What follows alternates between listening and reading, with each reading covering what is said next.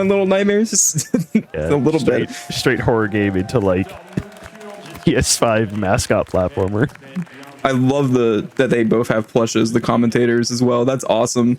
And the goggles that one of the commentators has. I love the Velia's goggles. Those are awesome. I need that. I need to buy that. Now, someone mentioned it in the GDQ chat, so I will quickly mention this. There is 2 incentives for Astrobot. So if you want to donate towards those, please go to gdq.gg/donate/SpeeDons. They have an incentive to show off Great Master Challenge, which is one of the hardest levels in the game. And then they also have an incentive to show off all of the bots in the game as well, because we're only going to be collecting 200 of them, but there's a lot more that we can collect, and most of them are references to other PlayStation IP. But it seems like I suppose that would be my first question is I know there's like when I saw this game came out, there was a lot of like people were mentioning like, oh, it's like Little Big Planet and all these other IPs that they haven't seen in like forever. How much does that stuff actually play into the run? Does like knowing those games give you an advantage, or? It's basically just references. So there will be certain bots that are dressed up as specific characters. That doesn't really add anything to the run, though. Okay. There are specific levels that are going to be based around certain IPs. So that is more important, that you need to know those IPs so you know how to play those mechanics. Right here, though, we're starting off the run. We're doing some cutscene skips right away by quitting to the main menu. That skips some cutscenes of watching the satellites do like an animation, and we also skipped another one there from opening up the first world. So already off to a good start, skipping some cutscenes because we don't like to wait here. Built-in cutscene skips. This game is perfect, I think. Yeah, you're gonna hear "I am Astrobot" a lot, by the way, because we do main menu warps, and every time you do that, you'll hear "I am Astrobot." All right, so we're going into our first level. This is Sky Garden. You are going to see the French name, which is great. This is our French lesson. Oh wait, I see Celeste. Celeste mentioned. So yeah, there are 300 bots in the main game that we can pick and choose from. We need 200 to beat the game. Funnily enough, in the 1.0 release of this game, which you can only play if you have a disc instead of a digital copy, they actually made it so that you only need 180. But that was never like officially the version that they wanted anyone to play. So that's a separate category on. Yeah, is that a different category? Yeah, that's on category extensions, and only one person has ran it, which is BDud. But that's like something I'd like to point out, because that was a little bit of a drama that happened in the Astrobot community. People can arguing about what was the actual any percent. So this is our first reference. That's awesome. Oh, they're going to be doing a lot of weeks, probably. That's our first reference, by the way, to Ratchet and Clank Rift Apart. Both Ratchet and Rivet there. So yeah, each level has a specific number of bots. You can see in the top there. And typically, if we go into a level, we're going to be collecting all the bots. There are some that we aren't going to be collecting, and we're going to skip out on some of them. But typically, most main levels, we're going to be getting all 7. Then here's our first power-up, the helium balloon, which it's pretty obvious what that does. Yeah, it all feels very like Rayman-esque. Like with the I guess Rayman is a little more linear, but like with the openness to collect a certain amount of things per level. Yeah, I can see that. Shoot, I had a question in my mind, and then I forgot it in the 5 seconds that I started that sentence. Come back. I was gonna say how what?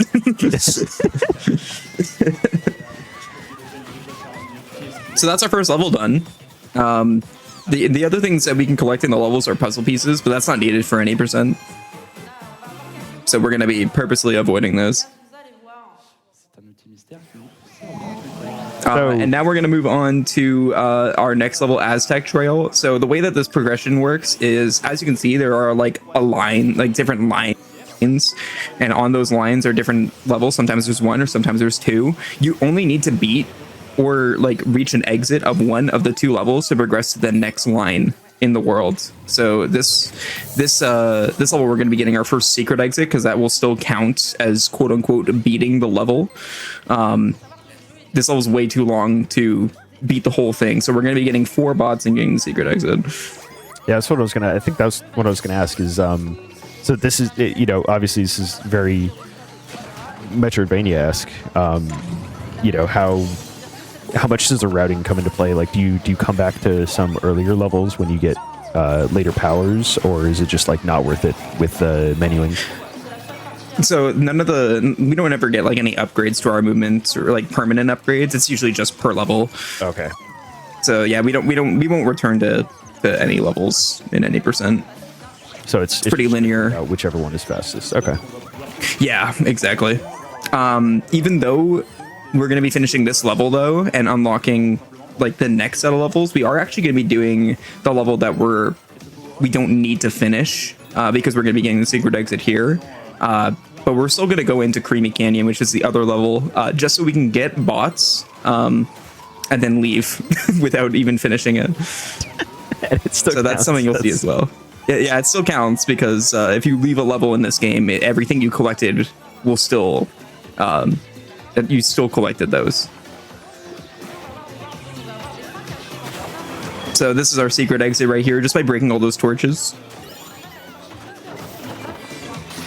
And this will take us to the secret world. Every time you get a secret exit, you will unlock a bonus secret level, and they're typically shorter and more straight to the point. And same thing as before, we're going to play these levels and we're going to collect all the bots in them, but then we're just going to quit out, because we don't need to finish them. Me nodding sagely in the background, going, "Ah, yeah, like Super Meat Boy." It's a little different. Man who has played one platform in his life. I'm getting real Super Meat Boy vibes from this. I mean, again, we were making a joke about this before we went live, but I've heard many people who take one look at this game and be like, Mario Galaxy, I get it. It's like it's very different. It promise. Is very Galaxy. I guess there's no like Galaxy mechanics, but it is very Galaxy coded in the. It does give all the vibes for sure. I can see where they're coming from. I also love in the SpeeDons chat, there's a bunch of Astrobot emotes being put in there. I love that. So this is these are from Oddworld, I think, if I remember correctly. If I miss any of these references or get them wrong, I apologize. I don't play every game made. I played Munch's Odyssey, and these don't look familiar to me, but they do. Oddworld is like a game with 50,000 different vibes to it. Yeah.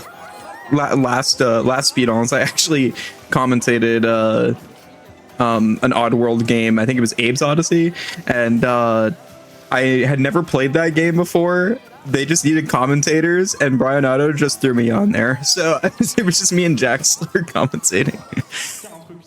But there we go. We're gonna main menu warp here. I am Astrobot, and we're gonna head back to World 1 now. That was a nice little detour, and it's not gonna be the last detour. Right here, we're entering Crash Site, which is basically like our hub world, and we are entering here and then heading back to the main menu.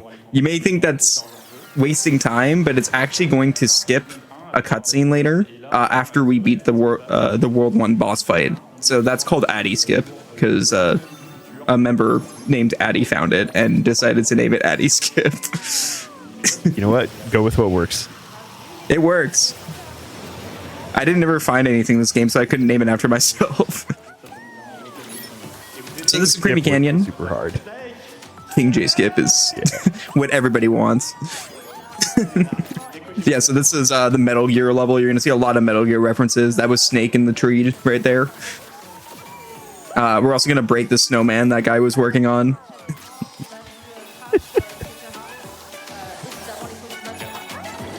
So how linear are these levels really? Like, it definitely looks like it's just very moving forward, but a lot of these bots are down side paths. So how much does it influence the decision to, like, you know, get all of the bots versus like timing out getting one in a later level to save like 2 seconds or whatever? So the way that I had to give a huge shout out to SpeeDons for the routing in this game, because he did a lot of the routing. He and Cryowolf, they basically timed out every bot, and if a bot takes more than 20 seconds to go out of your way to unlock. Also, nice skip here. A lot of the skips in this game are like jumping on weird geometry on the wall. So there you go.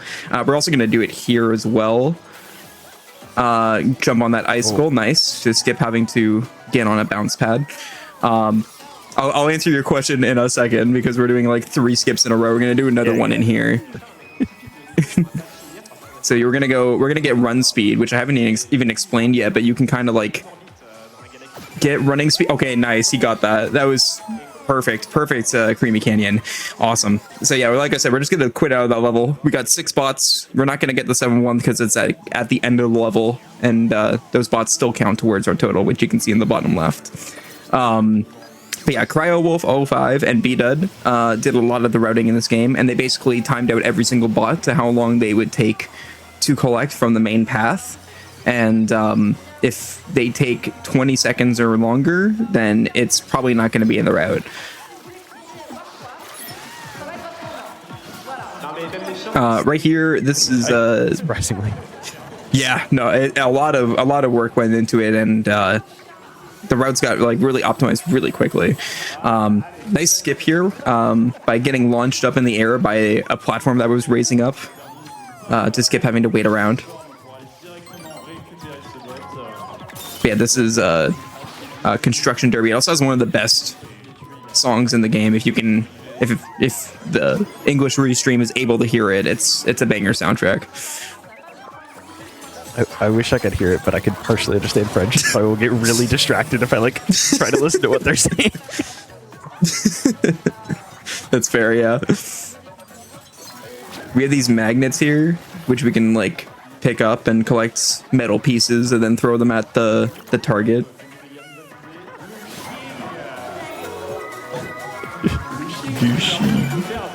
I was gonna say, what does that mean? That's the dog, man. Oh, that's okay. It's just the dog. Okay. Yeah. Yeah. This is the rocket dog. This is a lot of people's favorite power up, especially for speedrunning, because you basically get like a dash like Celeste. Man who's played one platformer. Oh, it's just like right there. We're gonna skip killing those guys. We're just going to grab the rope and then pull it with the rocket dog, the dash dog. It has like 5 different names in the speedrun community. Also, if there's any fans of Parappa the Rapper, here you go. That's me. That guy is made for me. Yo, I like that guy. But this monkey that we're seeing around here, this gorilla, he's going to be the boss that we're going to fight in the next level after this one. So this is kind of like soft introduction. Dude, I should like finish this game. The level design of these is so tight. You should. It's a good game. Yeah. It's almost like it won game of the year when it came out. I just like the small like skips too, where you just like jump on, like we jumped on that crane to skip having to go around a different platform. It's just really cool. Yeah, the fact that it allows for it and places everything in such a way that like, yeah, you could, do this jump to save like 2 seconds or whatever. Like that's so awesome to see. And then there are big skips too. Don't worry, we got some out of bounds tricks that we'll be talking about as well. This game got broken pretty quickly by the community. I'm excited for that. I remember some of it from your run. If you have seen the AGDQ run, there is a skip that was found, I think, a week after the AGDQ run, and it saves like a minute. It skips an entire boss fight, so I'm super excited to talk about that when we get there. But this is the first boss fight, and sadly, it's the most like auto scroll boss fight. So if there, do you have anything you want to shout out right now while we do this? Actually, Yeah. Let me. Uh-oh. I closed the tab. That's right. all right, never mind. Yeah, this is Mighty Chewy. He's a giant gorilla, and it's a basic first boss fight, basically. All right, we got it up and ready to go. Let me give a quick shout out to Médecins du Monde, or Doctors of the World, which is the charity that SpeeDons is supporting. It is an international medical non-governmental organization that has been around for more than 40 years. MDM is made of thousands of workers and volunteers helping provide care to vulnerable populations and fighting for fairer and more accessible health policies. So, very, very similar to the kinds of things we work with at GQ. It's like extremely, close to my heart, raising money for this type of thing. So we encourage everybody to donate if you feel moved. gdq.gg/donate/SpeeDons to support the charity. And as a bonus, I don't know whether we've hit this yet. I'm going to assume that we haven't, and we can keep saying it. For the first 5,000 donations over €5, PayPal will add €5 to your donation. So it'll essentially just double it. So that's a really, really incredible thing that I think SpeeDons has always had. So encourage, every little bit doubles into 2 little bits. Yeah, definitely. But yeah, this boss fight is basically just waiting around until you can damage him with these bells here, which you can dash into. It's just a very flashy game. We should mention, by the way, this game is exclusive to PS5. This is the big game to get people to buy the PS5, and I think it looks amazing. Yeah, the PS5 has one game, but it doesn't need any others. Hey, it's gonna have 2 Wolverines coming out. Whoa. Actually, it has 3 lawnmower races and exclusive to this game. To this console. Shouts to that horrible game that I play. But yeah, that's the boss fight there. And like I said, this is the most auto scroll boss fight we have in the run. The others have death strats that we are able to do to speed it up, and also, like I said, we can skip an entire boss fight later by going out of bounds, which is really cool. Also, Astro is flossing right now, so in case you wanted that. Does she always do that, or is that something that Lenito is making him do? No, yeah, that's something he'll just do if he's idling. There's a bunch of different dance moves that you'll see the other bots do at the end of levels, and some of them can floss and also just do different dance moves. Great. All right, so at the end of each world, we're going to have a themed level around an iconic PlayStation title. So this one's Ape Escape. As soon as I saw Maniac Monkeys, I was like, this is Ape Escape. Yeah, so this is what I meant by you kind of need to understand the game's mechanics to understand what you need to do. So yeah, we're gonna catch the monkeys. Even got the camera flip. Yep. Dude, the camera flip with the monkey catch is so hype. You can also use the monkey tracker as well to scan for them, but we're not going to see him do that because he knows where all of them are, obviously. But there are 10 bots here, quote unquote bots, 10 monkeys to find and collect, and we are going to get all of them. This is the worst one because you have to go up here to get him.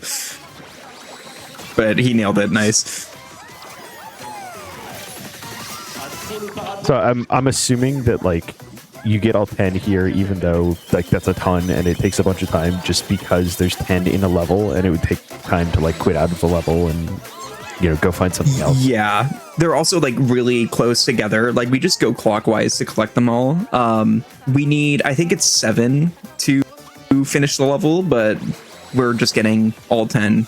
Yeah, because they're all like 10 seconds apart from each other to go from one to the next. So yeah, that cutscene right there that we just skipped, that is like the end of the level unlocking. So we could go finish it now. Right there, he just skipped getting a TNT to blow up that UFO. He just jumped on like a part on the tree that has collision instead. So there we go. This game is full of like 2 to 5 second time saves that drastically add up over the course of the run for 2 hours. Honestly, it's like really cool because it means that even if you find like one skip just too hard to do, just you lose 5 seconds, who cares? Yeah, there's only a few tricks in this game that have like major time save, like a minute to, or like 30 seconds to a minute, and those ones are probably like the ones we would recommend people learn. But yeah, if a trick is too hard, you don't have to go for it. There's always alternatives. So this is Spectre. Same boss fight, or the same like antagonist from Ape Escape, and we're gonna capture him just like a monkey. I mean, in the game he is a monkey. I mean, he is a monkey, but he's a very smart monkey. Yeah. All right, this is my favorite part of Astrobot speedruns. We don't really get to see Lenino's bottom half on the camera, but he's going to be using motion controls to fix the PlayStation 5 part, because yes, you actually have to use the DualSense controller like a Wii remote in like Mario Galaxy or something like that. You have to shake it around. You have to pretend that you're hammering down nails. So yeah. The stage might shake a little bit with this movement. But this is kind of like the intermission section where we have to actually like repair the PlayStation 5, because the whole story of this game is that our PlayStation 5 ship is broken and we have to find all the parts to fix it.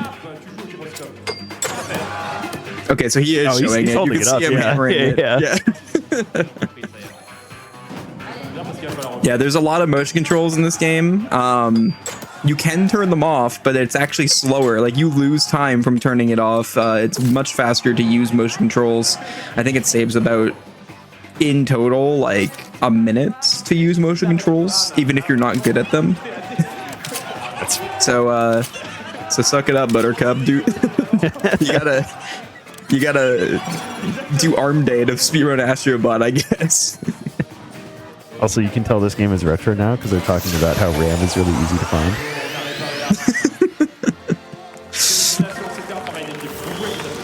Yeah, this is the memory of the PS5. We're going to be getting all the different parts of it. And now we're going to be in Crash Site for the first time. Every time we unlock an area in Crash Site, we have to go like unlock in the next world by hitting another satellite like we did at the beginning of the game. And there are 7 bots per like main area that we can go to, and these bots, the most important thing about them is that they don't have a animation when you collect them like the rest of them do in levels. So even if they're super out of the way, we're gonna get all of them just because there's no animation. Little guy stanced up. I love that you have not played this game, because it makes it so much more unpredictable of what you're gonna say. Whoa, he stands up. Oh yeah, by the way, I mentioned before we went live that there's no RNG in this game. I lied. This is the RNG. This is the bot RNG. These bots can take however long or short they want to take to run over to you, and it can be kind of annoying when you're on good pace to lose like 10 seconds in the Crash Site just because of bad bot RNG. Dude, I can't believe they took Pikmin. Even the SpeeDons chat is saying this is Pikmin. Good timing, good timing. Yeah, it's Pikmin, but with robots. Yeah. instead of Pikmin. So yeah, as you can see here, these bots that we're hitting, they don't have like that little animation of them hopping into your controller. So these are all super quick to get.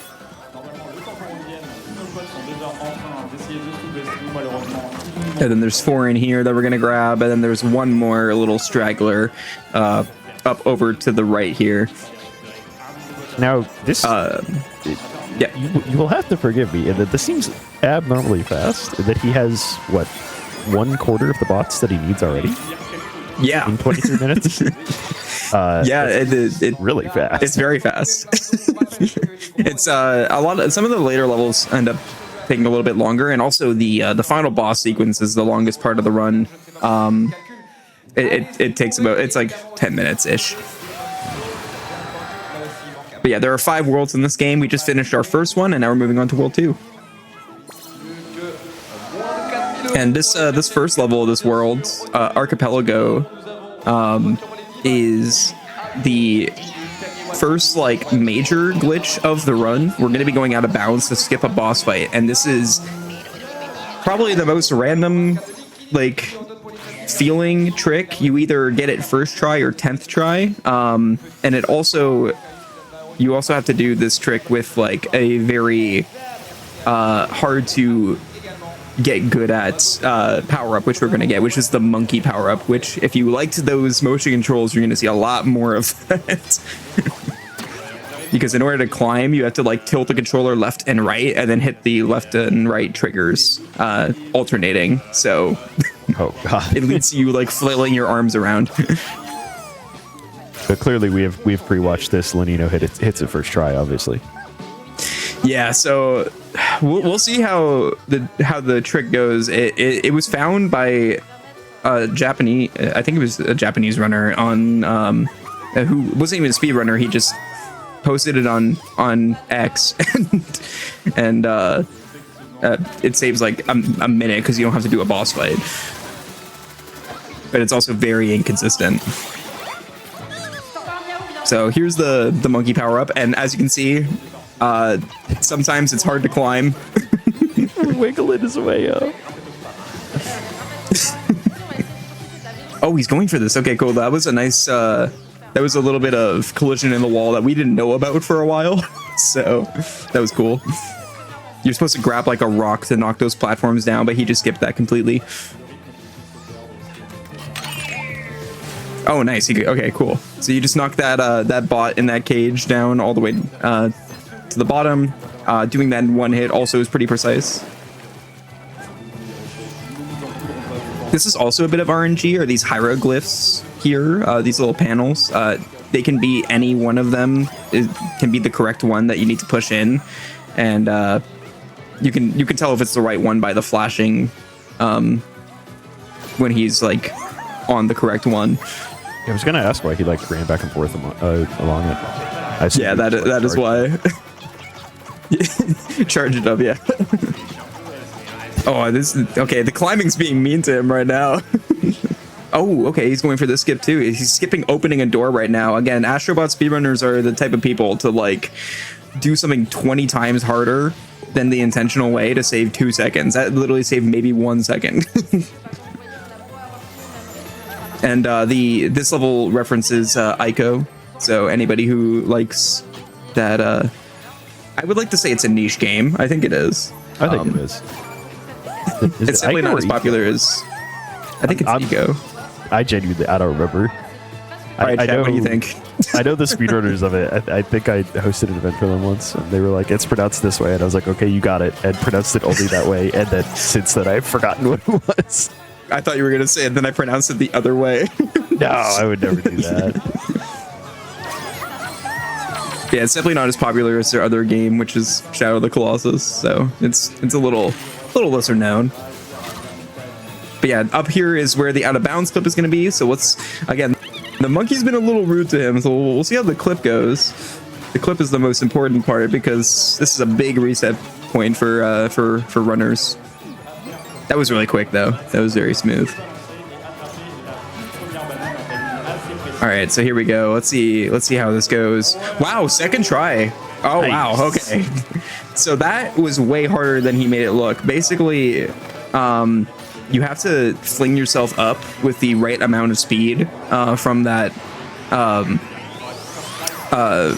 bar with the monkey, and then as soon as you're able to grab onto that little peg at the bottom there, you want to grab onto it, and if you do it correctly, it'll kind of lurch you forward and clip you into the wall, and so that skips an entire boss fight. That's the biggest skip in the run. in terms of time save, and it saves about a minute to a minute and a half. So when that was found on like day 3 of this game being out, it was a big find. And that's our second secret exit that we took. So now we're into a secret level here, and it may look like he's walking on nothing. These are actually invisible platforms that normally you're supposed to grab like a light and you'll see where to go, but he knows where he's going. You just know where you're going. Yeah, that's fine. All right, I've got a dumb question. What's the PlayStation logo around the edge of some of the bots mean? So that means that they are going to be a reference to a specific character. Okay. That's what I figured. So, I didn't want to like just rip that off the dome, and then you're like, no, actually, you're wrong. It's this other thing. I like the idea of you like giving info about this game and then me being like, actually. Also, shout out to Devil May Cry. Maybe that could be the rest of the wrong. That was. They'll just start saying things, and you'll be like, no. Honestly, you want. I think that's also Devil May Cry. I could be wrong. There's a coffin. That seems right. Yeah. Oh, this skip. Okay. So he told me he was going to go for the skip. This is a skip that not everyone goes for. This makes this bot much faster. Doing this out of bounds platforming here, but it's also very inconsistent and difficult. So it seems like it's going good, but he needs enough speed to get up there. Oh, he made it. Okay, nice. Nice. That's very hard to do. Awesome. Yeah, he told me he was going to go for that. That's something I don't even do. So that's awesome. Yeah, it seems a lot tighter than would be just almost going the regular way. It just really relies on like the slope of the top of those that is just chopped off. That's awesome. Yeah, and the other thing too that I've mentioned earlier, but I haven't really gone too into, is that this game has sprint speed. So after you run around for a little bit with Astrobot, he'll kind of like kick it into second gear and he'll start running faster, and he will continue to run at top speed unless you like stop running or hit a wall or like an invisible ledge. And because of that, it leads to some of the skips being harder or easier if you have run speed or you don't. Also, this is probably one of the more flashiest run levels in the run. This is Downside Surprise, where we have this mouse power up, and it leads to some pretty cool skips that we're gonna do, like he's trying to do here, where you can barely get on that ledge. Nice, good. Okay, so that skips half the level. We're still gonna go through the level because we want to get the bots in it, but we're basically gonna play this level backwards. So we're gonna wake up that guy. Oh my god.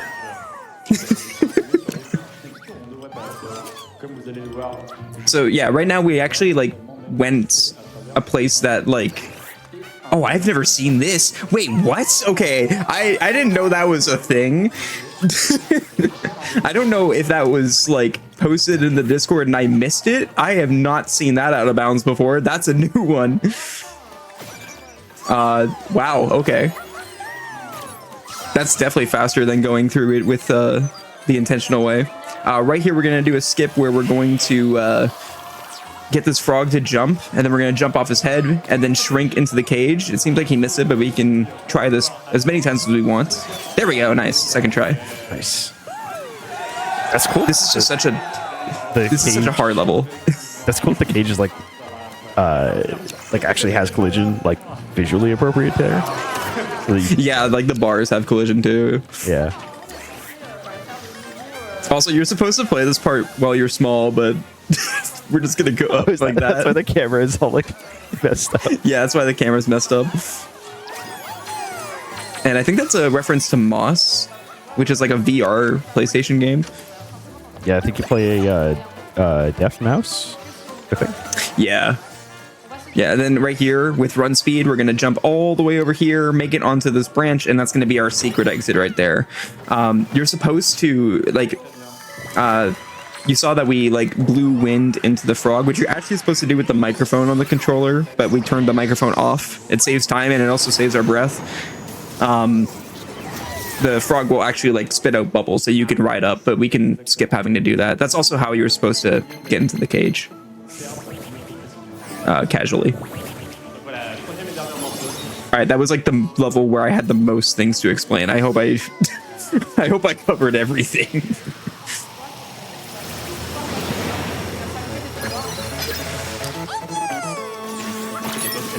Also, shout outs to some of the Astrobot community who is in the GDQ chat right now who are calling me out for not knowing that Out of Bounds existed. Thank you, guys.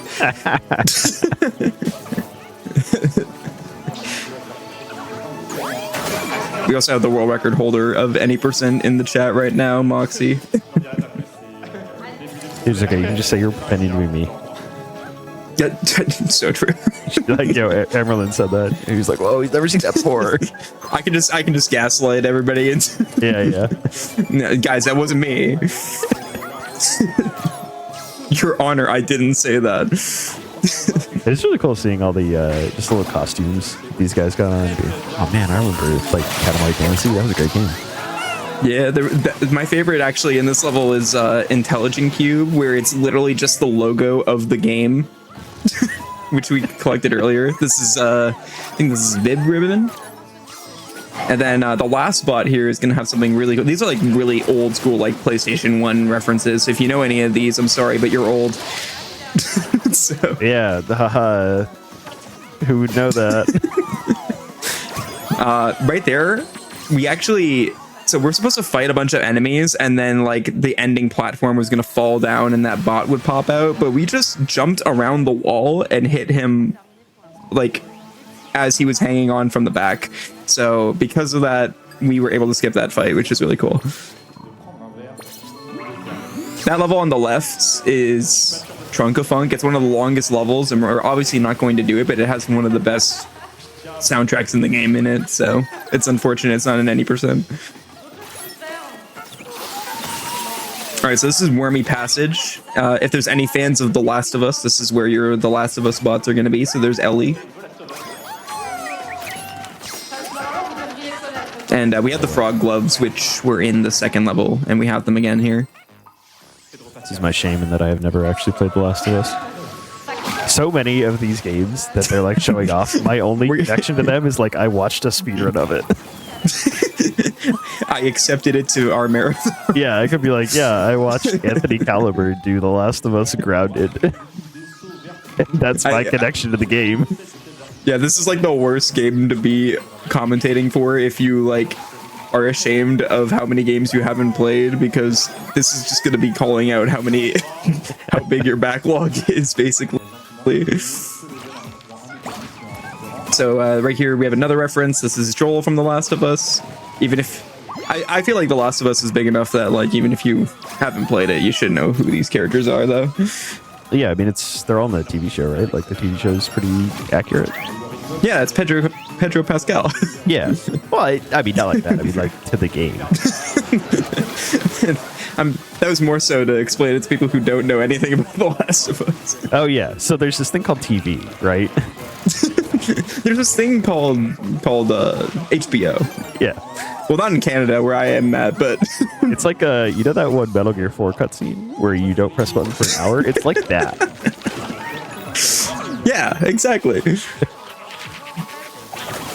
There is a skip that we're gonna do at the end here, where we're going to jump over a trigger where normally a worm would come out and like swallow us, and we would actually be like having a platforming challenge inside the body of the worm. But we're gonna not cause him indigestion, and instead we're gonna just jump over that trigger. So we're gonna knock this guy off the edge, and then as he's falling off, we're just gonna jump past that trigger, and now we finished the level earlier than intended. And because we did that, the game gets a little freaked out here. Oh, the stream did the stream go down for you too? Apparently, yeah. Okay, wait. Okay, we're back. Okay, you didn't get to see it, unfortunately, but because the stream went down. But the bots, instead of shooting out of the cavern, shoot down to the right because the game is glitched out and doesn't know what to do. So I always find that really funny. I was gonna say the camera angle coming into the end of that like did not look right, even for this game, which has a fairly downward camera angle. You are correct. It was not supposed to be like that. The game doesn't really know what to do. It's way closer than usually was. Yeah, the game's like, you're not supposed to be here. All right, so this is the skip that I didn't get to show off at AGDQ because it was found like 3 weeks later or something like that. This was found by Moxie, who's the any percent world record holder. They found out that you can actually get out of bounds and skip this entire boss fight, in which I know you're thinking that saves like 3 minutes. Unfortunately, it doesn't. I know it sounds a little wild, but this only saves 40 seconds. But it's really cool. We're gonna skip a whole boss fight. It saves 40 seconds. Because we have to do a lot of out of bounds movement for this. But basically, he has 3 tries to do this because, you know, we have 3 health here. So as long as he doesn't die, like, we should be okay. Oh, dang. Okay, so he did take damage. That's okay, though. We have 2 more tries at it. So as long as he doesn't game over. Okay, he died again. That's not good. That's really okay. That's really not good. So now he game over. So now we can do the skip. I hope I got one person with that. Dude, you got me. Did I get you? Legitimately, you were like, oh, he's got 3 health, and I'm like, oh, surely that's a damage boost that he's taking. You were like, no, that's not right. I realized halfway through that joke that like I could actually make you think that was real too. So I'm glad I got you with that. So, dude, 100%. I was sitting there going, oh, well, okay, that's not good. So when you game over, Astro spawns above the arena. And if you are able to hover before he touches the ground, the invisible walls that block you into the boss fight don't appear. So now we're completely out of bounds. And you may think we're going just in a random direction. No, we're actually going to a dev trigger that they put in this game. Each boss has one of these triggers just like randomly out in the middle of nowhere. And this one is underneath this island over here. So we're going out of our way.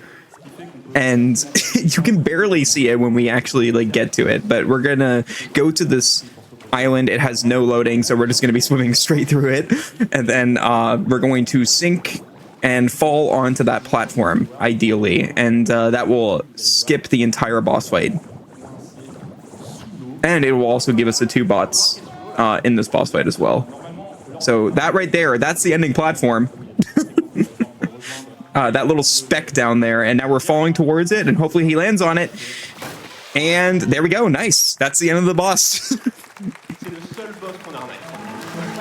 So yeah, big shout out to Moxie who found out that way of doing that. There was a version of this on version 1.0 only, and then Moxie found out that you could just get out of bounds super easily. So yeah, there we go. Now we're moving on to the level fittingly called Bot of War, which is the same in French apparently. Okay, this is a game that I have played. I have played 2018 God of War.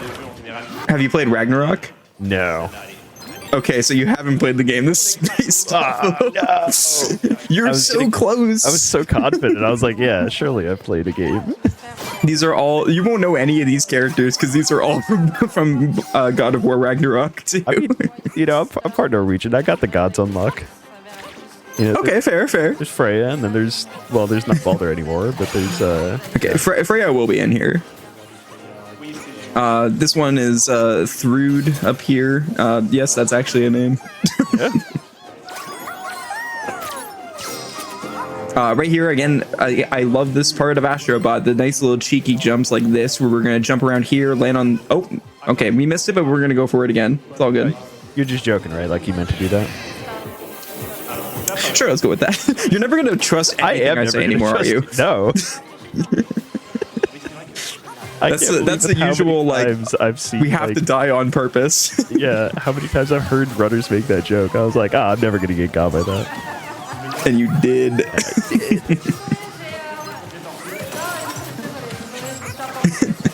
Our tech in the chat said, whenever a commentator says, as long as he doesn't game over, I fully expect an intentional game over. You're very true. You know me so well. Okay, you know Mimir at least, and Freya, so that's good. Mimir. Yeah, you know the head, the disembodied head. Yeah. I also, because I've been reading Norwegian stories to my daughter, I know why Mimir is only a head. I don't. Really weird. So you got that on me. Yeah. I don't know the actual lore. The light elves cut off his head because his brother is really dumb and didn't lead them properly. That's like, I like to imagine that's what it's actually like written as. Like, yeah, his brother's really dumb. No, that's like the thing. I think his brother's Honir, and Honir just like was a really bad leader, and so in revenge they just cut off Homir's head. Shout out to Norwegian god myths; they're really messed up. Also, nice out of bounds there we did after we unlocked the Thor bot. Also, I should mention we're doing a little bit of a weird route because one of the tricks that's coming up in World 4, PlayStation didn't, like, Sony didn't actually intend for this, but they almost patched it. They made it like 20 times harder, and it's like it was one of the biggest skips in the game called Hyro Skip. So he is collecting extra bots just in case that skip doesn't work. He's going to go for it 3 times, I've been told, which I respect. I would not go for it any times because of how not consistent it is now with the way that Sony unintentionally patched it. So I respect him for even going for it at all. But yeah, we're getting extra bots just in case we don't get that skip, or sorry, just in case we do get that skip, because if we do manage to land Hyro Skip, even though it's much harder now, we will be 5 bots less than we normally would. So this is Nidhogg. This is a boss that's also in God of War Ragnarok, and yeah, we basically just get him to constantly charge into this corner. He will charge at you depending on where you are, and so we just jump around him and he'll charge at the same spot. They're Bowser throwing the little guy. I can't believe they put a Nintendo reference in this. The chat is with me. I'm pre-watching this. Someone said it's Mario 64. Someone in the French chat also said. Yeah, no, I'm watching only the French chat. I love. Oh, okay. I've been tabbing back and forth. Yeah, the French chat is popping off. They're. Shout out to the fact that the audience has been really hyped during this. The chat's been really hyped during this. Keep in mind, it's like 2 in the morning right now in France, and it's just incredible seeing everybody still as lively as ever during SpeeDons. It's so cool to see. Yeah, Google, what time is it in France? 2:15 a.m. Hey, that's when I have to wake up for my next commentating. Awesome. You're awake already. Catch me commentating Split Fiction for 3 hours, starting at 3 in the morning Eastern. Yay! Also, the motion controls, right? Just like putting the PS5 back together. Yeah, more motion controls. This is not as egregious as like the hammer that we did before. Also, please, if you're watching this, if your SSD for your PlayStation 5 gets stuck in a block of ice, I know it happens to the best of us. Don't use a chainsaw on it. I never thought I'd have to say that, but yeah, please don't do that. It's not good for your PlayStation 5. Your plans for after this commentating. Go back. Yeah, you were just gonna go out to your garage and get that chainsaw. Just saw your PS5 in half. Dude, I don't like the uncomfortable faces the tech makes when you're pushing it in. I don't want to think about that when I'm like putting my motherboard. Listen, I thought they were cute. You didn't have to ruin that for me. It's not anything bad. It's just like I don't want to think about the fact that I like might be hurting my RAM if I'm like pushing it in too hard. I normally don't read out chat messages, but someone in the SpeeDons chat says this one goes in the square hole, and I thought that was really funny. They're all the square hole. Keep in mind, okay? They're all the square hole. All right, so this is our next crash site here. So once again, we're gonna get all the bots here. That was World 2 done, so now we're gonna go ahead and unlock World 3. And the first level of World 3, do we have any gambling fans in the chat? Any Let's Go Gamblers? Because I love gambling. Let's do it. Oh, perfect. Because the first level is a casino. So I don't remember if you mentioned this before, and maybe you didn't. This is me asking. How many bots per crash site are there? Is it like a default number, or is it in each section there's 7? Okay, so like the ones that you pick up without the animation. Yeah. So there's some of them just hanging on a wall like that one, and then there's usually 4 traps that you need the help of other bots in order to unlock. So the ones in this cage here, we need to push them off the edge. Don't worry, they're gonna be fine. Yeah. They're good. They're okay. Bot saved as they plummet to their death. Also, a nice skip here. Oh, he got it first try. Nice, awesome. That's a nice tree skip there.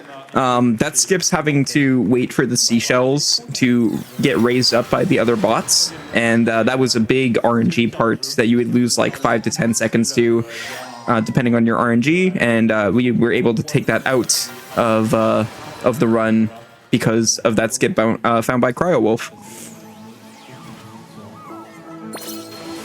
Once again, there's so many skips in this game that's just like jumping on random geometry that shouldn't be there.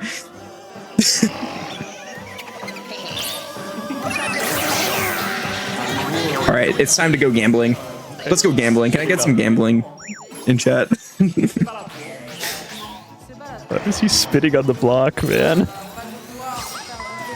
Oh yeah, I was so confused on what you were talking about for a second. I wasn't paying attention because I've seen these cutscenes so much. He just taunts the CPU that he stole from our PS5.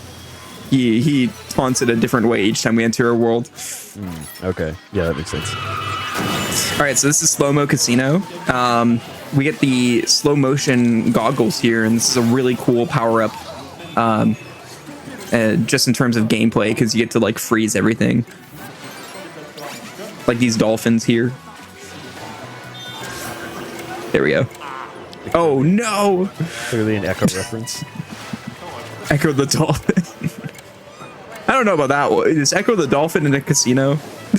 I mean, he could be. He could be. Is very ominous. He's there if I want. You don't want to know. Never mind, joke canceled. I couldn't pronounce it.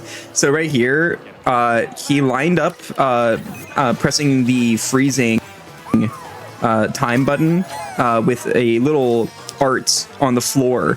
And so yes, we did cheat going gambling. That strat was found by BDUD. It doesn't save any time, but it's like one of the best skips found ever, because before we would just have to randomly pause in order to hit the slot on the right time. So BDUD, unfortunately though, he did get banned from the Vegas casinos because of that. So sorry, man. But hey, thanks for the skip. I stole that joke, by the way. Addy made that joke at AGDQ. I cannot take credit for that one. Dude, listen, the amount of times that I've like commentated speedruns and like said something that someone more clever than me said, and then just I took credit for it.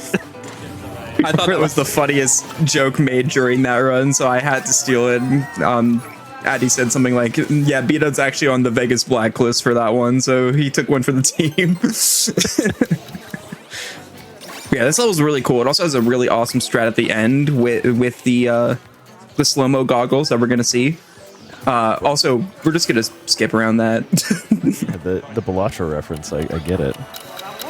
I was gonna say, I hope he realized that he skipped a bot by doing that. Also, I wish Balatra got referenced in this. No, that would have been really cool. That's so true. Was that Ben Starr reference from Balatra? It's the guy who got flashbanged by the camera, just like the Joker, right? I like how that's what you know him from. I don't. You are correct. I have a frame of reference for almost anything ever. He's also in Final Fantasy. Wait, sure, like, yeah, the guy who got flashbanged at the Game Awards. Yeah, that works. Is he like Cloud in Final Fantasy or something? Or? Nah, he's in Final Fantasy 16. The main character in it. Okay, Clive or whatever. Clive, yeah. Also Joker from Persona 5. Wait, he's Joker? No, I'm kidding. Bot we collected. I'm confusing you and confusing myself all at once.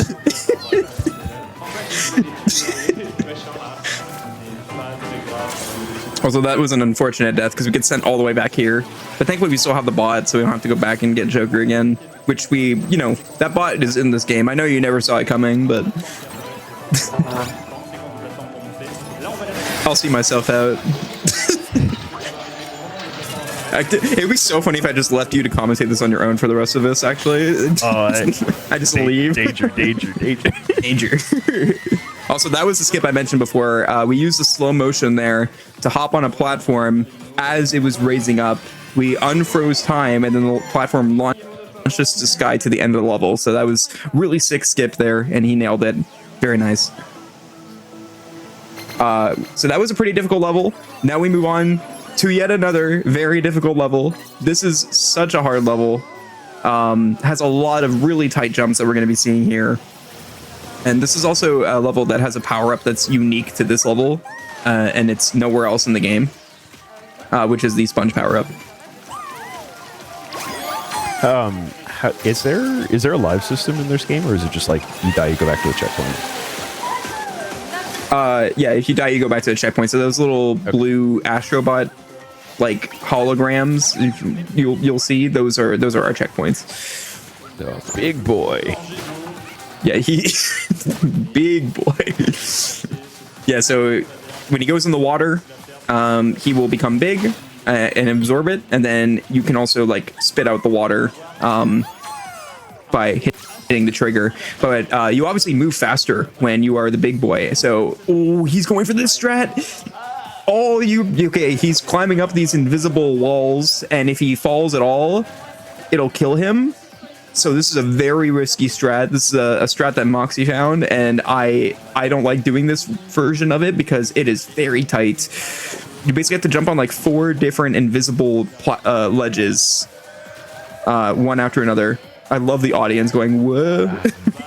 That was tight. Nice. And then that makes it so we can go over to this bot without having to drop our water. I cannot believe he got that without falling. That was incredible. And then we're just going to jump over this ceiling. All right, it's very nice. We're going to go up here to get this bot.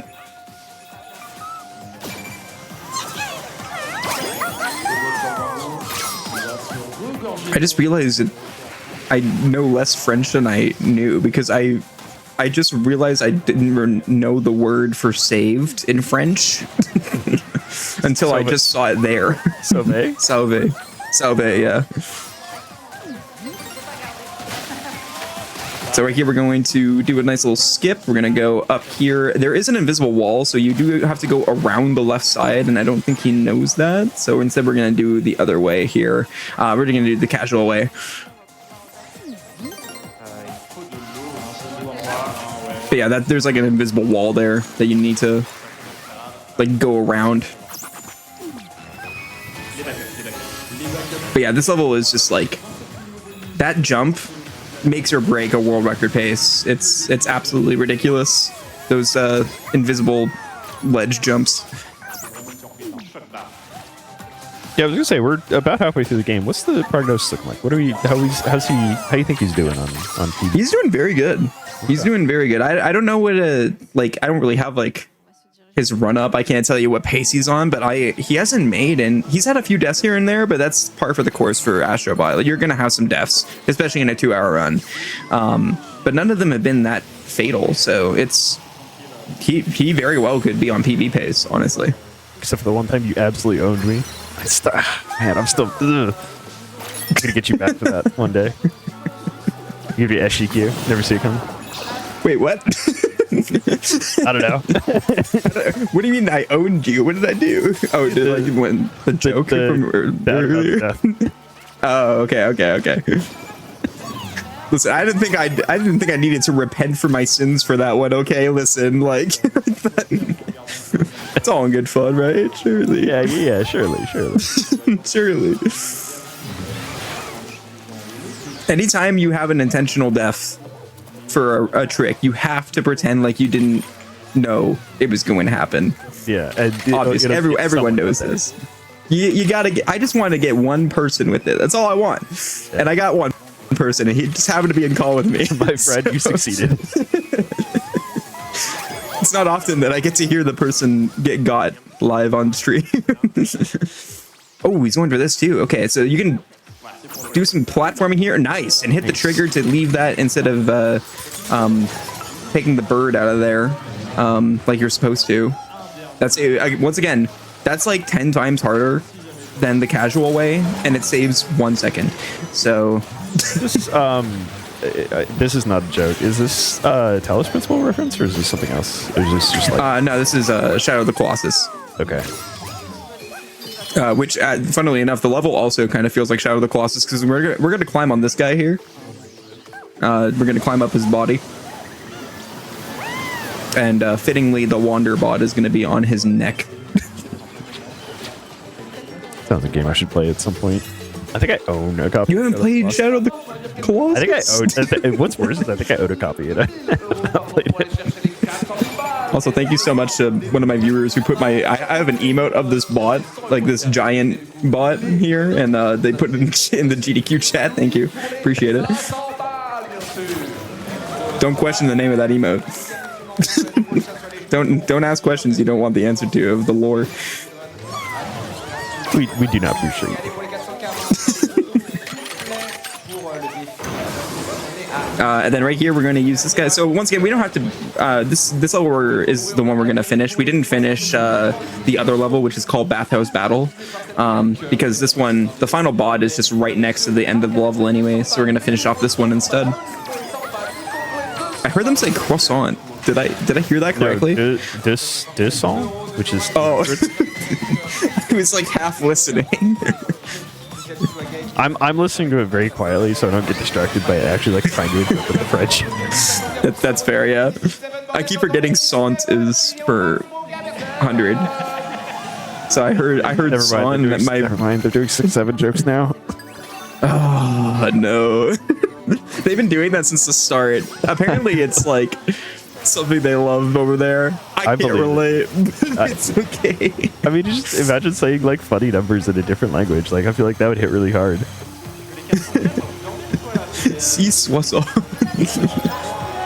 Wait, no, that's 660. My bad. I did that wrong. C-set.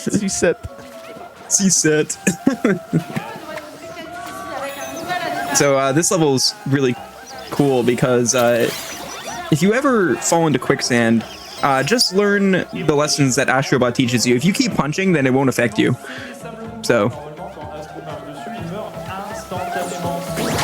this is it's the dumbest strat, but I love it. I don't know why that works. If you have the time to look at any IL in this game, please look at the IL for this one. This level is called Trapped in Time because they literally skip the entire level just by punching up it. It's so funny. And then we also have this power up here. I'm gonna use the term that Spike gave me because I love it. It's called the Rooster Booster. I cannot see it as anything else now. I see the problem with that is there's a guy in Borderlands called Rooster Booster. Oh, I didn't even know that. Okay, see, I haven't played Borderlands, so there you go. You have one on me. you gotta play the pre-sequel, and he comes in with an Australian accent, and goes, "Oh, I'm Rooster Booster," and that line is just embedded in my mind because in the 80% already hear it. You know what? It's canon. This is him in the game as a bot. Could the Borderlands series considered Sony? Probably not, right? No, definitely not. If it was, I can guarantee you there would be a claptrap bot for sure in this game. Actually, I can't believe there isn't a claptrap bot in this game. There are some third-party ones, but typically, so the way that Team Asobi, which are the people who made this game, went about it is they went up to people and asked them if they could use their IP in their game. And if they said yes, they would. Shoutouts to Square, because they were the only people that asked for money for their characters to be used. So I was gonna. That's why there's no Square bots. But yeah, that's why there's no Final Fantasy bots in this game, unless you're playing the DLC. Because after this game won Game of the Year, they were like, okay, you can use our Square was use our stuff now. Why yes. Good. Yeah, Square's like, oh wait, you guys made a good game. Hold on. Hold on, I'm game. So yeah, I don't know if they went up to 2K and asked about Borderlands, but maybe they did, and maybe they said no. Maybe Randy Pitchford is. You know what? No, I'm not gonna. I respect myself too much to talk about Randy Pitchford here. That's fair. This bot here at the end here, that's on a global cycle. As soon as we leave the cave, that bird will be moving. So as long as you do the same movement each time, that bird will always be in the same spot. And there we go. Also, that the references in this level, we had Wild Arms, and then we also had Journey. Both are some smaller titles. Wild Arms that not many. System. Wait, what? Wild Arms glitch in this. That's the full name of the game. Come on, man. Oh, okay. I haven't played Wild Arms. I haven't either, but I always saw it at my local GameStop when I would like be 12 years old and being like, "Mom, I want a new PS2 game." I don't think I've ever gone to GameStop and bought a PS2 game, so I'm showing my anti-age here. This is PFC Trilogy. He and I were doing a game review stream like a while back for one of the games lists, and we were talking about it with Meta from SpeeDons.com. Oh yeah. Meta goes like, yeah, I played this on my Xbox 360 when I was like 8 years old. He was talking about Marble Blast Ultra, and PMC and I both aged like 50 years in real time.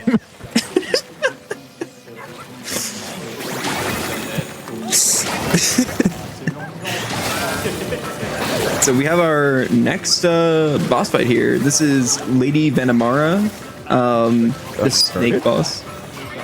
Yeah, it's funny you say that. The next level that we're gonna have, the bot we're gonna save in this level, the special bot which has a level devoted to it, is gonna be Nathan Drake. So you called that one out.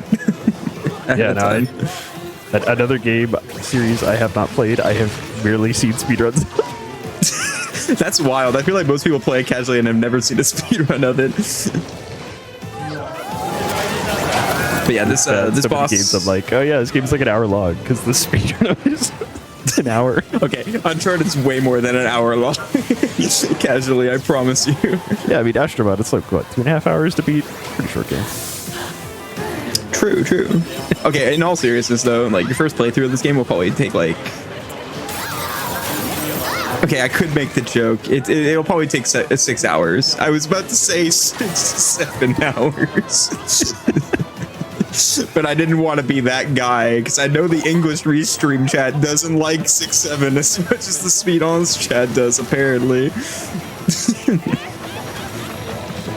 We are going to take intentional deaths here, and no, we're not doing it to go out of bounds. Don't worry, I'm not going to do that to you again. It's just to skip some...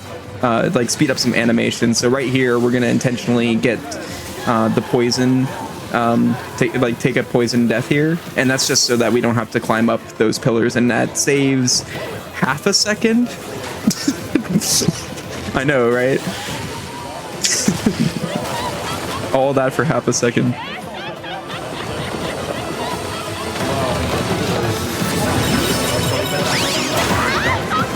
But yeah, the last two boss fights of this game, in terms of like the world boss fights, there is a final boss as well.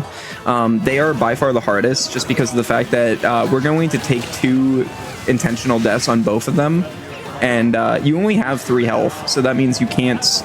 If you take any damage after that, you're dead, and you have to start the boss over, and that loses literally 3 minutes. It's not fun when that happens. It's like a rite of passage that one of your runs has to die like that, though, to be a speedrunner of this game. And how, obviously it's really difficult to describe this, but like how tight is a lot of the platforming where he's like jumping on and off?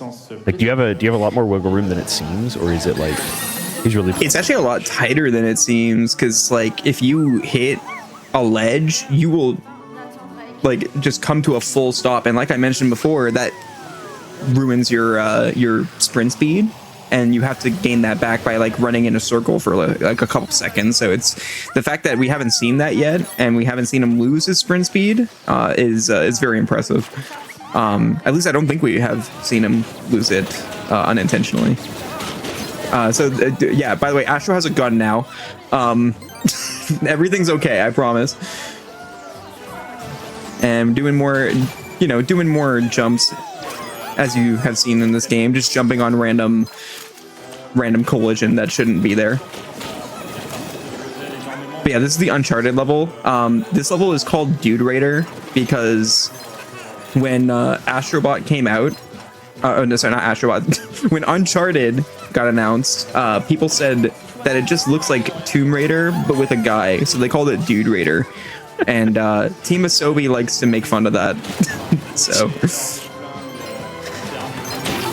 I can't believe Sony just let them get away with that. That's pretty good. Yeah, they also made a reference to that term as well in the free game on PS5. It's a PS5 pack, and it's called Astro's Playroom, which this is kind of like a spiritual successor sequel to. By the way, we're going out of bounds here. This skips a little section here where you have to fight a bunch of enemies. So we're going out of bounds up here. The only scary part about this, though, is that now he doesn't have a checkpoint. So if he dies, he's going to be set back a long way. But yeah, I also believe in it. This is a skip I don't do because I'd rather have the checkpoint and lose the time. So that's what we were mentioning before, that like you don't have to go for these skips if you don't want to, and some of them that he's doing are very tight and very difficult, and they save not as much time as you may think. So it's a lot up to the player of what they want to go for, but obviously he's playing it on stage, so he's going to go for everything. Yeah, you got to shoot big. Exactly. So right here, he's turning his camera so that these frog enemies don't shoot these missiles at him. So he just manipulates it so he doesn't have to worry about that. Also, the audience is popping off because we're about to hit 400,000 euros, which is really exciting. Do you also have to do the same mental correction I do whenever I'm saying the number coming up and I gotta say euros instead of dollars? I almost said dollars. The worst thing is I almost said CADs. I almost said 400,000 CAD because that's what I'm used to saying to when I'm on the GDQ stream. The secret third type. Yeah, we should be hitting 400K soon, which is just incredible. Yeah, and shout it out to our viewers on the GDQ stream who are watching. If you want to help SpeeDons reach their goal, you can visit gdq.gg/donate/SpeeDons. And for the first $5,000 over €5, PayPal will add €5 to your donation. So it's just straight up doubling it. And that's honestly, that's incredible. Like I love when charities and charity events are able to do stuff like that because it just helps the cause like so much more.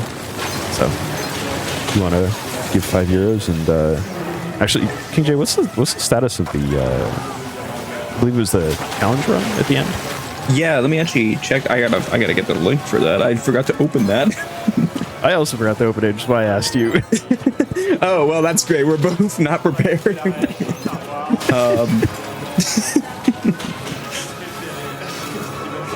I would like to quickly mention too the if you want to get some swag out of your donation as well, if you want to get something and also donate to a good cause, you can purchase one of their shirts at SpeeDons.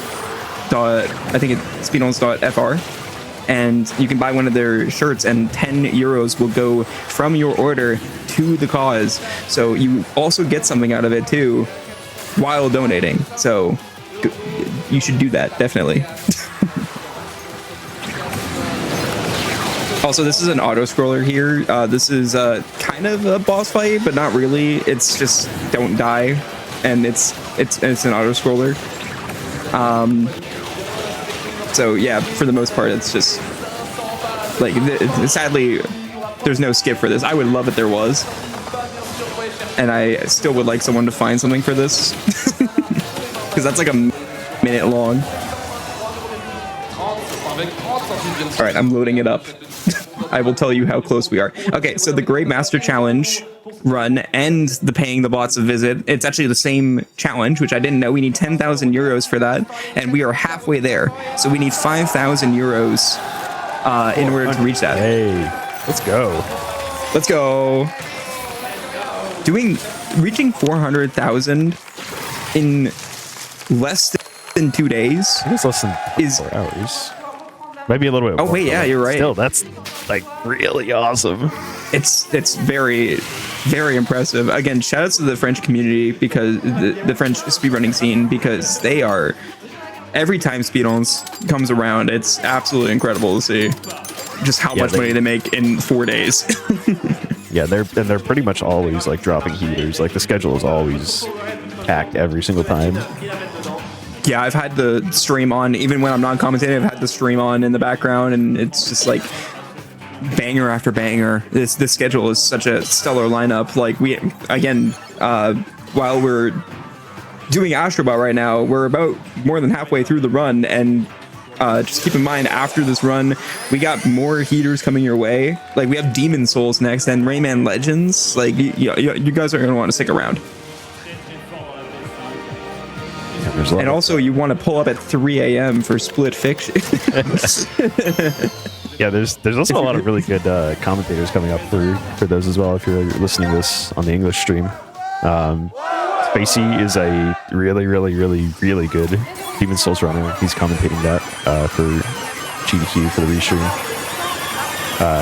Cat XCI and Nacho are commentating Rayman Legends, and I don't know Nacho, but I know Cass is pretty good at Rayman. So Cass is okay.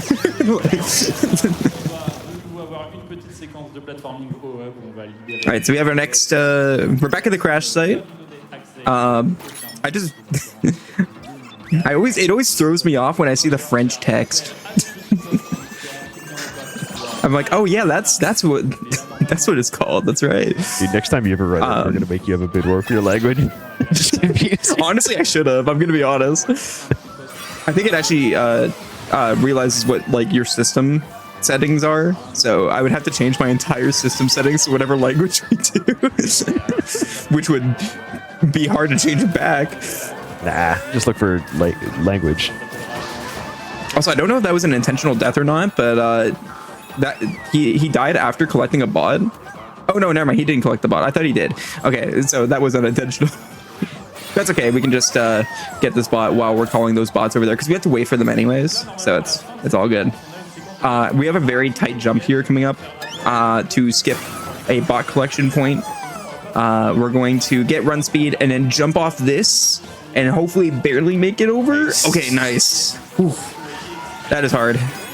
And there we go. That's that crash site done. Okay, so the first level of World 4. We got to start explaining this now because it's going to take a bit to explain. It's called Hyro Skip. He is going to go for this 3 times, and if he doesn't get it, it's fine. We've been collecting bots just in case we do get it, so that our route isn't ruined. But this skip was found by, I think it's like a combination of like 4 different runners.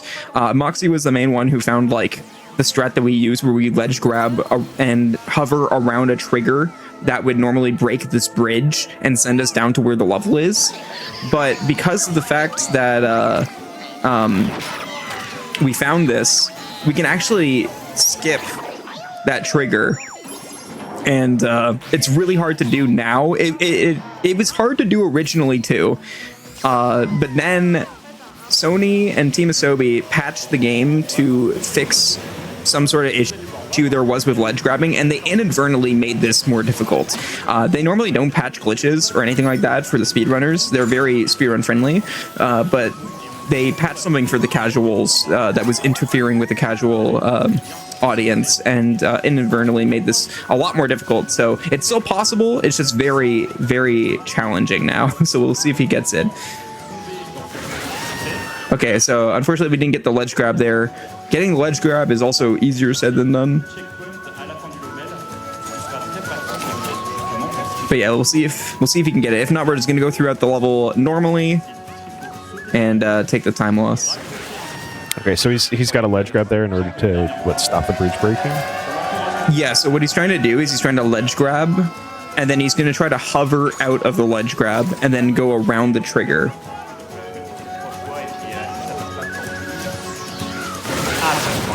Yeah, as you saw there, he actually got like he kind of got like magnetized into the cutscene. So yeah, that's kind of the fix that they did. They made it a lot more difficult to actually hover out of that cutscene trigger.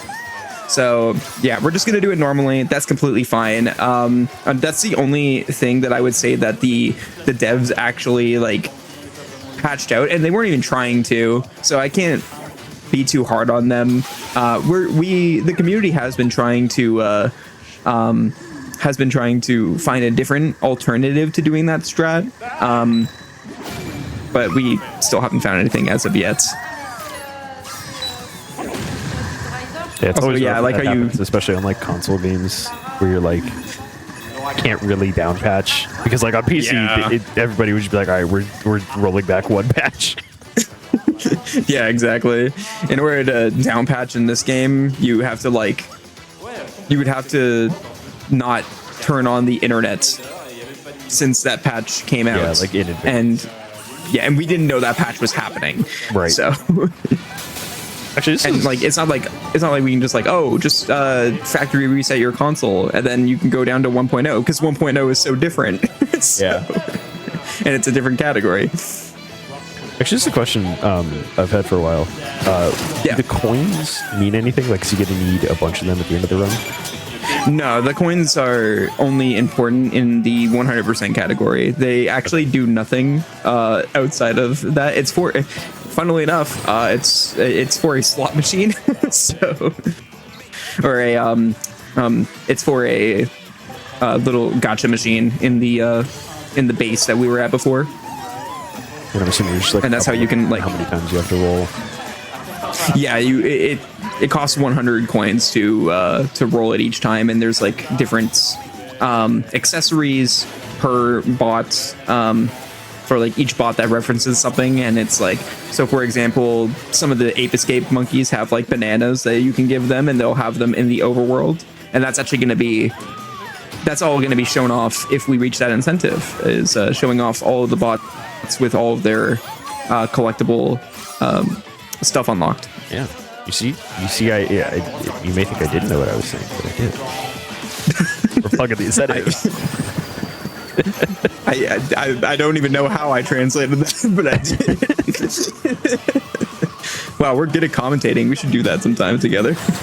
Dude, it would be an honor. Yeah, I was curious because some of the time it looks like he's going out of the way to pick up the coins. Yeah, he's not. They just happen to be on the critical path. Yeah, exactly. So this section right here actually looks a lot different if he did manage to get Hyro Skip, because we wouldn't have the power up that he has right now, the like metal ball power up. So we would actually have to like jump on a torch in order to finish that slide. That's something I had to do at AGDQ. But because of the fact that, you know, Sony unintentionally made the trick harder, we didn't have to worry about that. So we kind of traded one hard skip, and in turn, we also didn't have to do another one.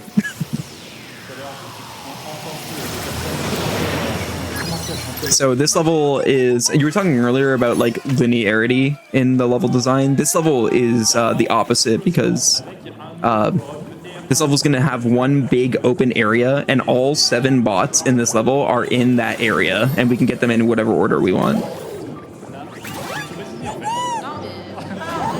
It's awesome that, like, I don't know, this goes into like inside baseball, but they have like enough confidence in the level design to like just rip that sort of thing. Yeah, no, it's really cool. This level we're not going to finish, because if we finish this level, we have to also find 4 locks to like help this starfish who's chained up, kind of like how we had to unchain that giant bot in World 3. So as you can see there in the background. So instead, we're just going to finish the next level, and he can stay trapped. It's okay. This is just giving me that one water stage from Sonic Adventure 2 vibes. Oh, I'm trying to remember the name of it. Underground Mine. Yeah. I'm trying to remember the name of it. I don't want to confuse it and anger all the Sonic fans in the chat. Sorry, I promise I played a video game after like 2010.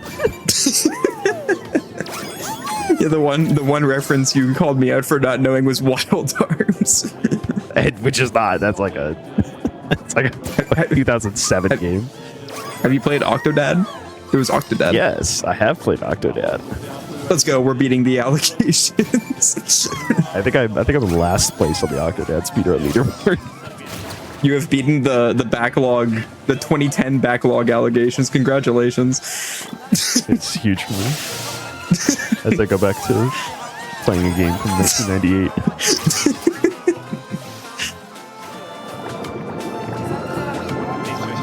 All right, so right here we're actually gonna go. We're getting the spot last because it's in like a different load zone. This is a Monster Hunter bot here, and then we're just gonna quit out of the level. Oh, it's a.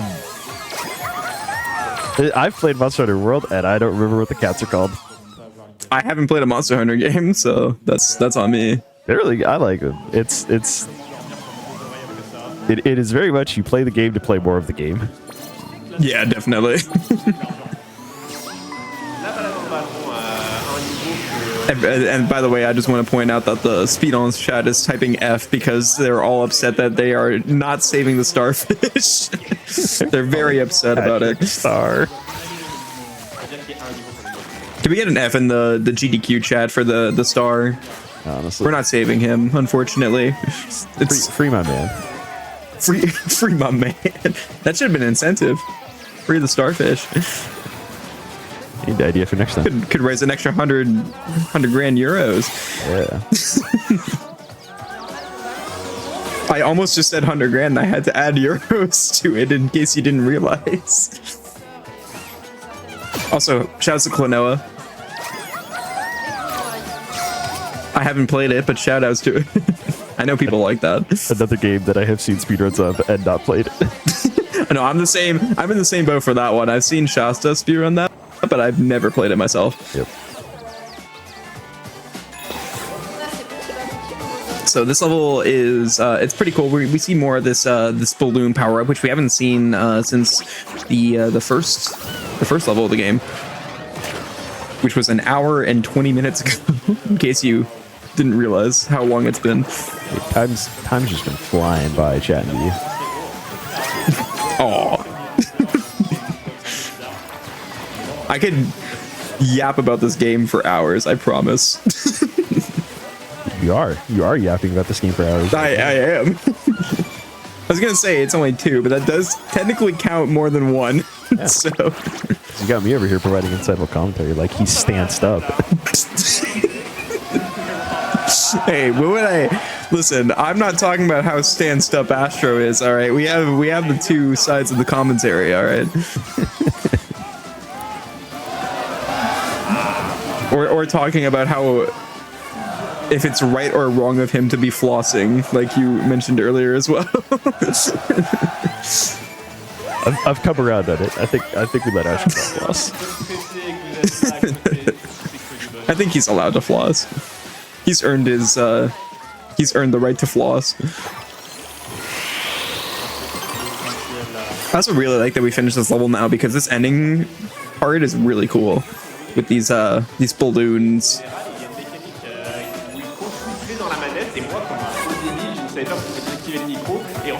This just reminds me of like one of those like parades with like those big giant balloons of different characters and stuff like that. Yeah, Macy's Day Parade.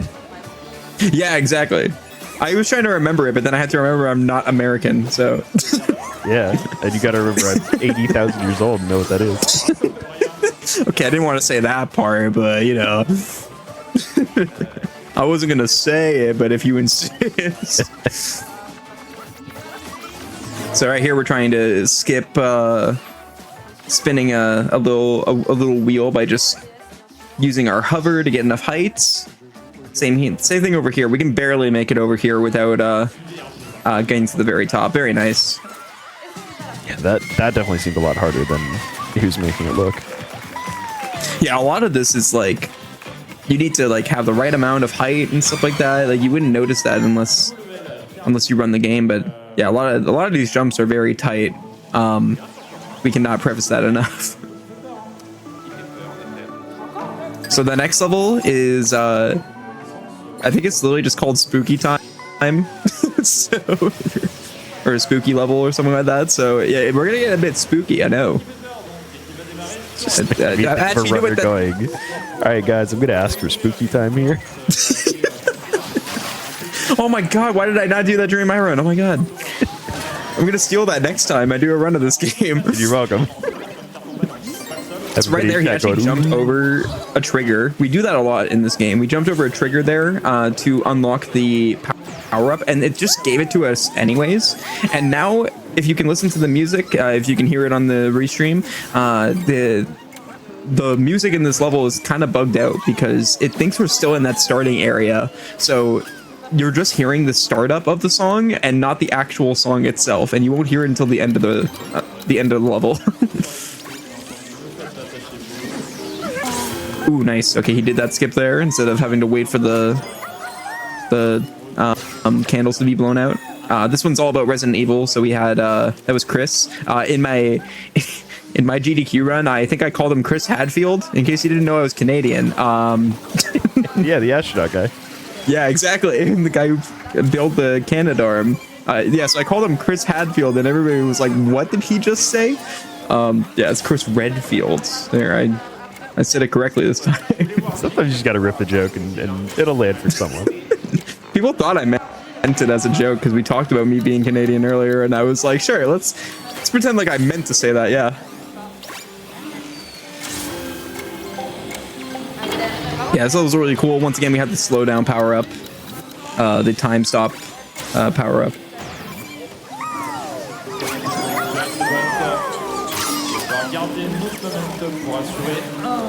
And then right here, we're gonna get sprint speed. We're just gonna jump on over here. Very nice.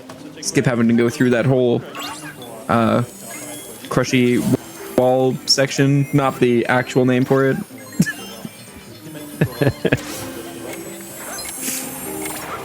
Does he have two power-ups at once here?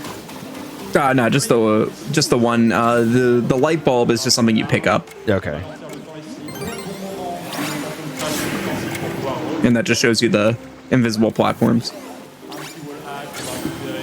And then right here, all these knives going around, we just freeze time and we can grab that bod. We did skip one. We did that on purpose. So Jill Valentine can stay in this level. She's staying in Resident Evil. No, that's from Resident Evil as well. Wait, did you say Jill Valentine was from Dead by Daylight? Yeah, isn't she in Dead by Daylight? Am I on something here? I don't know about that. We're gonna have to check the validity on that one. I don't know if Jill's in Dead by Daylight or not, but I played DVD for a long time, but I also don't remember. Isn't she the girl that gives you a thumbs up? Anyway, I have no clue. I have no idea. Okay, someone said leave Chris if anything. Okay, listen. You might like Jill more than Chris, but leaving anyone is not good. But he is faster. He is on the path.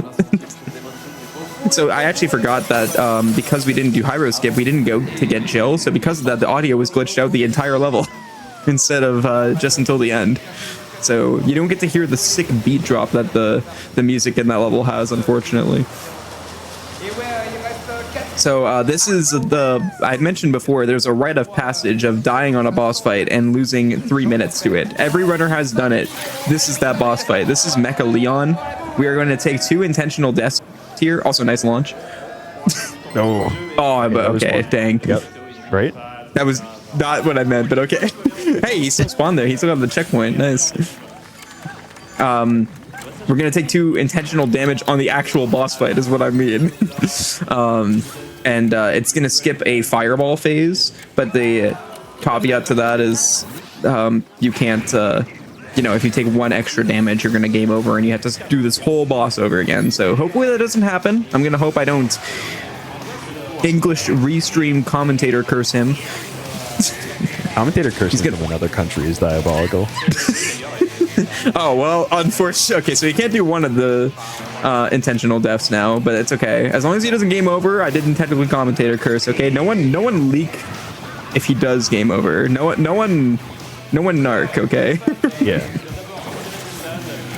He's probably gonna watch this back though, but it's okay.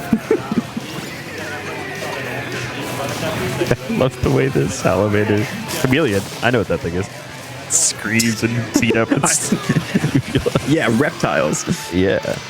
No, reptar. Also, look, I understand why this guy hates us, because if someone entered my mouth and beat up my uvula, yeah, I would also be upset. You know what? You're right. I also would be upset. I would be a little salty about that one. All right, so we have to defeat these enemies, and it's always random where they spawn, so that's something you have to react to. So these fireballs here, this is normally what we would skip by jumping off the edge and taking an intentional death. He wouldn't do this attack, but because he took a death earlier, we're not able to skip this one. So it loses about 5 seconds there, but that's okay.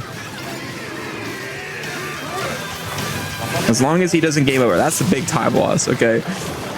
So he's got what, 1 hit point left, and if he takes a damage here, he's gone. Or technically 2. So that heart is like 1 additional hit point. Okay. Yeah, also, nice, very nice there. He skipped having to stop on that little platform halfway through there, and instead he just made it all the way to the end platform. So yeah, right here he's going to jump off the edge, and that's going to skip the fireball phase. So now he has 1 damage left. So hopefully, again, it's a rite of passage. I don't want that rite of passage to be on stream though. So he's got this, I believe. Okay, he's good now. Very good. Okay, almost. I got a little scared there. Okay, there we go. Now I didn't commentator curse. Let's go.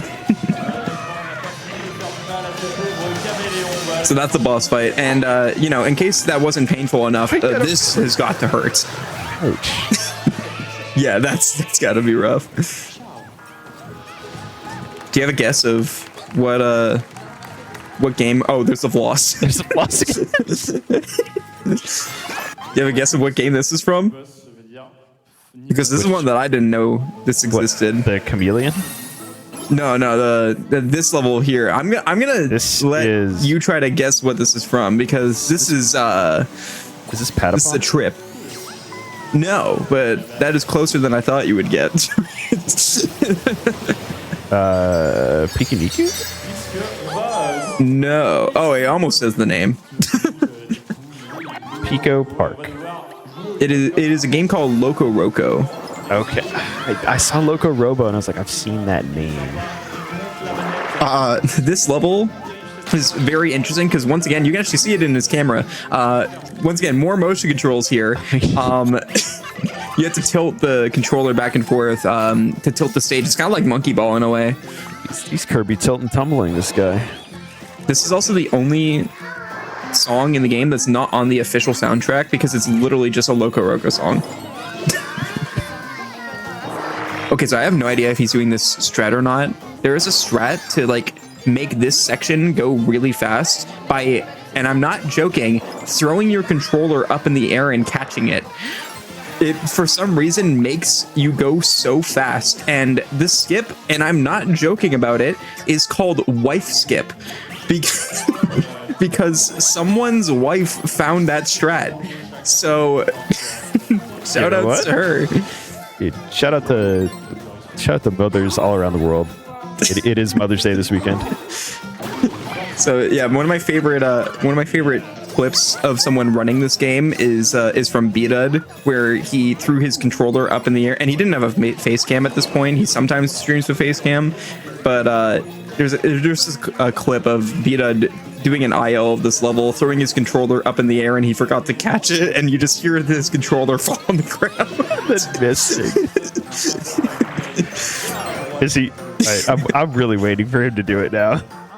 No, unfortunately he didn't do it. He would have done it on like that straight rolling section earlier, so we unfortunately didn't get to see him do it, but I had to mention it because it is the best name for anything in this game is Wife Skip. Not the official name. They did end up eventually come up with a different name for it, but I'm sorry, I'm always going to call it that. It's also really funny that someone who, you know, some people always ask, like, how is this stuff found? Someone's wife found this on their casual playthrough, okay? And just found out that she was going faster than she was supposed to. But there we go, that is... It's fun to imagine the context, like, what, she just got really mad and just, like, threw her controller across the room. You know what, I never actually questioned that, why she randomly, like, threw her controller in the air, but yeah, it's something to wonder.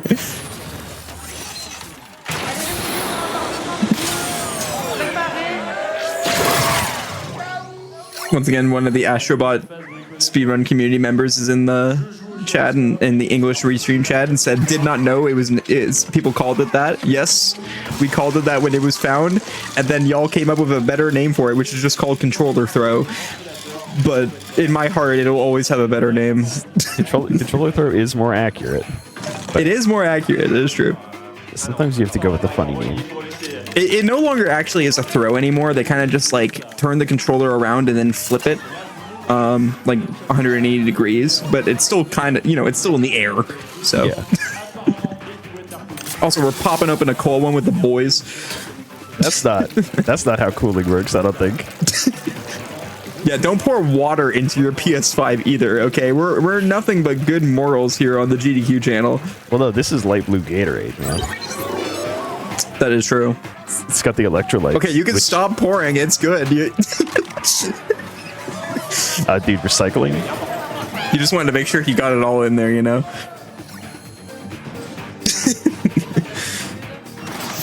All right, and there we go. That is actually technically the last like internal part of the PS5 save, but you know, there's still one part of the PS5 we're missing, in case you haven't noticed. We're missing the covers. We need the covers. And that was the cooling system that we saved.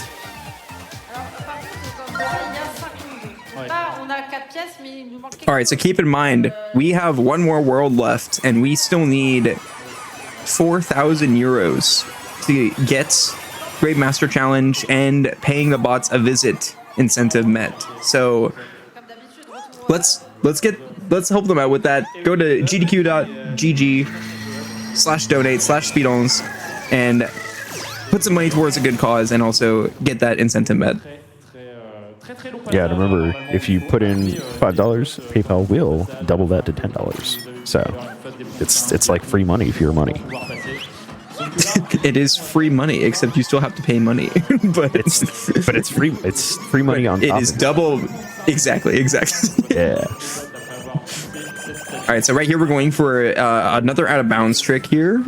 This skip was found by BDUD, and I absolutely do not like it. You have to jump back and forth on this line, on this bot line here, to infinitely climb up it. But it's very precise timing. You're seeing that he's slipping down. You need to time it very particularly to get on top of there. Nice. And now we're out of bounds. So now we're going to climb up here. And then we're going to hop on over this wall. This saves 15 seconds for all that extra work, but it looks cool. So we do it anyways. Clean, so he did, yeah. Every trick that I've said is extremely hard. He's nailed first try. So I got to give him the credit where credit is due. Like, absolutely demolishing this run right now. Making it look way easier than it is. Team Asobi made this impossible. Well, okay, look, the one that Team Asobi didn't, the one that Team Asobi inadvertently messed up for us is not his fault for missing. Oh, okay, so that's okay. Right there, he's trying to skip having to like push a block over to get up to these bots. By charging a spin here, we can just go through this bot wall and then hover over. Nice, there we go. Awesome.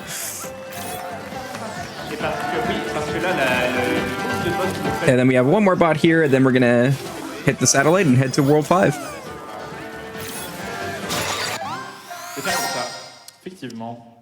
And this would be the final world, yeah?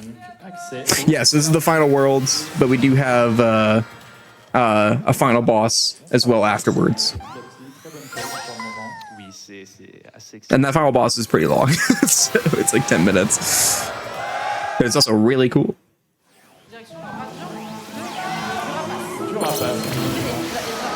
Alright, so this world has some pretty... For being the last world in the game, it actually doesn't have as many like scary levels in it with like really hard strats. I think World 3 and 4 have like the hardest levels, but it's not easy by any means.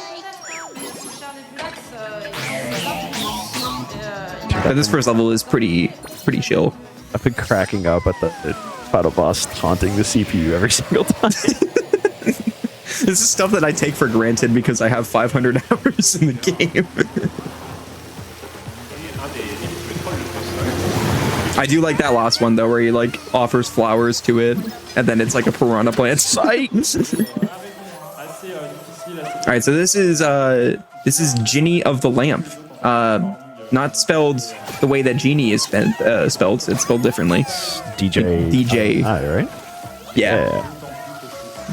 Like D Ginny or something. I don't know. It actually is just Jin. Yeah. Jin. Yeah, Ginny of the Lamp. Yeah, Ginny. And these characters that were these character bots that we're unlocking, these ones are from Gravity Rush. Banger game. I like that. I don't think we've had a single game that we've both played. Gravity Rush. It's either you've played it or I've played it. It is it's a really cool game. I think it's really fun to watch. That one's definitely on my backlog. I really want to play it. Yeah. But this level is really cool because I like how you have like that whole open area, and then we go to this.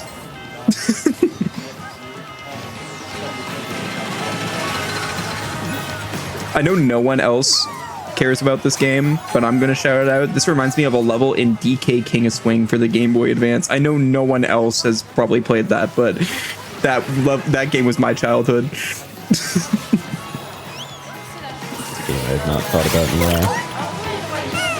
Oh, do you know what I'm talking about? No, but someone submitted it to GD once, so I watched the run.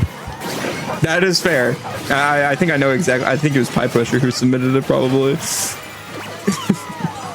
That's one of the first games I speedran. I was really bad at it.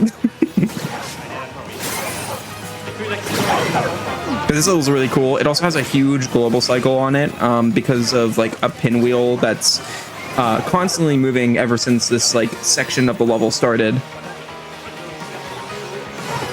Right here, we're trying to skip going up to the spot the way that we're intended to. Oh, that's unfortunate. It's very tight to get this. So hopefully he's able to do it. You have to get barely enough height and then dash onto the bot. There we go, nice. Once again, if he nailed that, you wouldn't even have noticed how difficult that was.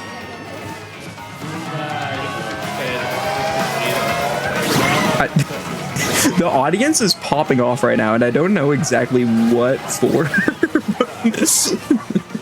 I think they're saying we. I think, but I could be wrong. We every time he gets bounced off. Yeah, I think because they were doing that for Crash Team Racing too when I was coming. Yeah, that makes sense. Oh, okay. Oh, okay. I was confused. So yeah, he went to unlock that the way up to the boss fight here. While we had to wait for this pinwheel. Like I said, that's on a global cycle, so the death unfortunately made it not at a good time here. All right, so this is Ginny. This is honestly a very difficult boss fight, and I'm surprised they don't give you multiple hits for him. If you get hit at all during this boss fight, you have to start it all over again. So it's a pretty punishing part of the run.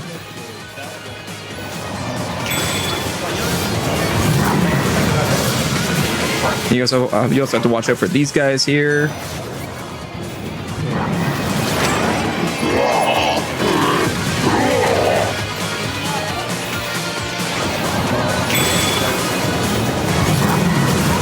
But yeah, like the fact that they didn't give you any extra hit points is kind of wild. And this is also the only boss fight in the game that has, if you play all the levels in this game, there's actually a bonus level that is a refight against this boss. This is the only boss that has a refight, so, which is kind of punishing that they do that, and it's harder.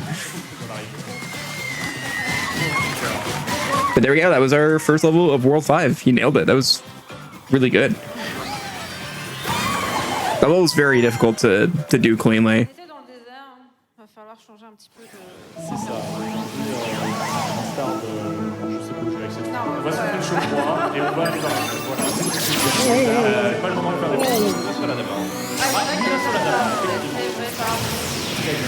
All right, so our next levels, just trying to figure out what's coming.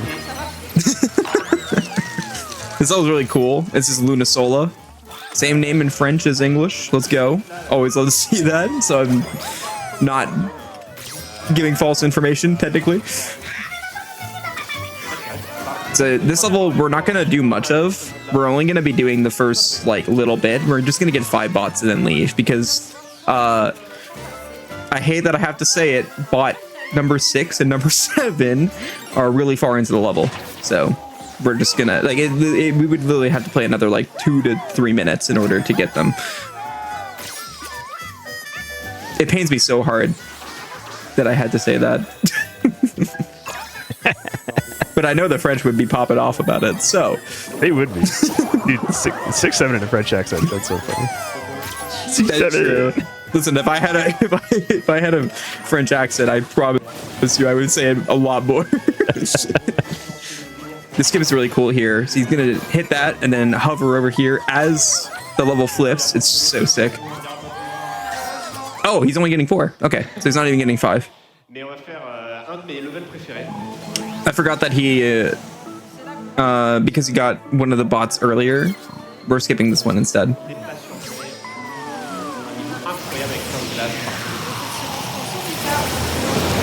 So this level looks a lot like what I'm used to. This is like the hottest day in Canada right now, so.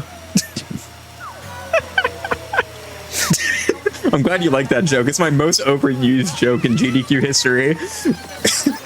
Dude, I need to move to Canada, man. Holy. This is the type of weather I like. Oh, really? I'm in the opposite. I like when it's hot out. No, I'm a huge winter guy. Good, because it's mostly winter here. So, that bot was from Beyond Two Souls, which is one of those like story-driven games. Yeah, David Cage. Yeah. Oh my God! Wait, we both know a game. We're so back. I mean, I know all these games. I just haven't played them. That is true. Have you played? Have you played Beyond Two Souls? I have played Detroit Become Human, which is a different David Cage game. I forget if he gets that bot, but there's a Connor bot in this level as well. Here's Death Stranding, by the way. I don't know why they put Death Stranding in this level. It's not David Cage.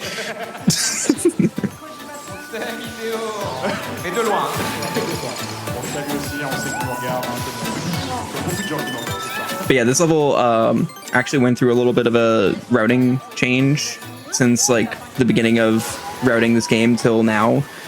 We used to get the secret exit here, but now we actually just finish the level normally.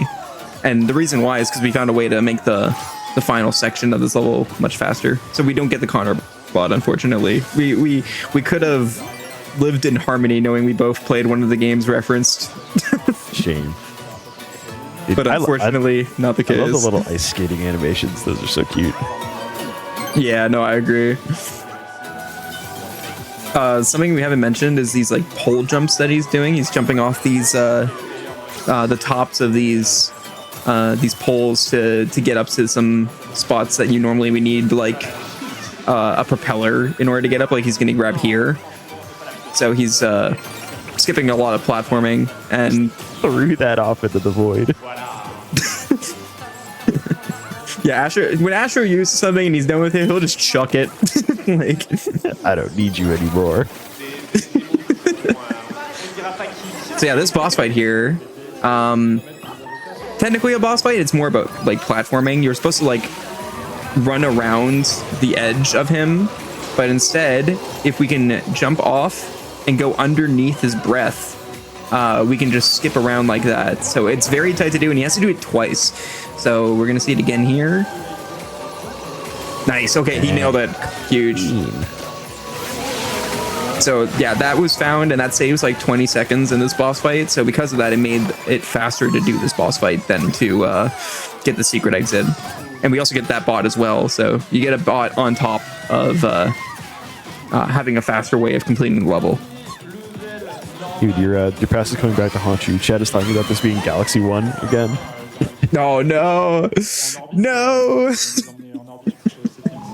I mentioned we were talking about this before we went live, but like I ran a category of this at TwitchCon at GDQX, which, you know, we do a GDQ event at TwitchCon, and they uploaded the VOD of that run, and one of the only comments on that VOD is, "Wow, great Mario Galaxy run." It's just like, really, man. Yeah, we have our so after this level, we need to be at 200 bots. This is our last part of the run where we're going to be going out of our way to collect bots. We need to be at the 200 mark after this, so we're going to collect all 7 here, and that should be enough. And judging from the donation total, we're pretty close to the incentive, it looks like. Let me actually check. I had to reload it.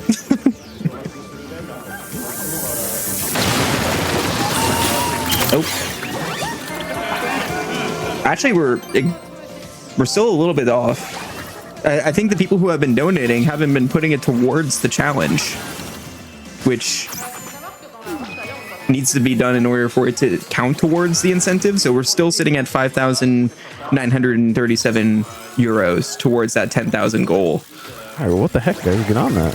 You got to see this grand challenge run. Yeah, we're nearing the end. Like, I want to say, like, we probably have like 15 to 20 minutes left. Like, it's not much. So if you got to get those donations in, let's send some help from the English Restream. Make sure to go, yeah, from the States or anywhere that you're watching from. Yeah, go to gdq.gg/donate/SpeeDons. And put in your donations. Make sure you're applying it to the incentive. GDQ Restream.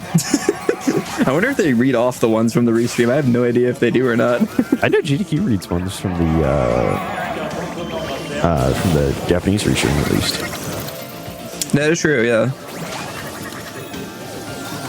This level is really cool. This one is called Orbital Assault, and this one, the references are from a game series called Wipeout. Not the TV show Wipeout, but like the game series. Oh, the like the kart racing. Yeah, the racer. Yeah. Yeah. I haven't played that one, but I know of it. Every time I hear Wipeout, though, I think of like the obstacle course game show. So that's my fault. That's where my brain goes to. All right, right here, he's going for a very tight skip to get on top of here. Oh, he got it. Okay, nice. That is so tight to hit. Because like Astro will actually like slide off of that slope, and then you can start hovering again. But that's so tight. So that was awesome that he nailed that.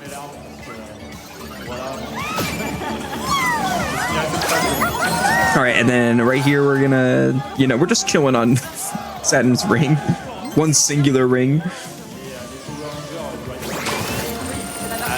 Astro has functionally changed the universe we live in. Is that what they just said? I mean, they're not wrong. Yeah.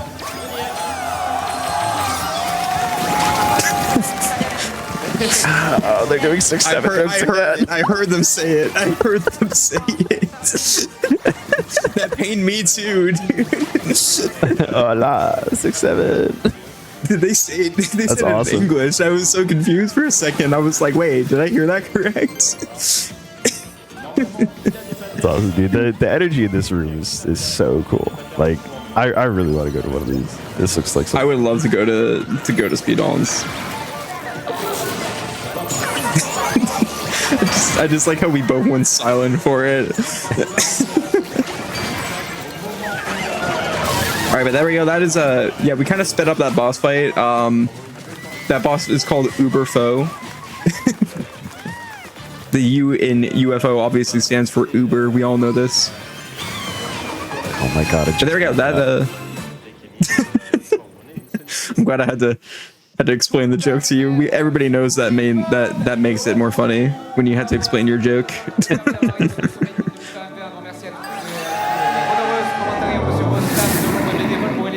All right, so there we go. That we now have 200 bots. That was all the bots that we needed to collect. So yeah, in 1.0 version, you only need 180, but the kind of trade-off for that in 1.0 is that you can't do the main menu quit outs to skip those cutscenes that we've been skipping.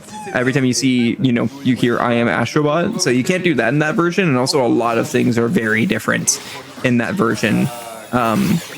Like a lot more non-subtle changes than you may expect. So it ends up only being about, I think, 2 minutes faster. I know getting 20 less bots sounds like a lot bigger of a deal than it actually is, but the trade-offs are pretty balanced. And the only person who's done a run of that is BDud, so. Yeah, it's interesting that it's its own category then, because I feel like that, I guess, wouldn't be too much different. I mean, the only issue is if it's going to be faster, we don't want to have to tell people hey, the only way to compete at a high level is to reset your PS5 and buy a physical copy of the game. If you have digital, too bad. Yeah, that's fair. So this is Falcon McFly, and this is another boss fight where we are going to intentionally die 2 times. And once again, you only have 3 hits in boss fights, so that's it's very scary. So we're gonna intentionally die there. It skips these ball enemies from being spit out, and we're gonna do that again on phase 3.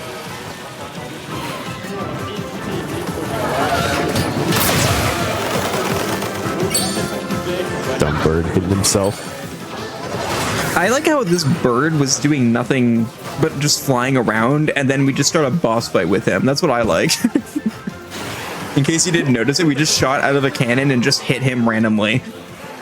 Astrobot's pulling up on the ops, man.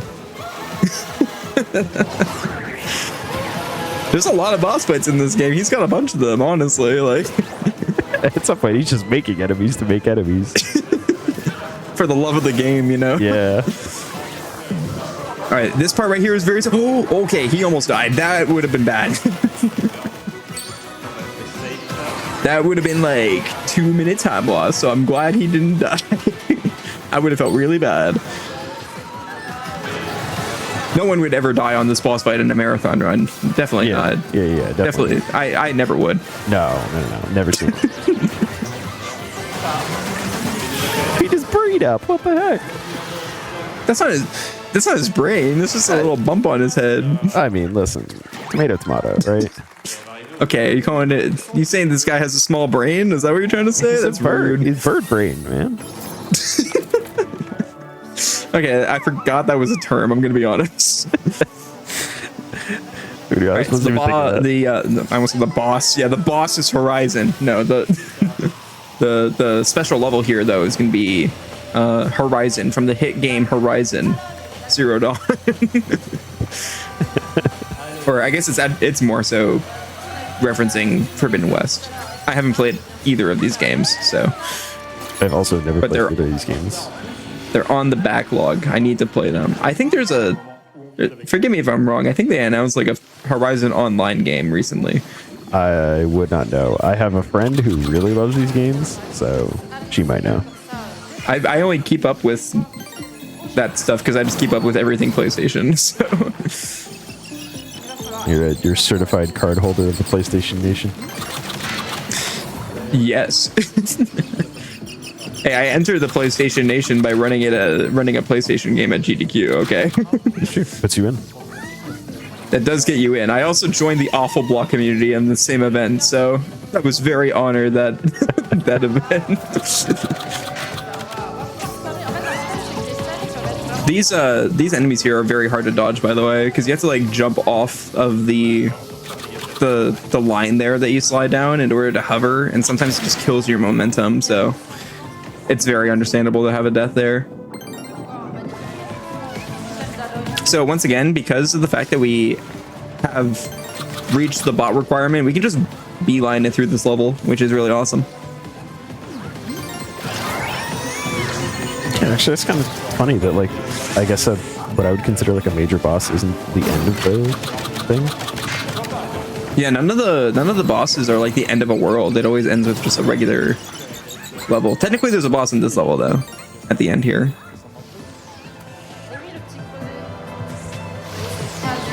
Ooh, nice. Oh, that was skipping a cool one sequence. of those. Yeah, there's this next section up here against the Blunderjaw, aka the Thunderjaw from Horizon. This is a really cool section. It's just pretty cinematic. Could have Astro getting his little shuffle on the back of the turtle. You notice all the things that I have never noticed. Like I didn't notice that like he flossed if you just don't move. I like, until you pointed it out. I'm like, oh my god, you're right.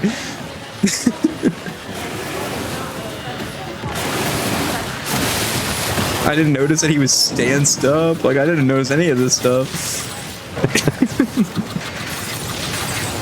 Yeah, this is a mandatory boss fight. Me when I'm squatting. Coming up, there is going to be like a little last section here with the Blunderjaw that we are able to skip. So I mentioned before we didn't get to do Hyro skip because they unintentionally made it a ton harder. Thankfully, though, they didn't make this this what I call Hyro skip at home. They didn't make this harder with their patch. This is thankfully still pretty easy. It's called Blundy skip, or as I like to call it, blunderless. So. We'll see if he can get that. Once again, he's gonna he's gonna ledge grab the edge of a bridge, like the end of a bridge, and then he's gonna try to hover around a cutscene trigger once again. So we'll see if he can get this one. This used to be the harder of the two, but now this is the easier of the two. Oh, okay, so he's trying to... I actually haven't seen that setup before. He actually goes into aiming mode so he can go into slow motion. I haven't seen that before. So unfortunately he didn't hit it. It's okay. It would have just skipped this cutscene here, but that's fine.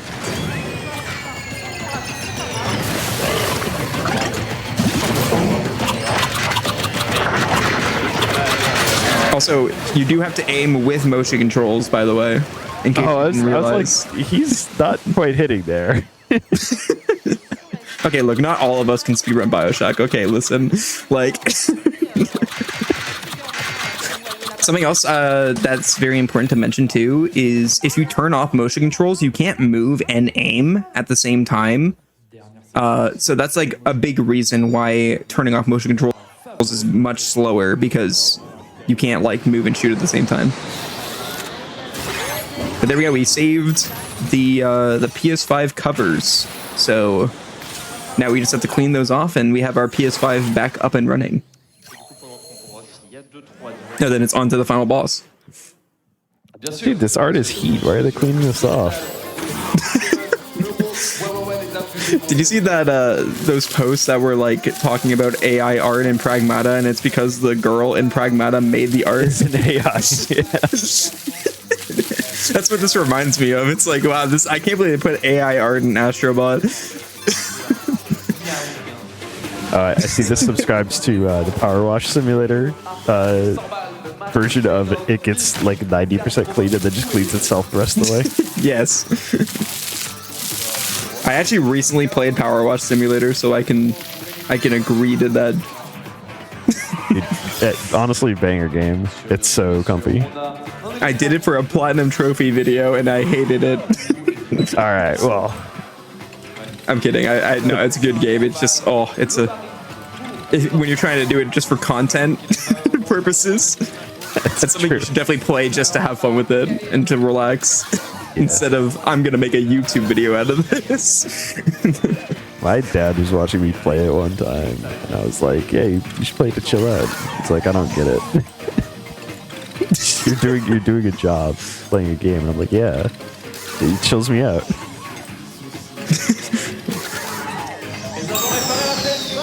Also, once again, we are going to preface this by saying, do not do this. Do not drill screws into your PlayStation 5 covers. That's also something that should not be done. The PS5 plates literally just click in so easily. I can't believe they would continue to show you everything you should not do to your PS5. It's so funny if they had a... Do they actually have a warning? It's like, please do not do any of this to your PS5. Yeah, they just put like a little disclaimer in it. Also, Relkun, who is our producer, actually mentioned something that I forgot to. He accidentally got a skip that we don't really know how it works. It's called Fast Clean. You may have noticed on the second side, like on the second cover of where he was like scraping off the AI art. He it actually cleaned up itself around like the 50% mark. We don't know what causes that. It just sometimes happens. It's one of the most inconsistent skips in this game, and it saves about 10 seconds if you can get it. He got it very late too, so I don't even know what happened there or how he got it, but it worked. So we'll take that time save, that like 5-second time save.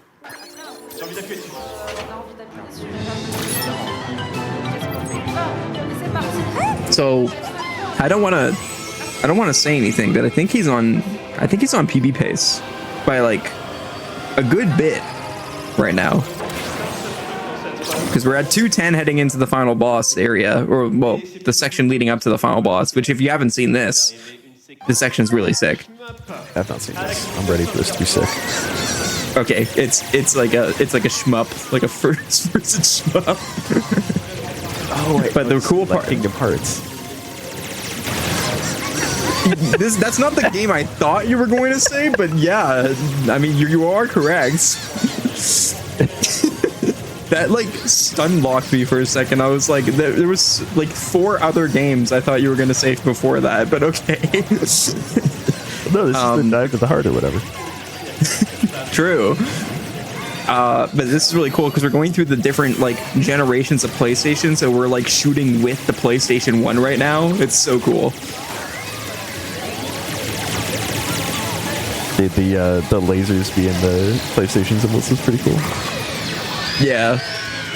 There's actually levels that you can unlock in this game that are like really hard platforming challenges, and they're all like all the platforms in them are shaped around the different PlayStation logos. But yeah, this is I'm sure this part coming up here where like the save cards are going to come up here. I'm sure this is going to like trigger some repressed memories with this sound here from the PlayStation 2 boot up. Yeah, this section is so cool. It is kind of an auto scroller, but there are ways that we can speed it up by like specific parts shooting things as fast as we can. Also, sorry for cutting you off. No, you're good. I was gonna say I can see my PlayStation 2 with its save cards from where I'm sitting right now. I can too. Mine's right to the left of me right now. with a bottle of Pepsi on it right now. It's a coaster.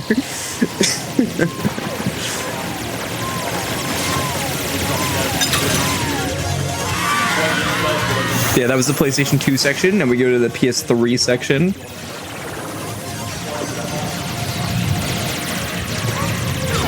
Thank you, someone in the GDQ chat, for saying this is just a whole ad for PlayStation. Yes, that is literally the point of the game. I was gonna say, that feels like, yeah. I love the people who say like, I can't wait for Wait, this that's game the to come to PSP? PCs. Yeah, that's the PSP. Yep. Yeah. And we actually get to fight on the PS3 coming up here, which is really cool. But yeah, I love the people who are like saying like, oh, this game better come to PC so people will, like, more people can play it. Dude, this game's never come to PC. Like, when you literally build a PlayStation 5, like, It'd be funny plus they would have to they would have to do all the licensing again for all the special guest mods. Like, they're not doing it. There's no way. If they changed it to where you're building a PC, that would be kind of funny though. Yeah. So yeah, now we fight on the fat PS3. I don't know where I think my PS3 might still be in storage. My PS3 is by my feet right now. Like, under my. What's it doing down there? I ran out of desk space. Okay, listen. These consoles are stackable. I mean, have you seen the picture of someone asking for a PS5 for Christmas, and then someone like glued a PS2 and a PS3 together and gave them that?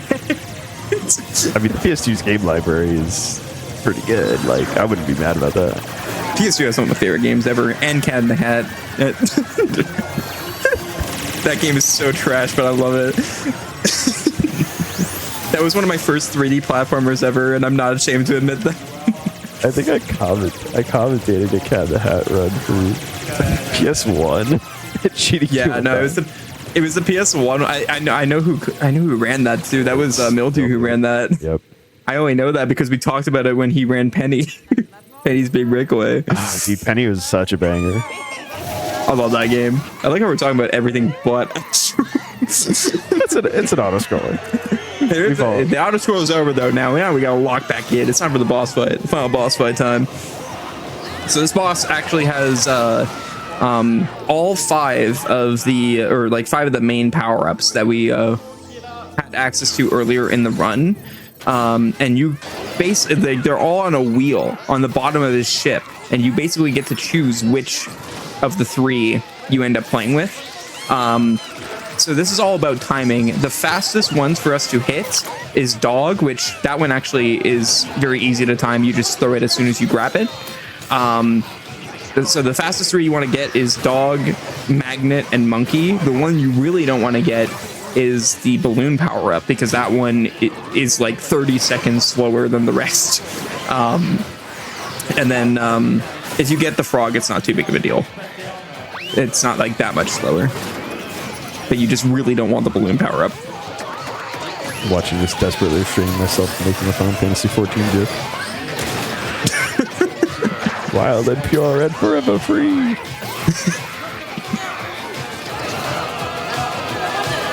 I can't add anything to that. I don't know anything about Final Fantasy 14. All right, nice. That's a magnet. For all these, is it just as fast as you can throw it, or is it just like you? The first two is. The second one you have to time, and that's the hard one. And the second, the third one, the last one, and that one as well. You have to time it so that it's one before of what you want, because he will actually move it one to the left to troll you. So we're actually going to aim for frog here to get monkey. And also time is going to be coming up relatively soon. So yeah, this should be PB pace if he's able to get what he wants here. Okay, so he got frog. Frog is more consistent anyways, and it's not RNG dependent like monkey, so that's completely fine. So yeah, I think he's going to get a PB by about like 30 seconds here, which is awesome. Nice. Yeah, that seems so hard to time. Like that's moving way faster than I thought it would be. Yeah. There's been many world record paces that have died to getting enemies, because if it lands on the skull, he shoots at a bunch of enemies, and all you have to do is suck it up and defeat them and go again. So yeah, there's been a couple world record paces that have died to that. So yeah, time is going to be coming up. We have a little bit of a shooting section here, which is another little auto scroller here, and then time is in about like 30 seconds ish from now. So very good job to Lunino. He absolutely killed it, getting a sub 220 at an in-person event in front of a big crowd that's chanting numbers that don't go well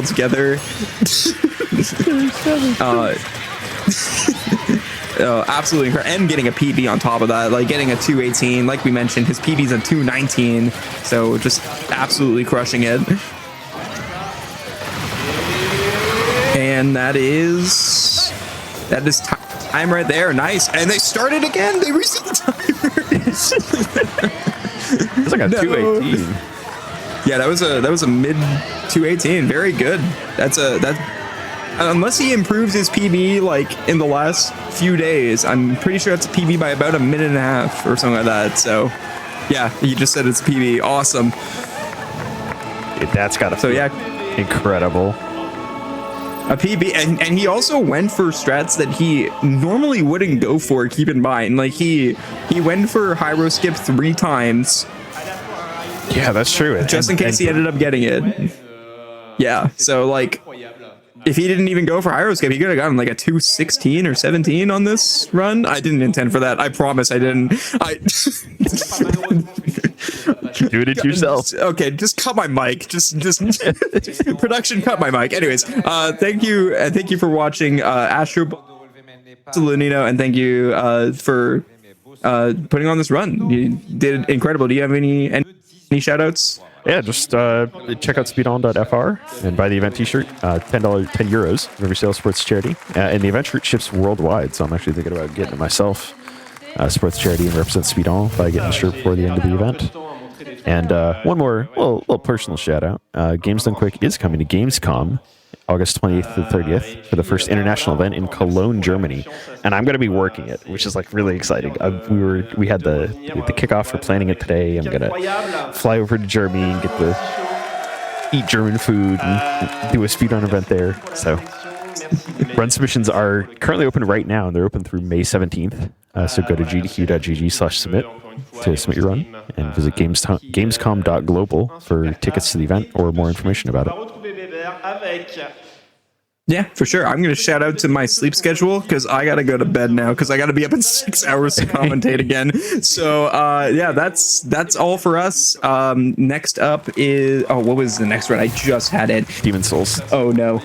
Oh yeah, next up is Demon Souls, and the commentary is going to be by Spacey, just Spacey actually, by himself. So we will cut it over to him. So yeah, stay tuned. Yeah, see you guys around. Ensuite, pour être très honnête, on était sur 1 heure de retard. Donc finalement, c'est un mal pour un bien, on va pas se mentir. Mais ouais, on serait évidemment régalé. Très très belle run et un PB en direct, ça régale. C'est fort, bien sûr. Nous y sommes, mon cher Kémis, plein de dons, mine de rien, sont arrivés récemment. Bien sûr. De mon côté, on a Mafiou dans la salle qui envoie 6-7 €. SpeeDon, quel est votre métier? Miaou. Classique, bien sûr. 50 € de Monsieur Tanfle qui dit dédicace à mon frérot Boitang. 6,70 €, les 6-7, évidemment. Merci à Sataas, merci Maître Véreux, huissier de justice, bien entendu, repris de justice probablement. Rick Descartes, 50 € qui disait bourrez les dons. Merci beaucoup. On a de mon côté les 100 balles de 1-1 qui sont envoyées à l'instant et qui dit j'ai besoin d'une bonne vieille bière de chez nous. Eh bien, régale-toi mon gourmand, bien sûr. On a Mixor pour les 25 balles. Félicitations à tous pour cet événement. L'URSAF pour les 10 balles qui nous dit je regrette, bien sûr, évidemment. 10 € de Asaka qui dit coucou de la salle. Est-ce que c'est possible de dédicacer mon drapeau breton, s'il vous plaît? Nous allons en discuter avec toute l'équipe, bien entendu.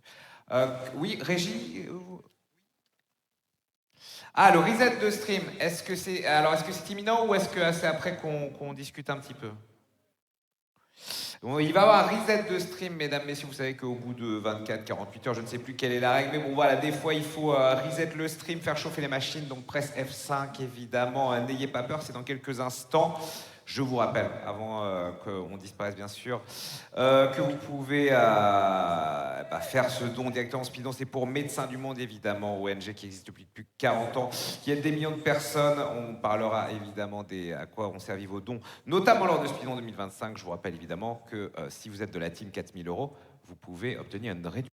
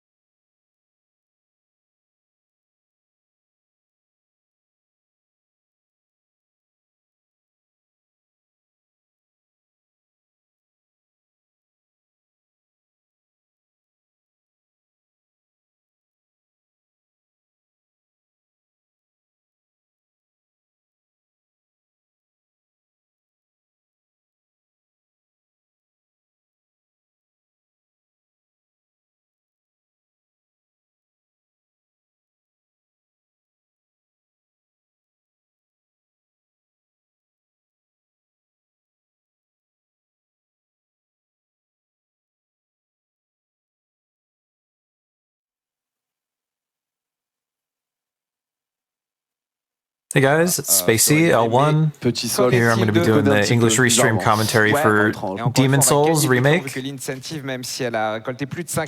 Dr. Bieber, I think, or Baber. Not 100% sure. Encore une fois, pas d'intro terrible. On gagnera 5 minutes sur le retard. C'est pas grave, ça régale bien sûr. But talk about the charity that we're raising money for here real quick before we get started. So we're raising money for, or SpeeDons is raising money for Médecins du Monde, or Doctors of the World, an international medical non-governmental organization that has been around for more than 40 years. MDM is made up of thousands of workers and volunteers helping provide care to vulnerable populations and fighting for fairer and more accessible health policies. Public generosity makes up for over half of MDM's funding, and it will only increase in the coming years. Thanks to your donations, Médecins du Monde can help over 3.3 million people around the world. Your donations make Médecins du Monde independent, and that independence is what allows them to call out public authorities to defend their causes. You can type !donate in chat for links to donate or to order an event shirt. The event shirts, I definitely think I want to get one. They look really cool and they do ship worldwide, so no matter where you are, you can order one if you want and support that way, or support by donating. And so this is going to be the 2020 remake made by Bluepoint of the original Demon's Souls, which is the original Souls game by From Software. It's the game mechanically is pretty faithful, but the speedrun, because of the glitches and stuff that we're going to have access to, are pretty different. So the run is actually fairly different. And this is 80% no Bowtech. So once we get into the run, I think we'll have some time. I can explain what Bowtech is as well, that we're not going to be using. Il doit être dans le coin, incroyable, la team Nocturne, vous êtes les meilleurs bien sûr, vous êtes ma team préférée finalement, faut le savoir. J'anime. But yeah, that's the shirt you can order. Qui réagit, je suis fort, t'as vu ça? Gallium aussi pour les 10 balles. Pourquoi Mickey Mouse? Parce que Mario Bros. It's got a bunch of characters from games that are featured at the event. There's the Little Nightmares character. Tu l'as ou pas? Oui, je l'ai. Magnifique, t'es chaud. J'avais Dr. House aussi. Ah, mais c'est pas bon. Ah ouais, non, mais oui. Guy from Pizza Tower. Non. I don't know his name. Il a pas les jeux PSA. Est-ce qu'il y a Pizza Joe, maybe. Ah ouais, non, c'est bon là. Dr. House, c'est pas Mickey Mouse? Ça te dit rien du tout? Bah non, là c'est chaud, là tu me prends sur un terrain que je connais pas, là c'est trop compliqué. Je te montrerai après, tu vas montrer tes meilleurs classiques, ça va être incroyable bien sûr. Bien sûr, 10 € de enquête panique, ce qui dit pas de politique avec ce don car il aidera des victimes apolitiques. C'est pas clair, mais merci. Pas clair cette histoire, pas clair. Mika Sablou, 50 balles, merci beaucoup. 6-7 € de Trouble Course IP, bourrez les dons. Allez Dr. Biboul, tillez le go, tillez le tigre. Bravo Speedon, strictement inférieur à 3. Magnifique, tu es le matou, bien sûr. On a Méduse pour les 6,7 €, bien sûr. Un petit 6-7 et Miaou dans le public anonyme qui nous donne 10 €, bien sûr. On a aussi 10 € de Cielo, si je dis bien. It looks like 6-7 is not going to win for the name donation incentive, so there is that. Profitez de l'ambiance sur place, c'est mignon, bien sûr. Force à l'organisation. And then they've got a poll donation incentive going the entire weekend. That is, what is the best number? And 8 is beating out 6-7. So that's another thing you can donate towards as well. 67 de Mysticomanie, message pour Alex au premier rang, je vais If we've got any 8 fans in the chat. Je reviens en vitesse voir la suite. Bon, c'est en cours visiblement. Merci. Il y a 2 ans aussi, Nidelp qui avait donné 5 €. Il disait à la salle, j'ai perdu une veste en cuir sous les sièges de devant. Je lance une bouteille à la mer et miaou bien sûr. Donc s'il y a une veste en cuir. N'hésitez pas à chercher là, les personnes devant. Allez-y. Chercher un ou une de nos fantastiques bénévoles, bien entendu, éventuellement. De mon côté, on a Monsieur Tanf qui nous envoie 67 €. 6-7. J'ai bientôt 30. There is one change that another Demon's Souls runner, Genso, told me about. That it doesn't really come up much in the run, because like the original Demon's Souls run, it's been like at different points it's been a melee route or like a magic route. Pretty sure it's currently a magic route anyway. But they did make like a slight change to how defenses work in the remake that makes magic a bit stronger, especially in NG pluses. Effectivement, c'est très mystérieux. Bonjour, je suis Nemelia et je suis en compagnie. Which I know he was really upset about because melee weapons get a lot worse in like higher new games compared to Magic eventually. It's not going to matter too much for this run though, because we will obviously be on NG. Une hot tech, même en renant le jeu, je ne partage peut-être pas. Surtout que le jeu me déteste ces derniers jours, mais on va voir. On va essayer de le rendre meilleur en tout cas, tous ensemble. But the bosses, the levels and stuff like that are going to be the same. Ils sont encore un peu réveillés là ou pas? Ouais, parfait. Ouais, c'est bien ça, c'est bien. All right, so as I said, so you see he's got the class there. He picked Mage, and then Fire Bombs is the start. Très bien. Quelques petits trucs juste à expliquer. It's going to be useful for on a pris la classe magicien. The first boss in on va jouer particular. Magie, effectivement. On va to have those Fire Bombs. Pour être un vrai joueur de And then, yeah, like I said, we'll be doing a Magic route. En slip avec un bâton pour finir le jeu. Vous allez voir, la magie c'est très pété dans Demon's Souls. Et on démarre avec des bombes incendiaires. C'est un outil mystère qui nous servira plus tard pour le premier boss. Il me semble que l'incentive, du coup, pour le tuto... so the tutorial, we can just skip it. En effet, hélas. And I don't think we met the incentive to like actually play the tutorial with the tutorial boss, so we're just going to start in the Nexus once we get going here. Tu veux un décompte? Je veux bien, oui, s'il vous plaît. 5, 3, tu préfères quoi? Which the Nexus is like kind of your hub area. 3, 2, 1, c'est parti. And we're off. Le début de la run. Alors on va passer toujours à chaque fois qu'on va avoir le menu. So that's where he chose not to do the tutorial part. On va pop ici. So we're going to go straight into 1-1 in Boletaria. So Demon's Souls is like laid out different than the later Souls games. You just have your hub area, and then you have the Archstones that they're called that teleport you to different worlds. And then each world is like divided into different levels that have numbers and stuff like that, but you have to start with 1-1 here. And then we start in soul form, it's called. If you look at the top left, it looks like our health is half full. That's because we're in soul form. When we kill a boss, that will get us back to human form, which will give us our full health. But anytime we die, or at the start of the run, we're going to be in soul form here. You picked up 5 more fire bombs here. And we're not going to be leveling our health at all.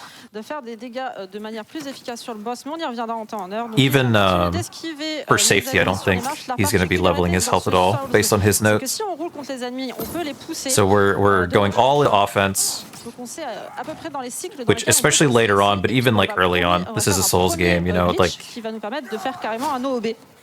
going around on a lot of enemies here, we could very easily take damage. And then here, he has to time this roll pretty precisely. Because you have iframes on your roll, right, that'll let you like not take damage, but since he kind of like rolls up against the boulder there, he needs to time to not take damage like really closely. Okay, so he's quitting out here and then loading back in. And then as soon as he loads back in, he's going to walk inside of that wooden like bit there, and then that is like loading in after he does, and then so as that collision loads in, it's going to boost him up and over. That's going to be like a really common tactic, and that is like a remake specific tech that we're going to be using for like a lot of out of bounds. So now we're out of bounds here. We drop onto this collision here. You have to be like a little careful not to go off to the left here, as you can see. And then now we can drop down here. And now we have to get back in bounds. So the way we're going to do that here is we're going to do another quit out by this like kind of pillar here. And then we're going to switch the game into cinematic mode instead of performance, which lowers the FPS, and it's also going to make this collision take even longer to load in. So we can step inside of it here. You see how long that takes, and then it'll boost him up, and then roll off here. And then he's going to quit out, load back in, and he's going to drop off here. So that extra quit out there loads the next area instead of the previous area.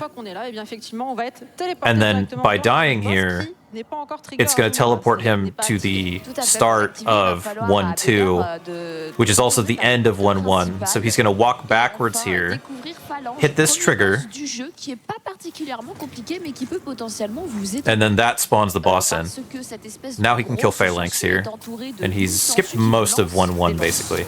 Et ça peut faire. So Phalanx is very weak to fire. So that's the main reason for the fire bombs here. You have to like kill the outer shield guys to be able to hit the center one, but the boss only takes damage from hitting the center one. So he was trying as much as possible, and still is, kind of to throw the fire bombs so that like the splash damage will hit the little guys, but also hit the main center guy here to not waste bombs here.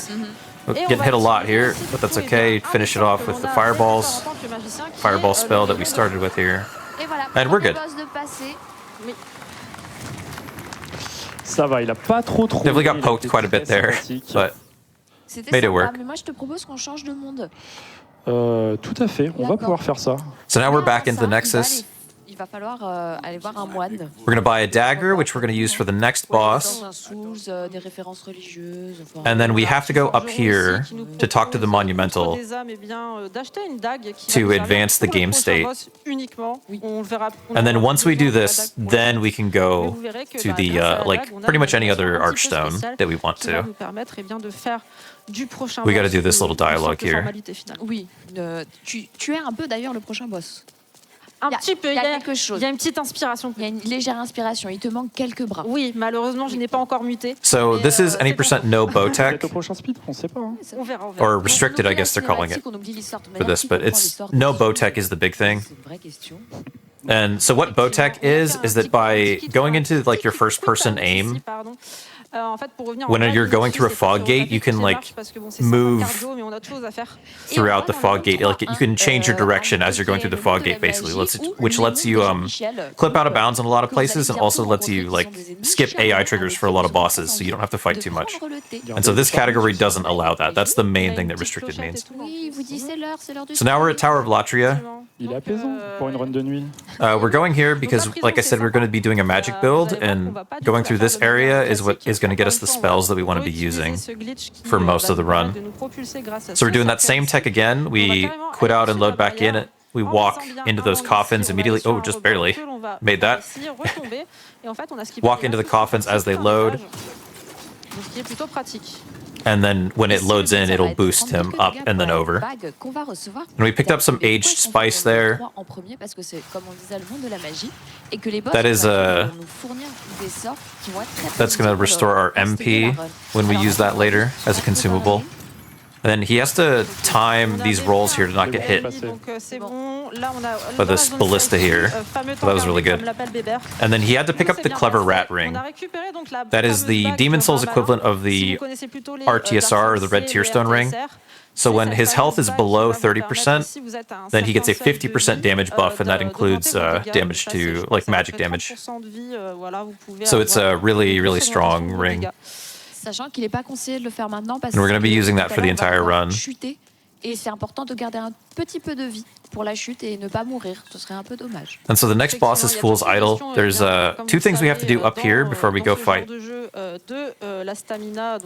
things we have to do before we can go actually fight the boss. There's an NPC up here we have to kill. Otherwise the boss will keep respawning. That's him. He gets fired, and then we got to pick up these keys here, which we'll use later. And then quitting out is just going to warp us back to the entrance of the arena. It's just a little bit faster to drop down. And we can head into the Fool's Idol fight here. So for this fight, he's just going to be doing dagger R1s on the boss. But he's going to be timing them like in a very specific rhythm. You can see his health. He's got the Clever Rat Ring buff. There's like a little rat icon just below his health bar there. That's how you know if he's got it. He's also, his character's glowing red there. Avec des patterns ultra intéressants, mais nous on va pas les voir. So he's just going to try to be very precise about this timing. And if he does it correctly, the boss will just be stun locked. You can see he's losing stamina at this rhythm, like just barely, not regenerating all of his stamina from each hit, so he'll have to finish off with 2 spell casts at the end. So far, it's fine. On a 1505 de dégâts à faire à la dague. And then On n'a fireballs. plus qu'à mettre 2 boules de feu. On a tenu le rythme comme il fallait. we're C'est un good. rythme très précis parce que si on le perd, eh bien qu'est-ce qui se So passe? that boss, if it doesn't get Piston lock, effectivement. Et elle va se téléporter, passer en phase 2. Et c'est if the boss doesn't get stun locked like that, she loves to teleport around. She casts a bunch of spells. It's like a really dangerous fight, especially when we're low health and we've got our clever rat ring active. So good thing you did that. Then we're gonna warp back to the start of this level. Oui. C'est tout le premier finalement. Oui, tout le premier. C'est un peu la base. Because we're gonna go free an NPC here. Le meilleur effectivement d'après Bali en tout cas. But there's a skip we're doing here that's the same principle. Again, we're gonna put out, load back in, walk into that. But we're gonna do like a series of up warps this time. So we get warped up from the bars, and then we're going to try to get warped up again here. It's like not quite. Yeah, I got to start again. He'll end up on the roof if he gets it. It should take 2 quit outs. Puis une There's fois qu'on est one. rechargé, on a juste à se décaler un petit peu à gets gauche the et en second fait one. la colonne eh bien, va nous propulser vers le haut. On doit entendre un bruit de tonneau. Tout à fait, on And ressaisit then one more. Et on est tout en haut sur le toit. Tout à fait, ce qui va nous permettre d'aller libérer un personnage. Ne vous attachez pas à ce This personnage, time? c'est tout ce qu'on vous conseille. Il lui reste à peu près 10 minutes de vie. Effectivement. There we Il are. va Okay, être up on très the utile roof. pour apprendre des sorts. Effectivement. Donc ici, on va faire attention parce And we qu'on can use this to get to, si on ne respecte pas cette ligne droite, on va get to tomber Sage infini Freaks dans here. le vide. On va faire la petite Or Sage Freak, sorry. la porte. On peut faire une hardware qui nous fait gagner genre 3 secondes. Une heure marathon, on va jouer tranquillement. J'avais le doigt un peu tremblant en passant la porte. Je me suis dit, on va pas So this is the guy that's going to teach us our spells. La fameuse phrase, je vous dois la vie. Eh ben, t'inquiète pas. So he's going to warp back to the Nexus, and we're going to warp back to the Nexus here. On le reverra un petit peu plus tard. Pour l'instant, on doit aller faire une course ailleurs maintenant. Tout à fait, il est temps de découvrir un monde très But we're not going to buy anything from him just yet. Instead, we're going to go to Shrine of Storms, which is 4-1 here. We're going to kill a boss here to get a bunch of souls, and then we'll use those souls both to level up and to actually get the magic that we want. So these guys, these rolly guys, are super dangerous. Gotta be real careful getting past these guys. Okay, so there is a trick he can do here. If he quits out right as he dies, he'll actually load back in with full health. Well, since he was taking damage there, that's what he's trying to do. He quit out a little early there. So he loaded back in with 1 HP instead. So that's why he did it again there. So now he's got full health, so he timed it correctly there. He's doing it again. Okay, I think he just wanted a better position, I guess, the second time. Because he got his health back. Okay, there we go. He did it again. Now we're good to continue. So they hit him a bit more there, that's fine. And he's also got the bleeding condition here, so he's slowly losing health. But that's okay. Might have to heal. Yeah, got hit a bit too much. But he wants to be down in Clever Rat Ring range. Whoa, that guy. Juked him there a bit. He wants to be in Clever Rat Ring range when the bleed runs out. And then that's an unintended skip there. That actually is in the original as well. You can just roll on that particular part of collision. And it looks strange, but you'll actually kind of get boosted over the wall there.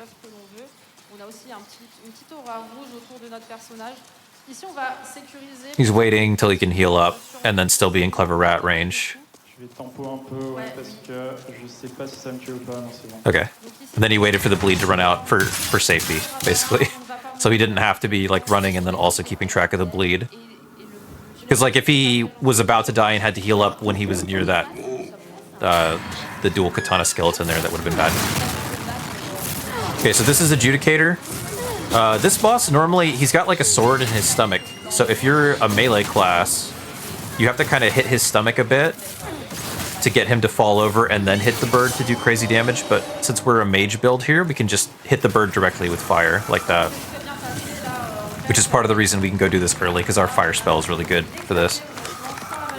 And then he popped some boss souls and stuff, like consumable souls, while the boss was dying. Just to get our soul count up here, and then we can get our levels here.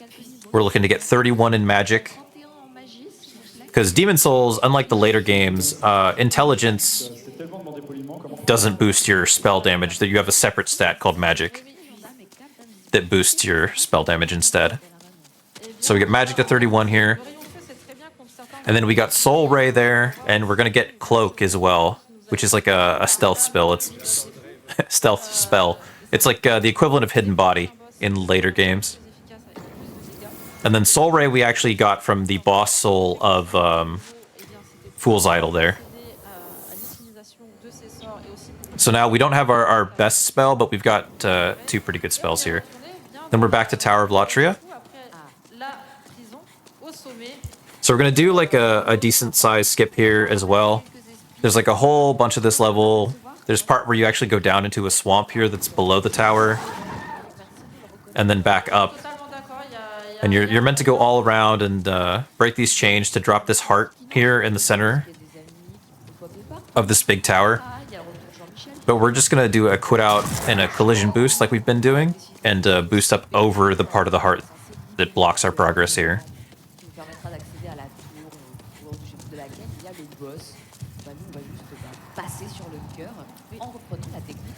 So that is our plan.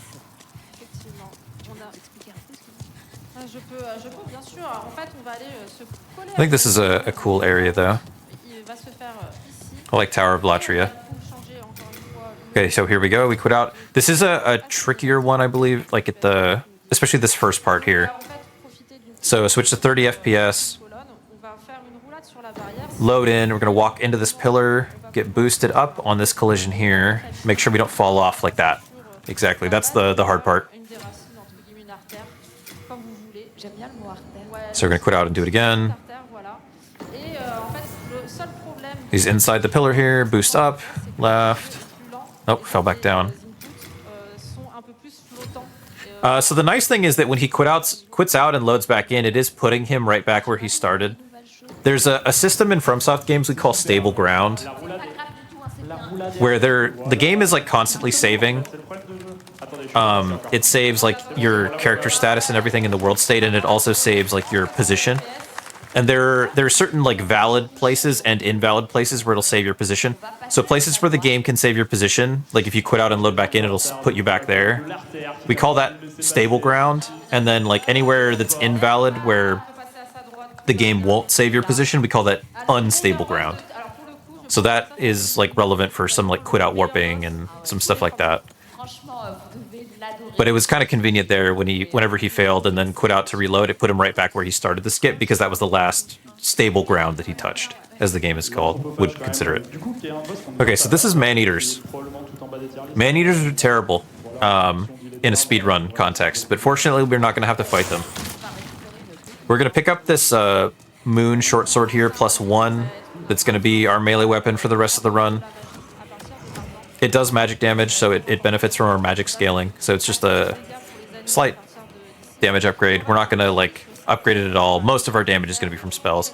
Pick up some Moongrass here. That's just the healing for the game.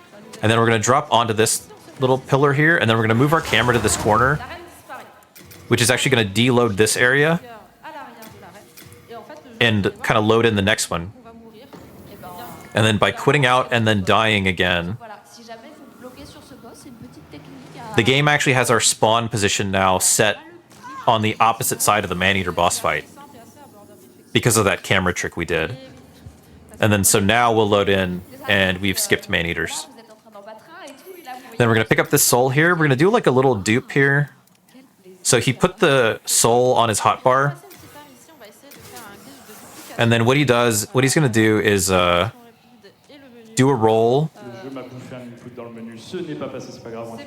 Basically, he does a roll, and then he cues the soul pop on his hotbar out of the roll. And then while he's waiting for that animation to finish, he goes into his inventory and then uses the soul from the inventory as well. And it counts both, and he gets double the souls from that. All right, so we've got Clever Rat Ring set up. Now he's going to have to kill these guys in this hallway here,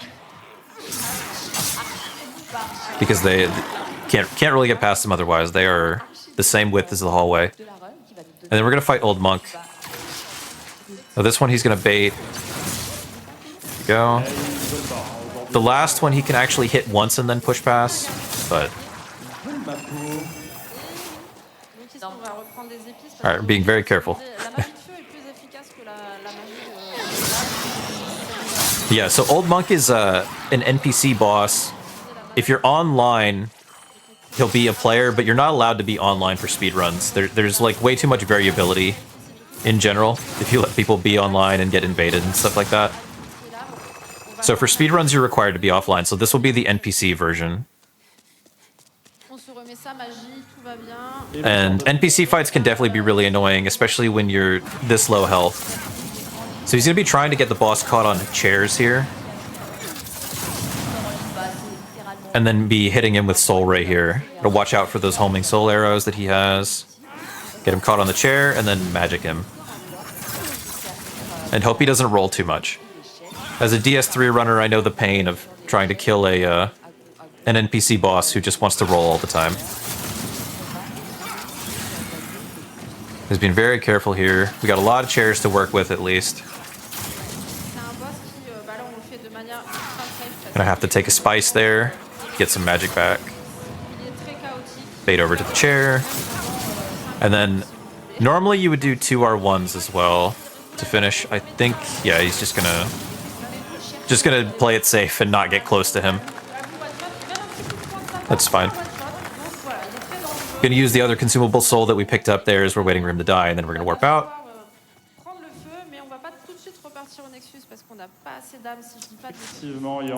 And now we can get more levels, and we can get our best spell here, which is gonna be the homing soul arrow that the monk was using.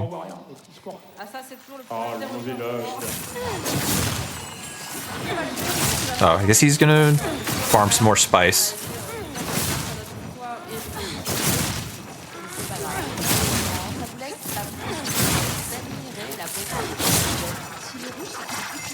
Get more MP.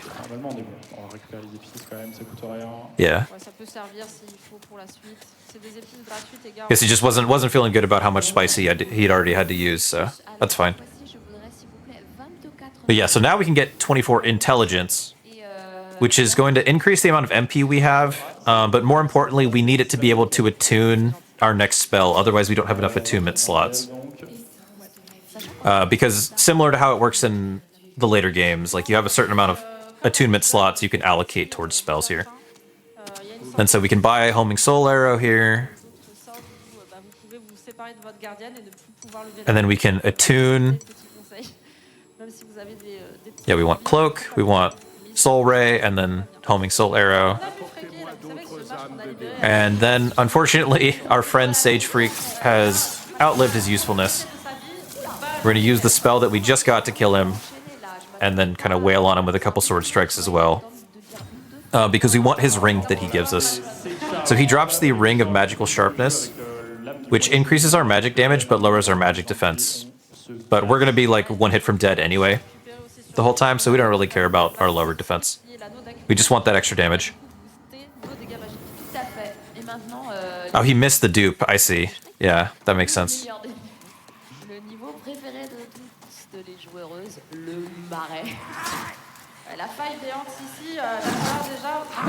But yeah, so now we're entering Valley of Defilement. This is the original Poison Swamp. This is where it all started. And then this, I believe, is what we would call a slope quit out. So he's going to drop off the edge there, and then he's going to hit like a little slope, like at the bottom, which you can't see because he was in the quit out menu. And then what that does is that, like, oh no. Okay, quit out to save yourself, yes. But yeah, so sliding on a little slope right before you hit the ground makes the game take longer to decide that you're dead. And so you can make it so that the game saves your grounded position at the bottom of the fall before it is declared that you're officially dead. So you can quit out and load back in, and the game will not consider you dead, but it will have saved your position. There's some versions of that we're going to be doing later. That's something that's like in most Souls games, in one form or another. So we'll talk about the other forms later when we get there. And then we have Leechmonger here. So we cast Cloak so that he can't see us, and then just yeah, just magic him to death. So this is the power of our spell build. That was not even, we weren't even in clever rat range. Our spells are just really strong.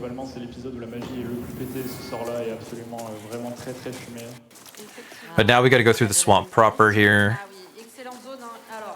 We're gonna do some parkour to get down.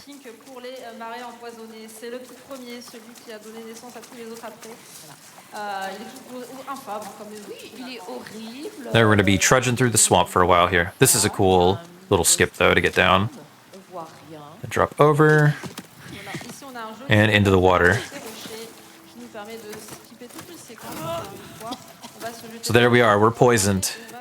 And then you'll notice he's toggling his left-hand weapon while he's running. You move slightly faster in swamp water by doing that. But that's what we can do while we're in the swamp here. Then you can see there's an NPC up there. So we're going to cast Cloak so that he can't see us, because we need this ring over here. This is the cat ring, which the cat ring decreases the fall damage you take. But because of that, there's some exploits we can do with it as well, that are like kind of the next level of the like that slope quit out we did. If you have the cat ring and then you drop, it's the same thing as like landing on a slope, where the game will take longer to decide that you're dead. So it'll save your position on the bottom, but not count you as dead. And there's versions of this you can do in like Dark Souls 1 and Dark Souls 3 as well, with the fall control spell. So when you do it with a cat ring, I'm going to call it a cat control quit out. And no one can stop me.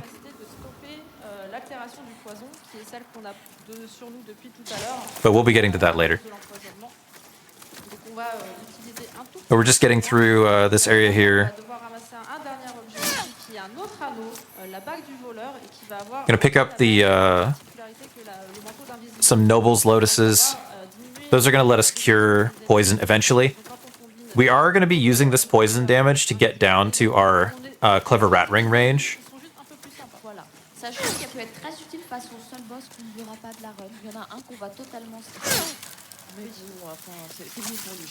So we do want to take some of this poison damage, but not all of it. Someone in chat's asking about the fall control and the cat ring quit outs and stuff like that in Dark Souls 2, but no, it doesn't work the same in Dark Souls 2. There's a lot of stuff that works in Dark Souls 1 and Demon Souls and Dark Souls 3 and Bloodborne as well sometimes, but that doesn't work in Dark Souls 2. A lot of engine stuff, like mechanically, works very different in Dark Souls 2, so there isn't really an equivalent in that one actually. We're in Cloak here, getting through this area. So you can see we've got our clever rat ring range here. But that also means, again, where you got to run through all these enemies and make sure we really don't get hit. But that 50% damage, though, it's worth it. But at least we've got the cloak spell to help us out here. Then our next boss is going to be Dirty Colossus. So he's kind of got this like wooden armor on here. We're gonna run up and break just the armor around the belly here, the torso armor, and then we're gonna back off and we're gonna use spells. Should just be able to kill him here. So this is kind of gonna be our damage rotation. We're gonna be like homing soul arrow, and then we're gonna be using soul ray while homing soul arrow. While we wait for homing soul arrow to go off. There we go, we're just waiting for... Get a position here. Looks like he's just using homing soul arrow this time, though. Okay, we got him, though. It was a little bit slower than normal, but that's fine. Our damage is really strong, at least. So we gotta rest here, we gotta get our MP back. We gotta get our health back and everything. Then we drop down. We're gonna go right into Maiden Estrella.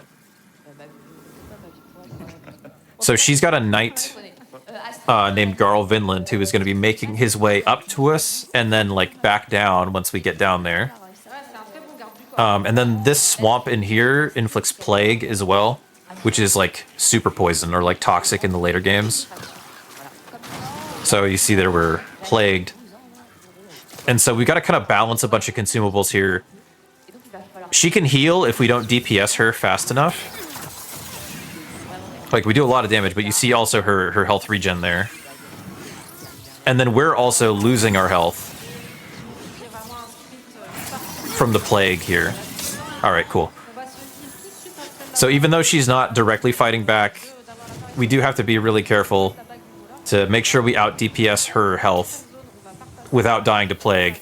And then if you take too long doing that, then Garl Vinland will get back down and just clobber you. So it is more dangerous than it looks.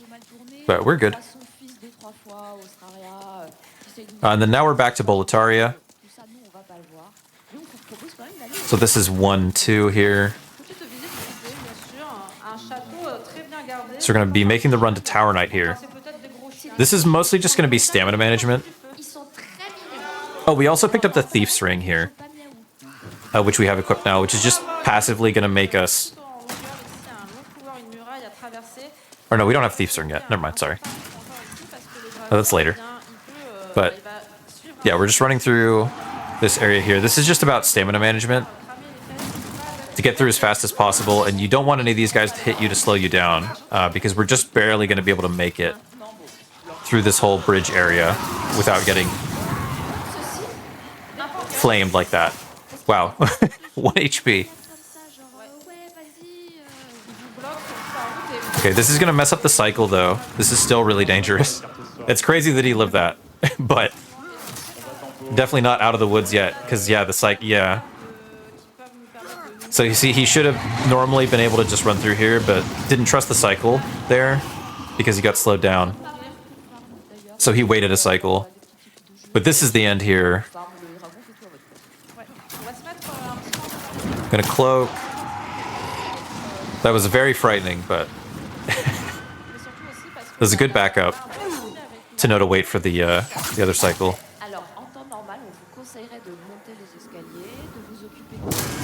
And then this is Tower Knight. So normally Tower Knight, you hit his feet, like to knock him down and stuff.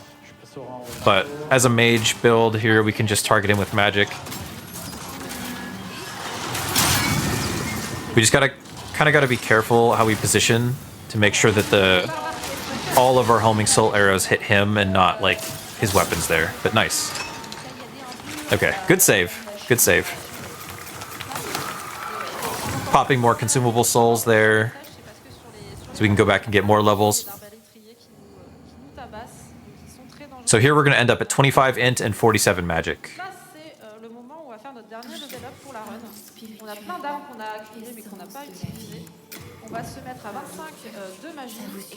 So no point in leveling health or anything, even for safety, because we're going to be in Clever Rat Ring range anyway to actually make the strats work. So even if we leveled our health, it wouldn't really save us from getting one shot most of the time. But yeah, especially as we get into these later areas, keep in mind everything is going to be doing a lot of damage if he manages to get hit. So we're in 1-3 now in Boletaria. Just going to be running through a bunch of enemies here and avoiding these flaming rocks. I frame the boulder, but still gets the visual effect there. And then there's all these enemies congregated in this alleyway here, but if we quit out, it resets them to a position that is better for us.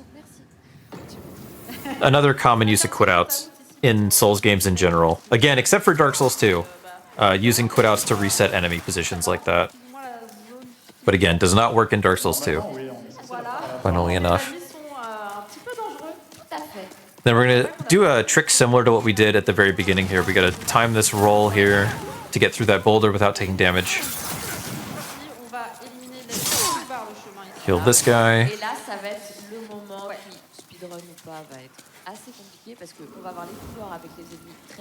And then this knight here will one-shot us here. Get just past him there and then cloak. So all good there.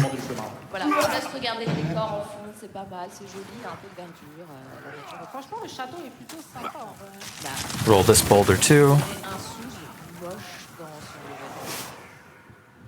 J'ai un avis sur la question, mais Oui, tu peux avoir un avis. je ne... Another one of these really strong knights. Tu vois lequel dont tu parles, mais c'est pas grave. Non mais qu'on aime ou qu'on n'aime pas ce genre de jeu. Then we're gonna get into clever rat ring range here if these guys will cooperate. Hey, they want to kill you until they don't. It really be like that sometimes. It really be like that sometimes, okay? Now we got our clever rat ring.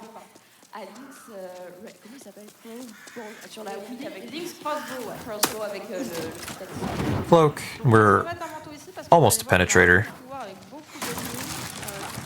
Just gotta get past the last of these guys. Il a commencé à charger son coup, j'aime pas ça.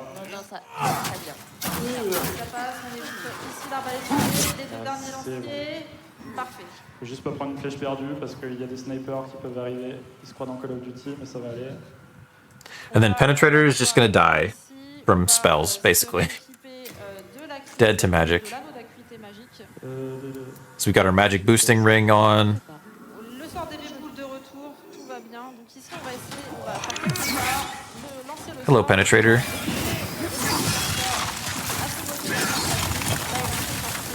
He's doing stuff. Just need one more. Okay, being really safe with this. And goodbye, penetrator. Okay. 2 homing soul arrow casts, but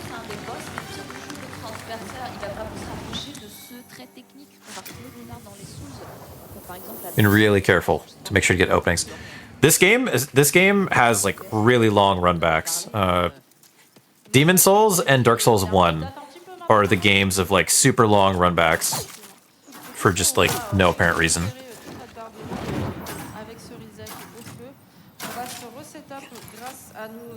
So playing it really safe on these bosses a lot of the time with our 1 HP and then the long runbacks we would have to do if we did happen to die.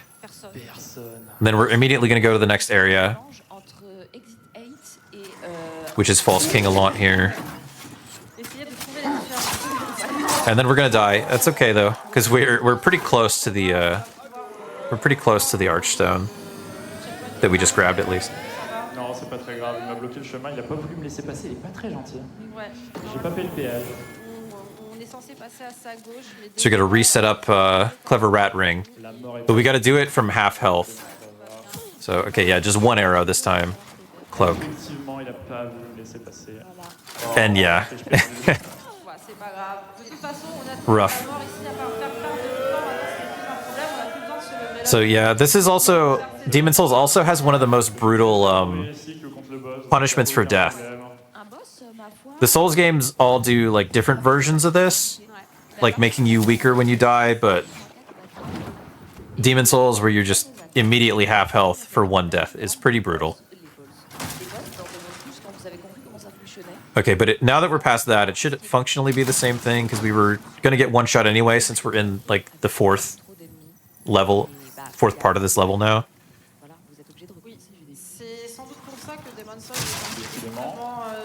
Gotta bait him forward, this guy here, to get around him. There we go.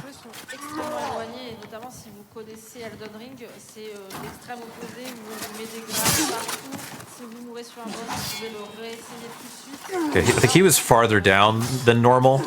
Yeah, so normally you would do that 1 hit and it would push him back and then you could get around him there. But because he took longer on the first guy, that guy had moved more, and so it was kind of spiraled like that. These games are so brutal like that as well. Like getting around all these enemies with your stamina management, it's like so kind of cycle based. And anything that makes you do your stamina management slightly differently can just give you these weird cycles that you're not prepared for or used to. And it can be really hard to back up. See, there we go. We got to run that guy faster. So this guy should be in a better position now. 1 hit and then run left past him. There we go. Yeah, though, it's really easy to snowball. 1 thing doesn't go as you planned. Suddenly your stamina is very different than it's meant to be. And like the whole cycle is weird. Cloak again to get past these ministers. as we dodge more dragon fire.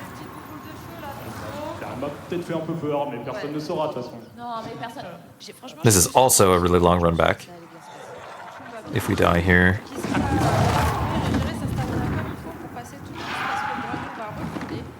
This I also could not figure out casually how to get past this guy, this dragon. I just like tanked through it with all the health and grass that I had.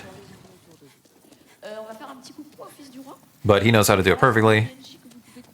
Then we got Ostrava here. Usually gonna homing soul arrow him once.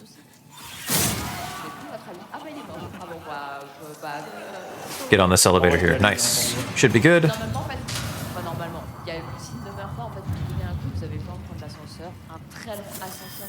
So we're in our clever rat ring range already.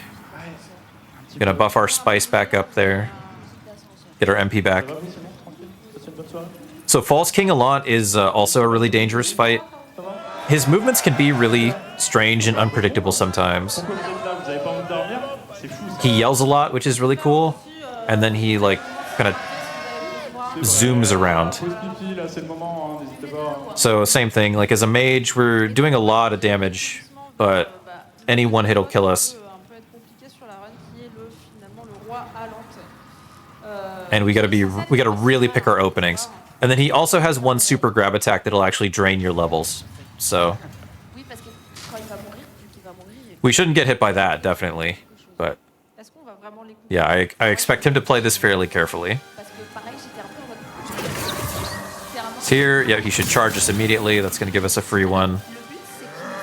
Then we just kind of gotta wait until we've got an opening to recast Homing Soul Arrow.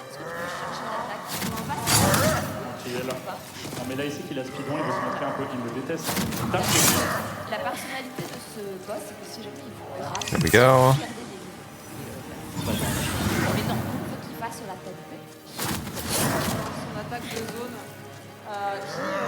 Waiting for another opening. That's a good one. Get him. All right, nice. Okay. So as you saw, had to do some waiting around there for safety, but that's fine.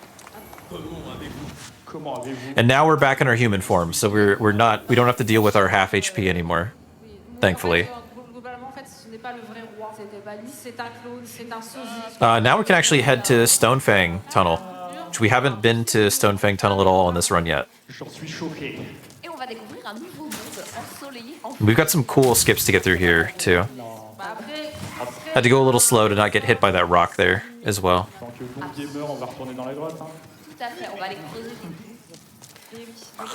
And this is another good place, another place where it's good that we have our magic build as well, because these enemies are resistant to things that aren't magic damage. Hit these pots here. Ideally, okay, so he wanted to hit all those dogs, but he got 2 of the 3 dogs with that soul ray, so. Okay, cool. And we've got our sword that does magic damage, which is very useful for those guys if you have to kill them. And then here's our big skip here. So we can roll up here. So we're on the railing collision there, and then we have to walk forward a little bit to get past that area. So now we're out of bounds. And then this area is kind of on the border between these two parts of the zone, like these two zones. Like the level 1 and the level 2. So by doing 2 more quit outs here, we can again get the game to set our spawn position in the second zone instead of the first. Then we drop down, and then we'll die at the bottom here. And now when we load back in, we'll be right behind Armor Spider here. Which normally the whole challenge of Armor Spider is getting up to Armor Spider as it like launches projectiles at you. But we just get to be behind it and kill it. So that's super comfy now. And then here we can do cat control quit out to get down the rest of the way as we're making our way to Flame Lurker. So make sure our cat ring is on. Get our clever rat ring range. We've got the cat and the rat. And I have to say, like fall control quitouts and stuff in like Dark Souls 1 and Dark Souls 3 aren't terribly difficult. They look a lot more difficult in this game because like the way the menu looks, like you can't see your character falling. Like you can hear the scream, but like normally we don't time it by audio, we time it like visual. So I would imagine it probably takes a little bit, unless they're like way more forgiving, it probably takes a little bit to get used to timing those. And then Flame Lurker, gonna be using Homing Soul Arrow here. Oh, it's out of range, I think. Just barely there. He can just dodge the Homing Soul Arrows by sidestepping, so we want to be careful. Yeah, like that.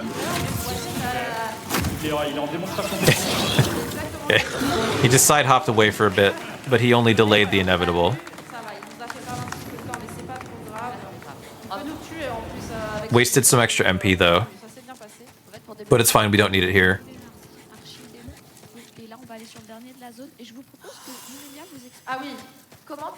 Because we're doing Dragon God next.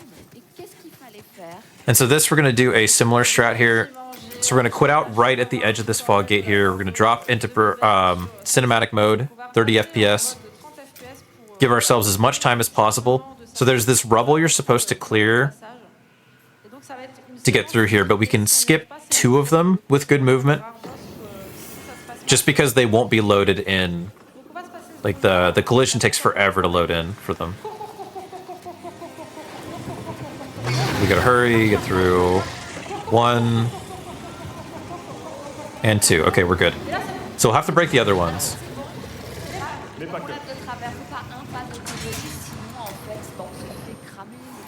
And then yeah, so this is like a kind of a gimmick fight, or like depending on how you look at it, but we just have to clear the debris, get through these this area on like a specific cycle. The Dragon God will like periodically do these super attacks that would just like murder us in one hit if we get hit by them. So you just have to know the cycle here and get from one giant ballista to the other. And then we'll do one last hit to finish the boss off. Also, I see some love for Flame Lurker in the chat. Yeah, Flame Lurker is my favorite Demon Souls boss, definitely. I love Flame Lurker. It's normally like a 7-minute run back casually to get to Flame Lurker, which I didn't love, but it didn't stop me from loving the fight. But yeah, the character of like Demon Souls fights, a lot of Demon Souls fights are at least very unique, I'll say. It was before FromSoft had kind of settled into the standard, what's kind of become the standard like dodge attack kind of for a lot of bosses. And I mean, I like modern FromSoft bosses for the most part. But yeah, there's something to be said. The fights in Demon Souls are very unique, each one of them, for the most part. Okay, so we're back to the Shrine of Storms here. So again, we're going to be able to use our cat control quitouts here to skip down to the boss faster. He casts Cloak there so that the manta rays won't bother him while he's running there. You can see there's shadows going past him. They would be firing on him normally. And then interestingly, this is interesting to me that this works, because he's doing like a fall control quit out essentially into a boss arena. Normally boss arenas aren't stable ground, so the game can't save your position there. So in most of their games you can't do stuff like this, but it actually works in this arena.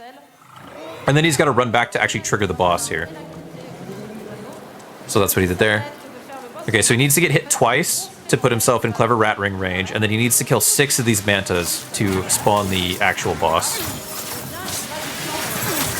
So we're trying to take our 2 hits, okay.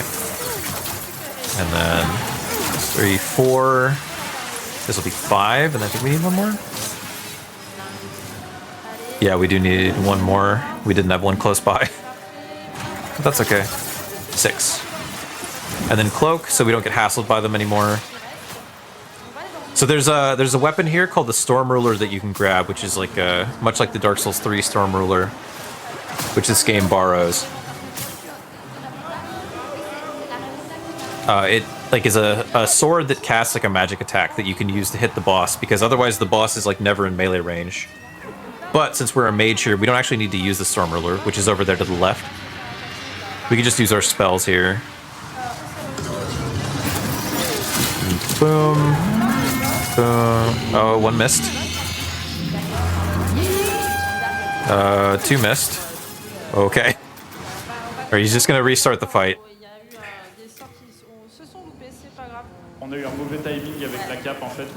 Yeah, 2 misses, unfortunately. The boss takes a while to come back and do another pass. So opting to just restart the fight from there. And again, since back by where he landed there was his last stable position, it will put him in a good spot. He doesn't have to take damage for Clever Rat Ring anymore, but does need to kill 6 mantas again. So 2. Count with me, chat. 3. A 4. Any counters? 5. 6. Notably no 7 though. Cloak again. So we can kind of break aggro with the other little mantas. Position between the 2 rocks.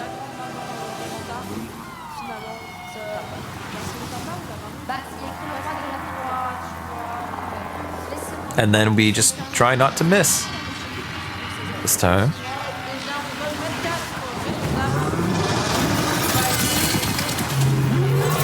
Oh, we're taking some enemy fire.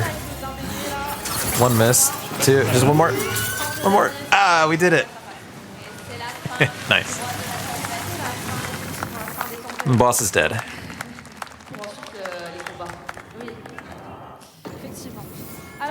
Now we just run over to the final area, the final boss. And of course, the final boss is the hardest boss in the game, as is tradition. Run past Maiden in Black here. Have to clear these branches.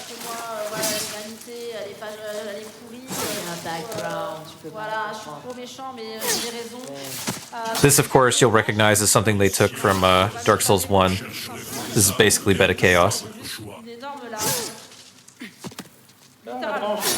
Get through the branches. And then True King Alant.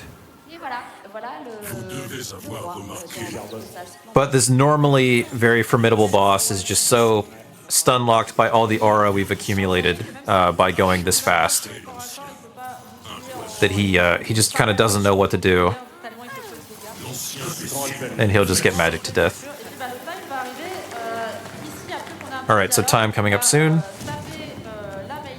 We're going to trigger the ending here. So there's 2 potential endings here. The fastest one is the bad one, where we just kill her. So we had to kill Maiden in Black there.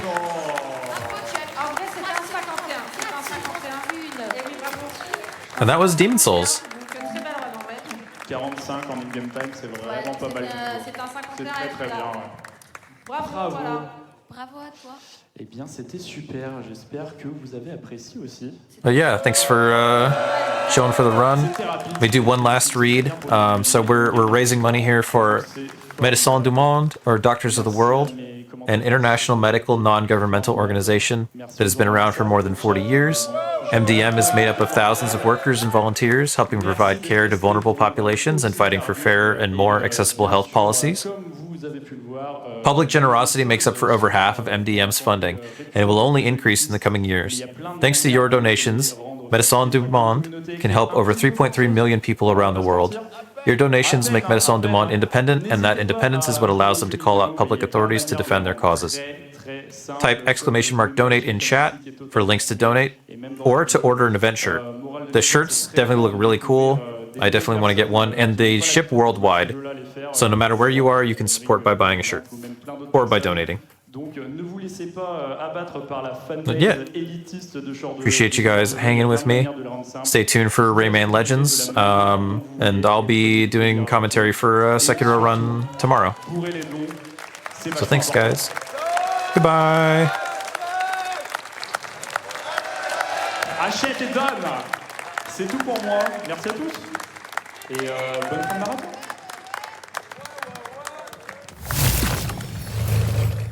Magnifique. La nuit ne fait que commencer, Yamato. Comment ça, elle fait que commencer? Il est beaucoup trop tard. Non, ça ne fait que commencer. Je te le dis, je sors d'une sieste extraordinaire sur dans les coulisses de SpeeDons. Et maintenant, c'est parti. C'est juste parti pour la fin de la nuit. La fin de la nuit, t'as raison, en fait. La fin de la nuit. Parce que bientôt, on va voir les matinaux. On est déjà des matinaux, finalement. Oui, mais oui. Bah, j'arrive pas à accepter que des gens se lèvent aussitôt. Mais avant tout ça, je propose de jeter un coup d'œil au dessin de Suzy. C'est bien ça? Non, c'est maintenant qu'il va y avoir... Ah, c'est maintenant qu'il y a un dessin. Oh là là là là là là, je suis pas réveillé. On peut lui dire bonjour. On peut lui dire bonjour, bonjour. La régie est en train de s'effondrer, je pense. Non, c'est juste... Qu'est-ce qu'on va avoir de beau? C'est Rayman Legends maintenant, et c'est pour ça qu'il y a un dessin. Voilà. Et voilà, on va avoir Rayman Legends, on va avoir Metroid Fusion plus tard, et entre deux, nous allons avoir Star Wars Jedi Knight 2 Jedi Outcast, jeu que je n'ai pas eu depuis longtemps. On va se régaler cette nuit avec la salle qui est encore là. Hein. J'entends des miaou depuis tout à l'heure, ça me réveille des fois en sursaut. Ah, miaou. Hop. PTSD de miaou. Nous avons des dons qui arrivent à l'instant. On a eu Roquefort qui a donné 300 € et j'espère qu'il n'était pas épinglé par notre cher kémiste. J'arrive à la station d'ambiançage en légende. Attendez, on avait également un don anonyme de 50 balles. On avait Ira Elias qui a donné 10 balles. Merci beaucoup, merci SpeeDons, le cast et notre docteur Béboul international pour cette run qualitative. Miaou. Miaou. Non mais prends son temps, Yamato, c'est bien. Moi j'ai un 500 balles de la part de Le Syndicat. L'ambiance est toujours aussi bien à Saint-Etienne, année après année, c'est fou. Bah écoute, merci Le Syndicat, merci pour les 500 balles. Merci beaucoup. Alors, je tiens à vous rappeler également que vous avez des incentives, bien sûr. Là, la langue du jeu de Metroid Fusion est pour l'instant en allemand, si vous voulez vraiment content que ça. Mais c'est encore changeable évidemment dans le cours de la nuit. Il y a la couleur du sabre laser sur Star Wars Jedi Knight 2 qui est actuellement remporté par la couleur violet. Mais le rouge talonne derrière si vous voulez une run un peu site pour les gens qui adorent Star Wars, bien sûr. Un don anonyme de 10 balles, un don de Fabrice qui a donné 20 balles. Merci beaucoup. Merci infiniment. On a également 200 balles de Galdradial. Allez Poussin, t'es le meilleur de l'univers. Elle est passée où, Charlène, en fait? Ça, j'imagine que c'était pour le runner, pour Dr Weber. Oui, sûrement. Ouais. Il y a quand même quelques références aussi qui datent avant qu'on arrive. Et on m'annonce que d'abord on peut introduire, ça y est, cette fois la dessinatrice sans que cette fois c'est la bonne. C'est la bonne. Coucou, oui, ça y est. C'est la bonne cette fois-ci. Alors comment vas-tu? Eh bien ça pique, on va pas se mentir, mais c'est un Rayman Legends, je l'ai fini moult fois ce jeu, donc ça vaut le coup de venir au Star pour dessiner sur ça. Un jeu extraordinaire avec un estimate à 1h38, donc normalement t'as un peu le time, j'ai l'impression. Oui, complètement, surtout que j'ai fait Shrek avant où c'était 20-25 minutes, donc là, je vais pouvoir un peu plus m'amuser. Ah, c'est pas la même ambiance là. Ouais. Mais Shrek en allemand était incroyable. C'était super. Shrek en allemand était incroyable. Eh bien, on te souhaite un bon dessin et je sais pas si on est prêt sur scène pour Rayman Legends également. Ouais. Eh bien, let's go, Rayman Legends, un de mes jeux favoris. On va se régaler. Et bonsoir, bonjour, bon matin, bonne nuit, SpeeDons, on ne sait plus. On est décalé. Vous êtes chaud, j'espère, hein? Ça va, il y a de l'ambiance, c'est parfait, c'est parfait. Et bien du coup, comme l'ont très bien expliqué les ambianceurs, on arrive sur un run de Rayman Legends, accompagné et rené par une légende qui s'appelle Niora.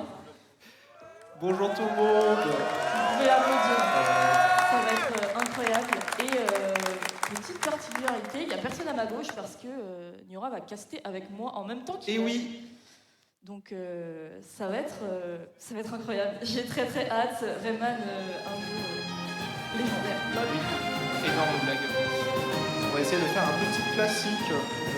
Du coup, le lancer. Le trailer, ça sera après l'intro. Ah, il faut appuyer sur le bouton. Oui. Tapez doucement. Just right in time for the run to start. Hello everyone. Hello. Hello, it's me back. Oh wait, that's not my name. Anyways, hello everyone. We're gonna just right start with Rayman Legends. Rayman Legends is a very cool game, 2D platformer. Actually, it has a very nice flow to it. It's this, sadly, it's the last game on the Rayman franchise. That's sad, but whatever. Very cool game. Actually, very cool speedrun. Even actually has a very nice flows to it. But yeah, run is going to start like very soon. We have this little cute cinematic of stuff happening, or heroes sleeping, and have the main guy here. We're just gonna like completely scrap that because the most important thing right now, we're going to go fast. Just gonna swap characters. Gonna swap characters because it's faster. And we are actually set up to start. Right now, we're gonna start with the first level. Okay. Yeah, sorry, I don't speak French, so I cannot say the name stages. Yeah, Rayman Legends. Main way to progress into this game is rescuing the tensies. The tensies are these little guys that are trapped in the cages. Also, main gimmick of this game actually that we're going to see a lot is we're gonna see Morphe. I don't remember. I believe that was their name. But I. Oh, that was very bad. Yeah, originally this game was released for the Wii U, and the main idea was you just use gamepad to use Morphe and do stuff in the level. Here, this is the PC version. We're just gonna have the button assigned. This is the Y button, and Morphe is gonna just like do stuff. It's going to pull levers. It's going to cut ropes. Help us with the progress of the level, basically. Yeah, as I was saying before, this game is pretty much a collectathon. Even if the category says any percent, we have to actually get a lot of stuff. And by a lot of stuff, I mean a lot of tensies. The tensies is the main collectibles. Again, you can think about them like the stars on Mario 64, the sun, or even the moons on Mario Odyssey. I would say more the moon because the flow is very similar. Yeah. You see, we didn't actually get every single tensi. We just get like enough. We also don't care about looms. Looms are just there to exist. Going back to the tensis, we don't get all the tensis. We actually miss 2, mostly on purpose. We're not going to get all. Why? The queen and the king tensi of the level are actually in their own room. We don't want that. It's lost time. We just want to get every single one that is on the way in the main stage, like just like that one. Yeah. Some are in the cages. Some are just very hidden. Some enemies have them. Yeah, just like that. Well, you can see, talking about a little bit of movement. The movement is very simple. You just have your attack button, you have your jump button. Rayman games, you have this ability that is hover, gliding, kind of stuff that every character can do by pressing A again. We're going to speed seeing this thing of jumping and hitting on the air to conserve some air momentum, and the animation keeps some of that momentum. We also have our ground pound or ground slam or we call it. That makes us go down very fast and also beats enemies. We also have, yep, there you see that's one of the using the attack in the air. We also can swim. Swim is not going to be very important, at least for now, until we reach to the water stage. We can pretty much see. Another thing, we actually die on one hit in this game. We have these little hearts that are in some flasks, some bottles. We don't actually. It's very helpful. Ideally, you don't need them, but again, ideally you don't need them. Of course, there is damage boost strat that you can use. But again, just one free hit. Thankfully, this game has infinite life, so nothing really bad can happen, you know. And usually we replenish our heart during the loading screens. The loading screens are such a cute little thing there. You can just play a little. Sometimes makes you wish to actually have the loading screen for a bit longer. Yeah.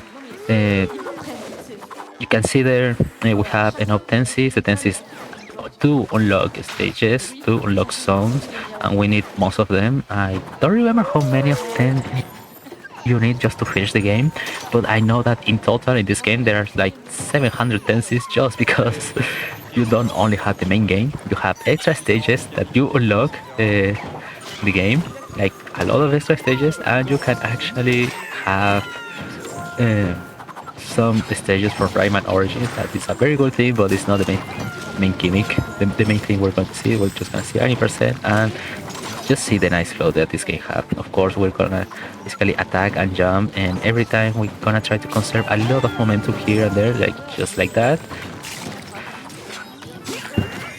You can see one of the things I really like is that this dash attack, you have to just press the run button and do the attack, and it's very nice. There's a little tendency hidden there, and you just have everything but one. But again, you don't need all.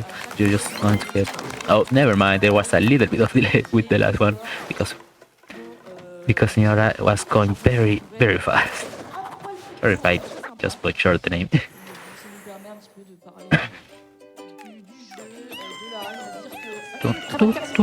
Sorry, this game has a nice music. Okay, this is very much, you know, I would say the best comparison is Mario 64, just because you actually enter the paintings and you get the levels. So that's like funny, don't you think? Oopsie, okay. And hello Morphe, it's nice to see you again. As mentioned before, press the Y button, the triangle button, X button, or whatever you have, and just Morphe is going to do something. For example, it's going to just attack that the eyes of that guy there, or this guy there again. Really, really cool gimmick for the game. Sadly, it doesn't like feel normal here. This game was very much planned for the Wii U, so the Wii U you have this Wii U with this gamepad. It's still very fun. Yeah, see, we don't actually need to use it like every single time because there's some tight jumps we can actually make just like that. We don't need to be using Morphe 24/7, just using when it is useful. And we have this. First time we're going to see one of these rooms. There it is. That is yeah, that's the queen. That's the queen. See, the king and the queen always gives us a heart. But if we already have all the hearts, we're just gonna get 5 looms. We don't need looms. This is one of the stages that seems like we're gonna get every single tensi there. Because it's faster. Yeah, even the king gives us a heart. Such a silly thing, but cute at the same time. Just gonna make our way right here. Some little jumps. We just completely don't care about enemies. Yeah, nothing that much to comment to it.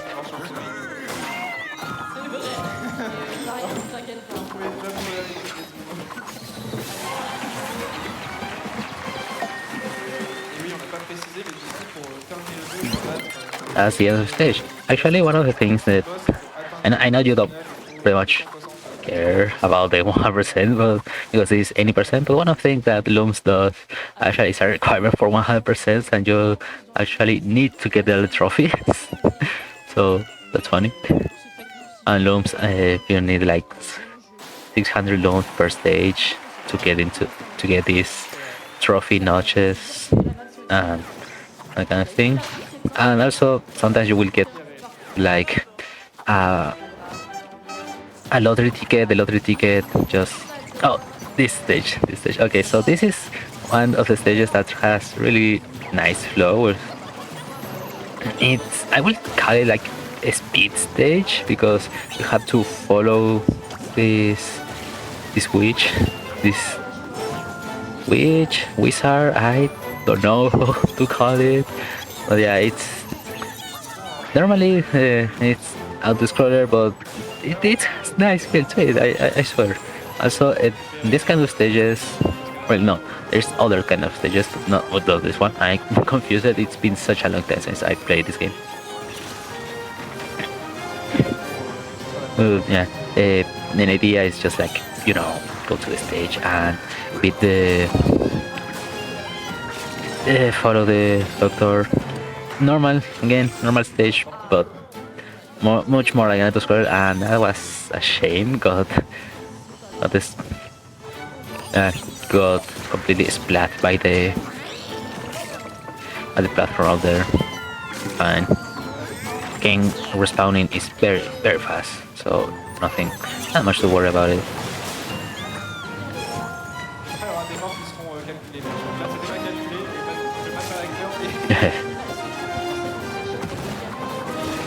Yeah, we're just gonna try to blast off and try to get ahead of ourselves. Okay, this part is very scary because we have these fire ghosts that are annoying. Every single time, of course, the stages are going to become harder and harder all the time, and that was the last tendency, and we just need to go to the end. I don't quite know if Niora is going to take the king and the queen, because I don't remember, but it seems like no. Okay, there it is. There's a cute cinematic of the last dance, just like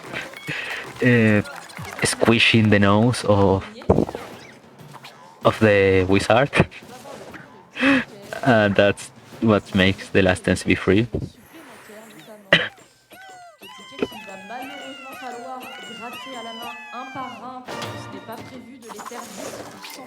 Yeah, the number is going up. We have a lot of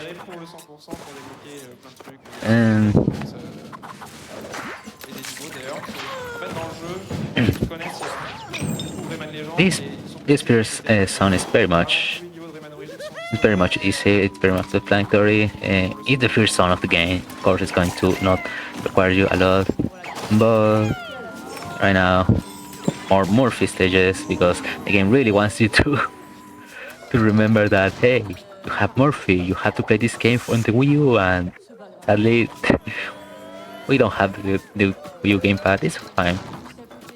My button is faster. Okay, we do this super high jump strat, like ground pound and attack at the same time. You jump and attack. If I'm not mistaken, for what I see, I'm not formally a speedrun this game. I got the 100% of this game, but I know the speedrun is very, very cool. I saw it countless times because I really liked it. Mostly the 100% run. More damage boost strat I was talking about. The hearts can give you this damage boost.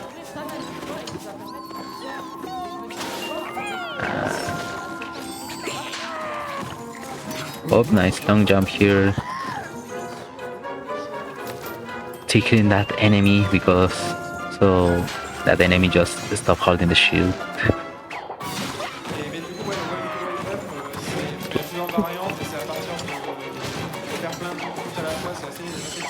Yeah, here it becomes pretty much a reaction.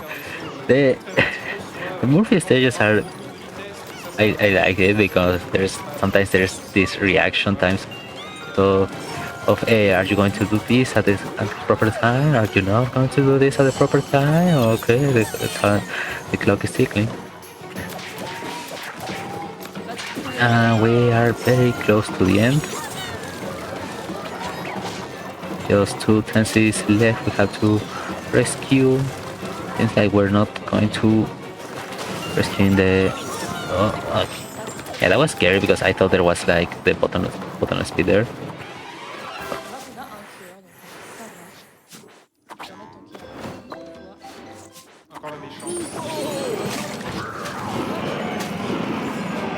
Okay, and now we have this cool section where just they win a power-up to throw punches. Literally throwing punches. We're gonna throw hands. They're going to be these dragons. It's cool 3D dragons. Annoying. But that's fine.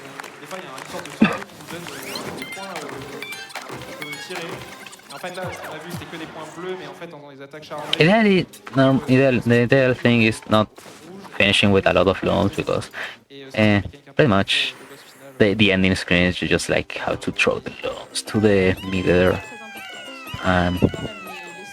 Yeah, just that. Okay, now we're going to the boss. Boss fight is very simple, and here we're just gonna fight the boss. The bosses has like 3, 4. I don't remember how much hits the bosses have, but you have like a checkpoint between them, between the hits, and there are tenses on here, but because there aren't. Yeah, sorry, I'm just completely messing up. There are tenses here. You're just gonna save it.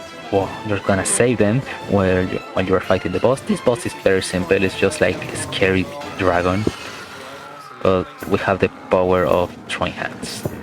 And yeah, that's it. That's the first attack. Every time we throw hands, the dragon will do like more harm. But as everything, it's going to be more and more difficult.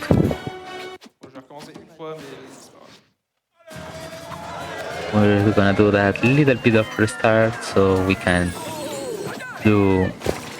Oh, seems like we completely failed something there. Or is a escape?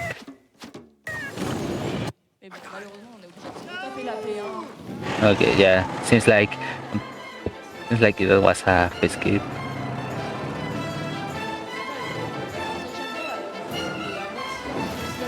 We're just gonna have to repeat this. But remember, charity. Donate to charity is very cool. Donate to charity. That's my thing. Doctors of the World. Very cool charity. Helps everyone out there.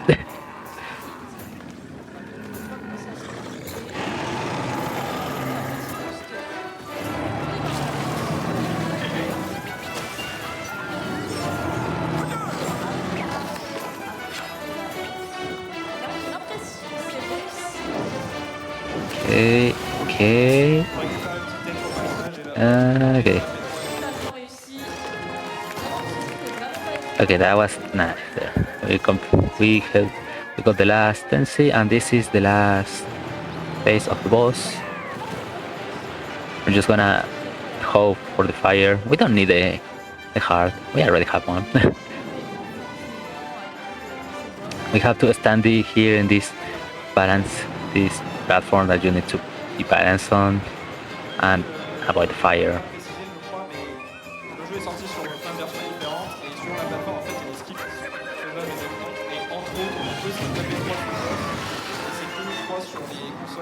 And that's it.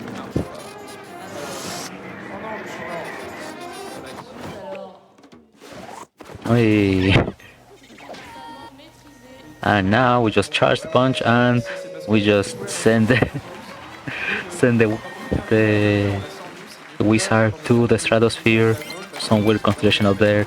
We rescued everyone, and yeah, that was the first song. Every single song in this game has an end. Has to end with a rhyme song, rhyme mini game kind of the stage. We're not going to see them, sadly. We're just gonna instantly jump toward the next stages, mostly because these rhyming stage are these music stages are pretty much auto scrollers. Of course, you're following the music. They're platforming music. Right now we're going to the second zone. The second zone, we have this pretty much garden green thematic. Yeah, has an introduction to the gimmick of the wind. We hover, float, glide in the wind. We're first of all, it makes us way lighter. Second of all, we can actually fly using the hover, just like this. Gain some hate. Okay, right now we have to play some football, soccer even, to free that tendency.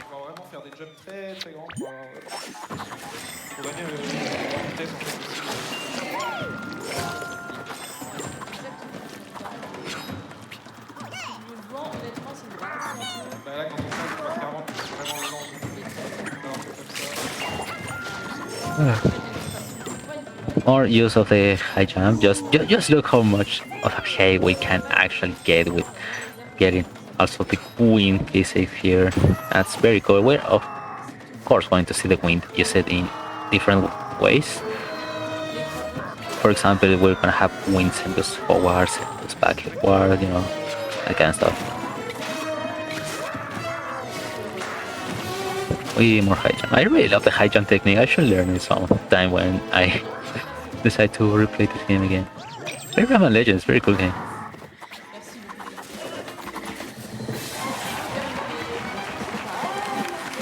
Yeah, that's all for this stage. If you like see very closely, there is like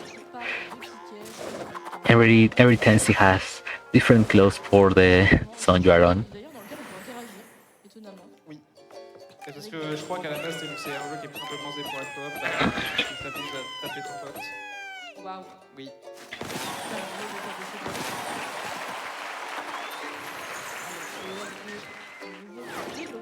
Surtout dans le chargement. More move. Man, I really love those loading screens because they're like just so cute and I don't know what to say because it's like the silhouette character. And if I'm not mistaken, like if you can, this game has such a funny co-op. Okay, first of all, that's very disrespectful for Morphe. Like it's just like slamming the finger into the open eye of a random guy that is there. That's not doing nothing. That must hurt. Dans l'introduction du premier niveau, mais normalement on se tape toute une intro sur le contexte du jeu, sur le fait que... En vrai, je vais même pas faire acteur, j'ai pas regardé la cinématique depuis 10 ans et vraiment je me souviens même plus qu'il y a eu lors du jeu. You really like to play the tenses now that I can see closely.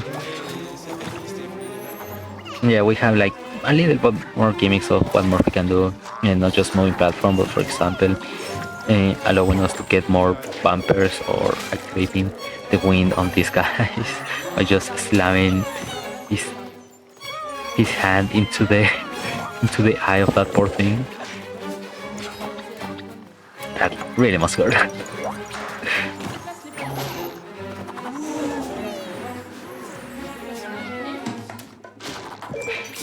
I really love the sound like of every time you uncover a secret or you find something that is behind a wall or whatever, the game just like goes like ooh, ooh.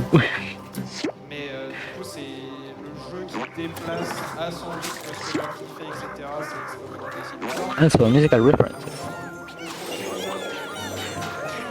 You know that in Rayman Origins there is like a completely music-based stage, as in the original Rayman as well. Well, not the original, the first Rayman, that should be the proper name. I got every single tendency here. Was it like 250, 255, some number like that?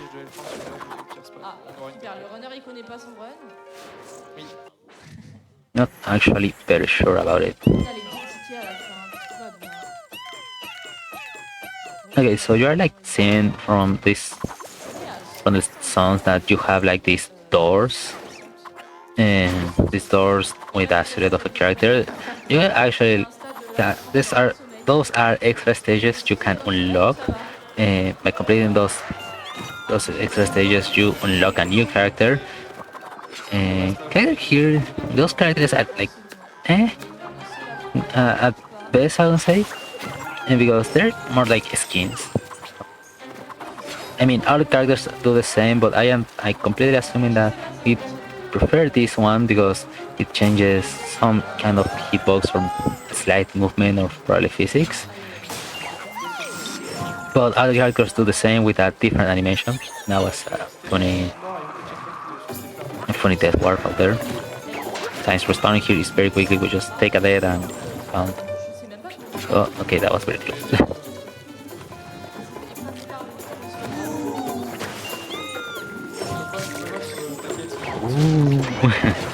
Sorry, I still think that's fun.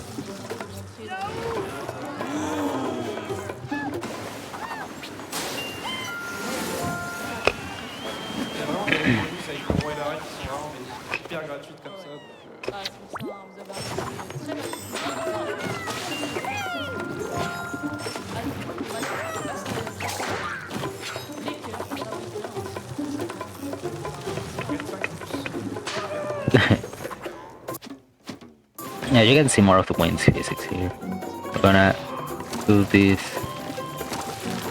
I assume that's reset for cycles because this stage has like a lot of moving platforms.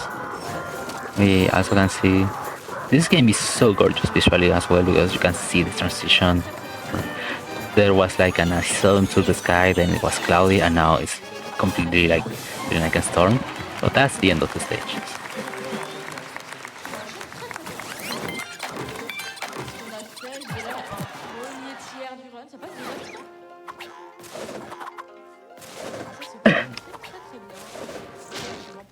Un niveau qui va être très rapide. Et oui. Et il est pas mal celui-là. On est à combien 82. Mais à chaque fois qu'on débloque un niveau, il y a des applaudissements. Je sais jamais si c'est la salle ou si c'est le jeu. C'est assez perturbant. Okay. Okay, now we're actually on the skies. You remember that tale of the guy with the magic beams and has to go to the sky, you know? Yeah. Anyways, more Morphe stages. You already know the drill. Press the Y button, call Morphe, just like the button of calling Luigi, except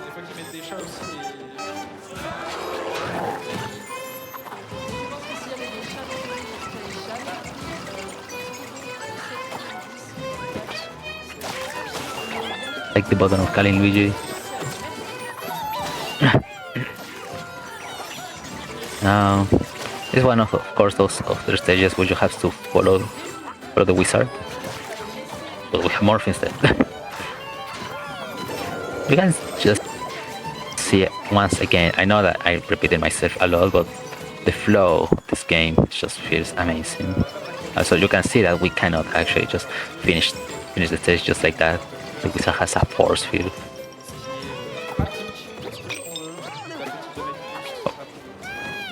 Damage boost strat. You can actually take some little bit of damage even after you lose the heart.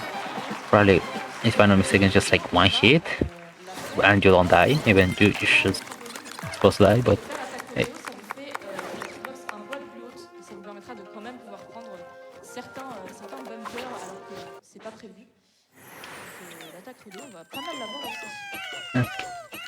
Yo. Oh, hello. Yeah, sorry to jump in the middle of the run, but yeah, I am filling in for my buddy Cass, who's supposed to be doing the English restream for Rayman. I'm Mastery930, by the way. I've run other games. I don't know hardly anything about Rayman here, but I'm willing to ask questions, inquire, and learn. So. Don't worry, I'm very invested in Rayman, except that I'm not that invested with SpeeDons, so we can actually see some cool stuff together and pretend we know. Well, that's what it's all about, right? We're here to come together and learn something, right? Yeah, having fun. Yep. Yeah, if you were just like a little bit an explanation also for the folks that are joining in and don't have it, unlike Rayman, but just appeared, what is this about? Well, this run is any percent. We're not going to get all the stuff. We have this Rayman Legend is pretty much a collectathon of these little guys, the 10Cs, these little blue guys. We need a certain number of them to unlock the final stage. That's what we usually do in the run. Just get the... Yeah. I don't remember. I just remember the max number of dances the game has, that is 700, but I know you don't need all of them. I don't remember if it was 250 or 300, but I know the number is like kind of big. Okay. And what are the collectibles being? Is it the blue ones? Yeah, there's a total of 10 in every single stage, but we're just gonna aiming for the fastest one. Basically, there's some tenses that are in their own secret rooms. We don't actually enter into most of the secret rooms unless they're fast or we need like a heart or like an upgrade or stuff something like that. And but most of the like an upgrade or something like that in the side rooms.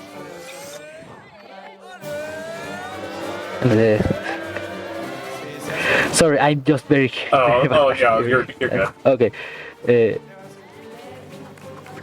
No, it's fine. Okay, we're gonna see this. I know this was on the notes. This is an escape for the boss. We are supposed to fight that huge frog there. But by doing that escape, I don't know how it works, but this looks very, very good. We just go out of bounds, and that's it. We don't have to fight the boss. Was that the skip there, or is it coming up soon? Okay, so No, that was the skip there. Yeah, we skipped the whole boss, so we don't have to do it.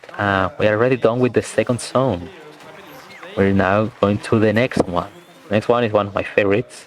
Oh, we're gonna do a little time attack stage. This time attack stage are in lore is like, for example, the level we already did before.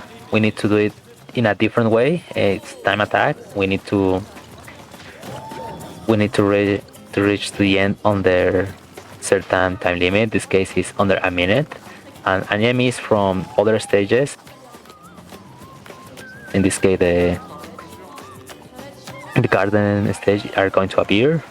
But it's kind of cute. They're very short levels, and they give us 3 tenses if we get into the goal under the time limit.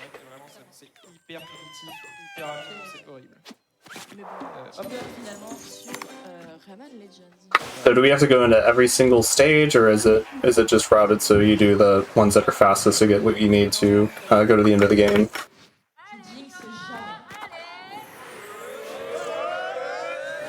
Et du coup là on ne suit plus l'ordre logique du jeu, on est parti directement en 5e bronze, parce que en fait Some of them, since you don't need all the tenses, and there's a lot of tenses. For example, right now we were supposed to do like we were supposed to do stage 3 and 4, but instead we just jumped into the final zone of the game. That is Olympus Maximus. True any percent spirit, right? Yeah, just feel in a collectathon even. And if you know, for example, how like Mario 64, you know, the 16-star route, that yeah. Or you know, like you're supposed to finish the game with 70, but you can just finish it with 1 or whatever. 1 or 0 even.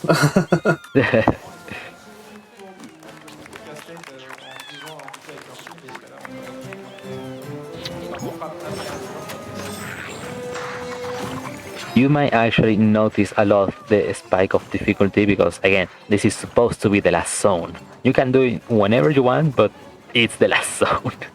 Interesting. So intensity, like just lots of enemies, lots of platforms, stuff like that. Well, many hazards.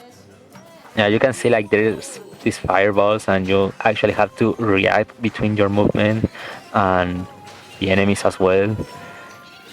You know, platforming. You know, usually when in your platforming games, when you reach to the end, there's a lot of bottomless pits. That's usually thing. Yeah, that's the trope. Is like that's just how it gets harder, right?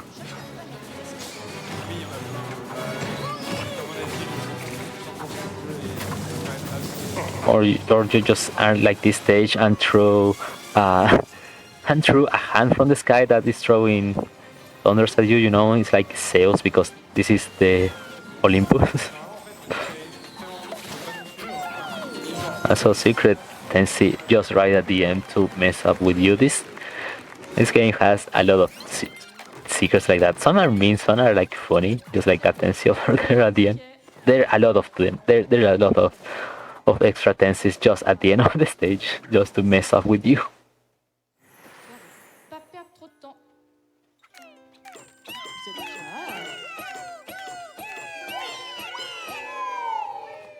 So walk me through the movement in this game. There's like a spin dash kind of thing and a double jump, it looks like. Yeah, there is like, well, there is a run button. When you do the run button and press the attack button, you just do a dash forward that helps you to keep some momentum. If you chain it with a jump, normally that's the name of the game, is keep your momentum even on the air. You can extend that. You can extend your air momentum by doing an attack in the air, so you don't lose height. You can, yeah, and you can chain it like to not lose height. For example, doing a glide. That the glide is not a double jump, but pretty much keeps you in the air for more time. You can do a glide and a punch, so you can cover a little bit more of distance. And by jumping, you conserve a lot of momentum right there. Just okay. So the platforming is it momentum based, like Celeste, for example? And I would say kinda, because there's some platforms where basically the thing is try to get the max speed, you know, from the jump, because you have like a little bit of acceleration at the start, and that's why we do the dash at the start. Gotcha. Now we have this runaway section where these evil, I believe they are evil rooms. I don't These remember. gremlin looking things, right? Yeah.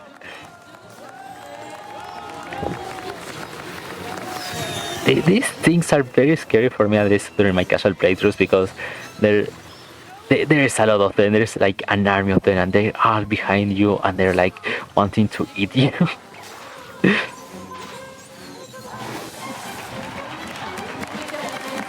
Oh, just go right to the end. Masterfully done. Yeah.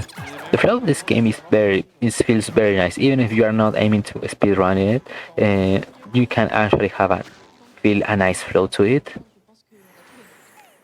Playing casually even, because it feels like the platforming. It's very intuitive. The design also.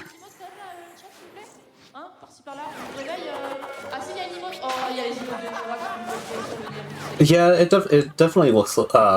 I mean, you have the spin dash, the double jump, and everything does have its flow with the art style as well.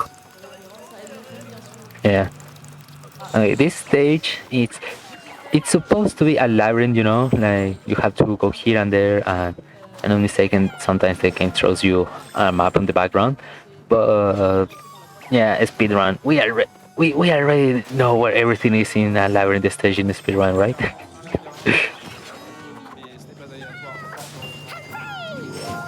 Yeah, just go through the motions and gets the exit type deal, right? Yeah, since we actually don't need to. This is a labyrinth stage. We don't need to get into the lab stage itself doesn't have these secret rooms. It has other kind of rooms, for example, this gimmicky room where everything is upside down, just to mess up with you. And this a lot of hazards. Yeah, it's again, last zone of the stage. You are not supposed to be here. Well, or yeah, you're supposed to be here if you want to, but it's not recommended. So is it in the 90% you just go straight to the end and you only play the last section pretty much? To be honest, one of the things I don't remember from playing this game, I know I did it all in order, but I don't remember if you are required to beat all the bosses or something like that. But I know you Gotcha. But I know that any percent doesn't like do every stage, and you just do the necessary amount of collectibles. Whatever gates you, right? Yeah, I don't know if someone in the chat can correct me because I'm sorry. Par exemple, des temps de chargement. Oui. On adore. Oh, là, en plus, Maximus. Alors, on a des emotes aussi de RE, voilà. Parce que, il y aura, So how many collectibles are we looking at? Like what are we gonna be getting by the end of the run, if you remember? Yeah, I believe it's tied to 100 collectibles by I believe. And can you even die in this game? Because I haven't seen it yet. yeah, you can die in this game, but the respawn is like very fast. Like you die while just like second later you are already like again. But it puts you back at like your last like good position. Yeah, your last check. Yeah, your last checkpoint basically. But the game has like a lot of checkpoints going on. Okay. Trying to make you not lose the flow. So don't lose the flows at all.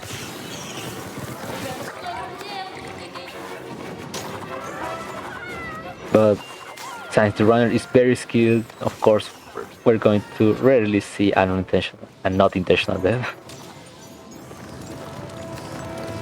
Right, yeah, it's just like, I don't know what the stakes are, like if a death means going back all the way to the like, beginning of the level or what, but it doesn't sound like that. Yeah.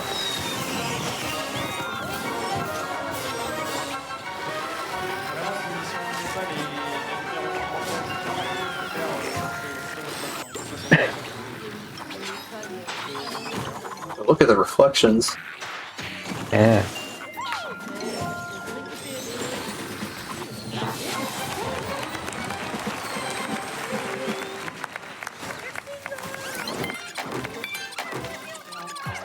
Going to repeat myself again, the visual of these games are gorgeous.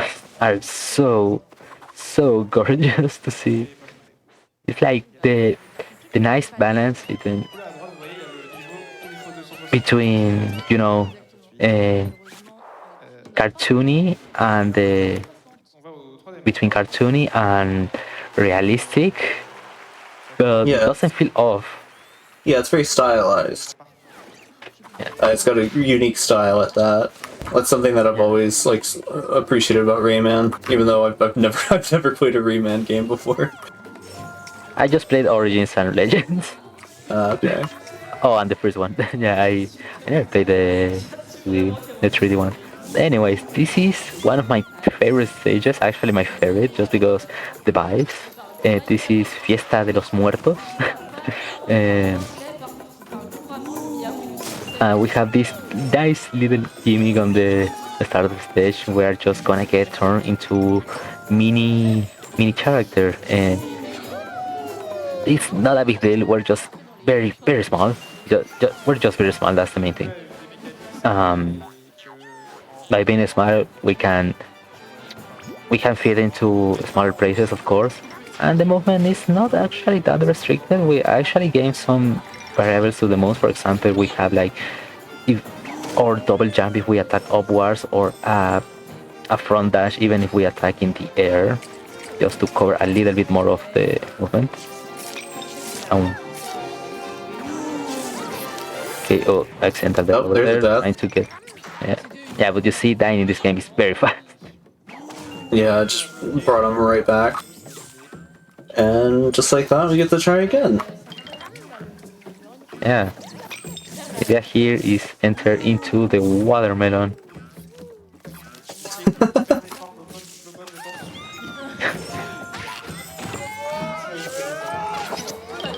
On the sausage, off of the tomato, through the bell pepper. Yeah, food-based stage. You always need one of these into your video games, right? Say again? Yeah. You always need a food-based stage in your video games. Oh yeah, every game needs one, for sure. The only other game I can think of that has one is split fiction, right? Yeah.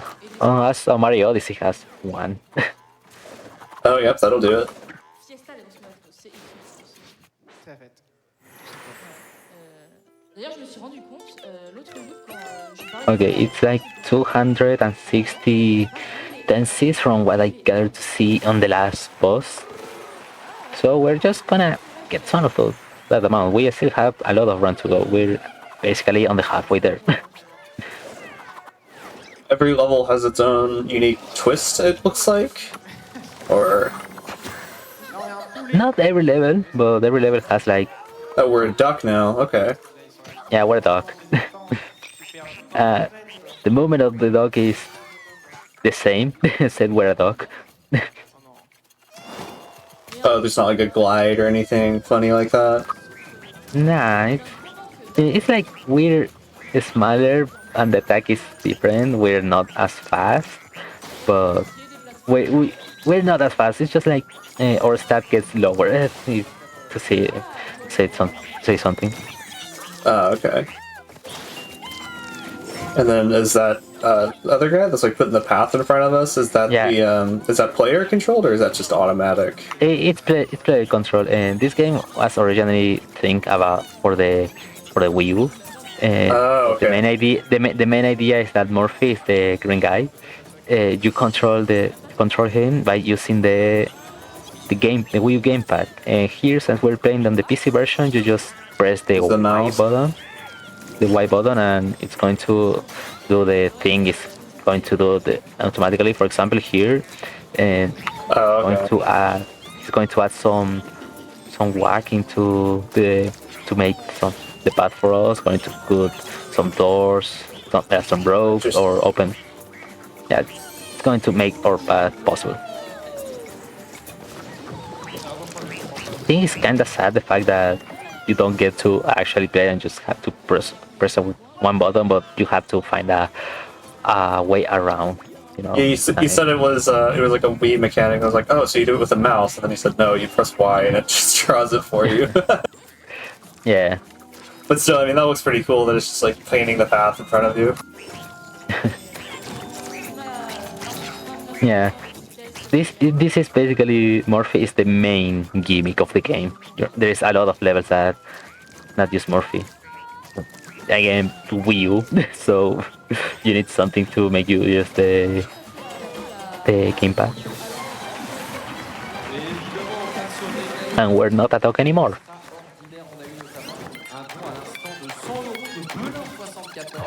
On a eu Alex Way qui a donné 100 balles en disant je vous réveille à 4h30 pour voir la run de Rayman dans la salle. Je donne pour me garantir une expérience intransable avec Metroid en allemand. Bravo. Alors, moi je me suis réfléchi un moment, mais on a effectivement moult dons et ça ne charge plus. Oui, non, si ça. On a 7,70 de la part de Sir Pipil, le plaisir de se réveiller en pleine nuit et tomber sur du Rayman. Bravo à tous pour l'event et on a Mystic O'Malley qui a donné un bal. Okay, more food-based stage. We have this. I believe it's. I don't know if it's cheese or some sort of sweet. Or butter or something. Yeah. To be honest, I don't know because I know this level is basically based on Mexican tradition with the Dia de los Muertos. Oh, it's probably queso or something. Yeah. Okay, come on. Okay, we didn't get the. Okay, that was kind of sad. We didn't get the ball into the to do the hole-in-one with the ball. That's the main idea. And just don't, and we could just jump at it and break the cage, and that's it. We gained our hair back, so that's completely fine. But main gimmick on this stage, we have these big worms, serpents, snakes, and by the way, luchadores.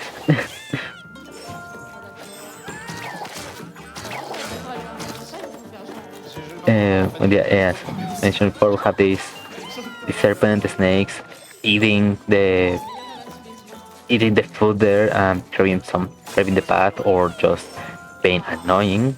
Game is going to be used in different ways. And of course, it's going to regenerate behind. We need to be careful because they have spikes. Of course, they're scary. Chat suggests that the weird cheese material might be marzipan. Probably. And it very well might be. I don't know. But one thing we should know is that it's delicious for this worm to just keep eating and eating. Yeah, now we have this variation of the same kind of thing, except that it has spikes. Means it's spicy or something, or has more sugar and it's more dangerous. Oh, that was a shame. That right there at the end.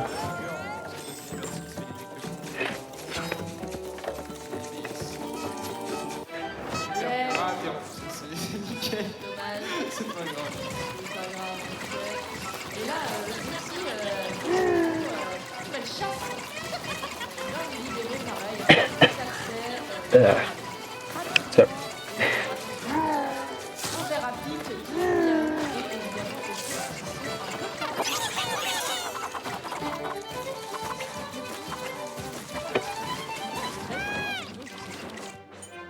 Okay, my phone is being funny right now. The super much better. It's being fun. You love to see it.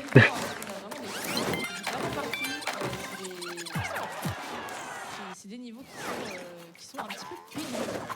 Mais c'est maîtrisé. Un peu moins vraiment bêtement. Et... Et perdre du temps bêtement comme tu veux. En plus, souvent, des fois, c'est qu'on a beau avoir un cœur, c'est très facile de se faire comboter et de rien pouvoir faire, et du coup, bah, dans tous les cas, tu meurs. Exactement. Okay, as far as I can see, we already finished the stage. Est-ce que ça va être très close cette fois? J'aimerais juste le faire ça sur ce web, And okay, we have this another invention stage, and again, very very short and fast stage, and 3 extra 10Cs for a stage that is like 30 seconds on this. Oh, never mind. I completely forgot this. Never mind what I said before. You need to reach under 40 seconds to. It's from down to up order, not up to down. So sorry. But again, 30 seconds to stay. Yeah, just literally what I say. No?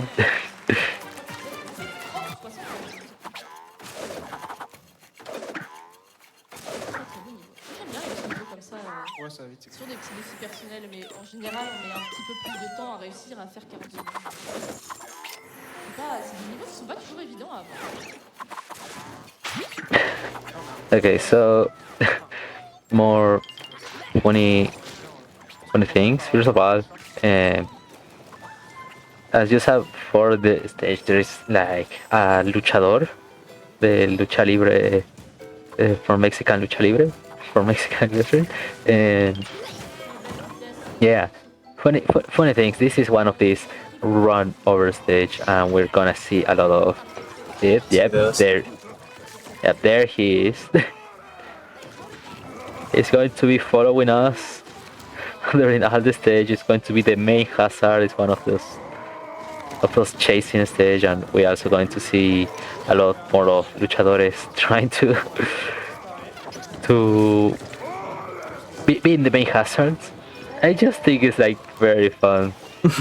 in a way, you know, it's like comical, funny, but it still is a hazard, and you still need to take care, but you cannot help but laugh from how silly it is. You go through like the little like trumpet things that like, shrink and unshrink you and stuff. I don't know if that was a mechanic I missed from before, but that's like really funny. Yeah, that's one other mechanic interested on this song. Okay, down here is like a Terminator reference that I just think is so This game is cool. This game is cool. Play this game.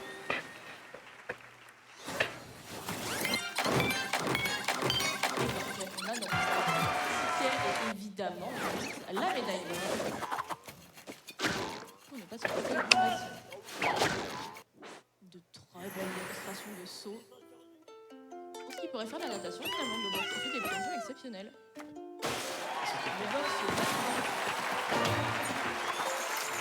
This is the boss. It's going to be a Restream match against a big guy. Do we actually fight this one, or do we skip it? Nah, we actually fight this one. Okay. We have like a presentation as well, and yeah, you can see. Sometimes it reminds me to one boss in another game in Super Meat Boy. I don't know if you play Super Meat Boy.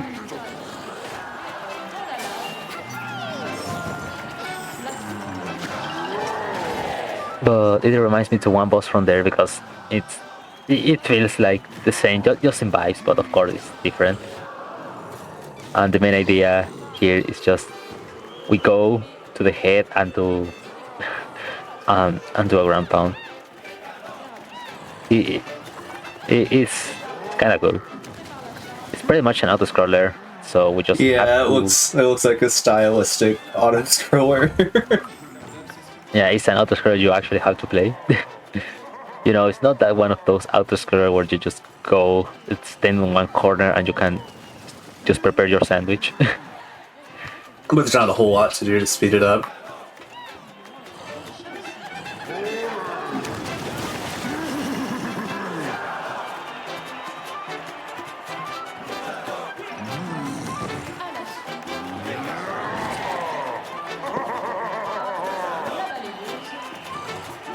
Only way I can think about how to speed this up is just by getting into the bumpers earlier and doing the.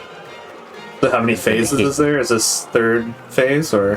Yeah, there's 3 phases per boss. You just have to hit it 3 times. Oh, okay. Yeah, but last phase we had to dodge these fireballs. We have to. For some time, it becomes harder and harder with time, you know. It's like there is some kind of difficulty curve, amount of difficult spike even.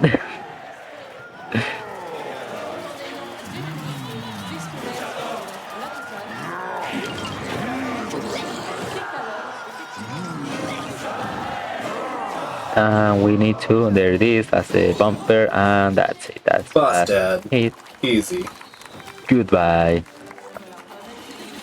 We're just gonna charge punch and send this guy to the moon.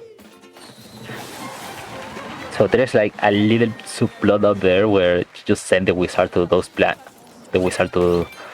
that strange planet. The more you progress in the game, the more bosses you fight, the more instruments are added into that little music. You can listen to it. You don't listen it here. You cannot hear that in the run. Of course, it's going to be slower, but it's funny.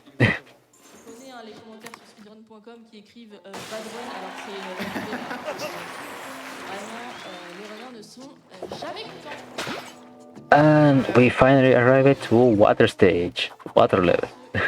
The inevitable water level that every video game must suffer from. I don't know. A lot of people like Rayman Origins and Legends Water Level because the movement feels nice, you know. It feels like very responsive. Yeah, it looks pretty good. Yeah, but you know, you have to swim. You don't have to worry for air like other games. You can swim, not like other hedgehogs. Right.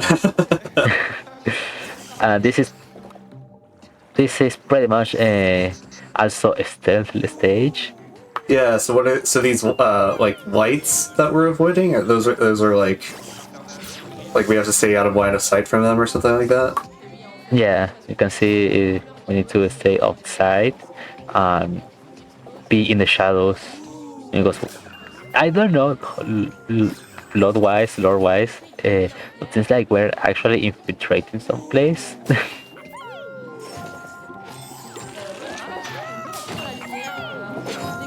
But it do be like that, you know. I didn't even. I'm gonna be honest. I didn't really think this game had much lore. It kind of just looks like ideas. and we just take a death over there. It's a death warp. We already take the Tensi there and go back without having to worry about it, and that's it. That's the stage. You know the introduction. Okay, so the water movement is pretty much like that. It's flow. It's flow in the water is not that you can swim or swim faster by pressing the run button, and of course you have the dash attack, but underwater it's not as fast. But we're gonna try to do it to get into max swimming speed.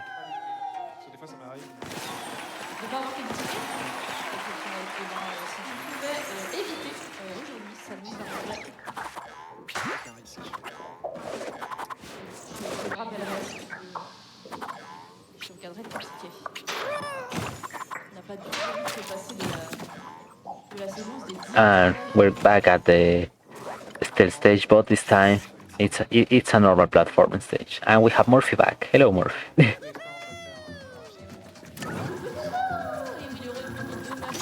To make Murphy press the button, we actually have to hold the Y button.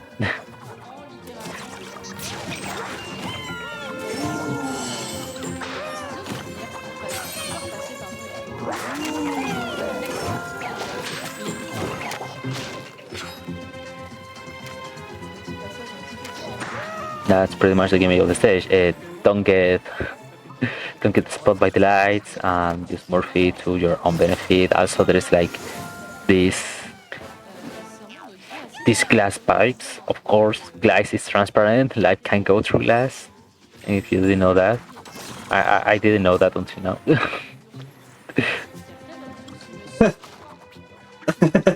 Yeah, no worries. Well, thank you for spelling it out for me. Are there going to be levels where we go in and out of water? Yeah, are going to be levels like that, but mostly.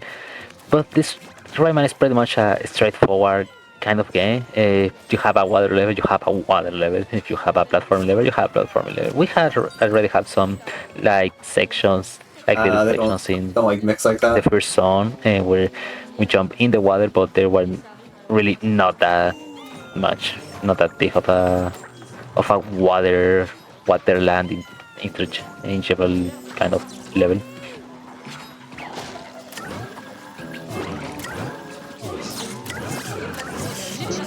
Yep. Yeah, we have to press the button here so we don't get spotted on the platform. Fun. A lot of on-the-fly decision making there, just because, like, the timing of the light enemy and how you have to like manipulate the platforms and stuff. Pretty cool.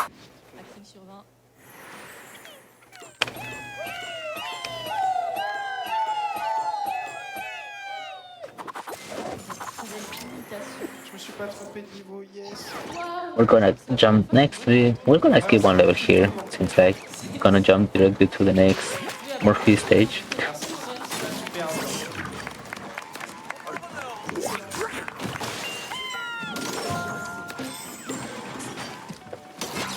This zone is much more of a stealth kind of zone than a water zone, but I think it's funny.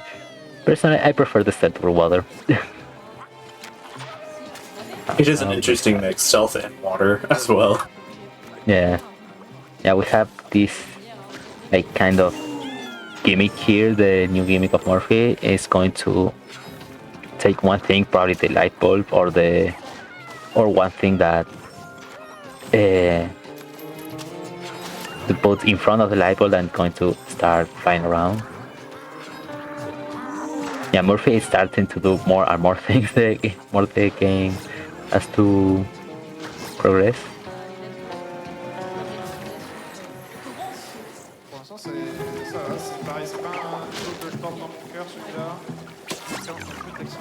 Just like that. We're going to see pretty much again.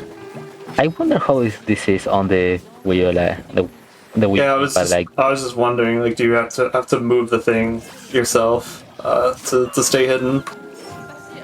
Yeah, I know, like, you have to do the swipe movement to cut the ropes or actually touch something, and Murphy will do it. But I don't know if you have like to be actively moving the things.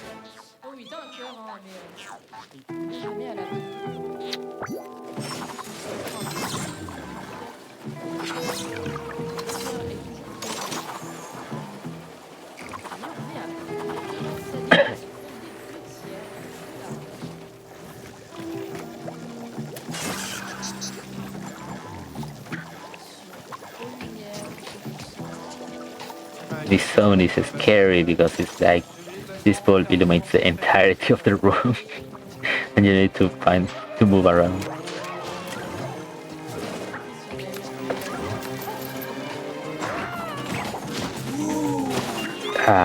Love when the tendency is just right at the end of the stage in a secret zone. I don't know if there is game to play like that where you have a secret just right at the end that you can completely bypass if you are not aware of it. Say that again?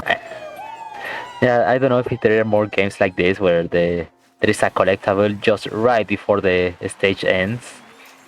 Because, for example, I know that in Donkey Kong Country, the first secret is if you go to the left instead of the right. The classic.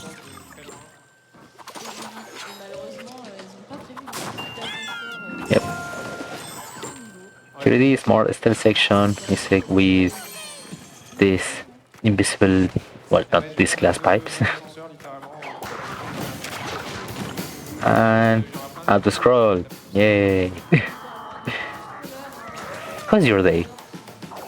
How was your day? My day is going interestingly. Is this an auto scroller here? Yeah, this is an auto scroller. Okay, well, I mean, we could talk about the charity if you want to. Yeah. Talk about the charity. Yeah. So if you're not aware, SpeeDons is raising money for Doctors of the World, abbreviated as MDM. No, I will not try to pronounce it in French because I don't speak a lick of French. But if you don't know who they are an international medical non-government organization. They have been around for over 40 years. They're made up of thousands of workers and volunteers. They're helping provide care to vulnerable populations and fighting for fair and more accessible health policies. Public generosity makes up for over half of MDM's fundings, and it will only increase in the coming year. Your donations can help over 3.3 million people around the world, and the donations make MDM remain independent. That independence is what allows them to call public authorities to defend their causes.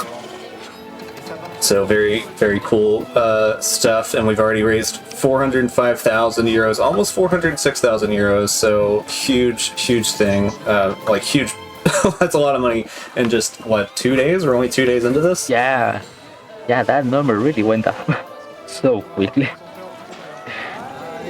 Yeah, when we did Control, the stream had been up for 30 minutes, and we already were at 15,000, and then at the end of Control, they added all of the money that they raised for tickets and stuff, and it was 150,000 euros, so it's very impressive.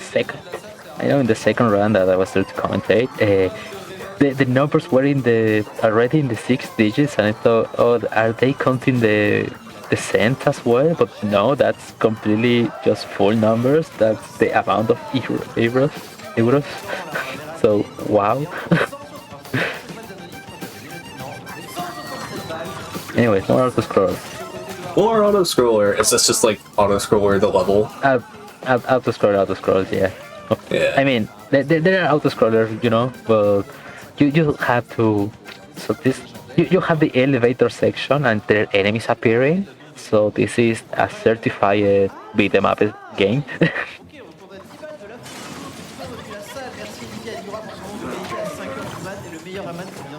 We have more of this rerun section, but we have the power up of throwing hands.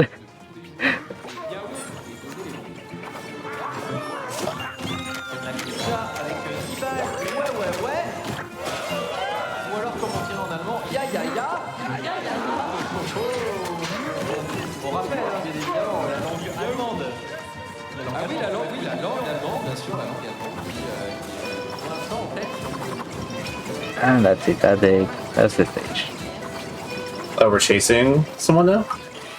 Yeah, we're chasing, but again, this is like already the end of the stage, and the last Tensi we have to rescue is actually the one that was kidnapped there. And we have this water section. Yay, the water level. And we also have Shohan. Yeah, more water. And then we're on land? Yep.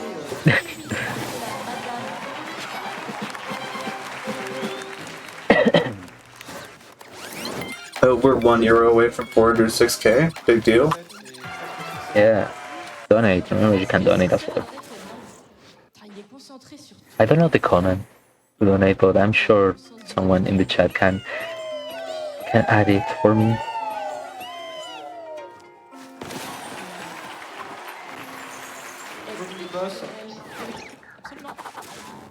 Le gros poisson. Poisson chat. And now this is the boss of the water level. We have water level. This is like an eel, dragon, water dragon, snake, Mario 64 eel. Are we just counting water levels right now? Yeah. I honestly, like, I've heard people talk about water levels in games and how much they loathe them, but I can't think of many water levels in games that I've played. So, like, I think it's just a gaming trope I'm not experienced. I mean, there's water levels and water levels, of course. Like, you have water levels that people really think that are cool. For example, people really think Rayman water levels are very cool. I'm one of those people. You have water levels that people don't like, for example, you know, Sonic water levels because you have the time limit of reading.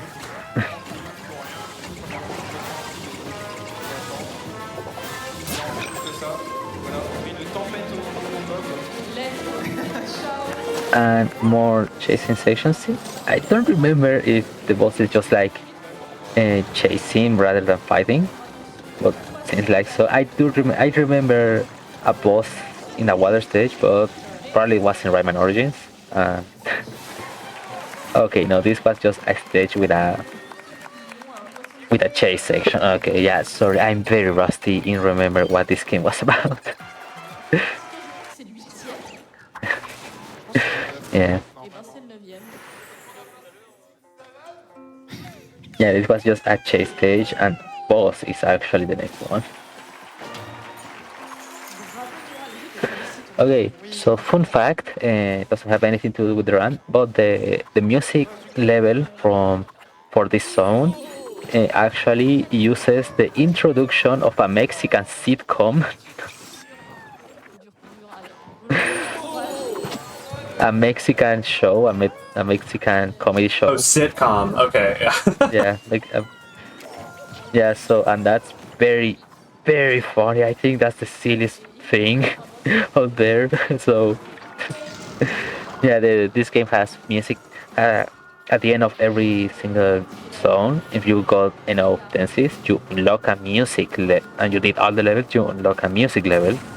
And it's an auto-scroller, but you have to play with the feeling the music, you know. Okay, now this is the boss. This is a robot eel with a robot dragon, robot snake. I don't know. It's a very long thing underwater.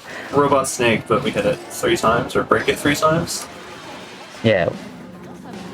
Yeah, it's very simple. Rayman bosses are very simple. You just hit them in 3 times and progress. This on this game. I want to say something to the stage. I see.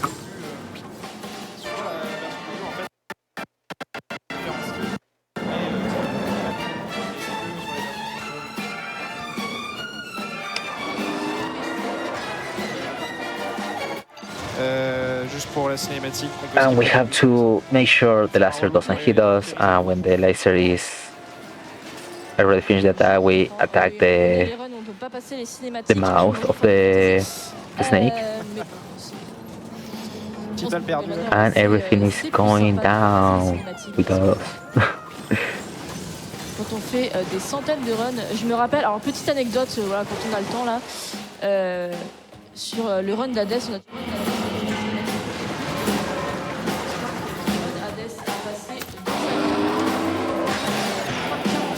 Okay, now you can see how Bunch is progressing.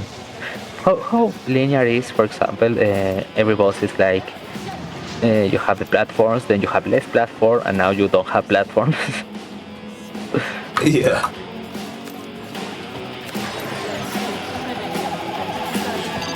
I guess I wasn't really aware like how much like airtime you can have in this game. I guess you can just have like a glide function. Yeah, the glide is the glide and chaining with an attack in the air that makes you step sometime in the air gives you a lot of airtime. That's boss dead. Is that the water sector like done with? Yeah, just one more boss fight left, but we still don't have enough tenses from what I can count. But we're probably going to do some other levels that we unlock here. Oh, we're gonna scratch. Okay. Oh, there's a scratch card.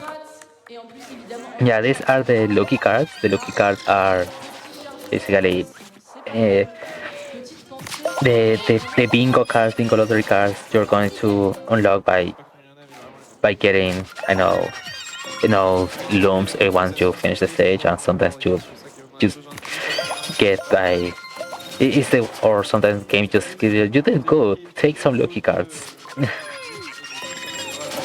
There is some, it's random, but it's not like the game soft locks you from getting 100%. It's completely random, but there is a pool already decided of what you're going to get. So you can get a Tensi, you can get looms, you can unlock a Rayman Origin stage, or you can get a creature that is going to give you looms over time.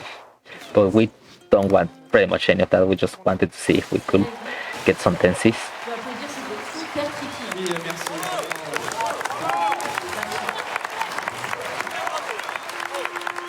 And those are the Rayman Origin stages. You can only get them by scratching the lucky cards.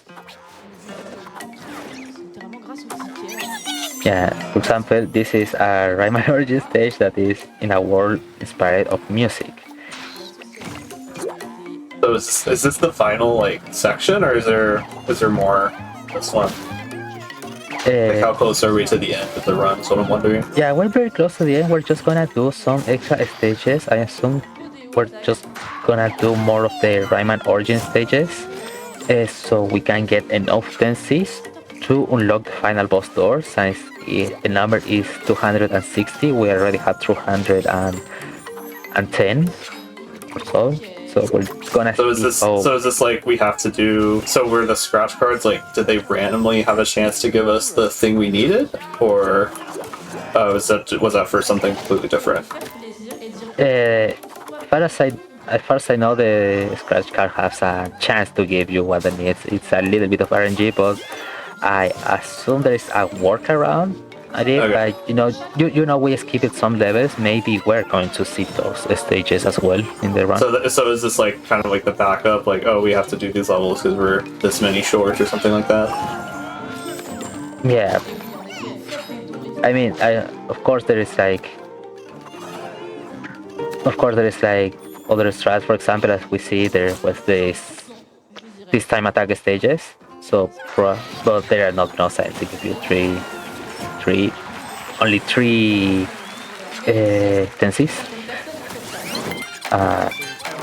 Yeah, we're just gonna do the amount we need to get all the collectibles we need. Okay, we have 224 right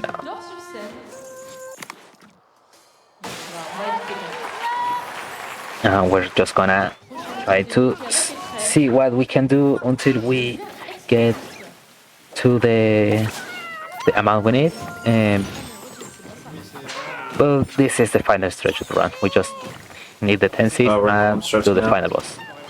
Yep, this is the home stretch. Interesting. This is this is the Rayman Origins stages. The stages are literally taken from Rayman Origins, the game before that was released before Legends. Were these included as like a bonus? Yeah, they're supposed to be like a bonus stage, bonus unlockables with the lucky cards. So you can, if you like to play Rayman Origins, but with the physics of Rayman Legends, hey, there you have it. Yeah, that's actually really funny though, that it's like faster to go through the Rayman Origins levels and the game that they're not from. Yeah. Than it is to play like the actual levels for the collectibles you need.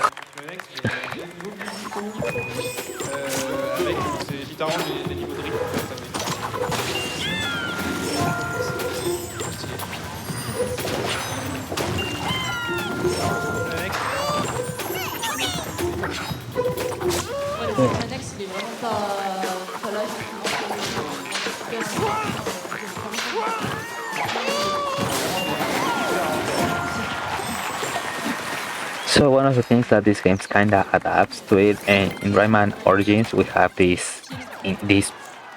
pink balls called electrons.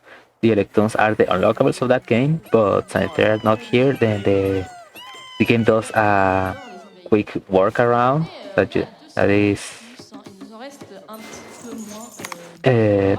that workaround is basically putting the king, the queen, and the last tendency under the cages that the electrons are supposed to be, and we're going to do some more time attack stages. We actually unlock quite a lot of time attack stages, and it depends pretty much on the stage we already beat and the zones we already beat. And since we basically beat every zone except for the last one, we have unlocked a bunch of them. So what we're doing right now is more or less cleanup, just so we access like the final stages of the game. Yep. Where?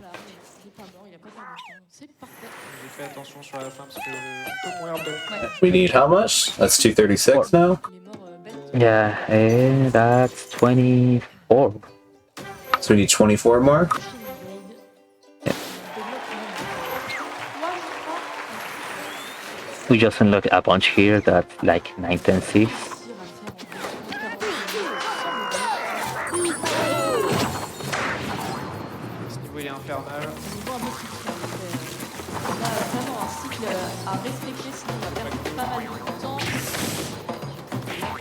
I really like this power up of throwing the punches. I don't know, I just think this guy is really fun. It's also good to have the projectiles, because you are just punching and there's like a punching globe coming from it, so that's cool. And they stop on nothing. Yeah. And when you just do a dash attack or a charged attack, the globe catches fire and basically like a meteor. Pas piou-piou avec le t-shirt. Ni miaou.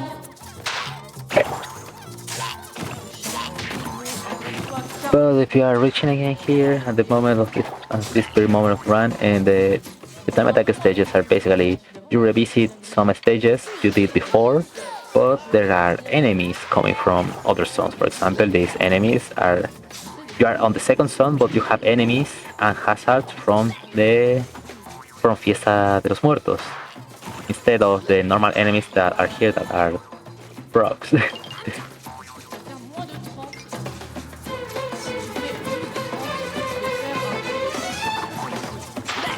The idea is just you reach under 40 seconds, so you save all the tenses that are trapped into those firework rockets, and you win. That's it. You win.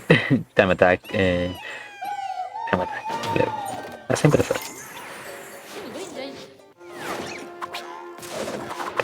We're not going to see them here, but once you beat the game, there's like a time attack stage where there is the dark Rayman, like Mario Galaxy stages where there is a doppelganger that is following you, and it copies your movements, but it has a kind of delay of 1 or 2 seconds. Well, sadly, we're not going to see that here. C'est un peu bizarre ce qui se passe depuis tout à l'heure, mais pour l'instant ça va, mais je suis pas sûr.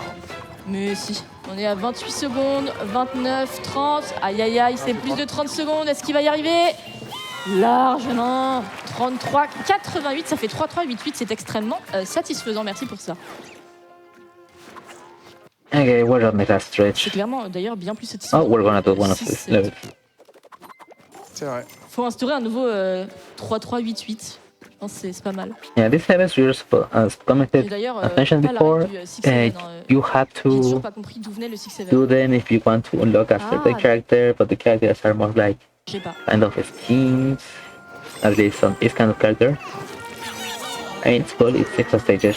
So, personally, at least for me, I just don't like the idea that gives you like a character. It's pretty much existing. It's a very short level as well. Okay. So remind me again, how many of the collectibles do we need? So 260? 260, and we already have 240. Okay, so we're 12 away. No, 240, maybe, yeah, 240. En speedrun, on s'en fout, mais voilà. Totalement. Les blocs de nouvelles invasions. C'est les 4 dernières et après. Et oui. Le niveau gaming, le boss final. Yeah, I believe this is the last set of levels we're gonna do.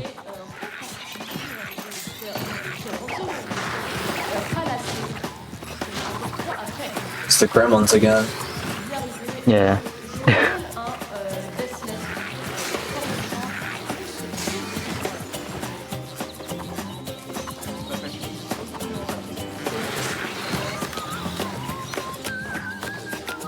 If you want to play this game, there is like a little thing about difficulty that games marks you. The number of schools under the frames is the difficulty on that level. The max is 5 schools, so 5 schools is like ooh, spooky, scary, crazy, difficult stage. And it's actually a right meter because 5 school stages are very difficult.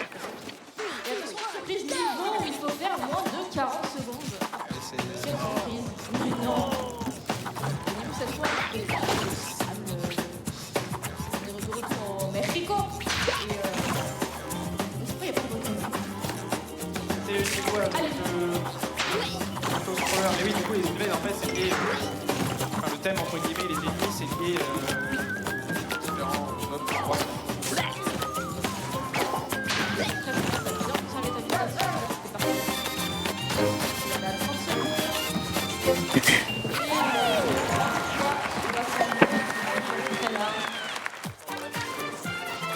Je ne peux pas spoiler le prochain niveau. Il va falloir faire moins de.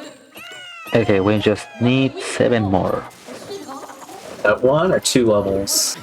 Looks like it's 2. 3. Or 3 levels. 3 levels because we actually need 1 more unless we have a if we scratch a lucky card and get the density we need. Dude, I love gambling an hour and 28 minutes into the speedrun. Yeah. Want to save time? Just get lucky, I'm out.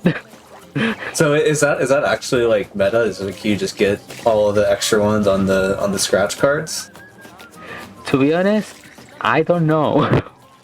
You don't? Okay. But I would hope it's not, but you never know with games like this. I know that the lucky cards are. Of course, there is a set of things you can get. The pool is going to get. Oh, we got smaller. We're 3 away now, so yeah, just 1 stage. Yeah, the pool is going to get basically smaller and smaller every single time of what you can get until like you already are out of options to get. So basically, for example, if you get all the densities from the scratching cards, you're out of the pool of densities and can only get the other things until the point that you already scrapped everything out and you can only get looms.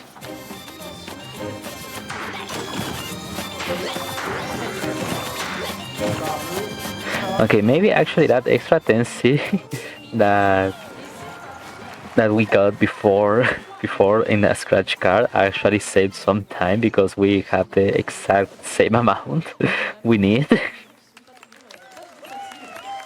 Perfect, 260. Yep. And we locked the final.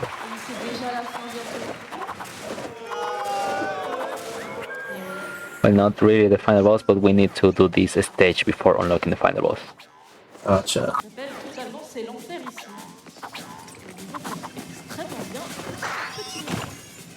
En fait, à la base, on est censé courir sur les murs, mais du coup, bah. On s'en fout. We have Morphe for one last time here. Yay! Hello, Morphe.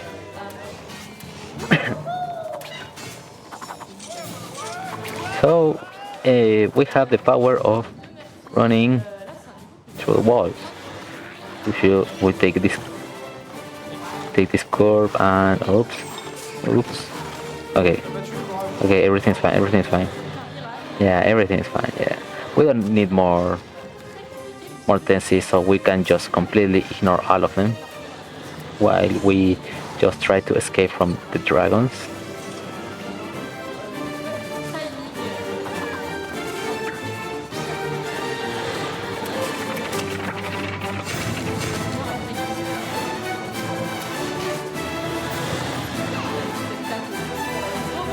These fights are very, very scary.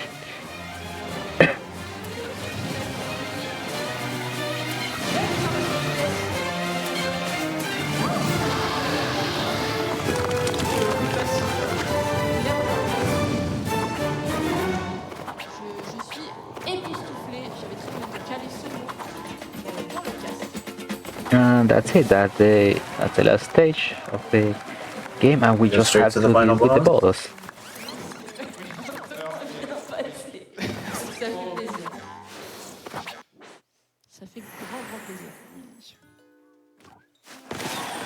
The final boss, of course, is a scarier dragon.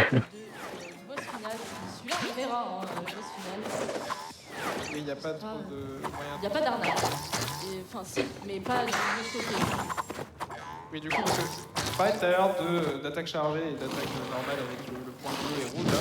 En fait, le point rouge, on peut le spam avec une manip particulière, mais du coup, vous allez voir, mais il faudra le faire une spéciale qui est sur une toute petite plateforme. Et du coup, Oh wait, no, I lied. The final boss is like this dark, a lot of dark creatures.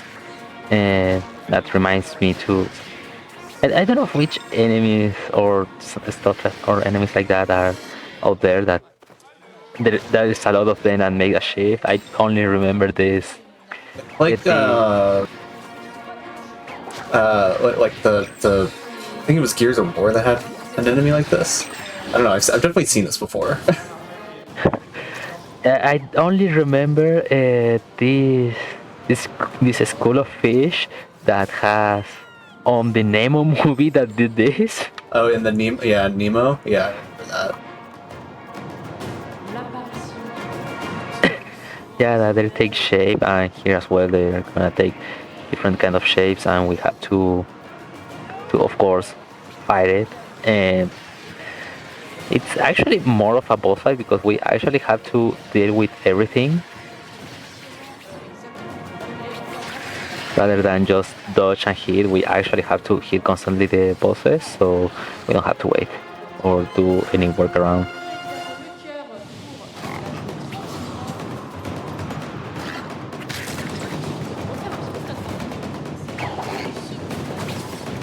Oh yeah, also there is a stage between the boss fights, so careful, it's a platforming.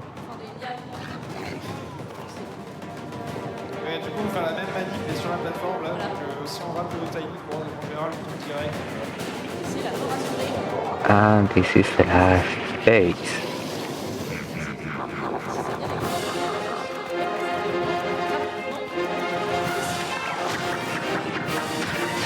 Yeah, we just have to throw these super punches and to do a lot of damage and spam and take care of it.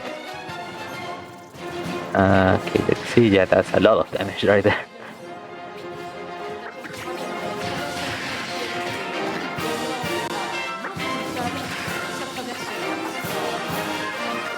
Just a little bit more, and there it is.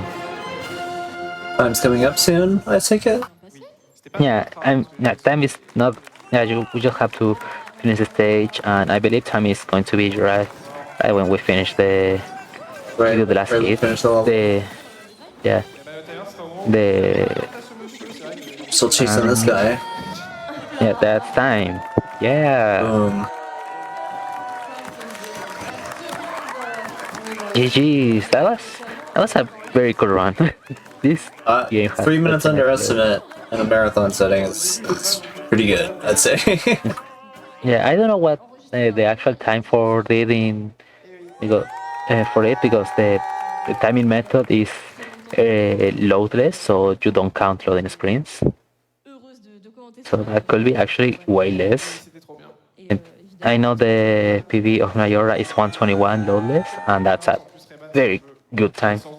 Very good time. So 135, 38 is also a very good time. So yeah, Ashley, where we can? What do you thought about the run? I think it was very cool run. I mean, like I said, I've never seen the game before, but it was very cool looking, oozed with style and soul. You could tell just a lot of love went into that game, and it was very cool to watch. The player was very masterful at like platforming through all the obstacles and things like that.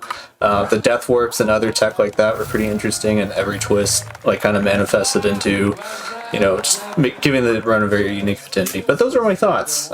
So. C'est le réveil, beaucoup de rejoignent sur le chat et d'ailleurs dans la salle, je pense que ça commence à rentrer des gens. I believe we can just keep our shoutouts because that was the game and we're actually moving to the next one. Yeah, do you have any shoutouts? Yeah, I mean, this was my last time commentating in this Restream. It was very fun. I really liked it. I'm not gonna lie, it feels sometimes weird to be commentating in an English Restream when I speak Spanish. When I speak Spanish, so I should be commentating in the Spanish Restream, but funny things happen. So yeah. You did a great job. You did a great job, honestly. I'm sorry I didn't come in sooner. Yeah, don't worry about it. But yeah, you can find me on YouTube, youtube.com/@NachoAdventurer, or just find Nacho the Adventurer. I do runs of a lot of things, sometimes in the games, sometimes Sonic, and Blue Sky as well, Nacho the Adventurer. And on Twitch, I don't usually stream. I just stream every time I remember my password. Not actually, but you know. Nacho, twitch.tv/Nacho the Adventurer. I don't usually stream speedruns. I'm more streaming challenge runs of games, not usually speedrun. But yeah, Ashley, where they can find you? The URL is exactly as it's written at the bottom of the screen. I do stream speedruns from time to time, usually of like action games like shooters and things like that. But yeah, if you want to follow me, you can do so. But yeah, thank you. On a Covert Muffin, 5 balles. Covert Muffin de Games Zone Quick d'ailleurs. Merci pour tout, amuse-toi bien.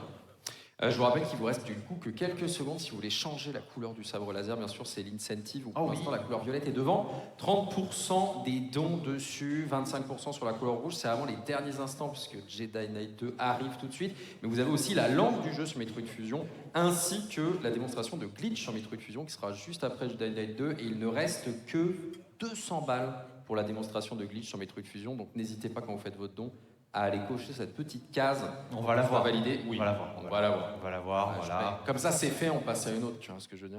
Exactement. C'est carré ici. Mais toi, t'es plus. C'est quoi ta couleur de sabre laser préférée? Le orange, tu sais, le truc qui n'existe pas. Si, je crois. Alors, si, parce que les Jedi gris. Ou oui, voilà, exactement. C'est le genre de discussion dans lesquelles on peut s'embarquer facilement. Voilà, allez. On en reparlera une autre fois. Oui, mais tu comprends les cristals Kyber avec certaines affinités de la force. Oui, et puis les midi-chloriens, c'est pas fou, parce que voilà, je suis différent. Alors, un don anonyme de 10 balles, on a SLVN aussi qui donne 25 balles, Géniora pour la run. N'hésite pas à soumettre un jeu plus long l'année prochaine, bravo à Elisa pour le commentaire. Wouf, apparemment. Ah oui, un team chien dans les dons, extraordinaire. Ah, Je crois qu'on est prêt. Hein. On est prêt, oui, effectivement. La régie nous dit c'est l'heure de sortir son sabre laser. Allez, je le sors tout de suite. Bien tout honneur, évidemment. C'est parti. Évidemment, tout bien, tout honneur. Oui. Hello there. Hello there. Comment ils vont? Comment ça va derrière, ouais? Ils sont encore réveillés, c'est incroyable. C'est ça. Est-ce qu'il y a des gens qui viennent d'arriver là? Est-ce qu'il y a des leftos là? Ah, et ça commence à arriver. Donc le samedi commence officiellement, on y est, c'est le matin. Et oui. Et quoi de mieux pour commencer la journée qu'un petit Star Wars Jedi Knight 2, Jedi Outcast, pas du tout non à rallonge. Vous allez voir un bon gros boomer shooter comme on aime, et ça sera run par Tao Sky. Bonjour.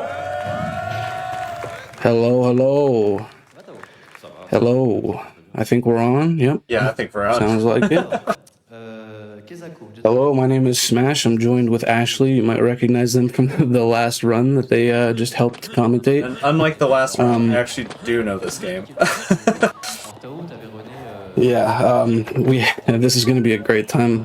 Teo's been doing a lot of practice. If you don't know, we're watching Jedi Outcast. It's got a game that's kind of a little more popular, more well known, called Jedi Academy. Right now, he's actually showing off a core mechanic that we're going to be using throughout the entire run. If you want to explain that. Yeah, so this is strafe jumping. Basically, we're just going to hop like bunnies throughout this entire game. In addition to, you can basically buffer jump and just turn the mouse at a certain angle and hold that angle, and you just build speed like exponentially, or not exponentially, but like there's no speed cap in the game. In addition to that, in our movement kit is crouch jumping. So it's a single player specific, so whenever you jump and you crouch in the air, it actually like moves you up, very similar to Half-Life and other games of the era. So you'll see that being used to like climb up on the higher obstacles. And one last thing I do want to talk about the movement is you're going to see it progress throughout the run, but we do get higher jump levels like as we progress. So we'll start out with jump level 0, and then we're counting down right now, it looks like, but we'll start out with jump level 0. Okay. We'll earn our force jump powers, and then as we go throughout the run, we can jump higher and higher. Yeah. That's the thing that makes this game super unique. It's very, very different from other runs. Other speed games, even with bunny hop mechanics, is the force jump changes so much throughout the run that you have just such varied height, and there's just so many dynamic things that you don't normally see. So right off the bat, we see Teo doing a pretty hard jump straight sequence break off of basically the first platform. Yeah, literally skips half the map straight from the first platform through a window. It all happens so fast in this game. That's why I'm glad he took a second to explain strafe jumping at the beginning, because this game, it's just nothing but tricks back to back to back. Right now, we're already inputting the final level codes to the first level of the game. It's already over.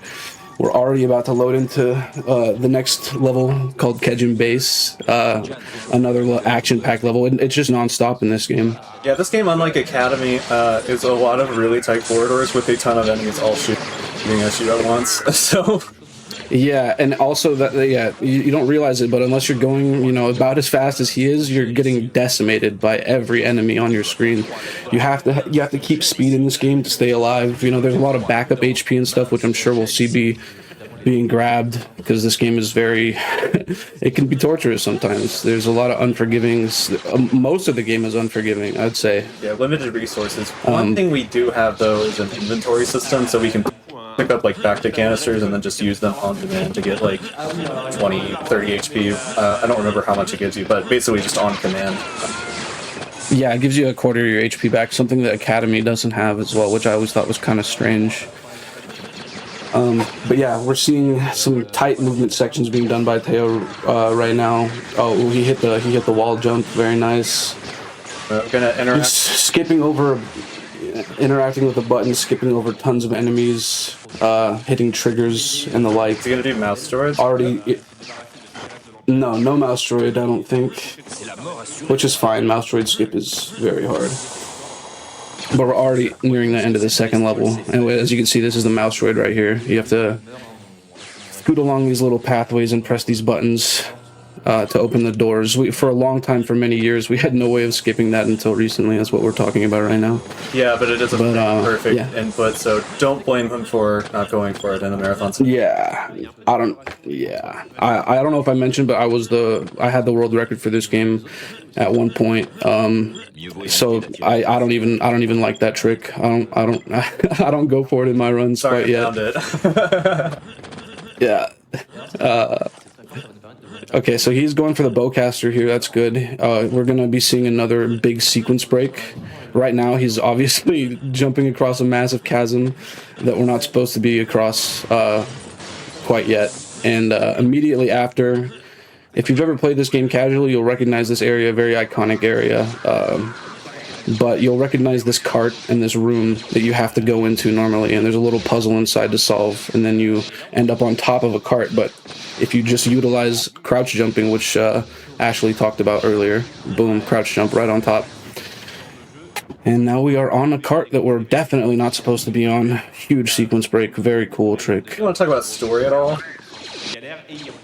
Yeah, I was actually thinking about that. So our protagonist is Kyle Katarn. If you've ever played any of the Dark Forces games, you'll recognize him. He was a protagonist for 3.5 of the games, if you count him as a protagonist in the Academy. But yeah, he used to be part of the Imperials, switched over to the good guys, was a Jedi for a while, gave it up, and now, due to some unforeseen consequences, he is trying to gain his force back. That's kind of well, the consequences are going to be foreseen in a bit here, but for now, he's just doing like dirty work for the Republic, I believe. Yeah, right now he's like just a hitman. He's like Mon Mothma told him to go run the imperialistic pockets, and that's what he's doing. And then I think some bad news changes all that.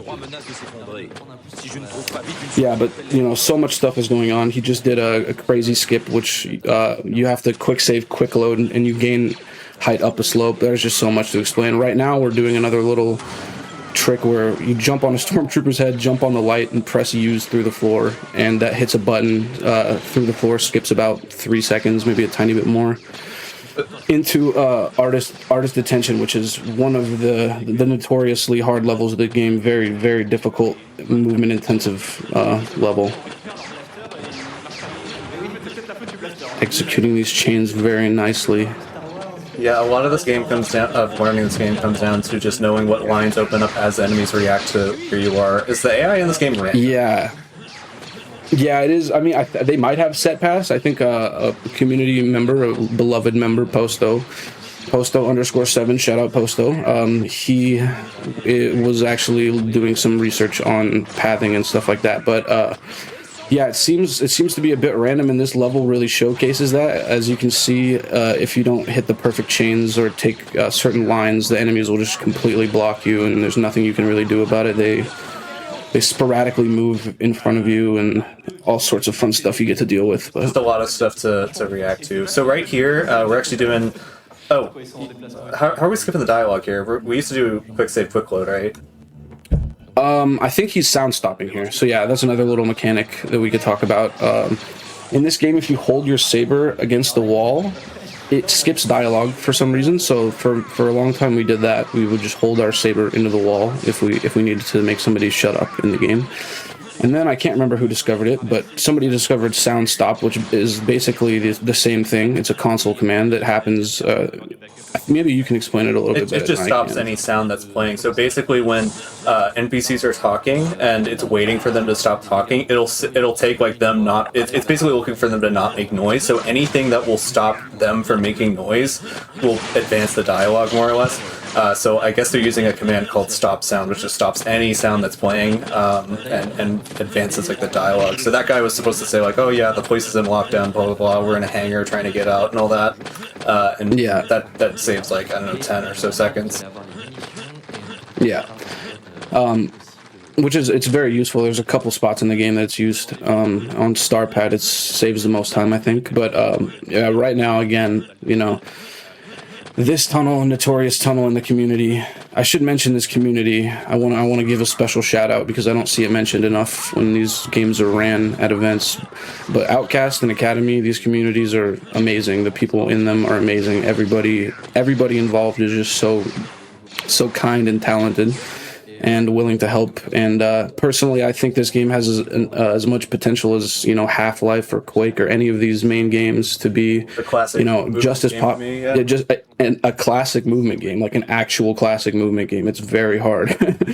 But yeah, I just wanted to give a quick shout out to all of the star members. You guys are all awesome. Covert, Lay, Tao, everybody in chat. I'm sure I'm missing some. So I do want to highlight that this mechanic is just kind of awesome. We basically went to the warden of this prison, and we have to escort him at gunpoint. And as long as we have him at gunpoint, none of the enemies are going to shoot at us. So this entire section is just us like very precisely like aiming our crosshair on him, so he like goes to the next spot. Yeah, this is like a notorious donation hotspot right here. If this game's ever ran at an event, it's always like, this is the time to unload a few donations and just get to stare at an officer for a little while. It's part of the fun, though. You get to relax for a second. This run is very hectic. I'm sure Tao is appreciating that right now. A little second to breathe. Yeah, this run gets going and it literally does not stop. If we are going to be like explosive boosting the warden forward here with a trip mine, it looks like. But you have to be careful about where you place this because you don't want to kill him, right? Yeah. So if he takes damage here from this explosion, like I think he might have taken it. I think he actually just got staggered there. I don't think he took damage, but he can take small amounts of damage from the explosion or from one of the ankle biters. So yeah, if he takes damage here, you can easily kill him with this trip mine. But let's see what happens. Nope, you got the boost. Very nice. So real quick, coming in here, you'll notice like the loading screen popped up twice. Basically, what he did was what's called a vid restart, which is the same function as like changing your graphics settings. Or whatever, like sort of soft resets the game, and that lets us get into cutscenes and move around like while the cutscenes are playing.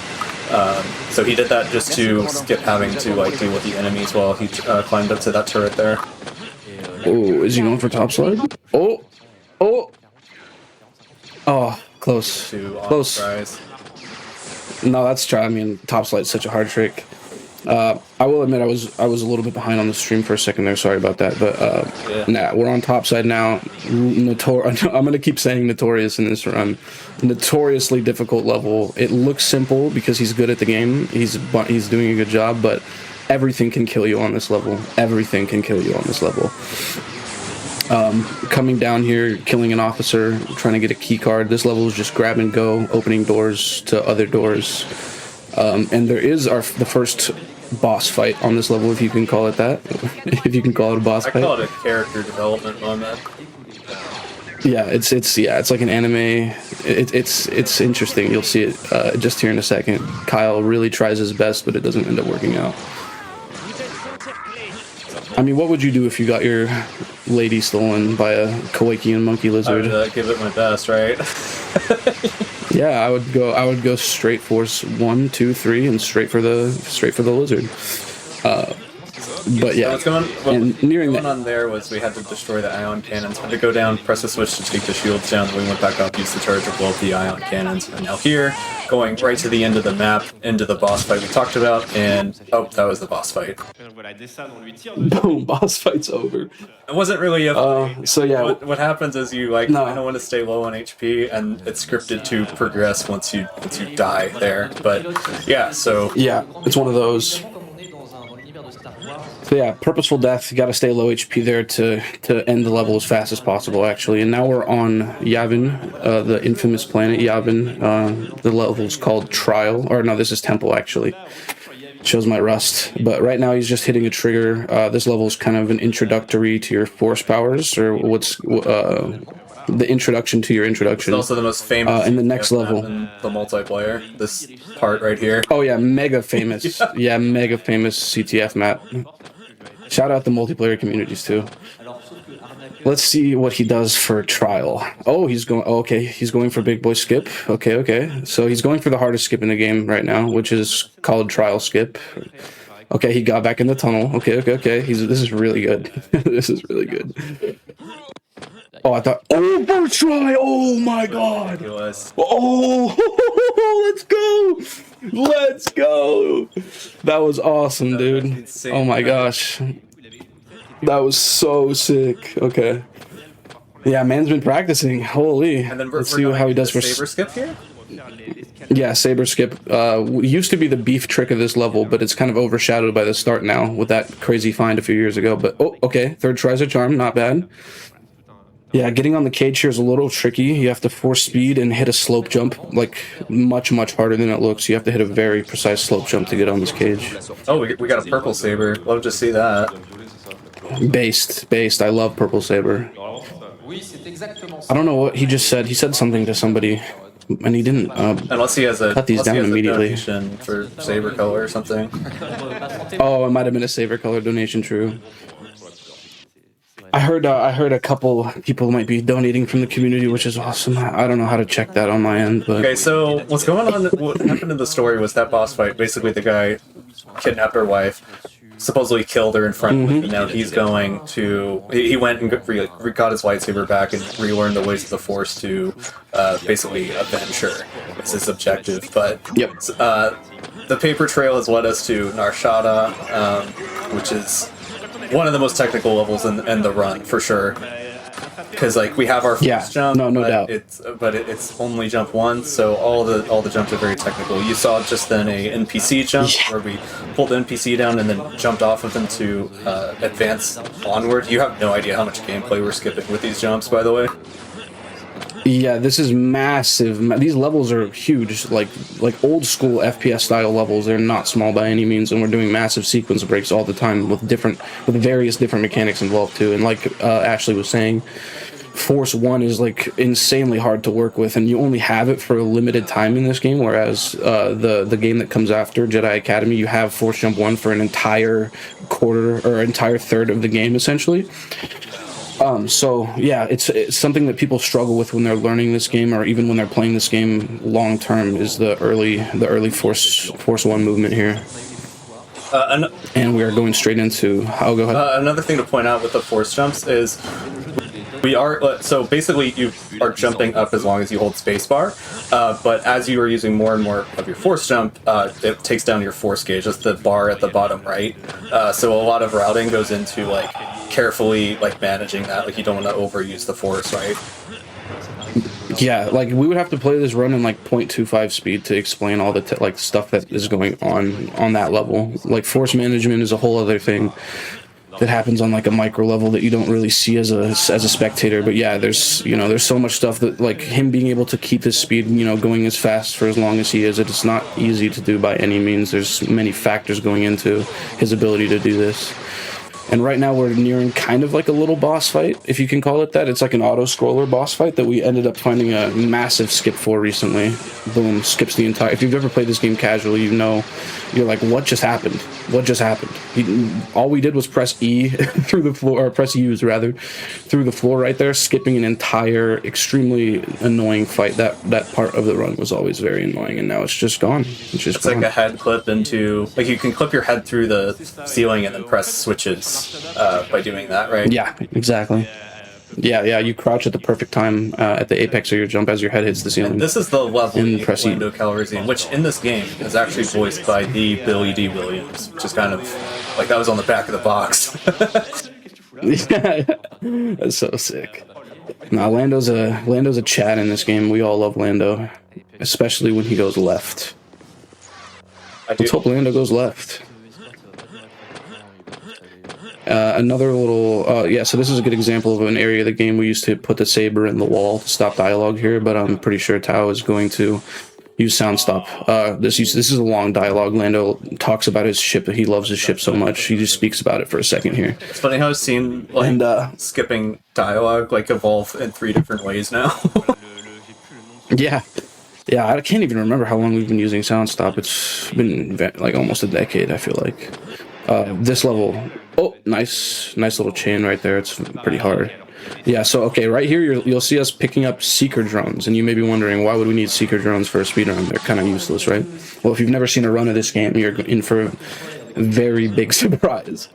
A very big surprise with Secret Drones. I won't give it away quite yet, but let's just say that that's a very important pickup for the run. So Very Lando important. was in jail for whatever reason. We've just busted him out of jail, and now we're trying to escape in his spaceship. And his spaceship is out of gas, so we have to go gas up the spaceship now. We're literally just gassing up the spaceship, making sure. So yeah, you see Tao. He's looking at Lando, making sure he's not stuck. I believe he is stuck right now. So he's demonstrating the wonderful technique of quick save, quick load spamming to unstuck, and it's only really used right here. I mean, there's a couple sections of the game where quick save, quick load. Path the AI like in Half-Life. Yeah, it's exactly that. It kind of just gets him going. But right now, he just hit the first switch and hit a trigger on the ship's balcony right there.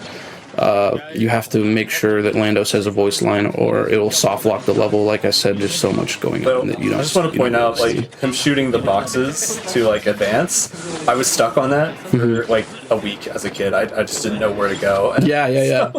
No, this game casually is, it's not talked about in the modern day of the internet very much, but this game casually, if you played it blind, especially like in its inception, the days of its inception, so confusing, so confusing, so cryptic. So we're nearing the end of Starpad. Another little tiny boss fight. That's Relo on the cannon that we just headshotted off, and he's dead, and we get to continue. We get to fly away with Lando now. And this is Undercity. This level is called Bespin Undercity, and this is where we will see the first use of the Seeker drone. It will be coming up in just a second. Oh, what's he drawing?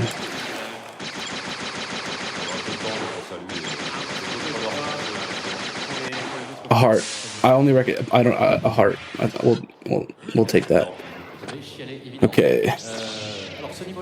Let's see if he's gonna grab this secret up here for the extra seeker. I think he is. Yeah. Like, okay, it's good. I just realized the saber is purple because like all of his guns and stuff are SpeeDons themed. So that's a pretty cool. That is cute. Pretty hype. Okay, no force speed, Chad. Okay, he's really been in the lab. I respect it. Okay, no force speed through that section is pretty tight. The fire timing is very tight. I think we might just be doing normal Underseeker, which is crazy. Let's see. Underseeker at a live event. This is okay, so I should do a little bit of explaining. Right now he's about to jump on top of one of those seekers that he picked up, and you may be thinking, how is this possible? And I have no idea, but it is. And with this seeker, we can rise to the top of this chamber, and not just this chamber, but other chambers in the game as well. You go the whole way? Very useful. I think he might do it. He looks super clean right now. Let's see. He's almost there. He's looking super clean. Let's go. Let's go. First try Underseeker. Have to reload. Let's go. Dude, he's on fire. First try Underseeker. Basically first try trial skip. Like, he's on fire, dude. What a brother. Wow. Okay, he's gonna get Godwins now. Please get Godwins. Come on. Yeah, these ones are. Okay, he got one. Okay, he got a decent win. It's okay. The cycle of these is a little fine. random. This is fine. Like you can. This is actually. It was 6 seconds. This is actually. Yeah. He can save time here, but it's completely right. He actually got a really good cycle because when it comes back on, he can just go straight up. Yeah. This should be good. Yep. This is not bad at all. Okay, fire. Here's our first like Jedi on Jedi battle, and you'll see that. Yeah. Just like so, of course you fight the Jedi with a grenade, and he's dead. Yeah. For some reason, the first reborn in this game that you fight, which is that gentleman right there, he has no force power, so you can just kill him with TDs, which is obviously faster than lightsaber. And then this guy also doesn't have force for some reason, so you can just TD him as well. And that's the end of Undercity. He made it look really easy. I'm very impressed. Very good show out by Tao so far. I do want to take a second to shout out the next map, because I remember playing this next map in multiplayer on 1.04. I think some clan had it modded, so they were playing like the single player maps. But that's what I always remember. I don't think I've ever played this. Yeah, I don't think I've ever seen Streets in MP. That's crazy. It was like 13 years ago now, but yeah, I very clearly remember playing on this map in multiplayer. But yes, this is one of my favorite maps in the game too. This one's very technical because you have to escort this little guy through. So let's see what he does here. Okay, he's going for the fast. He's going for the fast way, I think. Yeah. Okay, little quick save, no problem. So yeah, any of these trip mines will basically destroy this R5, which we need to escort to a certain part of the map here. That was pretty clean. Force pushed it forward. Very nice. Yeah, nice force pushes there. Very well done. Going, which version of the trick is? Okay, he's going for the pole jump here. Very hype. Let's see if he gets it. First try pole jump. Very nice. Holy. Yeah, he's gaming right now. This is ultimate gaming right here. Anyone know what time it is in France right now? Because like it's very late for them.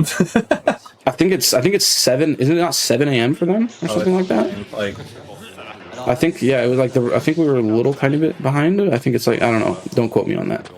Yeah, it is 7 a.m. But yeah, wow.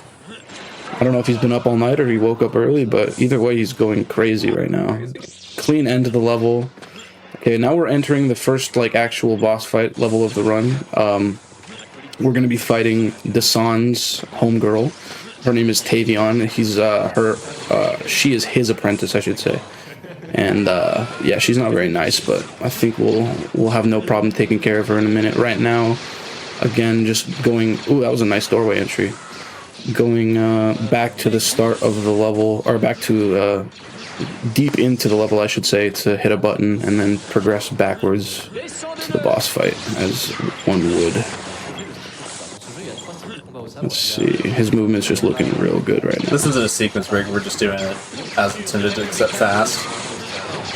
Yeah, this is fully intentional route. I don't think there's any tricks on this level. Except, I mean, we have. Oh yeah, I didn't explain blue style. So in order for him to do that back, he just one-shotted the boss. By the way, very very nice trick. But in order for him to do that, when he picked up the lightsaber originally, I'll quickly just say this. I won't make a big deal out of it, but he has blue style. Not supposed to have that yet. He used a glitch when we got the saber to get it early, and that allowed him to do that little backstab, if I'm not mistaken.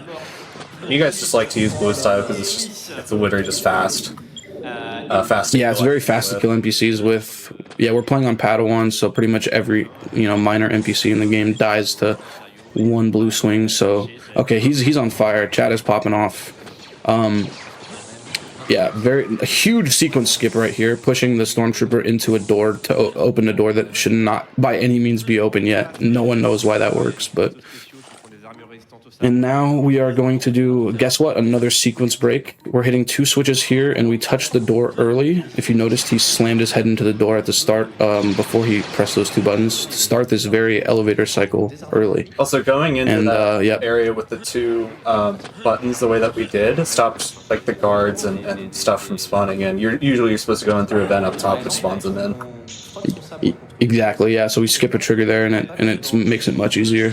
And right now he just did another pretty tricky seeker jump, as you can see the remnants of the seeker flying around him. But yeah, we're at the end of this level, going into my favorite level in the game, also one of the most technical levels in the game, Assembly.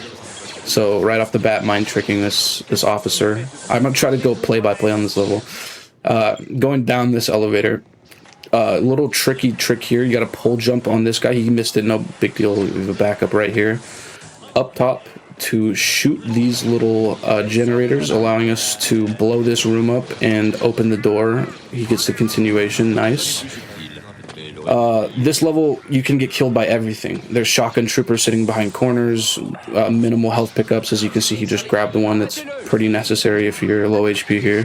Gonna do a tricky jump off. Oh, no, he's going for the safe strat. Totally fine. Over the electric floors that are very deadly. And off to press this button to turn off the electricity and opening a door down below. Big jump here coming in. He's just executing all this perfectly. Oh, nice little backup. Push the door open. Push the stormtrooper into the door's trigger.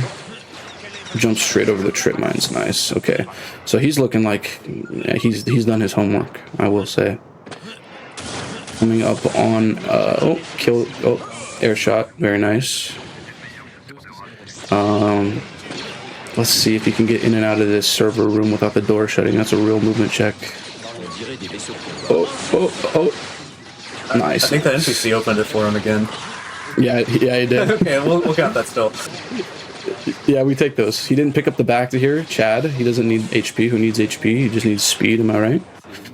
Okay, and my only contribution to the game... Oh, he doesn't even go for it. Okay, kill the back to Reborn here, and that allows the end of the level to be open. Here's a big ATST that we just kind of b-hop by and ignore. Thankfully, we don't have to kill him. And that's the end of Assembly. Super intensive level. Thankfully, this game doesn't actually have a whole lot of gated combat. I think those two Reborn kills and then like the boss fights are really like the only gated fights you have to do. Yeah, for the most part. I mean, there might be ones, there could be a couple exceptions to that, but it's hard to argue. Reactor, this level, this level is a tough one. I don't know if I don't know how much Reactor you've seen, Ashley, but it is notoriously difficult. This level is really hard casually, so I believe it. Yeah. Oh, okay, he almost got this crazy chain. But yeah, as you can see, these red glowing cylinders, they will obviously insta-kill you if you touch them. He just hit a perfect jump cancel crouch jump to hit the back up here. Very nice. Yeah, tight movement here. Like I said, you'll just die. Oh my gosh, wow. I can't even hit that all the time. Holy crap. That was a crazy chain by Tao. Amazing. I'm going to just go alternate between Tao and Teo because I always forget. I think I've been told like 8 different times. Yeah, here's another really hard chain. Very nice. Coming up to the most famous secret skip of the entire run. I remember this one. This is the one I think of whenever I think Jedi Outcast speedrunning. Yeah, this is the OG trick of Outcast right here, found by Vrindar, none other. Here we go, looking solid. He's already over halfway up. He made it, dude. So clean.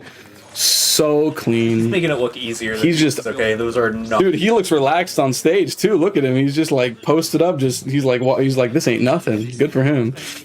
Okay, coming into Doc. Tricky level. Normally a stealth mission. Again, if you've ever played this game casually, Doc is one of the longer levels and one of the more annoying levels. But we make it actually one of the quickest levels in the run by doing probably the biggest sequence break in the game, other than maybe.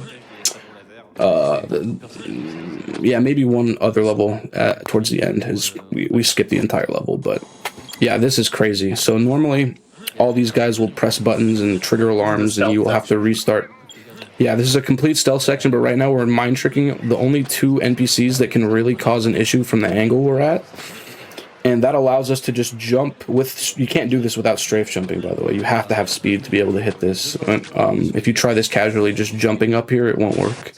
So just crazy chains to get out of bounds, and we're already done with the level.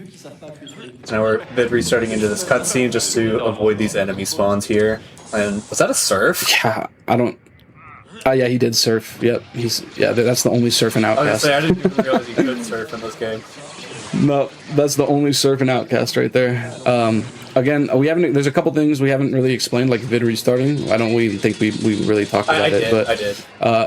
Okay. Yeah. He entered the cutscene. That allowed a bunch of troopers at the start of the level to not get in his way. Right now, he's piloting an R5 droid to go into the room over. No, there's no way to skip this section, sadly. You got to do the slow R5. The reason the droids look jittery is because they play on 125 SD FPS, which is it's basically like making the tick rate of the game run a little bit faster, so things just interact smoother. But it has the unfortunate side effects for like NPCs and stuff look a little jittery. Yeah, so if you play casually and you're noticing some differences, that's probably one of them. The NPCs are a tiny bit more jittery and things are, like as you can see the force, when force speed is happening, you can kind of see what we were talking about. So here, what's going on is we're basically calling like this massive mega spaceship that we're on has an internal rail system, which confusingly the big. Wait, he's going for a snake. He's going for a trick, a meme trick. Wait, no way. Wait. Snakes on a train confirmed. Oh, come on. He's trying to do a glitch here where you pull a trooper or an entity into the doorway and get him stuck, and boom. Now we're outside of the train. This doesn't save... This doesn't save any time. When it was initially found, we thought it was going to be. I mean, when I remember when it was initially found, I was like, no way, holy crap, new skip. But no time saved. But it's crazy. It is pretty funny. You'll notice he used force speed there, which in this game just slows everything in the world down except for Kyle, which is like how it's useful. It's useful in a lot of spaces to give you like more breathing room to do things. Yeah. Yeah, there's a couple sections of the game where it's very necessary for some timings, especially for newer players as well. Right now, going to press some codes. So if you didn't know, Kyle was actually the original person who leaked to the Death Star. But way before Rogue One, it was Kyle. He was the OG. We talk about how confusing this like room layout is. Like this is just abstract stuff.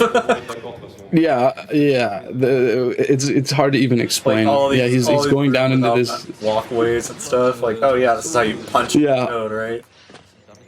Yeah, this is how all the stormtroopers have to punch in the code by falling to their deaths every time they need to. And then once you're down there, he just input you get back up. yeah, unless you have Force 3 Stormtrooper. But, he just did this flawlessly. I mean, I haven't really noticed any major mistakes from Mr. Tao so far. He's just doing an excellent job. Dude, I'm pulling up the board. I'm wondering if we're going to see a PB. That would be kind of crazy. With this pace, I think he's going crazy. He's on pace for whatever. He's doing such a good job. We're on one of the most famous levels from this game, actually, from GDQ. It's very famous, and you may recognize it if you've ever watched a run of this game before at GDQ. Infamous. Can we get infamous Spaceman moment coming up? Everybody type Spaceman in chat. I'm sure there'll be examples. Just copy paste. First try. Let's see. Easy. I knew he was gonna get it. Easy peasy. So clean. That is a very famous trick, and it skips having to go down and do a whole bunch of combat just to come back up into this other hangar. Instead, we can just open up the 2 hangar doors, close the one on the other side, and then in the time it takes for that hangar door to shut, we go out into the void of space and then just strafe jump our way back in, and that trick is called the Spaceman. Yep. I always called it Moon Man on accident for many years. My splits, it was named, the level name was Moon Man because I always called it Moon Man on accident. Okay, does he go for the flechette boost here? No. Okay, smart man. His 51 HP is a little low. Coming up into a section of the game where speed is useful. Right here, we're in force speed right now, and we are using red style to insta-kill these reborn, basically. Normally quite pesky to deal with because they're jumping around, pushing, clashing. They gate these doors, the door that we just went through.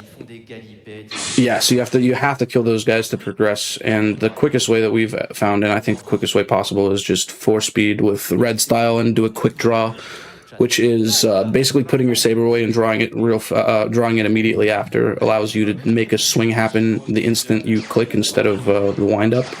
So yeah, we can just do that and insta kill these reborn, and we rescue Jan. By the way, we just rescued Jan. She's not dead. Jan is back.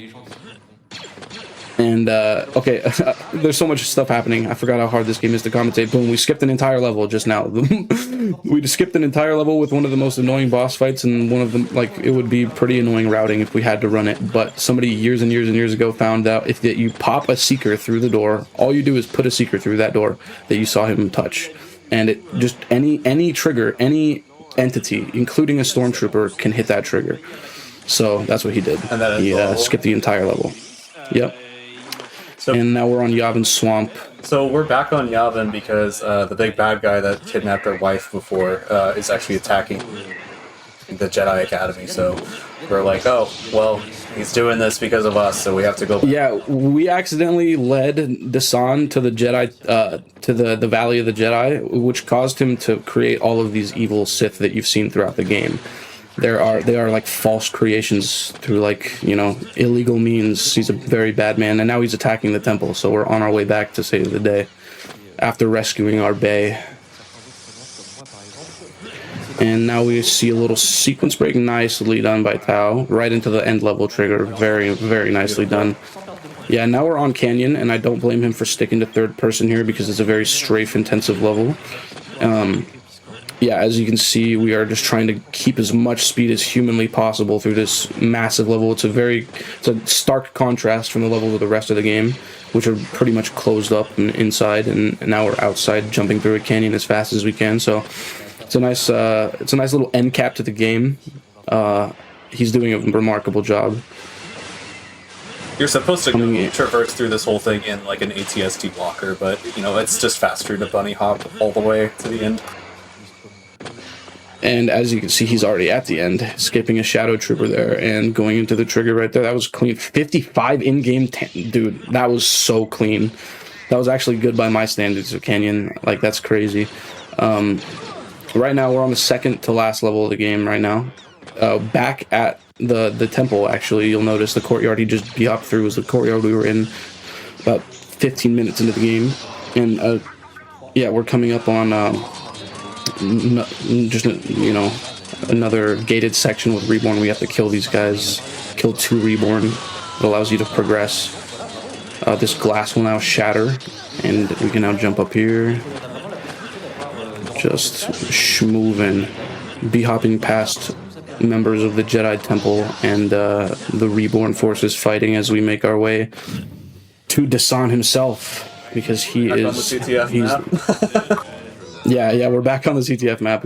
No flags, and then, only lizards. Okay. Then we did restart into this cutscene because it keeps the door open for us. Yeah, he did restarted and bullied Dasan a little bit, which I completely approve of. And now we're on the last level. Cool trick here. Another quick save, quick load abuse. 4-speed, quick save, quick load into the roof slope will launch you past the flames that will kill you there. And yeah, we're coming pretty close to the end. Extinguish these flames, and yeah, this part has a notorious run killer. These walls are very tricky. You gotta force speed at the right time and B-hop through here. Don't pull a lifeless, don't pull a lifeless. Okay, no lifeless, let's go. Okay, let's go. And is that it? Dang, what a clean run. Wow.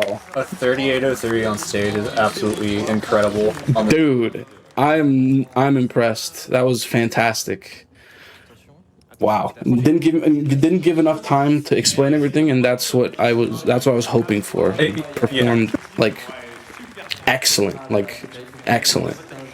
Yeah, no, this run is so insanely cool. Like, I was whenever I was given the opportunity to commentate for it, I like jumped on it because I love this game and its speedrun so much. So thank you so much for letting me comment with you, Smash. Yeah, of course. Thank you for. I appreciate it. I think I would have choked pretty hard without you. You helped me out a lot.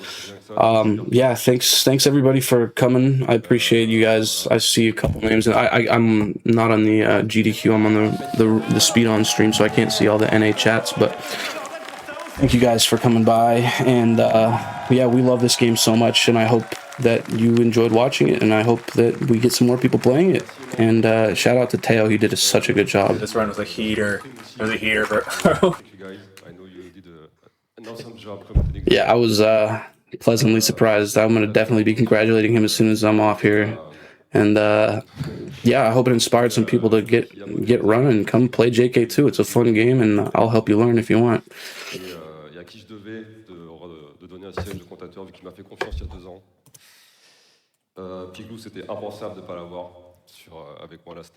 What game is on next? Are we still on? I think we're still on. Who's next? I don't know, but also, by the way, I want to mention that it's still time to sign up for SGDQ. You guys should make sure if you have a game to submit it to SGDQ. Well, game submissions are closed. Oh, okay. What he said. Oh, okay. Ash, you want to say it? Oh, yeah. I didn't game submissions are closed, but registration is open. SGDQ is going to be first week of July, so if you are interested in you know, going as an attendee, or I think volunteers is still open, if I'm not mistaken. But okay, but you can still register for SGDQ 2026. It's in Minneapolis from July 5th to 11th.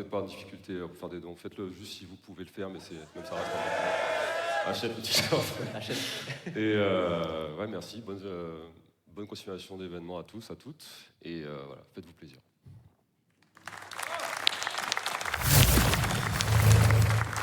Énorme les émotions de bon matin.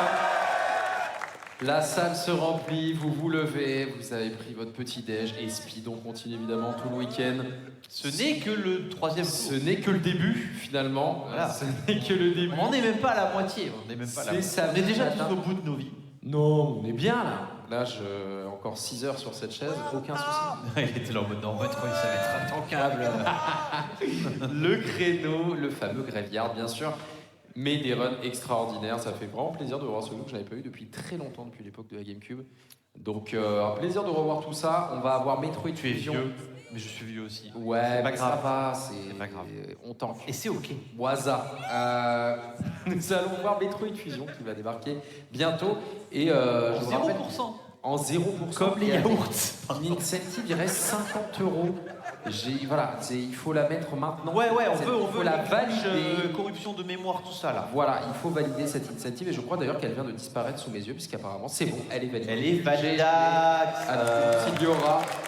Il y aura cette démonstration de glitch, évidemment. Incroyable. Et la langue du jeu, je crois que c'est mal barré, mais là ça va être en allemand. Hein. Il reste très peu de temps. Et je vais ne s'amuse. À moins que quelqu'un balance un petit 1000 balles sur le français ou l'espagnol, mais ouais, l'allemand est devant. Et d'ailleurs, un don de 100 balles tout de suite de Tata, qui a aujourd'hui PB sur sa run de Metroid Fusion et 10% apparemment. Donc, vous pensez que ça vaut le coup de soumettre pour Speed en 7? Et bah écoute, on va voir comment se passe la run. Soumettez au marathon speedrun. Merci pour les 100 balles. On a effectivement également Clémniak avec 50 balles qui nous dit trop bien Speedon. Voilà. Bah, tout simplement, j'ai envie de te dire. On a Smice qui donne 6,70 balles en disant Guten Tag, donc voilà, sûrement quelqu'un qui a mis sur l'espagnol, bien sûr. On a Axeline qui donne 25 balles, je dormi moins de 5 heures pour catch Metroid Fusion en live, alors on donne pour les glitches, bravo. On a 10 balles de Triton, dure le réveil de la force à 6 heures, mais pour ce jeu, on donne. Ah ouais, là, on est sur le réveil de la force. Ah, c'est le réveil de la force, mon pote, y a pas de problème. On a Poitrine aussi qui a donné 25 balles. Je suis amoureux en secret de Piglou et n'hésitez pas à bourrer les dons. Ben voilà, Piglou, tu sais. Poitrine, il y a un monde. Voilà. Green Licosa, 130 balles, qui sort chercher les croissants. Bisous, plus petit que 3. Moi, je peux y aller, si vous voulez, mais en passant par le lit. Ah bah oui, effectivement. Un petit déj avant ou pas? Ah, petit déj, allez, c'est le débat, mais ça sent le sommeil sous inflammation intestinale. Ah là là là là là. À voir, ça se discute. On a Scorch qui a donné 5 balles tout à l'heure en direct de la salle, levé pour Star Wars, quel courage, quelle abnégation. Veuillez effectuer ardemment les paiements bancaires. On a Guilty Glitch, Fusion, venez pour le nom, restez pour l'ambiance, bravo à toutes et tous, bourrez les dons. Dédicace à JB, tu nous manques copain, merci pour les 20 balles Guilty. Alors on avait une petite dédicace pendant la game, on n'a malheureusement pas eu le temps de la faire parce que le jeu allait très vite, mais 20 balles de Posto, bonjour Tao de Posto et Muffin, merci de représenter ce super jeu et notre communauté, je te souhaite une bonne run, mais surtout une bonne bière corélienne fraîche dans un verre propre. Très belle rêve. On a petite bière après. Au petit-déj. Renard Chevapan qui a donné 100 balles également, et je vous lis aussi le 10 balles de Doki, qui nous dit voilà 6 ans de Speedon, 6 ans de voir tanker mon patron qui va me demander pourquoi j'arrive au boulot avec une tête de béboule après une nuit blanche. Je m'en fous, ça renvoie le coup. Donne. Merci pour cette balle, Doki. Et on est prêt. Bien sûr. Metroid Fusion en 0%, on vous donne l'antenne, les commentateurs.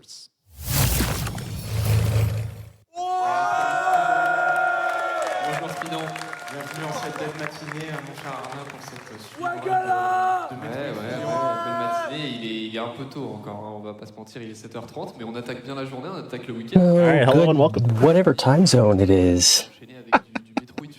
Right. I'm Glenn, this is Ryan. Hi Ryan, how are you? Chillin'. So a little tired. Oh, we'll be alright, because we've got some cool Metroid Fusion with Destructor going on. Yup. So anyway, but it's 0%. So do we want to kind of go over what 0% entails for Metroid Fusion? Yeah, sure. As he gets here. So I actually did ask Destructor if there's anything that he wanted me to mention, like during the run, and then he was like, "Yeah, make sure to explain how 0% worked." So beautiful. Yeah. So the difference is that So all the major upgrades like beams and movement items don't count for percent in this game. So it's pretty much your ammo expansion. So missiles, energy tanks, and power bombs. So not going to be collecting a single one. So going to end up having 10 missiles and 99 health for the whole run, and then 10 power bombs eventually. And that's its own fun little challenge as we get started here. There was a bid war. The bid war was to select the language, which German was the winner. That's going to affect how the text works. Yep. Shoutouts to the German Restream. Yep. Oh, speaking of text, so there is a bit of a technique to mashing through text, because A, B, and down on the D-pad for whatever reason ends up making you scroll through text faster. So you kind of do a combination of like two of those buttons, like holding one of them and mashing the other, because the text won't advance when that text box is complete. So you have to like press the A button one more time and then re-hold the buttons to scroll the text faster, so you can like save frames throughout the run if you have like optimal text scrolling and mashing. I love watching the jump tech in this game. Same. You'll notice a lot Destructor is shooting as he gets to the top of a ledge with Samus. The point of that is to make her land as soon as possible, because falling is actually slower. We don't want her to fall as often as possible, except when we're forced to. So if we're going up, we want to shoot. If we're going down, it doesn't really matter. Yeah, the third room, like the very first like vertical room's like a big we didn't even get to talk about that climb, but yeah, it's a huge reset point for a lot of top runners. Oh my gosh, it sucks like sometimes watching a stream and just seeing someone like reset there forever, like every like get some appreciation for this beautiful X animation, by the way. Yeah, right? Where a lot of the artistic budget went, right? No, I don't know. Yeah, that's on Game Boy Advance too. It's like pretty impressive. It looks even better on Game Boy Advance. Like, So the reason that we have to play in non-Japanese languages, even though it's the fastest text, is that the so there's gonna be a certain missile pack that's in the way in Sector 3, and there's a out of bounds glitch that he's gonna do to skip through it, which has been patched in the Japanese version, so you can't do it. There is a faster tech that you can do in Japanese to skip that missile, which we call bob missiles, but it is extremely precise. So like currently no one has ever done it first try in a run. 3 people do it, period. Exactly. Not even in a run. Yeah, like I've seen 2 guys get it in a tournament match, being Scotty and Monkey, but that was for any percent during the tournament. So like, yeah. And I think they agreed to do it for fun or something. Am I right? Yeah. Yeah, I think for Scotty's case, it was like he's facing against like a lower level opponent, so he kind of had the time to burn if he did fail it. So. Right. Yeah, kind of just stunting on them, you know. It's not for the weak. Let's put it that way. Yep. And also, so you mentioned Scotty, who has a world record in most categories, but last week Destructor did get the world record in this category. Oh, did he? I missed that. Yeah, it was I think 17-12 or 1:17:12, I think. That's crazy. Yeah, so he beat the world record, which has been standing for about 5 years until last week. Beat it by about 22 seconds, I think. It's not an insignificant time, especially in this game where there's not a lot of glitches. It's mostly execution. Yep. And ammo management's gonna be crazy for this run too. Mostly in the later parts, but yeah, because only these 10 missiles that we have here. So. We're only gonna have the 10, and we're gonna burn through them very quickly. But since we have missiles now, we have access to a different color X, which is the green X. So the cool thing about this drop system, as opposed to say Metroid Prime's drop system, is if your health is full, you will always get green drops or red drops. Red drops will do both. Green drops will refill your missiles, and we're also going to do some cool damage tech. So double missiles, we can do them against the eye doors by jumping and entering a somersault. and firing the missiles in a certain sequence. Yeah. Because it's still technically a square hitbox, just like our buddy Arachnus here, the armadillo. Abruptly named as such. Square, but this is a Game Boy Advance. It is pixels. They are all squares. And speaking of squares, we're going to have a lot of these things, the X cores, and no green drops. That is unfortunate, but our health is full, so we're good. So we've got another big square. Yep, and there's another double missile there to break the core in two shots instead of 3. Or sorry, 2 cycles instead of 3. Now we ballin'. Yeah, and yeah, Arachnus there, so you can see already like the low percent difference or 0% difference because normally you would shoot about I think like 15 missiles to kill him, but give or take, yeah. Yeah, but he had to shoot a ton of like beam shots instead to like make up for the missing missiles. Because we usually get 2 expansions in like every other category, so you have like 20 missiles for that fight. Oh, and also, if you noticed how he jumped through that one door 2 rooms ago, so that's a tech called door fix. So the camera moves moves in the direction of like the door, like when you're transitioning. But if the camera is like too low or too high, it'll scroll up or down to fix it first, and then scroll to the side afterwards. So there's some doors where you can jump through to like save a few frames for door fixes. It's more common in like Super Metroid to talk about because it saves a lot more time in that game on average. Also doesn't save in-game time, only real time. Actually, I think it loses in-game time to do it. But generally we care about real time now for speedruns, whereas in-game time used to be the Fusion did timing. a few years ago swap to RTA. Yep. Which then saw a huge influx of runs being done on the Japanese version. Yep, so just because the text saves like 3 minutes. I was gonna ask you how much it saved because I actually wasn't sure. It's like 3 minutes. It's insane. Okay, that makes sense because already from the first segment up to when you get the missiles, it's like close to like 15 seconds from like just the text. It's like something like that. Yeah, and the end game has a ton of text too, so that you save a lot. Yes, it does. Like it doesn't save a ton of time mid-game, but it is significant enough. Yeah.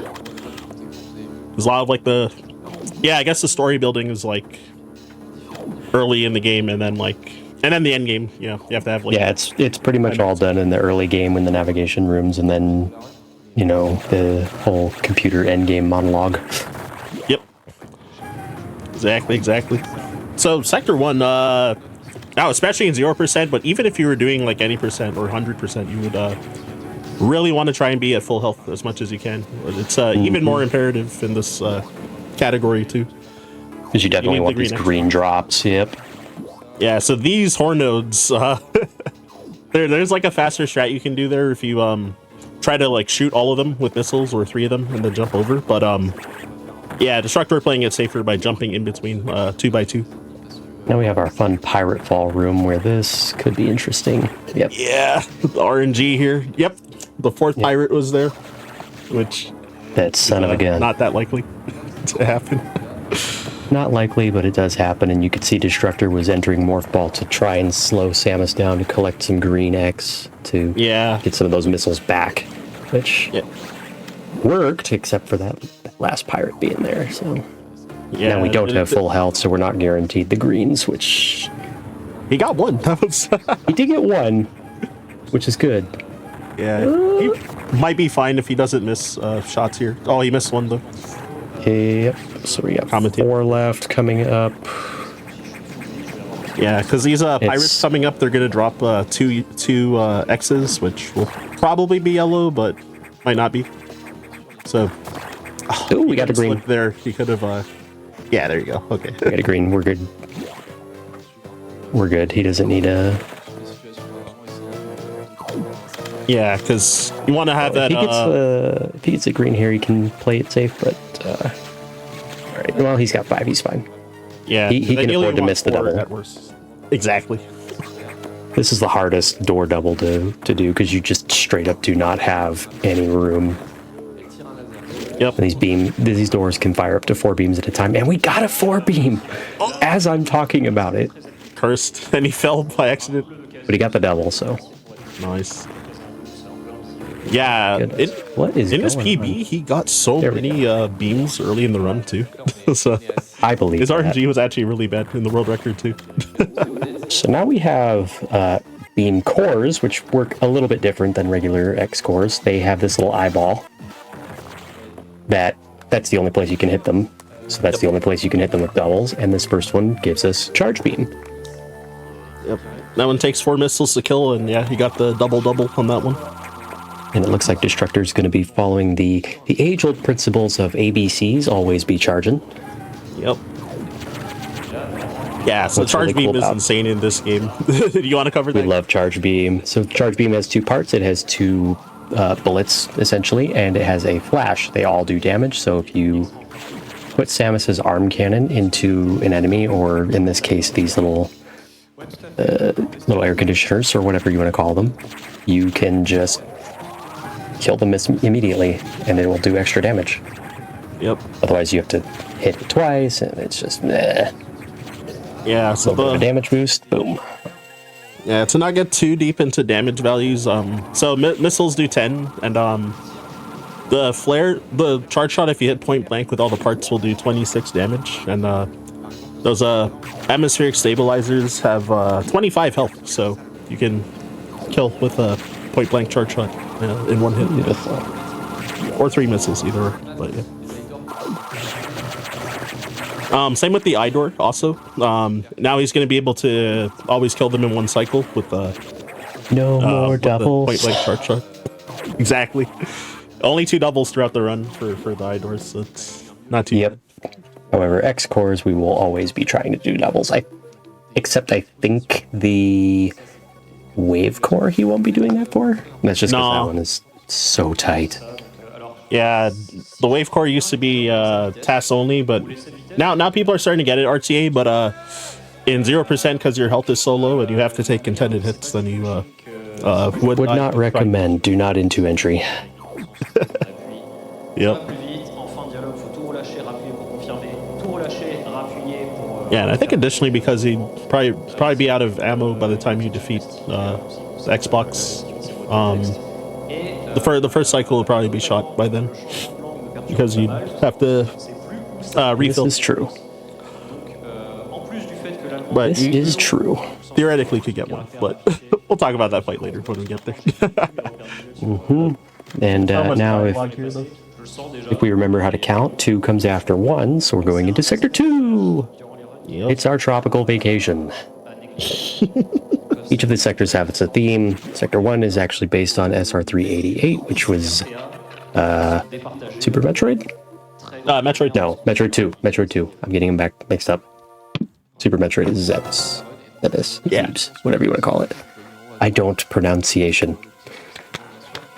Sector 2 is a wonderful tropical paradise. It is misleadingly small. This is actually, funny enough, one of the biggest sectors in the game. Sector 2. Oh my gosh, I never really thought about it, but yeah, holy crap. It's weird how much it expands, isn't it? Yeah. We're being taught about, hey, there's this data room and it's locked behind these new doors and we have to unlock the security, but I, as your computer father, do not have access to the security. You have to go find it. And for safety reasons, we can't put it on the map. Gee, thanks, Dad. Right. So we have to go find it. This area is really dangerous because these Zoros, oh gosh, I forgot exactly how much damage they do. I think it's 45. Oh, it's 45. Thank you. They do 45. You do not want to hug these Zoros, despite how huggable they look. They hurt. It's the spikes. Yeah, it's got to be the spikes on them. And yeah, since you move faster running on the ground compared to jumping in the air, then you want to try to stay grounded as much as you can. So he's either having to shoot 2 missiles in kind of tight succession, while running, or hitting with the charge shot if he has the time to charge. Which you get to see an instant replay of in this room as we head back. To go towards the data room. Yeah, it's so easy to whiff a missile there. I'm like, and this is a cool one. When you hold a charge shot through a door, you will always be fully charged when you exit the door. So entering that room with a charging shot and just letting go of the button, you'll have a full charge. It will fire and it will kill that Zoro every time without exception. Yeah, exactly. It's fantastic. Yeah, a little extra aside on yeah, so when you're charging through a door, because the sound going through lags the game slightly, you lose like 1 to 2 frames when you're charging as you're going through the door. It's a morph ball bomb time. And no infinite bomb sadly, shenanigans. Yeah, it is unfortunately TAS only and isn't useful to my knowledge anyway. Yeah, it's like the bombs take so long to explode, so they. But on the bright side, we can lay 4 of them. Yep. As opposed to most other games I've played where it's 3. Yeah, exactly. Yeah, I'm trying to think of any other games where it's like more than 3, actually. Yeah, Zero Mission, I think, is like the only other one I can think of. I can't remember if it's like that in Dread or not. Same. It has been a hot minute since I played Metroid Dread, but... Yeah, same. Which also has a 0%. Oh, I've actually never seen a 0% run. I'm gonna look that up later. It's the same reasoning. Okay, that makes sense. I'm gonna look up a run because that actually sounds interesting for Dread. But we're not here for Dread. We're here for Fusion. And we're here for our favorite RNG boss, Zazabi. I have a different, not so affectionate nickname for him, but I can't say that here. I'll let your imagination figure it out. Anyway, he's gonna jump. He's gonna jump around. He's gonna jump between 1 and 12 times or something like that. I can't remember anymore. I'm all but retired from this game. Yeah, I think it's 3 to 12. Something like that. And if I mathed correctly, well, I count the extra ones, so I'm probably like 3 short. But we're doing good here. That's actually a really good fight. Yep, got through, so we're gonna go here, get the double, and do a kick off this wall. We're gonna aim for, we didn't get to talk about this with Arachnus, there's a certain spot on the map where the core will always go to. The point is to try and kill it in that spot, and we call that the sweet spot. And that's what Destructor tried to do there, and he just missed it. Yeah. It's like deceptively, deceptively specific. It's like really weird. I'm having a bit of buffering issues. Give me a moment. Taking a safety save, which in this category, very smart. Yep. Yeah, he was telling me, yeah, he's gonna, if he doesn't forget to safety save, he's gonna take 10 safety saves throughout the run. Oh, he's going for Zack Skip! And he got it. That's why he saved. Nice. Clean. The impossible version. He is a braver soul than I. Right? I don't think I would have tried to do that live. Yeah, because it saves 7 seconds compared to waiting for Sax to leave and then go. But obviously some of that time is offset because he took the safety save in case he died to that. So. Oh, he's actually going for the clip here. Yep. Oh, he's gonna go clip. Whee! Yeah. So again with hey, you got it. Nice second try. You'll see that here in a little bit too, as Metroid Fusion gets to do some more lore and forget how to count.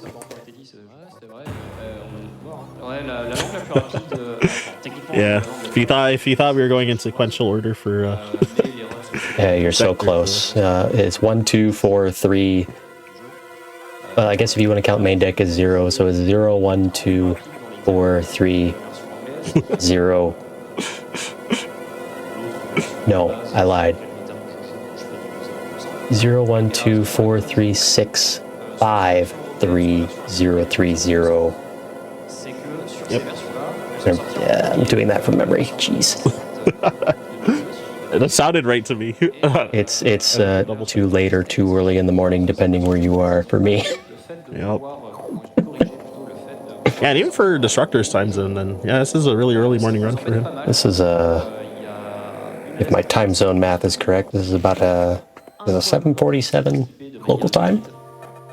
Yeah, I think so.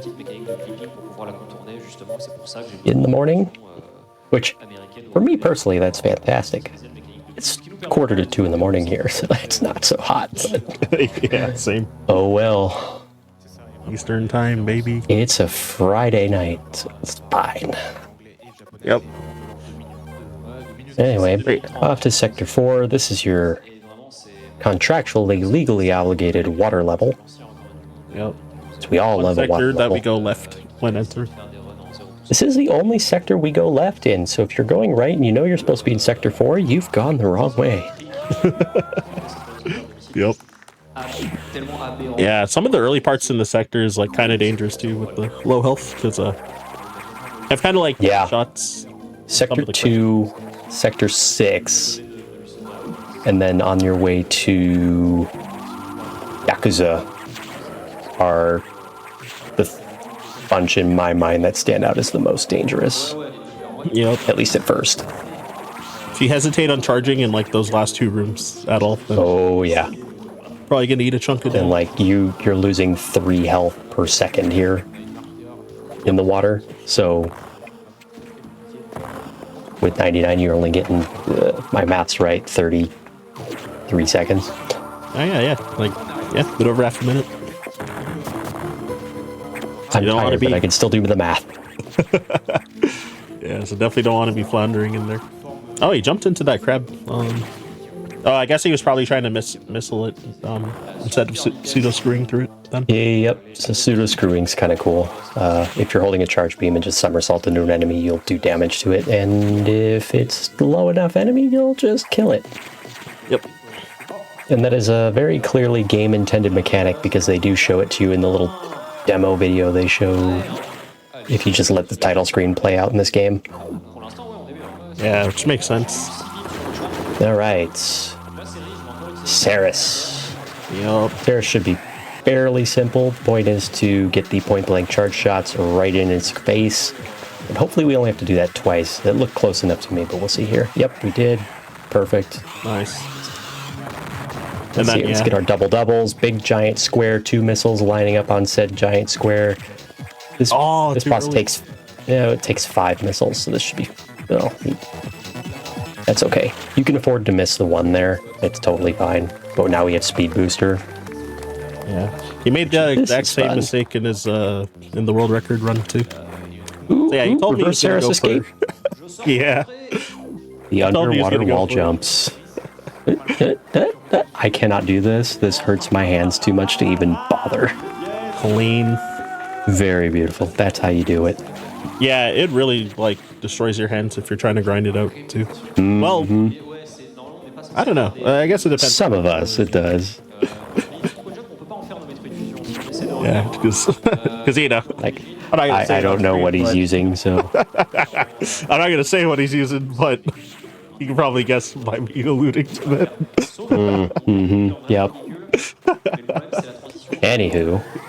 Yeah. So. Well, interesting and now we lose. Yeah, he's gonna probably do a diagonal spark onto the speed blocks. Yes, he did. Yeah, to saves a little more time compared to shine sparking to the right, and then you have to like run back a little to build up enough speed for this shine spark. And on top of that, you risk grabbing an item and invalidating your run. The pity missile, as we like to call it, if you fail that shine keep. Yeah. Yeah, that would be tragic if that were to happen. Oh my god. There's only like 1 E-tank I think he may touch, but I highly doubt it. Destruct Pro. It's an easy dodge, but it's also an easy grab. Just kind of... Yep. And we did get that sick low height escape too. We didn't even mention that. You're right. You just drop all the way down Morph Ball. When Samus hits the ground at enough height, she'll bounce. So when you bounce, you want to unmorph, press, and Shine Spark in the direction you're trying to go. Yeah. And you'll be that perfect low height every time, just enough to get through that tunnel and hold your speed boost when you hit the slope. Yeah. Save just a little bit of time.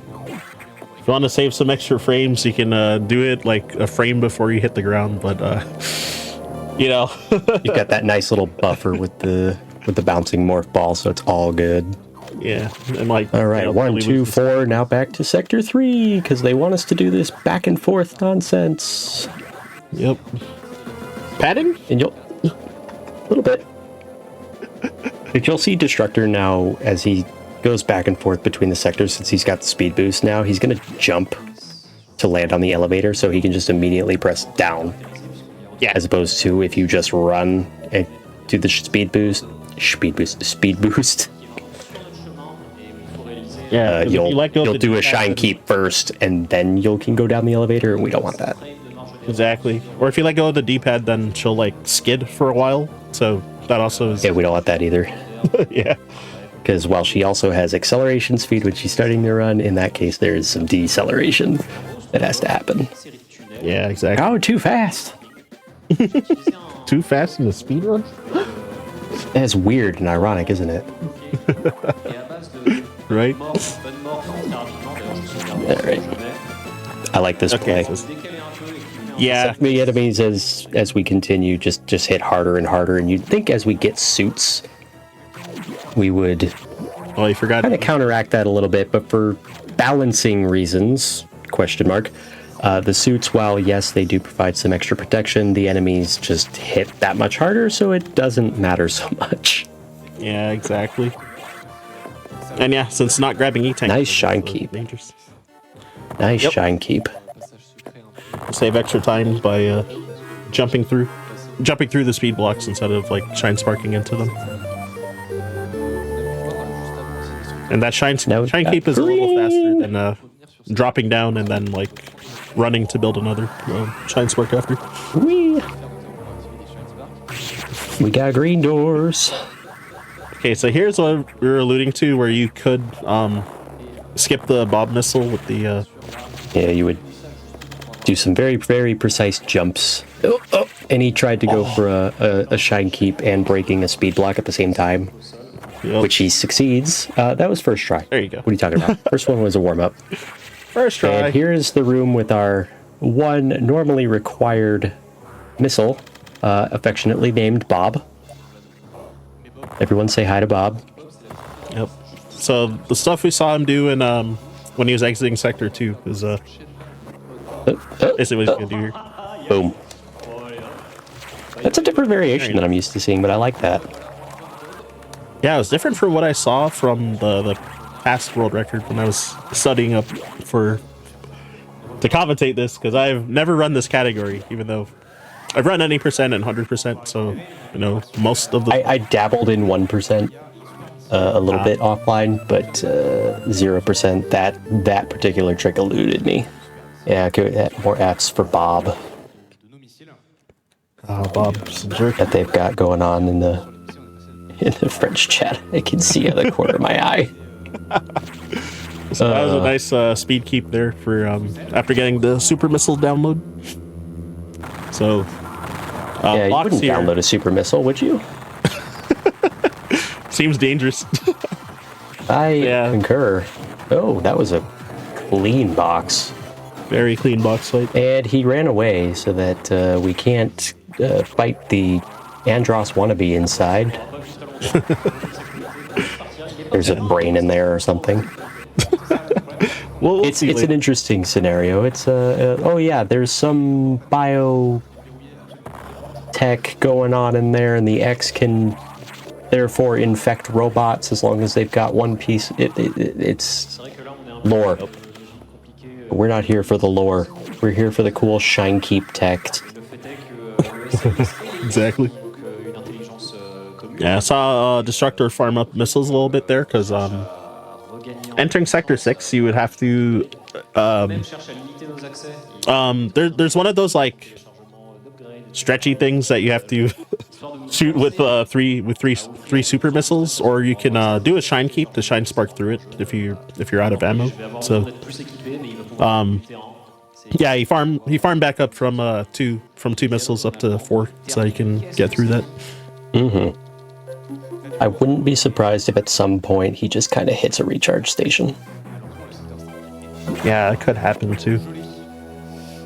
Yeah, and what was good is that, yeah, since he ended off box with full health, then he was able to actually reliably farm ammo there.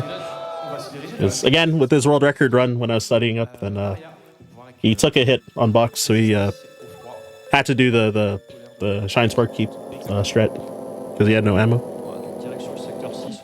And one of the first side hopper he farmed, he also, in that run, he had to like stand beside it and like charge a shot because he was out of missiles as well. Oh, jeez.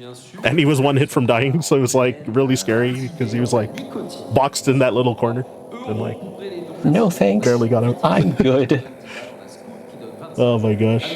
Yeah, my heart jumped like watching that when I was studying. But I was like, well, he can't die in this run because it was a PV, so but it looks scary. Alright, so we have Sector 6, which is dark. Yep. Question Pretty mark. much the theme. And there's this beautiful animation again that you got on the Game Boy Advance in 2003? Yeah, 2002? 2002, 2003 for the Japanese version. Yeah, that's right. Because they had to patch stuff. Kidding. Yeah, no, Bob's skipping. It's not dark yet. Now it's dark. Somehow. It doesn't look too terribly dark, but on the original Game Boy Advance, because this game does predate the Game Boy Advance SP, it looked incredibly dark. Yeah, you can't. Now we're see that spoiled by normally. backlights and Game Boy player monitors. Yep. And yeah, those blue X's, oh my gosh, how much damage do they do? It's like 81? I am not even kidding you. They do 69 damage. Oh, 69. Okay, my bad. Thank you. All right, so not even saying that for the meme. That is what it does. It's a nice 69. So yeah, definitely gotta be careful of that E-tank right there too. Most categories, yeah, pretty much every other category you would collect it because when you're bombing that block, like the bomb timer still goes and it explodes during the text. Collecting something. And then as soon as that text is gone, the bomb chain block will go, or no, it'll go during that. Yeah. Yes. Yeah. This is the one of only 2 categories where you would not grab that E-tank. The other is 1%. Yeah. Exactly. So the Sax chase, so you can get one shot. Sax chase, and it's over. Yep. So safety save here. Another safety save. Beach ball is misleadingly difficult in this category, shall we say. Yeah, very scary boss fight. Chronic Dark, I saw that in chat. None of that here, alright? Oh my goodness. I don't know what you're on about. I'm just gonna move on. So Beach Ball here has went ahead and downloaded our suit and is now a giant core. And you could only kill it with the charge beams, so... Yeah, so you want to get hit. Ideally, you'd hit it 4 times at point-blank range, but unfortunately we didn't get to do that, so we had to back up and do it again. So we're going to try and get super missile doubles.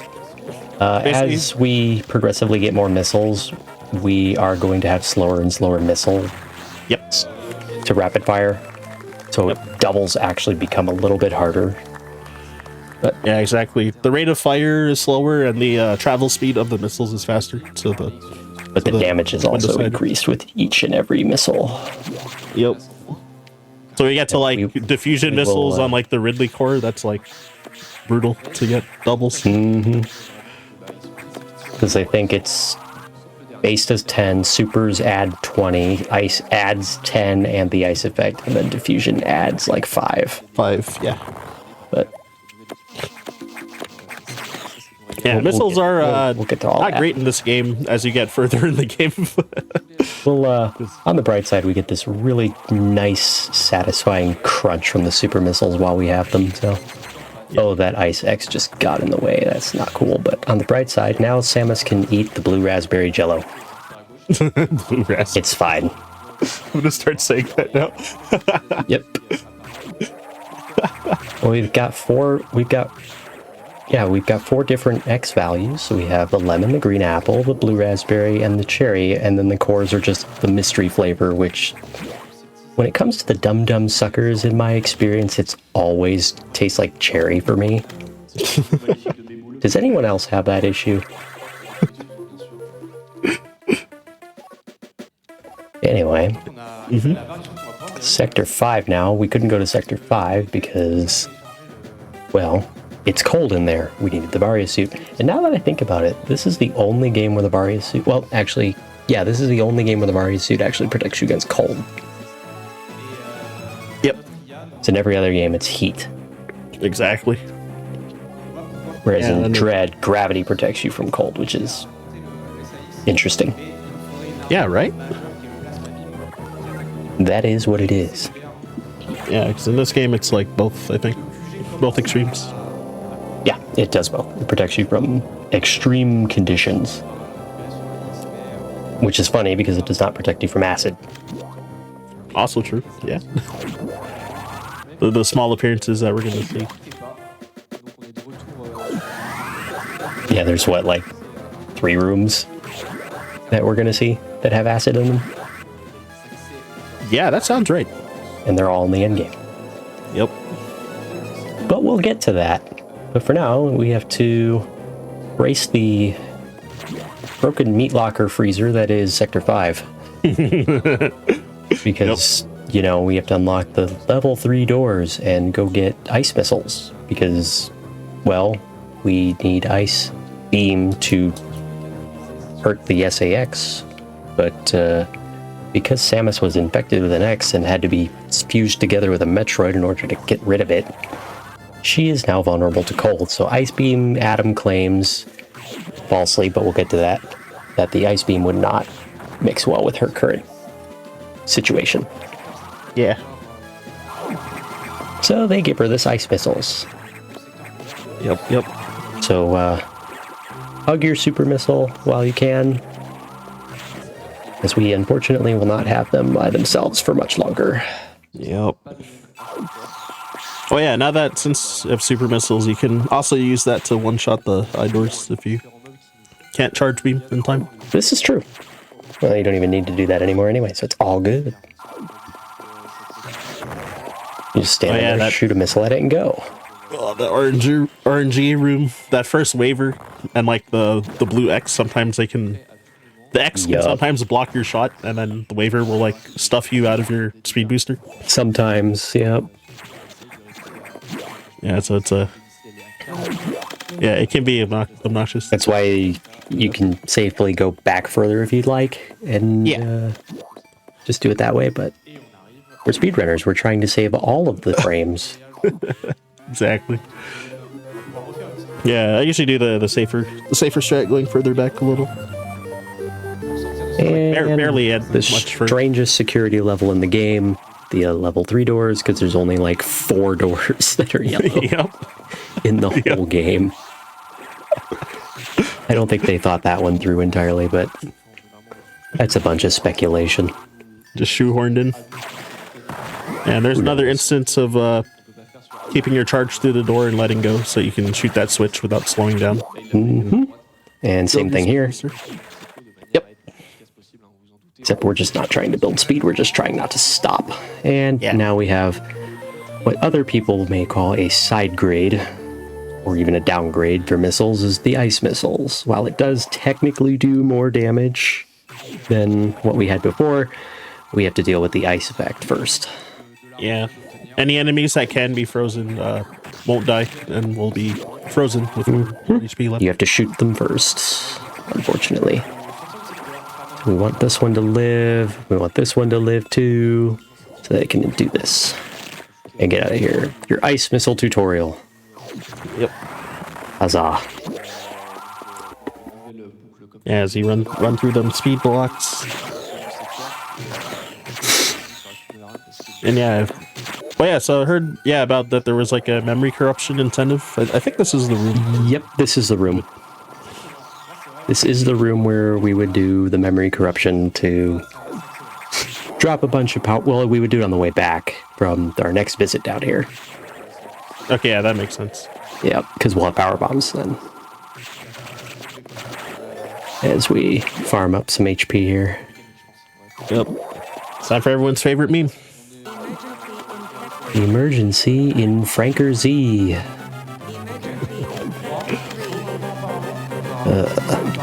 If I don't see Franker Z's in chat, I'm going to be a little disappointed. I know, right? What was I gonna say? Yeah, if anybody is familiar with the times that you can get remaining with the in the segment, place your guesses. Oh, let me think here.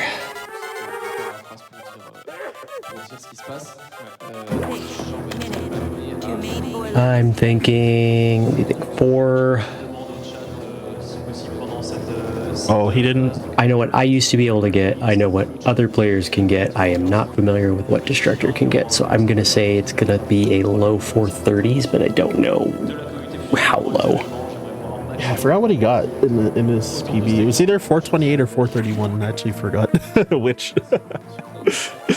So I was watching like his run and Scotty's run back to back, so just to sharpen up on talking about this run. Yeah, I think one got one and the other got the other. I believe that.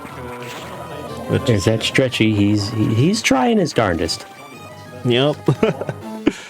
As we second verse, same as the first, and except we have to commit down. Yep. So as we morph in the air to slow ourselves down and collect the greens. Yep. Or now a yellow, and then back to greens. Yep, now we have both Varia and Ice Missiles, so this room is free now for Samus. Yep, freeze that Stretchy. Let him come out a little so that he could just like jump onto the platform instead of grabbing the ledge. Oh, that was close. That would have hurt. I forgot how much damage they do. Is it like 80 something? I do not remember either because it's been so long since I've hit one. But that would not have been fun. Oh my goodness. Yeah, the purple ones hit really hard compared to the green. Yes, they do. Well, everything does as we continue through the game. Unfortunately. We're gonna have to get the red here. Nice. Yep. That delayed third ice missile shot to freeze that side hopper while it was jumping so that he could get enough height to platform up there. That's a little shortcut. Ooh, double sweet spot 430. Should be like a 2 or 3? 432. Yeah. 433. Oh, yeah, there you go. Mid 30. Or no, I was right, low 30s, but cool. Very cool. Very good emergency. Indeed. Though we have now 3 beams to our shots, the formerly known as Spazer wide beam. Yep. I wonder why they changed it. Yeah, same. I'm sure there's a reason, I just don't know it. Yeah, I guess people are asking what's a Spazer.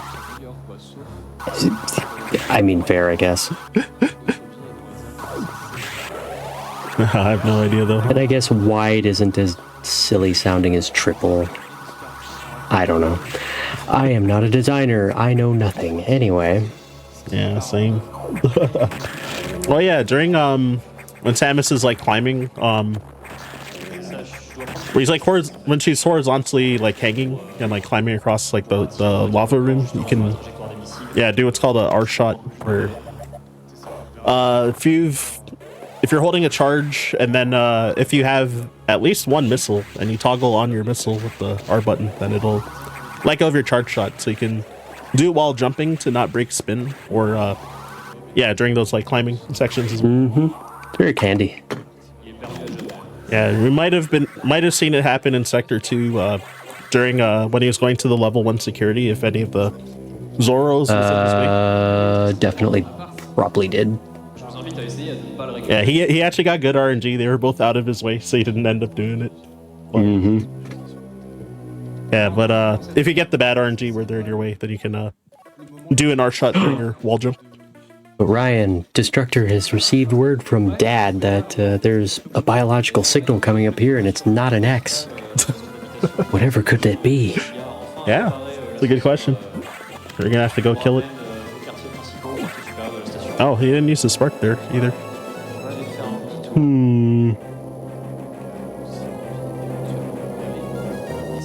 So yeah, we're going all the. I keep like being amused by the German names of like the rooms when the. Yeah, I don't think I've ever seen this in German. So same. Like always getting like very slightly distracted looking at the name, being like, huh, what the heck does that mean? Exactly. Nah. So back up to the main deck and yeah, because the elevator finally works. Yep. Dad took his sweet time. Yeah, like the navigation room, like I could never read that word in German as he ran by that room. I'm not even gonna try because I will butcher the German language. And I'd rather not. Will we see the impossible possible? Oh, the strat is so impossible. Yes! Oh! That's so clean. I love seeing it every time. Oh, for real. It's clearly impossible. Yep. And then yeah, managing to keep the Shine Spark while breaking that one speed block by starting his run from a specific spot. It's an easy visual cue. You just put Samus's leg on the ledge, the right ledge of that, and just run. Yep. Works every time. As long as you don't break stride. Yeah. Hello, animals. And it honestly isn't a bad animals. Yeah, that was decent. We take that. Thank you all for donating to save the animals during my GDQ run a few months ago. It made this run canon. I forgot to. There's a color warning. Oh yeah.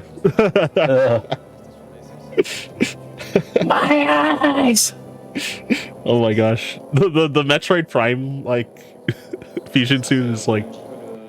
I swear those like, were. Gross. I swear those were more afterthoughts because they do not look as polished to me, but that's just my opinion on aesthetic. Yep. Oh my gosh. At least you only have to see it once like that. Yeah. So yeah, you only see. Yeah, I think the close-up with Samus happens. I think it's only 4 times. Like twice for blue power suit, once for Varia, once for Gravity. Yeah, decently sure. And the Gravity one is Chef's Kiss. Yup. Just looks so good for basically these just being the same look but different color schemes, and it's missing its epic shoulder pads that we're all used to. Yup. Rip. So back to Sector 5 because back in the freezer. All the other download stations are either destroyed or blocked off because of the X's. So for some reason they know very well that we went in here and they just didn't do anything about it. Yep. As we see Destructor hydrate. Chat, this is your friendly reminder. Hydrate. I just ran out of water too. Ryan, no! It's okay, I drank during the early portion of this run.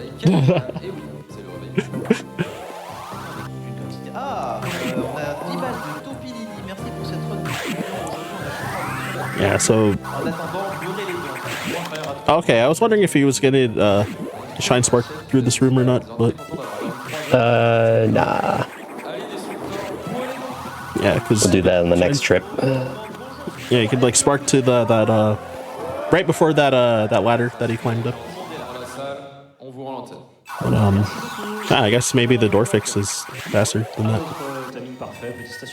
I actually don't know. Même chemin que tout à l'heure. Alright, so here's a quick download. If you wouldn't download a super missile, why on whatever planet or station you're on would you download a power bomb? But anyway, these are the second loudest things in this game, or in the gaming industry in general. The power bomb whoosh. Make sure to turn up your volume. This whoosh. Or don't. I'm not your dad. Alright, Ripper got him down to a nice 69 health. And Sax chase again. Didn't even get to see that one aside from the beam. Mm-hmm. In case nobody else caught it, the Sax also has wave beam stacked on ice beam. Yep. So yeah, shooting through the wall and chasing you down. It's almost unfair. Alright, so leaving is exactly the same as it was the last time we were here, except we don't have blocks to shoot. Yeah. And I should check how we're looking on the memory corruption showcase. Oh, they met it. Cool. Nice, nice. So yeah, get a power bomb. We'll be seeing that. That's gonna be fun. Yep. Which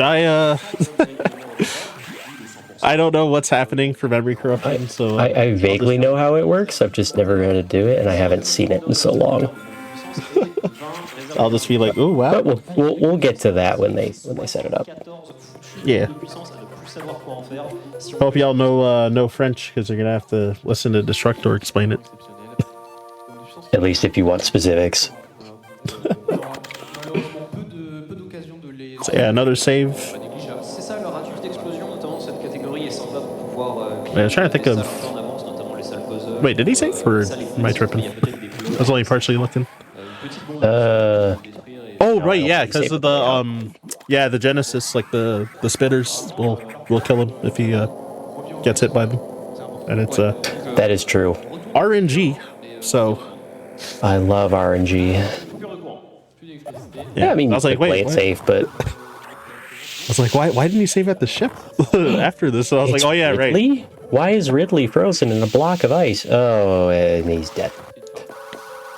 Oh my gosh, it's so gruesome. It's the crumble. Yeah, so how you have to stop right there because he almost got spat on. So if your speed booster is charged and you're running, then you don't have to worry. But drop a power bomb here, and we're gonna exit the room as it explodes, so that when we come back to this room,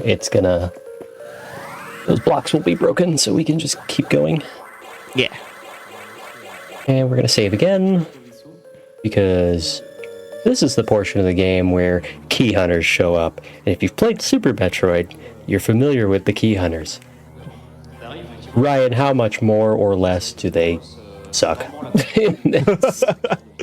Yeah, so they're in the rooms where he's gonna encounter them, if he gets hit by their stinger, they do 123 damage, so yeah, it's game over. As we've established several times, he's only got 99 for this entire run. He's not collecting anything. No E-tanks, no missile tanks, no power bomb tanks. Yeah. He has 99 HP.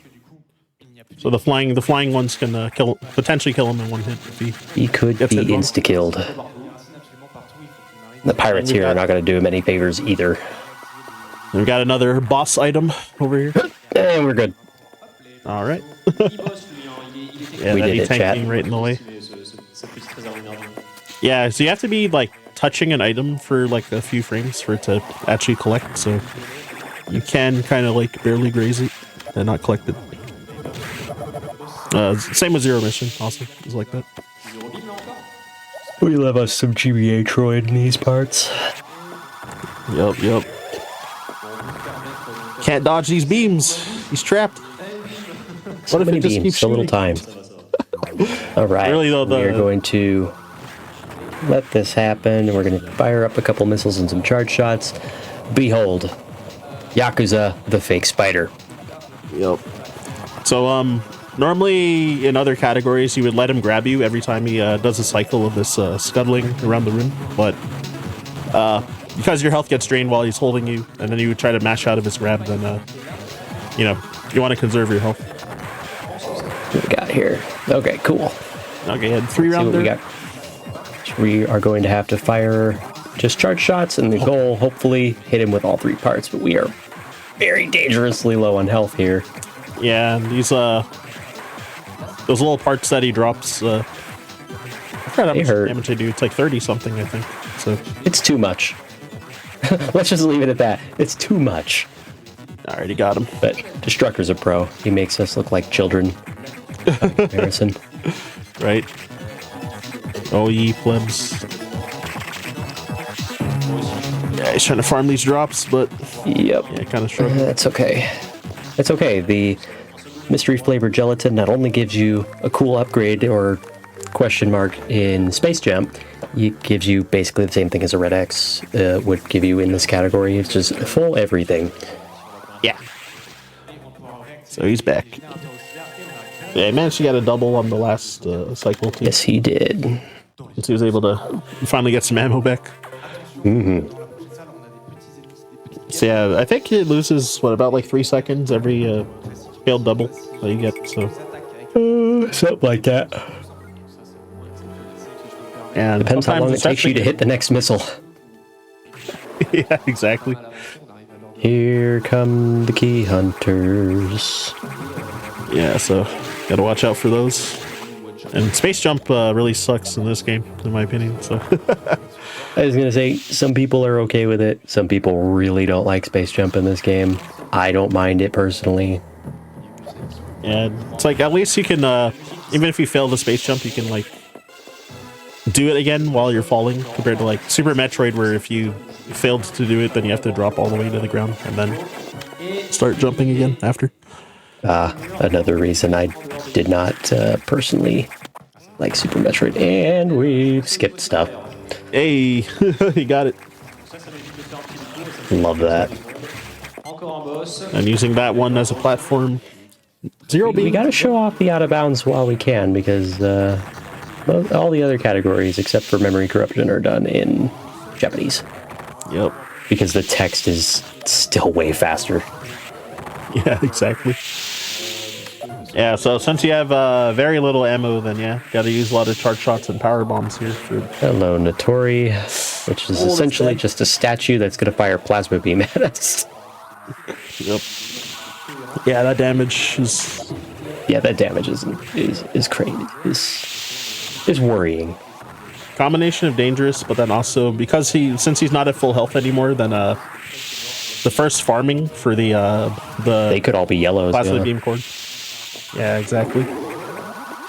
Oh no, we get to get some greens. We're good. Nice. So the luck on this guy. Yeah, he also has to knock double. Let's see, we get the sweet spot at least.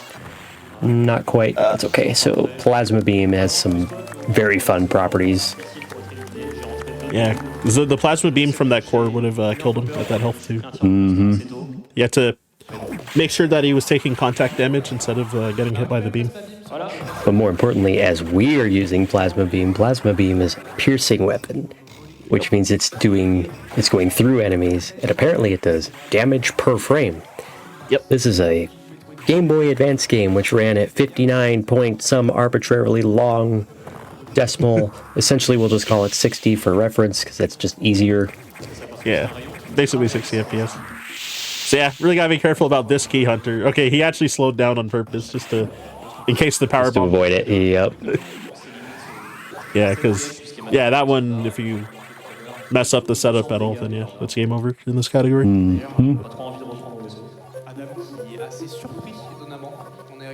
So you made sure to wait. And that entire text box right there with all of the dots, that is so much shorter in Japanese text, it's not even funny. Yeah, you're right. Oh my gosh. Yeah, this really adds a chunk in this category.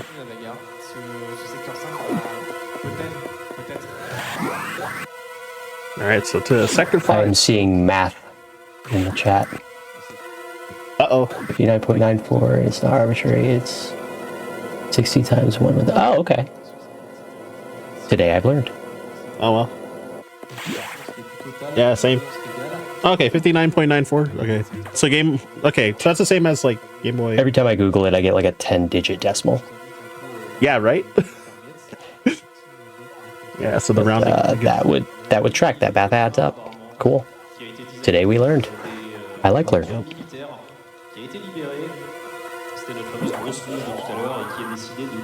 So yeah, I've got so the Nightmare has caused major damage to Sector 5. So all right, let's see what Destructor does. Okay, he's gonna go for the regular. The longest shine spark in the game. Yep. You want to count the rooms? Count along. 5. Hey. So yeah, there's like this impossibly hard like space boost you can do, where space jump plus speed booster, where you can keep space jumping through all the rooms while keeping your speed boost. Which I say, as someone who is not that great at this game personally, no thanks, I choose life. Yeah, exactly. It does lose a lot of time if you fail, and I think it saves like 2 seconds or something. So that's incredibly hard. I'm good. I can save minutes in my own run if I desire, as we take our safety save for Nightmare. Yep. Yeah, this boss is I was gonna say the pun, but never mind. We're good. I have a different, other, not so affectionate nickname for Nightmare, but again, I can't say that on this channel. Whoa, censored.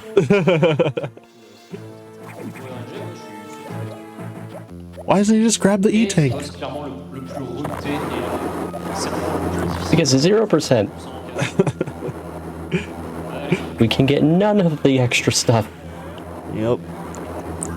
Yeah, so opener is gonna be different from categories where you have health, where you can knock and missiles. Here we have neither. So we have to go all the way up and just fire the charged plasma up. We're gonna fire 9 missiles and let's get the loops. Yeah, so I guess the point. Oh, that's a big. Oh, and that's why we take the safety save. Ouch. Yeah, Nightmare hurts. Yeah, space jump more ways than one. Yeah, you drop that space jump, you're dead. It's just there's no questions asked. You're dead.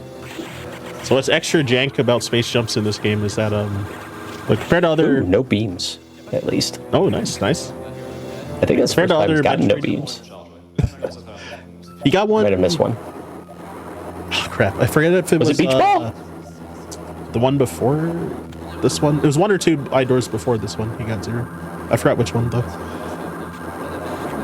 But yeah, for space jump, it's really bad in this game because you have to be falling for at least 15 frames to be able to do another jump. Compared to almost, I think pretty much every other Metroid game is like smaller. Yeah, that sounds right because Dreads isn't like that. Yeah, because Zero Mission is 8 frames, which is like the fastest one as far as I know. Super Metroid's like 12 frames, and I think Metroid 2 is the same as well. And then Dread, I have no idea what the numbers. I don't know what it is for Samus Returns either. Yeah, same here. So many space jumps, so little time. Man, this is scary. Oh no! Yeah, because this boss is named fairly. Right? Yeah, the reason so he has to react whenever the Nightmare starts flying around again after he does that straight line towards him. Once it reaches like the wall on the left and starts like flying kind of uncontrollably, then like ideally I think you can get him to infinitely go around the room and just charge shoot him as he comes down to your level, but slower but safer. Exactly. He here we go. Yeah, what's up with Nightmare with this? So Nightmare, please. Oh my gosh. There we go. Yeah, so what's up with Nightmare? Oh yeah, so the pattern that it like flies around, it's kind of like how how he's been guiding the X cores around when trying to get like the double missiles on them. That's that same like tracing pattern where it changes between it changes between like flying like an X would and like and cycles between that and trying to follow you. So you have to kind of like react to like which one he's doing at first. Here we go. I got scared there. Same. I thought that big hand was gonna get him. Like that. Almost did again. Holy moly. I believe in Destructor. Yeah, he's getting. There is no doubt in my mind. All right, he's got him. Okay, there you go. Yeah, getting him to a height where you can be completely on the screen. Yeah, it's pretty high up, so that's scary. Oh, it went downwards, so that's actually good. Because if it went like straight at him, that might have been dicey. For the take. Oh, and he fired the missile by accident, I think. Oh, that's not gonna bode well. Yeah, so when he defeats this phase, then he's gonna have to drop a power bomb to try and get the or bring the core. The X's to come to him. Because he's full health, though, I think that might have been intended because they will be all greens. Yeah. Yeah. He's got 6. Okay, perfect. So very nice.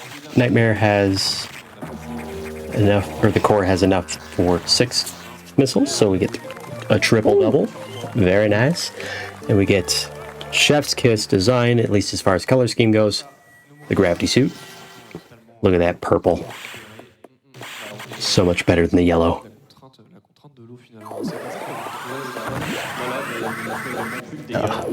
Finally, my eyes. My brand. Wait.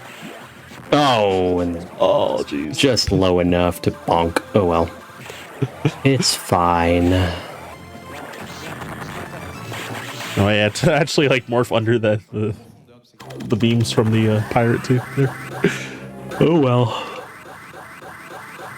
You have to jump there because the speed blocks are just meanly placed in there. Yeah. Only on that upper portion. Yeah, it looks super cool when entering, but yeah, it's too high. And then yeah, so you try and use a speed booster to jump through these blocks, these bomb blocks, rather than spending the time to bomb them. Expertly done. Yep. And getting 2 power bombs in. Is he gonna do the thing? No. When I use entering this room, you can do this really stupid thing where if you drop a power bomb as soon as you enter this room and touch the security pad, the door will open before the game tells you that you've acquired the keys. Yep. Yeah, it hits the door as you're like. That's true for all the security rooms, but that's the only one you can do that in. Yeah, it's like very marginally slower because of But it's funny. Yeah. Yeah, because it's like a little faster to unmorph in the previous room. It's like the reason. It's a very, very tiny amount though. Frames. Yeah, I do it every time just because it like looks cool. So. It's just funny because it's not like, well, we're not doing it by IGT anymore. There was a time where if we were doing IGT, since this game's IGT is whole minutes. Oh, impossible strat over here. I got it. These wall hacks. Yep.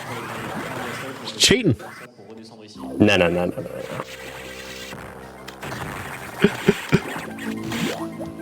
Those are the comments you know you've made it. Yeah, accused of cheating. Oh, ouch! The ouch hit him. Hey. Here we go. Yeah, that's not even a meme. Those enemies are called ouch. OWTCH. Yeah, I think he like bomb jumped into it by accident or something. Something like that. Remember what we said about charging through doors? Yeah, that same principle applies to diffusion missiles, which is great because they take forever. Yep. Ultra one. And yeah, have to make sure not to go too close to that POW amp, otherwise it'll expand before you freeze it. Mm-hmm. C'est vrai. I was trying to think of what's happening next. Oh yeah, I guess it's Sector 6, right? Yes. Box is back and has acquired a Microsoft sponsorship. It's now the Xbox. It is indeed the Xbox. Well, it's a legally distinct Xbox. Don't tell Microsoft. So yeah, so because of Samus damaging the box in Sector 3, then part of its internals were exposed, so it got infected by the X. So it's causing damage in Sector 6 now. Yay! I mean, boo! It's fine, TM. Yep, so gotta give him the work. It's fine. And while the X was invading the box over there, it decided that fire towers were not good enough. Got it some nice upgrades in the form of missiles.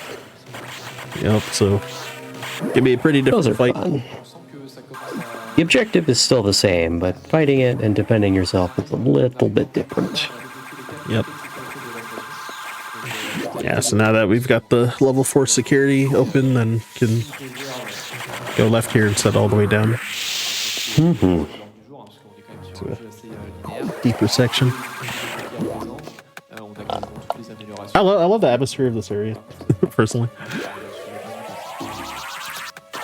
Yeah, Sector 6 is, for the most part, a pretty good atmosphere. It's a good sense of... Well, there's a video I watched, it was like how Metroid Fusion creates dread. And then, yeah, it's talking about like the areas, how like, you know, so like... Metroid Fusion sets up a pretty good horror atmosphere. Yeah, exactly. Because as kids, and I'm sure you fit in this boat too, the SAX scared the ever-living crap out of me. Same. The music too, like, freaked me out. Friendly reminder, this game was rated E Right? at the time. I don't know if it would now. I think it's a B rating now, I don't know. Yeah, I wonder. It's the Xbox. And we've got missiles, and now we've also got some water. Dropping in the water with the Xbox in the water actually is an electricity effect, so you will take damage just by being in the water. Yeah, it's like one... Unfortunately. It's the same as Sector 4, but now we have gravity suit, so it'd be like 1 damage per second. Yeah, and he wants to be at full health again because he's got to farm green X's for the beam core. And once again, the beam core only needs 4, but the beam does 80. 80 damage, yep. So we ideally want to be as far away as possible. Yeah, he's not even bothering going for the sweet spot this time because, yeah. I just probably live, wouldn't you know? either. That's, I think, a wise decision. Yeah, I just got to survive. Because, yeah, usually going for the sweet spot there does involve taking contact damage to set it up. So anyway, no entry without authorization. I do believe that the wave beam counts as my authorization, does it not? Apparently not.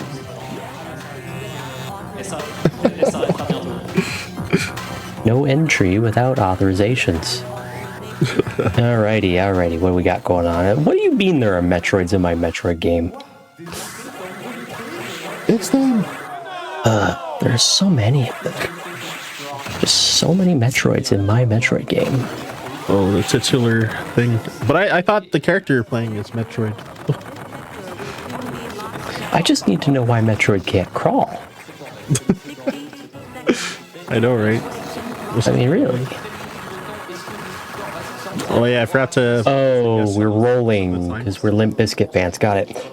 Oh my anyway. Okay, got like a high 55 escape. That's pretty good. Yep. Because they got bad RNG with the little baby Metroids. The one, like 2 space jumps before he got to the top, then one went like right in his way and cut him off. So it could have they knock you out jumped through the door and just stacked them. I love doing that. Yeah, well, like the 3 of them are like stacked up. It's great. It's slower, but it's funny. Yep, all the swag, baby. And remember when we said that things were slow when Samus is having her argument with Dad? Yeah, this is that time. Yep. Yeah, so talking about the Metroids. And now there's like no less than 10 X's, I think, or SAXs on the on the space station and all. They divide like cells. It's great. Yep. All right, that's the cool close up. It's just such a good looking color scheme. Yep. Just chef's kiss. Whoever designed the gravity color scheme needed a raise. Whoever designed the Varia gravity or the Varia color scheme, I just want to talk. Right. Actually, I want to know who approved it. It's acid room number 1. It's true. As we launch our charged diffusion after that door to break those missile blocks for later. Oh, that hurts. We're back to before box. Oh, he didn't. Oh, I guess he forgot to save after the. Yeah, I just don't think he expected to die there. To eat pavement there. Oh shoot. Yeah. So, there was one more save that he passed by before the Metroids. So, as the old director's saying goes, once more with feeling.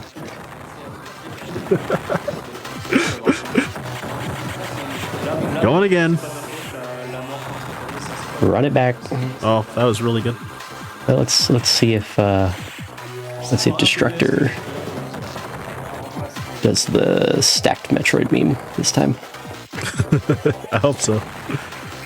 Yeah, so way earlier we were talking about how you can do doubles for. Oh, he did try the sweet spot, but he did. It's close enough. But yes. But yeah, the doubles didn't need there, to take it to safe this time. Oh, sorry. Didn't need to take it to safe this time. Yeah. All good. Didn't get beamed right away or anything.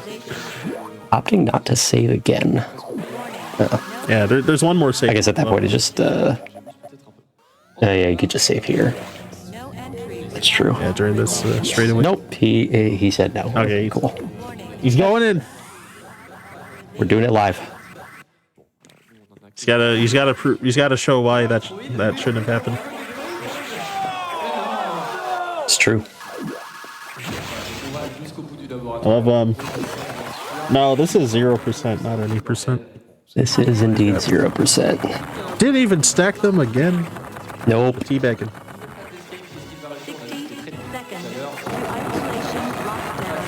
Oh, I dropped the spaceship there, so it's gonna eat like a second. We love us some good memes going on, but we're not seeing the meme in this room. That's okay. The baby at the top knocking him onto the baby. Oh my gosh. All right, well, you got like 10 years of dialogue again. It's over. It's fine, but you know what else that means, Ryan? You get to see the chef's kiss close up again.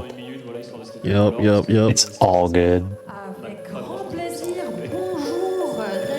Nous avons eu un don de Samus Aran qui a donné 100 €. Oh, I saw him struggle on one of those text boxes. Uh-oh. No one would have noticed probably, unless he like run the game a lot or something. But it's only pointing it out because like one of those was like really slow. Like the rest were like fine, but it's it happens. It's like actually like weirdly hard tech to like optimally text smash. For any of these close-up ones though here, then you just hold A. You don't have to do the 2 buttons thing. Thankfully, yes.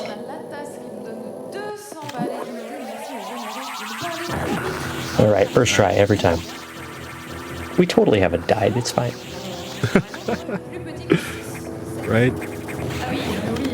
Yeah, freezing all the rippers again. As one does. Yeah, it's got a.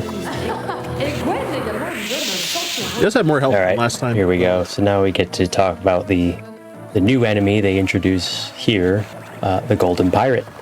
The Golden Pirate can only be shot in the back, but the way the game checks that is if you're just facing the same direction. So all you have to do is back up a little bit, fire off a charge shot, turn around real quick, and it will just do stuff. It's great. Yeah, thanks to the plasma beam passing through enemies, then it'll. Then yeah. Behold, turn around. It's like the loudest thing in the gaming industry, Ridley X. Make sure to turn up your volume.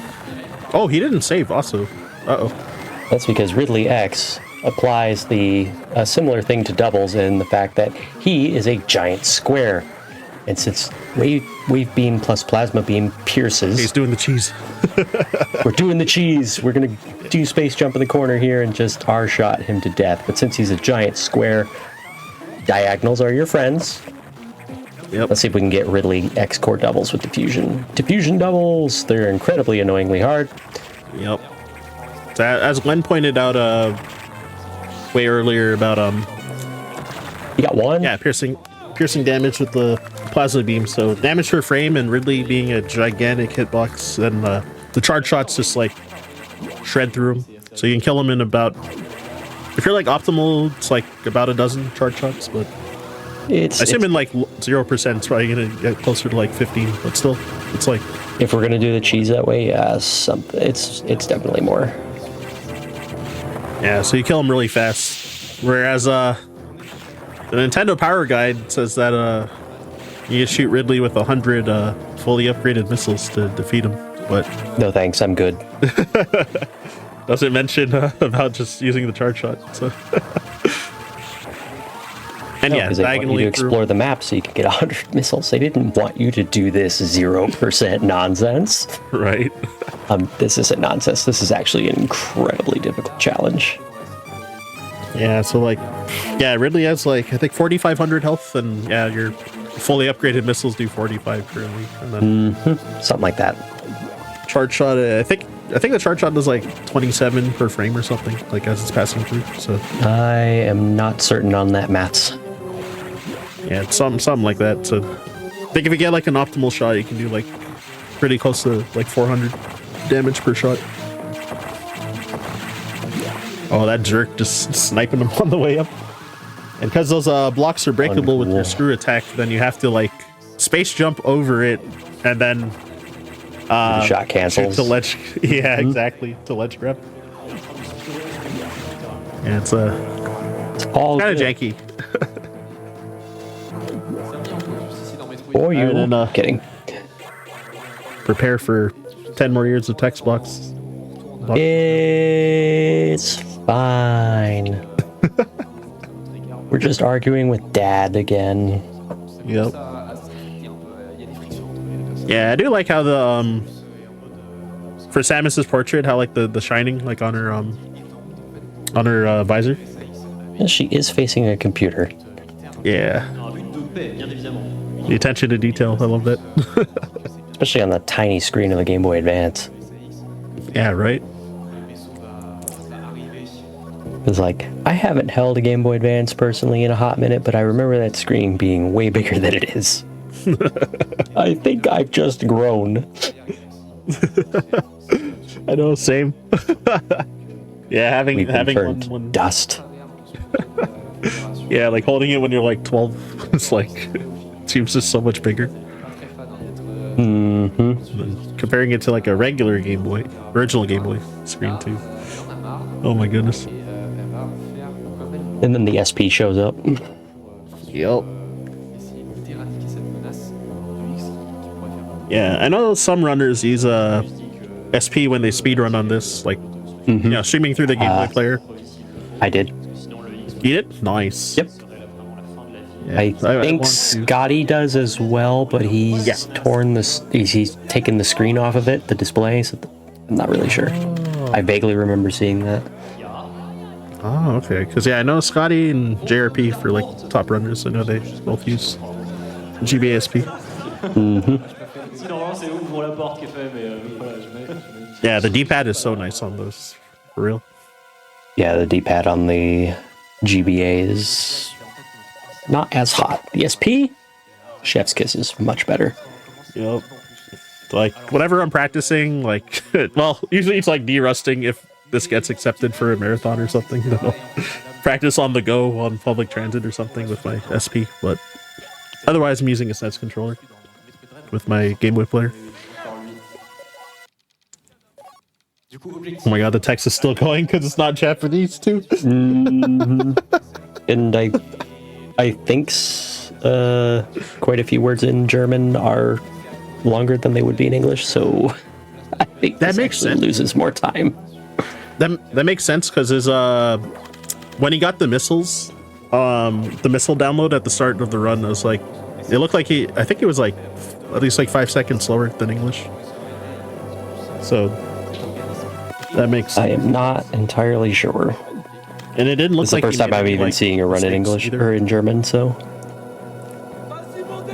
Yeah, just because I was watching his run in English, so I was like, oh dang. I was like, oh dang. He's losing so much time compared to his PB, and I was like, oh, it's probably because of the German. Because yeah, I was like, yeah, I didn't see him make like any mistakes like in that segment. At that point, yeah. Yeah, so. All right, well, this is the fun part. Going up to beat up the SAX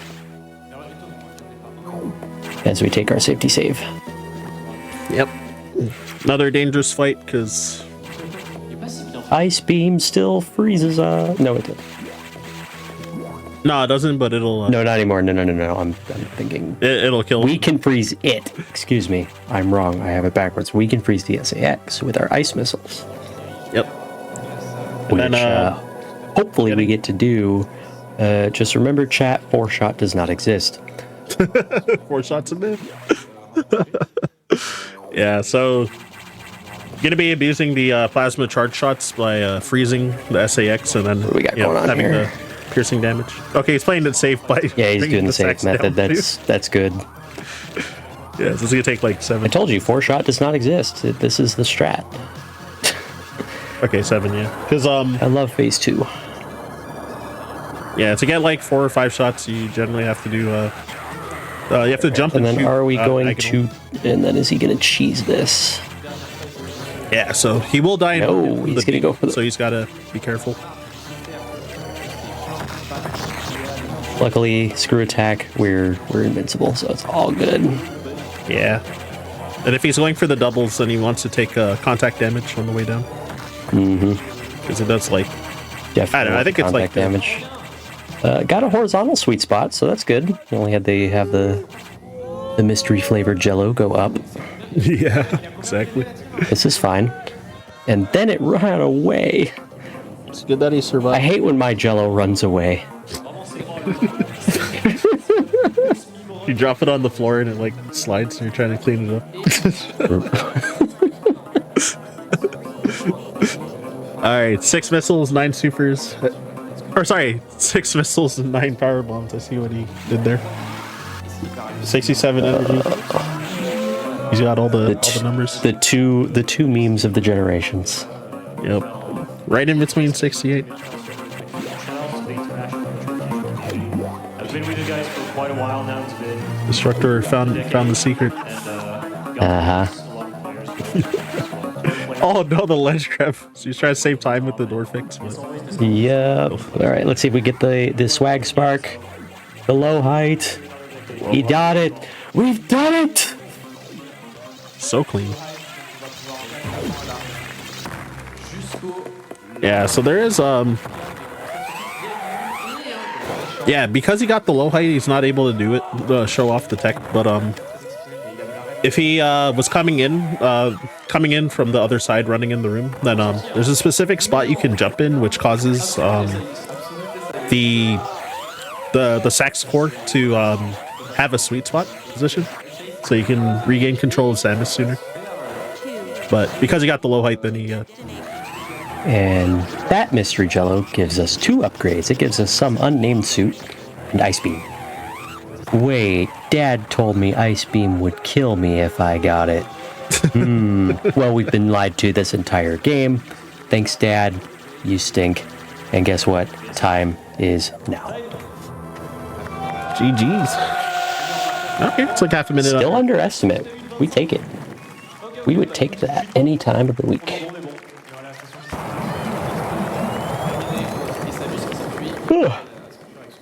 That was... Let's go.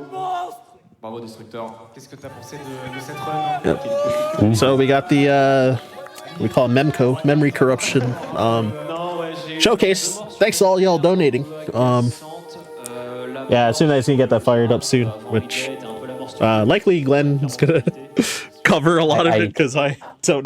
I've got some vague understanding of how memory corruption works. Essentially, you're setting up certain things in the game on your way through power bombs in Sector 5 so that it changes values in the RAM, and then you'll go out of bounds, fire off some power bombs, and it will eventually just warp you to the end of the game.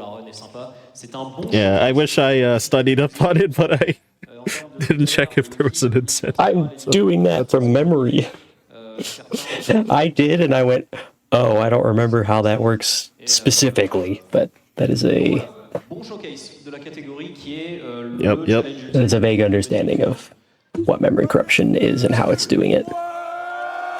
We love RAM values.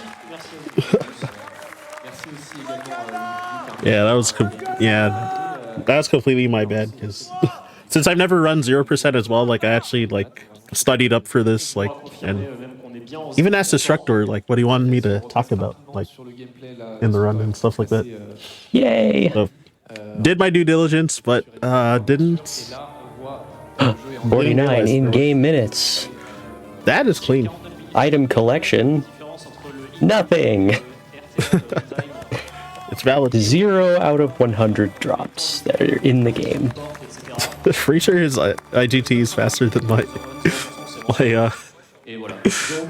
any percent PB. I don't remember what mine is. I think it's a 48. I gotta might check. be 49. I'd have to look. I don't feel like looking. I need to look now. I think I have like a 50 something. But... You do you, man. Hey, we have We're enough here for downtime. memory corruption. Pour faire votre corruption de mémoire sur Metroid Fusion et vous téléporter vers les crédits de fin. Déjà, malheureusement, c'est pas si impressionnant que ça dans le sens où il va bien falloir... Good lord. Yeah, 51 IGT. That's not bad. Any percent. Yeah, it's like a high 119. Real time. That's not bad. Because how old's your run? Like 3 years ago. It's from a marathon as well. But oh wow.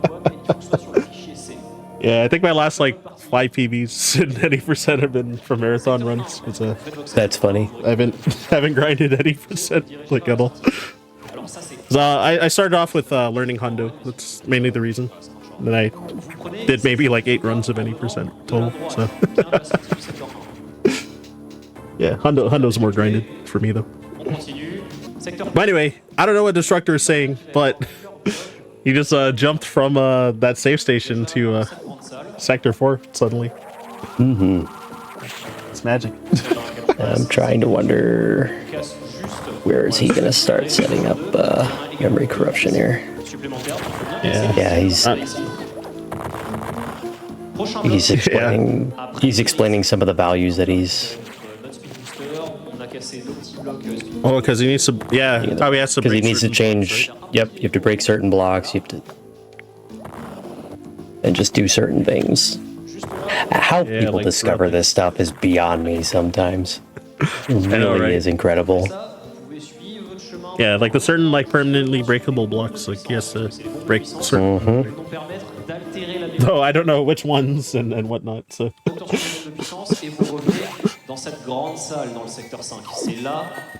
Memory adjustments are actually occurring during the out of bounds PB placement. Oh.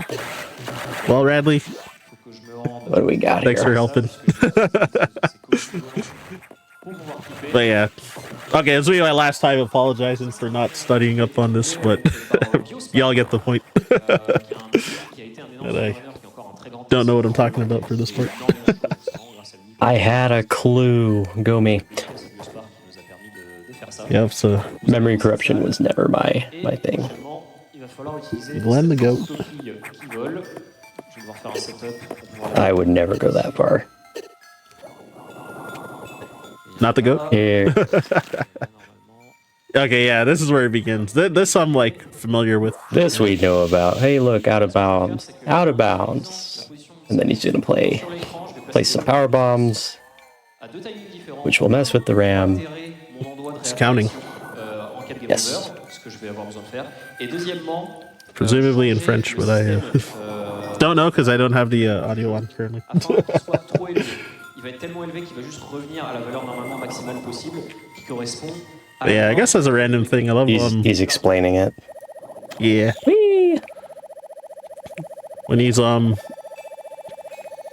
for his live split, whenever he golds a segment, because there was someone commentating a run of his, and he's like, "Destructor is doing what he does best, destructing." It's true. Yeah, he got like 2 golds in his PB, so I got reminded about that. I was like, "Oh yeah." Always makes me laugh. That's funny. I think it was when he was, because Destructor is also a top runner in Zero Mission. I think it was during a ZM showcase. This is just one of those like really funny. Nobody knows what's going on until things actually change on the screen. But if you look closely, you can see Samus just appear occasionally. Appear for half a second, quarter of a second. It says holding right and A, so yeah, I guess while you're morphed, then because jump ball buffers, then so he's just like constantly moving right while buffering jumps somewhere. But again, I have no idea what's happening. Can't believe Mario can't remember Mario Wahoo. Metroid Fusion.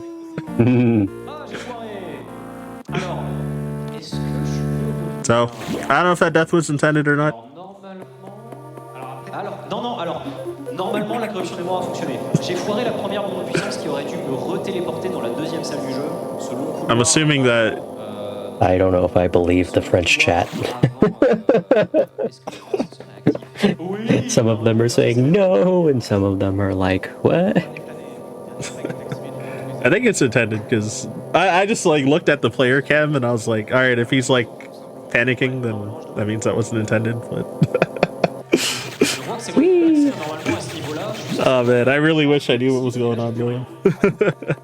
Game break. What a broken game. This was like the one time that they thought like, oh look, we found a sequence break in Metroid Fusion, and yesn't? Kinda. It's very interesting. Yeah, so memory corruption is the like true any percent category, but oh, it's broken. Let's go. Okay, so you got it. Confusion adds to the magic. And it's no longer broken. And it's broken again. It's so funny. I hear the Omega Metroid. I don't see the Omega Metroid, but I can tell you that it's dead. Oh, and yeah, by the way, the ship can that's so funny. This goes through the wall. That's so funny. I've never seen that before. Classic. It's all broken. Hooray! Well. GG's. I wish I could provide some. We have corrupted the memory. Hey, we didn't have that suit we got on our car chip. Yeah, wasn't Samus like blue or something? What happened? Dabba-dee-dabba-die?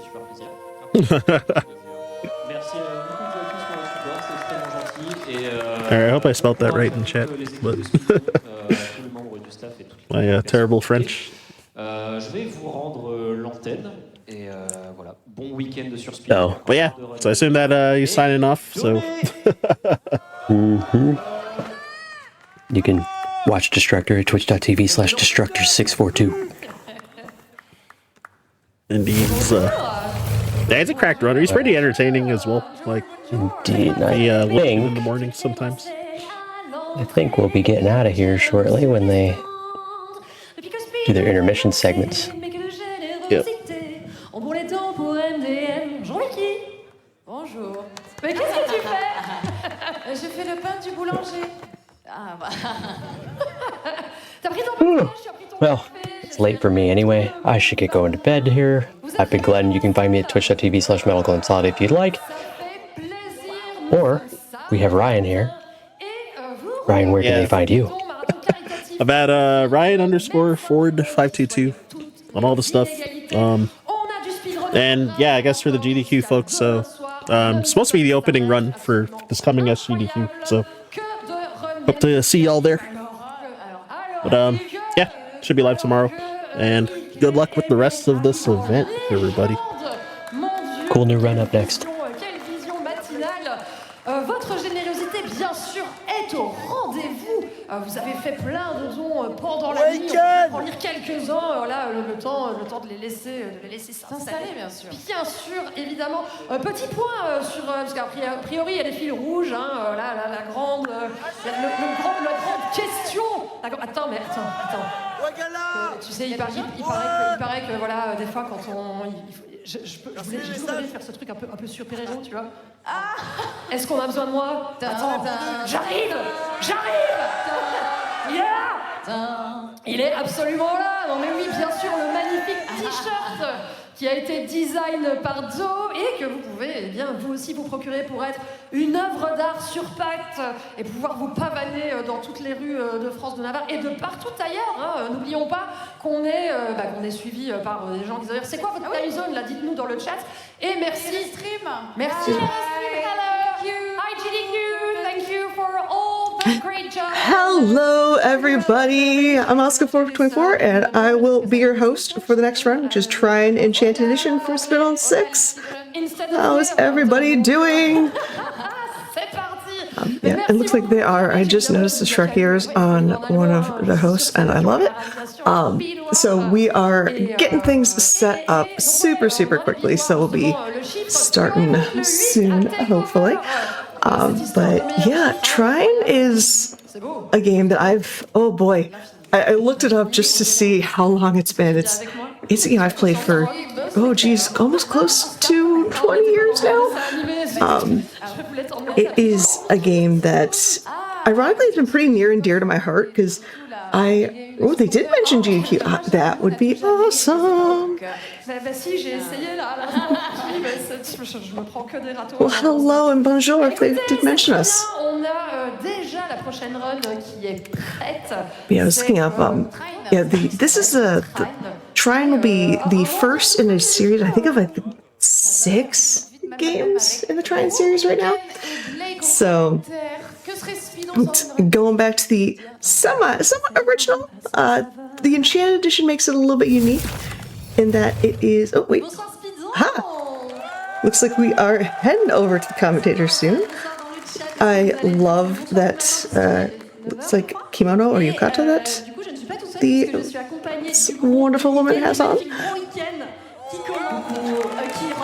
Okay, I unironically love that shirt. I would like that goose shirt. Chat, would anybody else also unironically want that goose shirt? I am on board with that.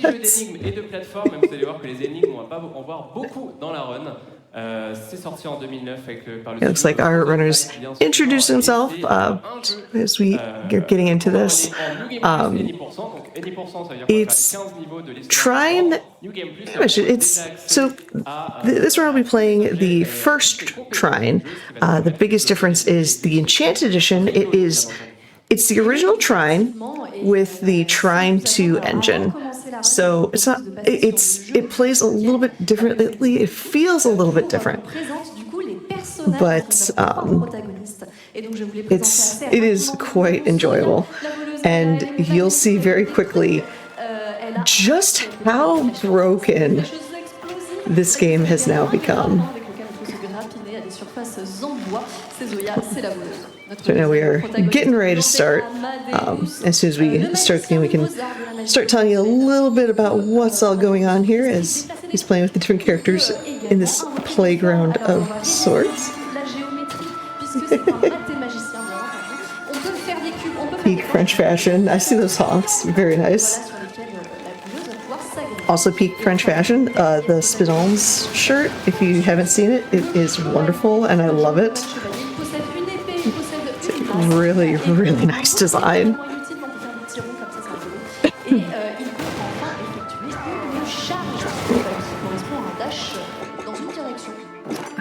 All right. It looks like we are getting ready to start. Getting the okay from everybody, make sure we're good to go. And we are off. All right. So with Trine, it features 3 playable characters that you can swap throughout the game. The first character that you see here, her name is Zoya. She is like the archer. She uses a grappling hook to kind of swing to and from locations, and she's really, really good, especially like vertical movement. So we have we're going to introduce now to our second character, who I believe is Amadeus. Yep, we get to see our wizard. Now, Amadeus, wizard, bluntly, wizard does wizard things. He focuses on creating these platforms and these pyramids. He's also, as you can see, very slow. So what our runner does is actually creates the platforms that Amadeus uses to help people traverse, and tries to actually just like flatten him to a pancake for the sake of making him go faster. You very rarely see Amadeus do any running, so you don't have to see that often. That said, the main runner of the 3 is ironically our big, honkin', beefy tank gentleman, which is Pontius. Pontius is our knight. I can't not see Final Fantasy IX Steiner in Pontius. That's just me. Pontius has a dash, as you see here, that our runner does a really, really fun thing with, and you'll see right away. Excuse me. A dash, Pontius' dash with normal game mechanics has endpoints. At some point, Pontius gets tired and no longer dashes. However, as you're seeing here, welcome to one of the main tricks that you'll be seeing throughout this entire game. It's called the infinite charge. So basically how it works is our runner will start charging with Pontius and then immediately go into a menu, swap 2 artifacts, doesn't matter which 2, but in doing that, the game kind of just like forgets that it just kind of forgets that Pontius' charge has an endpoint. So he just goes. What you saw right there is actually a second of actually the 3 main glitches that you will see in this game, which is the triangle clip. It's more of a pyramid, but what happens is, Amadeus will form a pyramid, and then if the runner switches to Zoya and grapples that pyramid at just the right angle, Zoya can actually clip through walls and floors. So you'll see that periodically through the run. It's actually a really cool glitch. Our runner had a little bit of a merry-go-round panic right there. And one thing I want to note about the infinite charge is with the charge, the runner can't really control Pontius' height in that state. It's pretty much just run and go. So what you'll see a lot of the time, we saw that triangle clip again, you'll see the runner briefly use Amadeus to create a platform and will switch to immediately to Pontius, charge, and infinitely charge over that platform to get the height that the runner is looking for. Because eventually Pontius does fall down. Eventually. But like you saw right there, that platform is just enough to get, even right there, just enough to get Pontius over any hazards or whatnot. I see the comment chat. I would definitely recommend playing this. Like I said, this is the Enchanted Edition, so it is Trine 1 played with the Trine 2, or rebuilt with the Trine 2 engine. So it is super, super cool. And it's a super gorgeous game, and it's super fun to play casually. I very much enjoy this. From a speedrun standpoint, it's, you see, pretty quickly, it is wildly broken. The other glitch I haven't really talked about much is basically a door clip.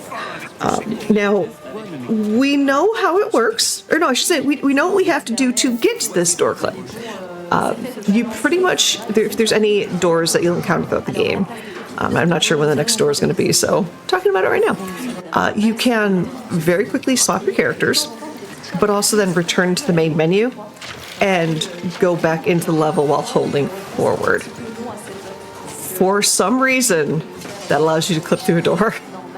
We're not sure how, but it works. It works. We just kind of accepted face value. Now here, even though you're supposed to be going right, our runner's going to be going left because this is the first of two major out-of-bounds skips.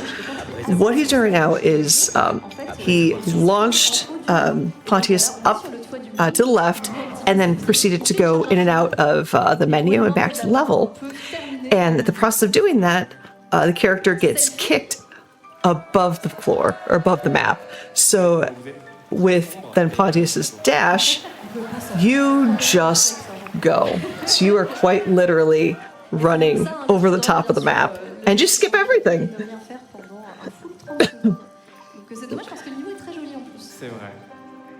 Yep, and just like that, the fifth of, I believe it's 15 levels is done. Yeah, unfortunately there's only two real major out-of-bounds skips, level 5 and level 11. So that was Crystal Caverns. When you see Ruins of the Perished, that'll be the final, or the other out-of-bounds skip. But yeah, you can see there's enemies throughout this entire game, but for the most part, we are just hardcore through dashing through everything. Like I mentioned, we are mostly looking at our big honkin' tanky Pontius just break the laws of physics and any other like land barrier, land speed barrier that you can think of, to just go. It just works. Yeah, it's for the comment in chat.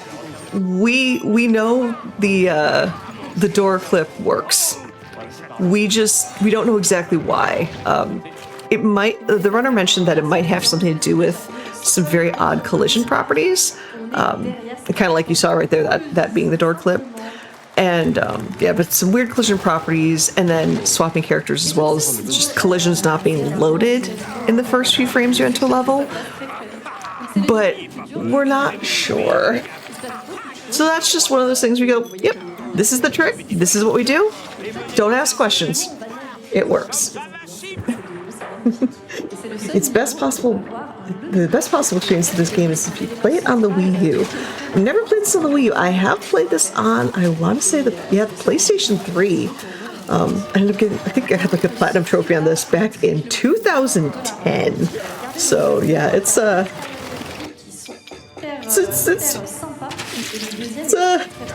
fairly oldie but goodie, but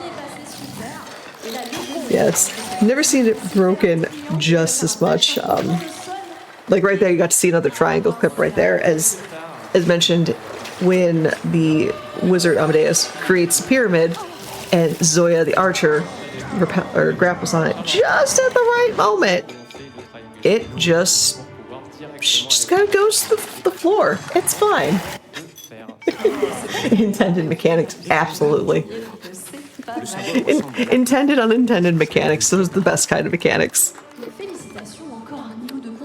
Now, just like that, we are flying through this. Well, more so running through this with a tank with a giant sword.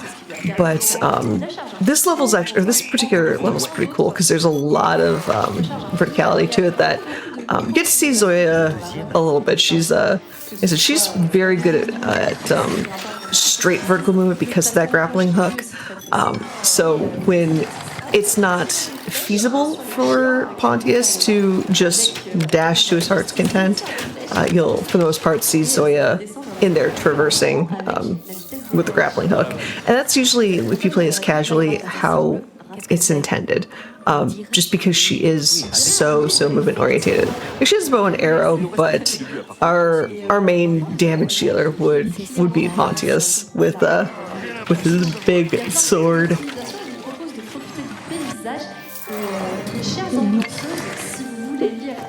Like I mentioned, with Amadeus the Wizard putting that little platform up there, that just helps Pontius get just enough height to clear a lot of areas. Let's see the triangle cliff once more and adjust the pyramid just a little bit to get through. But the pyramid's something new. No, it was the pyramids were on there. I think admittedly it's been a hot minute, but I'm pretty sure because the pyramids casually are supposed to do what he just did. They're supposed to be grappling points for Zoya when there isn't really a grappling point for her to grab onto. So, the wizard allows for movement. And Zoya kind of takes that and swings with it.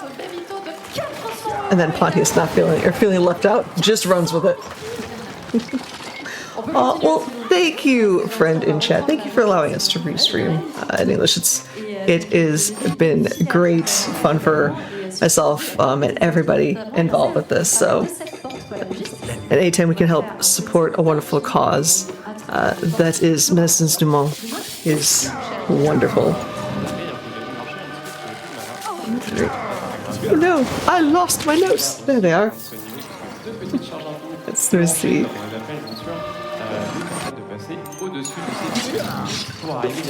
And right there, you actually got to see that it doesn't matter which two artifacts the runner swaps to start this infinite charge, it just works. Now this is level 11. This is Ruins of the Perished and the other major out of bounds in the game. So it's going to take a few of the pyramids to get the characters right where he wants them. So that should be high enough. Oh, nope. There we go. Perfect. So yeah, Pontius, our wonderful tank, again breaks gravity and is quite literally just running over. Looks like he needed to do a little bit of adjusting to get him even higher. And yeah, it's, like I said, this is the biggest out of bounds skip because you are completely well above the top of this this level. So this is, if you enjoyed this level casually, I'm sorry this is all you get to see of it. But yeah, that tells me we're on level 11. I said there are 15 levels for this. Ironically, like I mentioned, there's some combat that you do casually, but you actually don't really see much here because you are just using some really, really cool movement tech to get through the game. Yeah, and just like that, Ruins of the Perished are officially done. We are absolutely flying through this run. Right there, you got to see the door clip that we just accepted face value. Who needs gravity? It just holds you down so much. I agree. Gravity is such a downer. Excuse me. So, yep, we're seeing some more running through everything.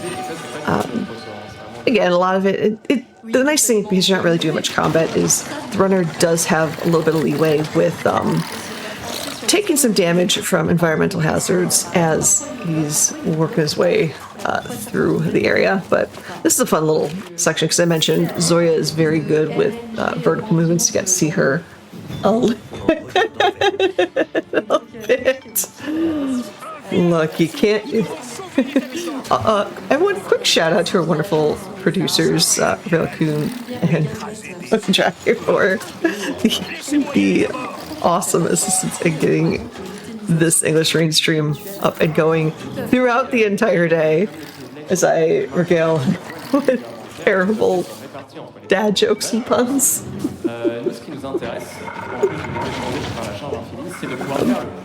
Yeah, like right there, you guys see. We don't have to worry about our health, so we just kind of go into an acid pit, and it's fine. It's fine. We'll survive. Avoiding some fireballs, while also again using our wonderful RAM from Amadeus to just launch Pontius up and avoid doing a lot of kind of standard movement in lieu of just running on air. It's fine. Like I mentioned, this is very much the bread and butter trick with the door clip. You see a good amount of time, just like right there is a prime example, and then the triangle clip where you glitch usually down through barriers. You'll see periodically. Yeah, we are getting close. We're in the forge level right now, so I want to say that is either level 13 or 14. I don't quite remember which one. Here for the dead jokes and puns. Well, don't you worry, because you'll hear me a few more times throughout SpeeDons. So either that or I get hard muted, one of the two. But yeah, as we're getting through this again, I cannot recommend enough. Definitely check this game out. And for those watching SpeeDons, make sure to I just hope you're enjoying the whole marathon. Definitely, if you are interested in donating for, again, Medicines du Monde, Doctors of the World, go to gdq.gg/donate/SpeeDons. That's SPEEDONS. And you can support charity. Also, if you haven't seen that absolute banger of a shirt for SpeeDons 6, SpeeDons.fr, you can actually also purchase the shirt. They ship worldwide, so you can get a hold of that at some point soon. But yeah, we are officially at the end level.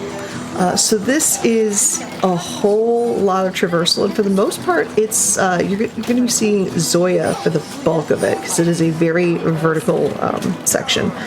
So time is going to be when you'll see, I'm trying to think of a good way to describe it, the runner get to a platform with these two pendant-looking items, which are two artifacts that have been lost, and they're trying to recover. Without going into much detail, but it looks like we are getting, yep, there it is, and that is going to be time.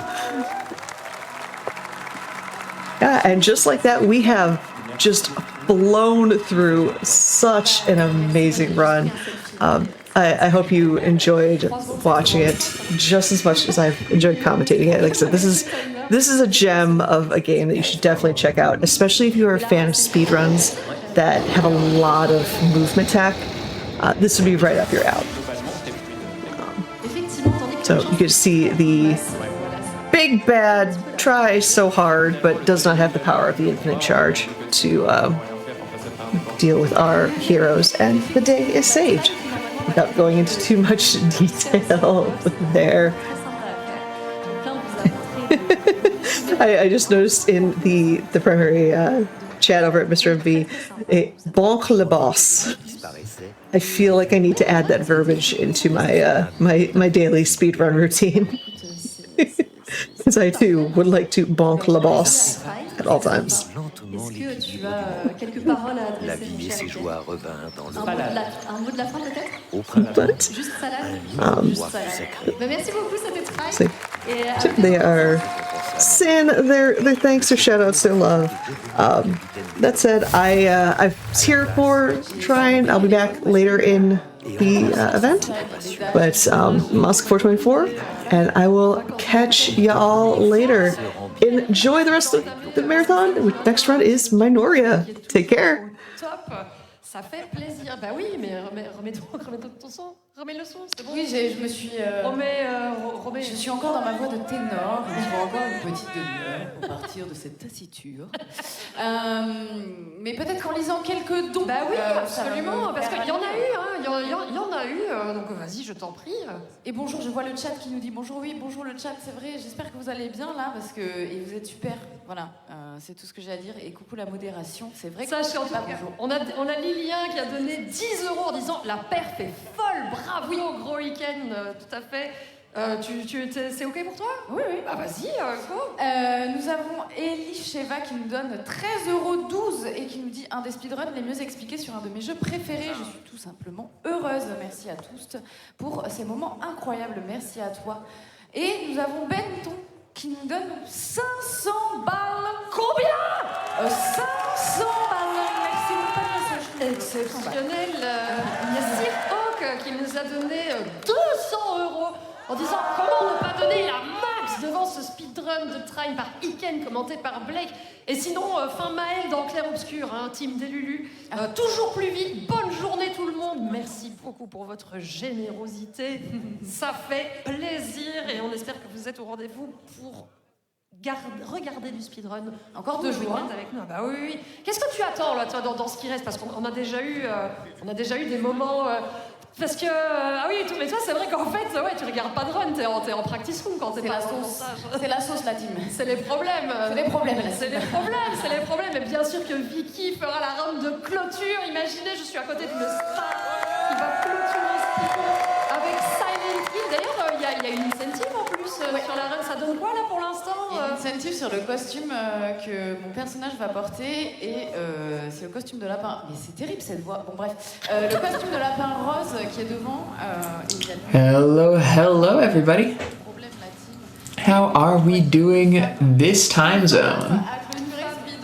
I'm Starnice. I will be one of your wonderful commentators coming up for Minoria, run by Chloe.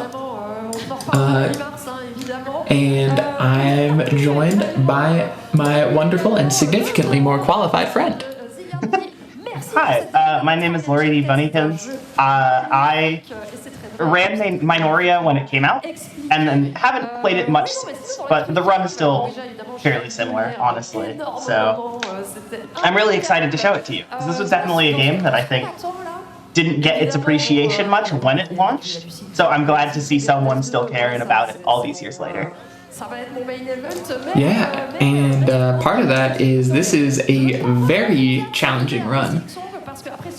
We'll be getting more into that when we're actually in game, but be excited, be afraid. You don't have to be that afraid. Okay, maybe you should be a little afraid. The glitches in this game are, like, scary. I still don't fully know how to describe all of them, but... They're a little baffling. Yeah. Minoria and the Momodora series as a whole has some really interesting tech. Yeah. They'll become more apparent as we go through here, but yeah.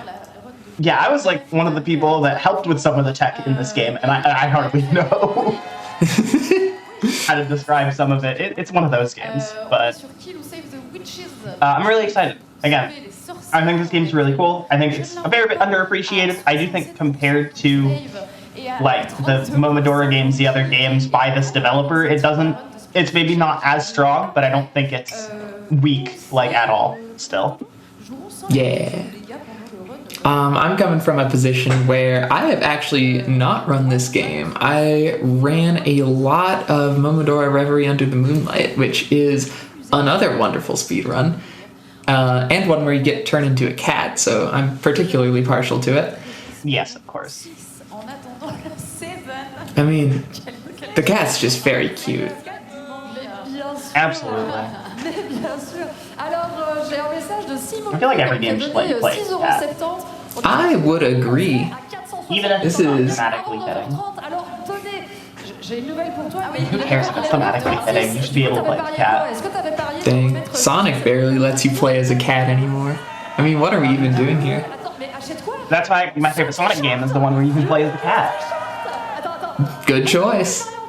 I'm sure you're talking about Sonic Heroes for the Nintendo GameCube. I was talking about Sonic. Heroes is cool though.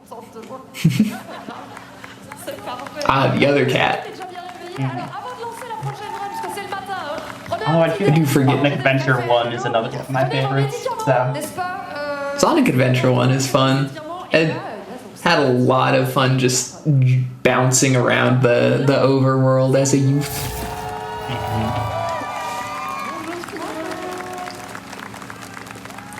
Yo, we got the lesbian table? That's awesome. I love that. That rules. Good for them. I should get one of these. Me too, probably. Part of any fine decor, really. It looks very authentic too. I can tell an iron has never touched this flag. I mean, why would you need it? No, of course not. The power shines through in the creases.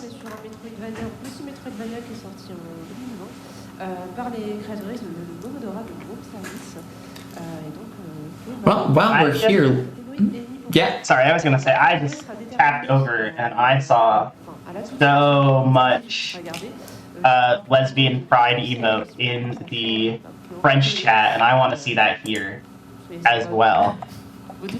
That's right. Well, let's get that going.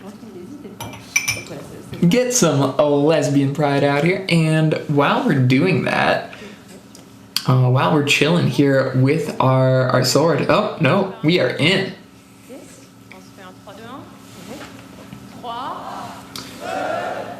Okay, I was gonna do a blurb, but no. But we're going. We're going. So, we're going. So the first thing you're going to notice is that our playable character is going to prance around like a little animal. Yeah, rolling is very fast in this game. Oh, and we're going to go over here, do a quick little skip, pick up the blood incense. Yeah, you usually need the double jump for that, but if you're precise on the trampoline, you can just grab it immediately. And it increases your damage by a lot. It costs a little bit of health to use, but the damage increases. Very worth it, especially because this is one of those games where you can just like not get hit. And in fact, a lot of boss fights will actually reward you for not getting hit in this game. So that's really good. Yeah, that's actually a staple of the series as a whole. Doing no damage boss fight gets you free stuff. But because blood incense causes damage to you, you do have to use that outside of the boss fight. Mm-hmm. Another thing that it's kind of a norm in speedrunning this series is doing things like that to try and like use the best items you can while still trying to get the damageless items from boss fights. Because the game just kind of tracks health bar movement more than actual damage from the boss. If your health bar goes down, you don't get like the item for beating a boss damage list. And in certain patches of other games in the series, it actually tracks full health bar movement. If you heal during a fight, you cannot get the damageless item. But this first fight against Lizette is very, very easy. You just kind of have to dodge that circle, and the rest of her attacks are really, really easy. Yeah, circle dodged. We got the Frigid Incense. And that's a very nice passive equipable item that will just add a little ice damage to your attacks. Attacks on a little bit, and though it will go down in effectiveness as we proceed throughout the game and things become more resistant to it, it is a nice way to just do a little bit more damage up front. Naturally, because we are speedrunning here, we're looking for a lot of ways to do more damage, especially since in sort of an unusual move for this series, you level up and get experience in this game, and because we're skipping so much of the game, we're going to be very, very underleveled throughout the entirety of this. Yeah, there's actually another very funny reason we will talk about later about why you get very underleveled in this run. Get excited, this one's fun. It's very fun. I don't know how to break it to you what's going to happen, but the run to the next boss is fairly glitchless still. but it won't stay that way forever. One thing you might notice a little is these like parries coming out from Chloe. Pretty much, this game has a lot of animations that can kind of get canceled a little bit, notably falling from a high enough height if you parry before touching the ground. But then there's also a small tech called parry jumping. If you like jump and then parry very soon after, you can actually get a little bit more height out of it. So like it's not like a big difference, and then parrying also forces you to stay still, but it can be the difference in certain jumps. You can get a little extra height on that. There's a couple other fun ways to get extra height. Oh yeah, there's contact damage in this game. It's a lot. Things do a lot of damage in this game, even before like thinking about how underleveled we are. So there is, while a lot of our traversal right now is just rolling and buffering our rolls, there are going to be moments where there's kind of a rhythm game element to it almost. We have to get precise lineups to get through unscathed.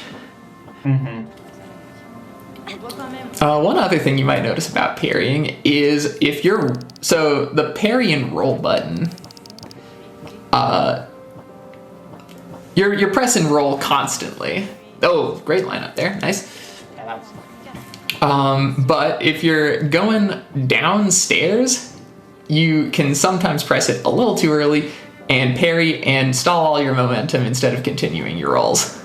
And that's just sort of unfriendly. Yeah, since they're the same button, it's funky sometimes.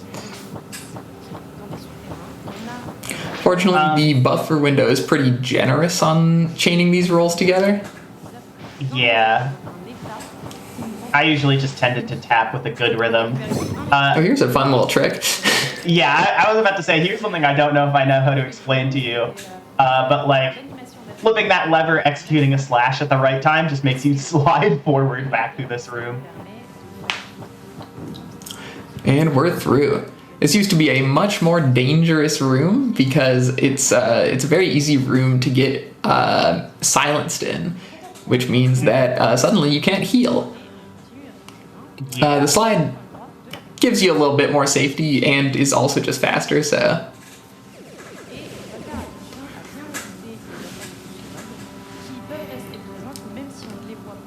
Another chill elevator ride. Truly, this is the Souls-like experience. It's very funny how much experience I have with like this series, and I've not played a Souls game itself, because the series does get a lot of those comparisons, especially in like Reverie and this game, I'd say. Yeah. I'd say the rest of the series is much more normal Metroidvania. Yeah, this one has more of the RPG elements, and then Reverie is... I mean, both this game and Reverie are very much dodging games. Mm-hmm. You're trying not to get hit at all, because there's a lot of things that will... Just normal enemies that can chunk you for half your health or more, even if you have a normal amount of health, which we do not. But we're finally heading to boss number 2 here, and this is a difficult one. So the thing is that I'd say this is kind of like a semi-standard duel fight, but a lot of these attacks, you'll see like the attack animation of these like red circles coming out to telegraph that an attack is about to happen, but like a lot of these attacks look similar until it's like you have very little time to react. This was a fight when I ran this game that gave me a lot of trouble to get deathless, but the item you get for beating it without getting hit is a sword that's just like the same thing, but it deals more damage. Yeah, the Claremont. It's really, really good. It's significantly more damage too. It's like 25%, I think. I think that's right, yeah. It's just like a 0.25 damage multiplier. Yeah, you would think that that would be the only sword we're going to use for the rest of the run. Oh, no. But there's another one. Yeah, when we get closer to that sword, we'll get a little bit into why we really want it. But for now, this sword, again, it's pretty similar to the one we started, except for that. I mean, more damage is always better. I do also want to shout out, that was a very clean fight by Claire. Yeah, that was so good.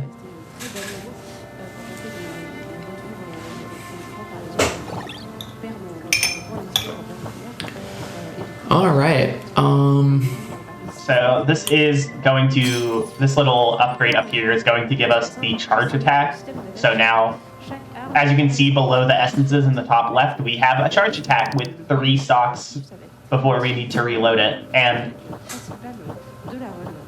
it seems like it's mostly just for the sake of more damage. You're going to charge up a big thrust, but there is actually a reason I specify it's a general charge attack and not the specific charge attack that, like you see in the top left. The charge attack is going to be very important somewhat soon. Oh, we are coming up on a real treat. Yeah. We have like a small arena here before I'd say everything goes down. We have this one big enemy here, and then it's going to take a little for another to spawn. I think I'm going to do my best to get started. Because yeah, go for it. It's about to happen kind of fast. So, at the end of this arena, we're waiting for the second enemy to drop down. There it is. At the end of this arena, there's going to be another sword just like a few platforms above. This sword is going to be notable because across all the swords in this game, there are 2 sword movesets. I just call them moveset A and B. And this sword that we get is the first sword to have moveset B that's available in the game. So you'll notice on the top left, our charge ability is different than the one from the previous sword. It's kind of like a screen wipe thing. You're going to see it charged here. You're also going to see Chloe taking a lot of damage. And as soon as the charge goes off, she's going to save and quit because the charge attack that's like the screen wipe, it has a timer before you regain control that does not cancel out if you close the game. So she does that charge attack, saves and quits, dies to the enemy on the title screen, and then reloads the save and tries to load into the next screen on her save file at the same time, which deloads a barrier, gaining you access to that boss fight, which we then use another quirk of moveset B. The aerial attack sends you upwards, and if you use an incense at the peak of your height gain from the aerial attack, you can actually float with it.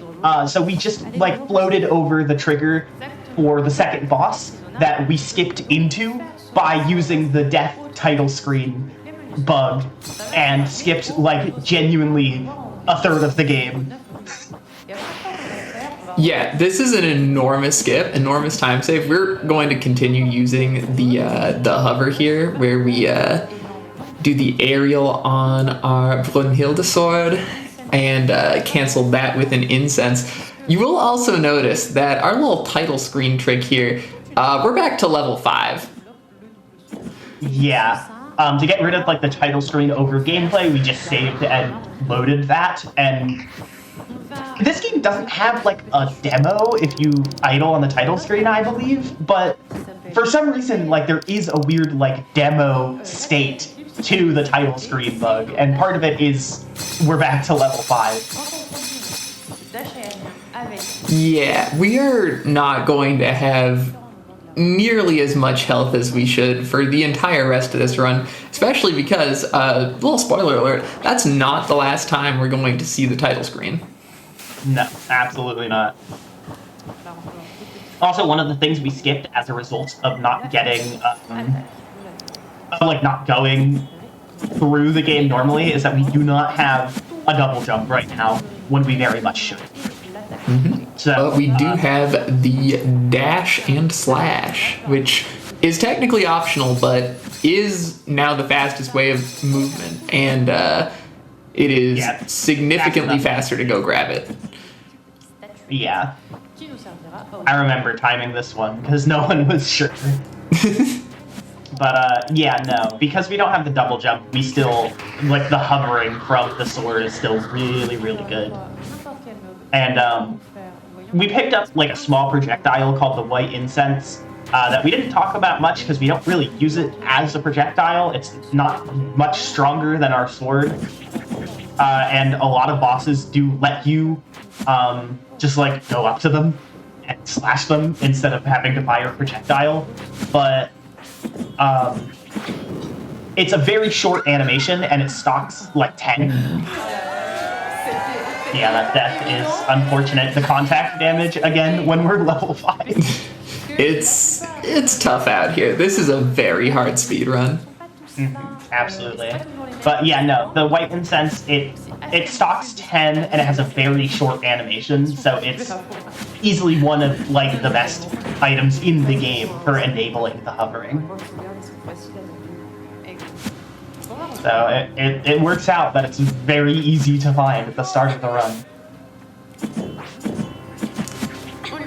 Alright, getting back on track here. We are... So at this point in the standard run, we'd have to go down and fight the Witch of Lust. We're not going to do that. So really, we are just gunning it for our final boss. Yeah, there are a good couple more bosses before we get to the final boss, in theory. Yeah, we'll see what happens in practice.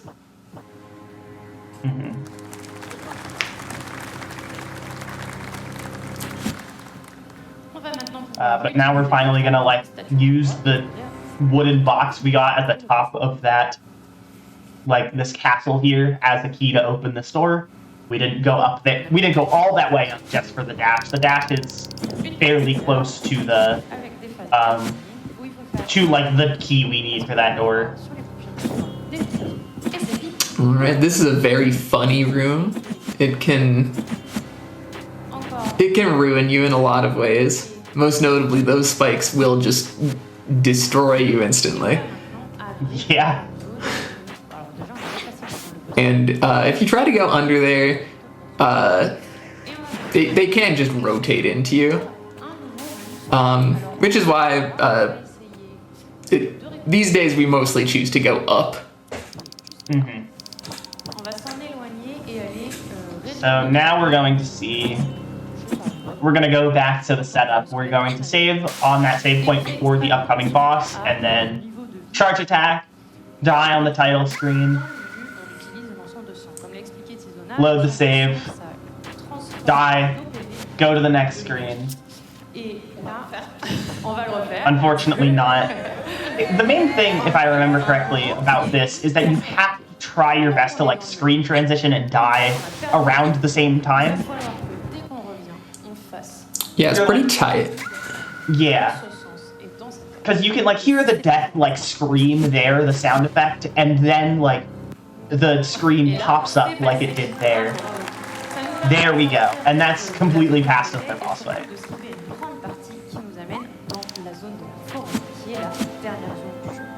What a run.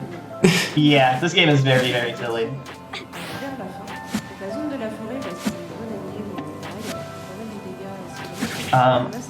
But as we're making it to the end of the game, I will spoil a little bit again. We do have another like boss that we're going to do very much the same thing to coming up in a little bit. So I think it would be a good opportunity to talk about some of the upcoming incentives in Bid Wars for the next like 3 runs coming up. They all have something. So I think it'd be a great opportunity because you can go to gdq.gg/ let me get the link up.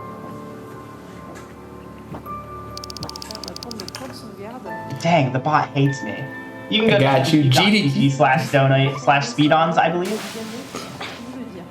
That's the right? That's the right? Okay, it's 2 a.m. here. We're chilling. But yeah, we're setting up the glitch to skip the next boss here, which is sad. I like this boss. It's like a big, cool dragon. But we can get our save point after the fight here, and now we're truly preparing for the final boss. But yeah, like I was saying, you can go to gdq.gg/donate/SpeeDons. You can donate for incentives and bid wars in the upcoming next couple of runs, such as remove the damage reduction from Split Fiction any percent, fight the true last boss at max difficulty in Mini Shoot Adventures, and vote for classic or ancient armor in Sword of the Sea. So there's a lot of cool stuff coming up over the next couple of runs that you can donate for, and it all goes to a great cause, Doctors of the World. But now we're heading into final boss of this game already. It's a fast run. Because this is the last boss, we don't actually have to worry about doing it damageless. She will more or less one-shot us with every move, but we can use Blood Incense just fine. That doesn't mean this is going to be easy. This phase actually is very chill. Things might get a little spicier in the next phase. Yeah. This is another boss similar to the very last one we fought, where like you'll have an idea of when she's attacking because of the like red circle indicator, but it can sometimes be hard to tell which attack specifically it is until you have like very little time to react. Unless she goes to the ceiling, then you know what she's doing. Yeah. The advantage with this boss is that she basically entirely uses magic and projectiles, and in this game, those tend to telegraph a lot better than melee attacks. Yeah, you'll see like the big indicator for this laser, but then she's gonna do like a slash right here, and like you have to like look at her through all of your slashing and projectiles and visual effects. It's tough. That laser's good though. Yeah, we love seeing the laser. Quick dodge in here. And we're coming up to time. I believe there has been a bid war going on for the ending, and depending on which one we've gotten, there is a different final boss. Like there is going to be an extra little phase to the final boss, or it's just going to be over as soon as she picks the ending. Let's see what we got. We're going to be getting an extra phase of that boss. Here we go. Ooh, you don't get to see this one every day. This was actually almost a PB, it looks like. Yeah, this was a pretty good run, all things considered. This one's really well done. I mean, again, this game is like hard. Like the normal execution is hard. The boss fights are pretty tricky, and then like the glitches are really hard to explain and can be precise to execute. That's the whole extra boss that we got from the ending. By the We did it! She's already dead. Good job, everybody. Yeah, and that time on Minoria. That was really well. That was fantastic run. All credit to Chloe. Maybe the only person still really like pushing times on this game. Yeah, and again, like I said at the beginning, this game I think did not get its dues around its launch, so I'm really happy to see someone still putting time into it all these years later. Yeah. If you like what you see, go ahead, try it out. Pick up Minoria, pick up one of the Momodoras. They're all lovely. Yeah, the series' most recent game was actually just run at AGDQ 2026, so there's a modern video there. There's several videos of people running the series' biggest game, Reverie Under the Moonlight, including like a Fatals VOD of myself. So it's a really cool series. I love the series a lot. I love this game in particular a lot. And Thank you to everyone who, on my end at least, stayed up to watch this.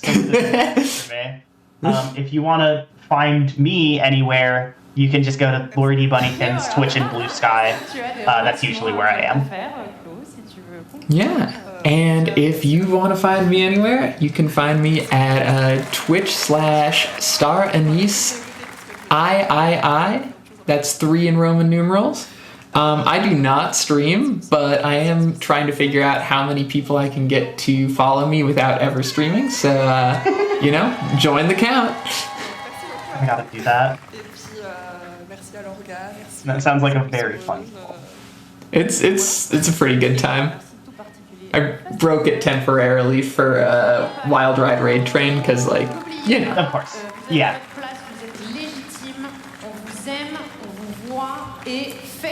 And yeah, shoutouts to Maison du Monde. Shoutouts to SpeeDons. Shoutouts to GDQ for having us on. Thank you all so much. Thank you, everybody. Mais c'est trop bien de partir sur un tel message parce que, attendez, déjà, l'heure est grave, jeunes gens, sachez que, on vous a dit que, voilà, Vicky, en tant que star, voilà, il faut que tu te prépares, que tu ailles faire tes échauffements et tout, que tu te prépares pour la clôture de SpeeDons pour Silent Hill. Ce qui veut dire que c'est ton dernier chiffre. C'est mon dernier chiffre d'ambiançage. Mais c'est terrible.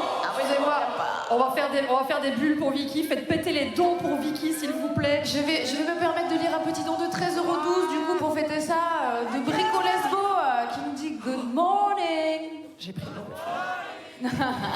On a Choup qui nous donne 200 balles. Merci Choup Choup pour les 200 balles. Macris qui nous donne 1 € et qui nous dit petit don pour un petit réveil. Il n'y a pas de petit don, mais il y a tellement de dons de 1 €. Là, vous régalez. Il y a tellement de dons anonymes aussi. Je vois passer des dons. J'ai eu blindé de dons. Et d'ailleurs, figurez-vous que pendant Minoria, il y a Satan qui a fait un don de 667 €. C'est Jusqu'ici, Satan a plus donné que Bernard Arnault. Je dis ça, je dis rien. Et qui nous dit il est temps pour moi de vivre avec mon temps et d'adopter un nouveau nombre plus en phase avec cette époque. Bravo pour le don de 667 €. Merci infiniment. Guillet a donné 200 € en disant GG à Langla et tous les participantes. J'ai eu mes blindés de dons justement pour la run de la Laria a donné 6,70 € en disant un jeu magnifique que je ne connaissais pas. Merci Speedon pour cette découverte. Topi Lily donne 6,66 € en disant 6,66 € pour un jeu avec une nonne. Mais on peut arrondir à 6,70 €. Mélina donne 10 € disant super découverte de Minoria, le jeu est magnifique. Vite, sauvez les sorcières. J'ai Sissi qui a donné 10 balles et qui dit bravo la Clo. Mais oui, c'est vrai, bravo la Clo, la purée de pommes de terre. J'ai évidemment un de nos testicrousti qui donne 10 balles et qui dit 6-7. Merci beaucoup. Et on a Jérôme qui nous a fait un don de 300 balles et qui nous dit petit don de l'électorat de droite de Mister MV qui a bien pensé à la défiscalisation. Aider les médecins, c'est bien, mais aider les médecins et récupérer 75% sur les impôts, c'est encore mieux. Merci pour les 3. Cosmo donne 6,70 € en disant sauver les sorcières et protect the dolls. J'ai déjà vu ça sur un t-shirt, dis-moi. On a également Tsuno Lolo qui donne 200 € en disant plus grand que 66 et plus petit que 68. À vous tous et toutes aussi. Hello, everyone, and welcome back to the English Restream for SpeeDons 6. My name is KingJ0444. We have Split Fiction coming up. Very cool action platformer puzzle game. And with me, I am joined by... Hi, I'm Samu. Yes, so we have... Bounce runner, mostly. Not that familiar with any percent run, but I'll do my best to commentate it. I think I know it for the most part. So. I actually don't run the game, which I think is really funny considering I'm the head mod for the game. But I'm verified a lot of runs, so I know what I'm talking about. I'm qualified. But yeah, so we have a little bit of time before we're getting there. While they're getting set up, I can see them, both of them, in the background there setting up. So as they're setting up, just a quick reminder that we are raising money, SpeeDons is raising money for Médecins du Monde, which is stands for, or in English, it is Doctors of the World, an international medical non-governmental organization, and it's been around for more than 40 years. It's a great cause. Get your donations in. If you would like to donate, and if you're watching up in the wee hours of the morning right now, feel free to go to gdq.gg/donate/SpeeDons. Or you can go to SpeeDons.fr and get their event t-shirt. And for each t-shirt sale, 10 euros will go towards the charity. So if you want to get some merch out of your donation as well, you can do that too. But yeah, Split Fiction is such a good game. I'm very excited to see this run. I believe this is the first time any person is being shown at like an in-person marathon. So this is going to be really cool. Yeah. I know it hasn't been shown off at GDQ before, so this will be new to the GDQ channel. It's been at some events, but like they've been very minor from what I remember. And they've also been online, like not an in-person.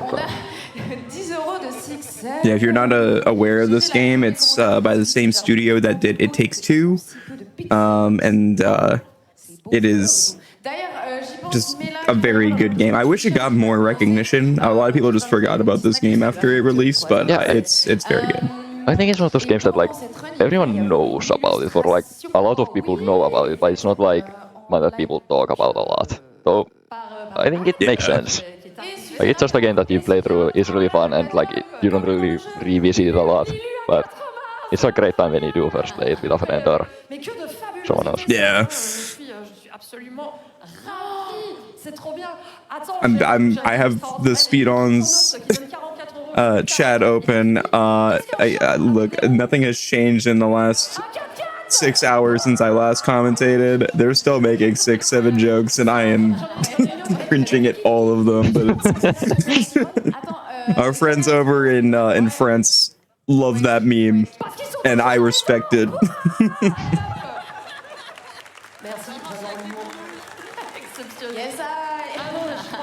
I just think it's so funny how angry people get at those modern memes a lot of the time. I think that's almost the funnier part of it at this point. Like, you just mention any of them and people just lose their minds. I mean, memes are, they've always been like that, but I feel like now it's somehow like people just don't want to like them for some reason. Like, it's embarrassing to like them or something. I mean, I guess, fair enough, understandable, but you know. Yeah, definitely. But yeah, these two runners for Split Fiction, we have quite the pair, because they actually PB'd like a few days ago. Yeah, they've been on the grind. We have Julian and Esteban 143. Those are our two runners, and yeah, they've been putting in a lot of practice. So I'm interested to see the strats. I don't actually know what kind of strats they're gonna go for. I haven't been the one verifying their runs. I kind of wanted to go into this not knowing which strats they were gonna do and react to it. Okay. I've watched 2 of their runs, I believe. Though it's been like halfway through both of them. Like I first watched the first half of one run and the second half of the newest PB. And now I revisited the first half of like the new PB. So like I think I know what strats they're gonna go for the most, but though some of them are newer things that I haven't really seen because I haven't been in the scene for a while.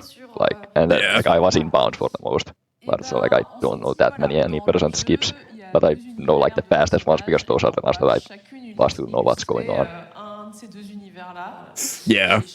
So like backups and such, those are like completely unknown to me. Unless like they have to use them, I suppose. Yeah, for sure.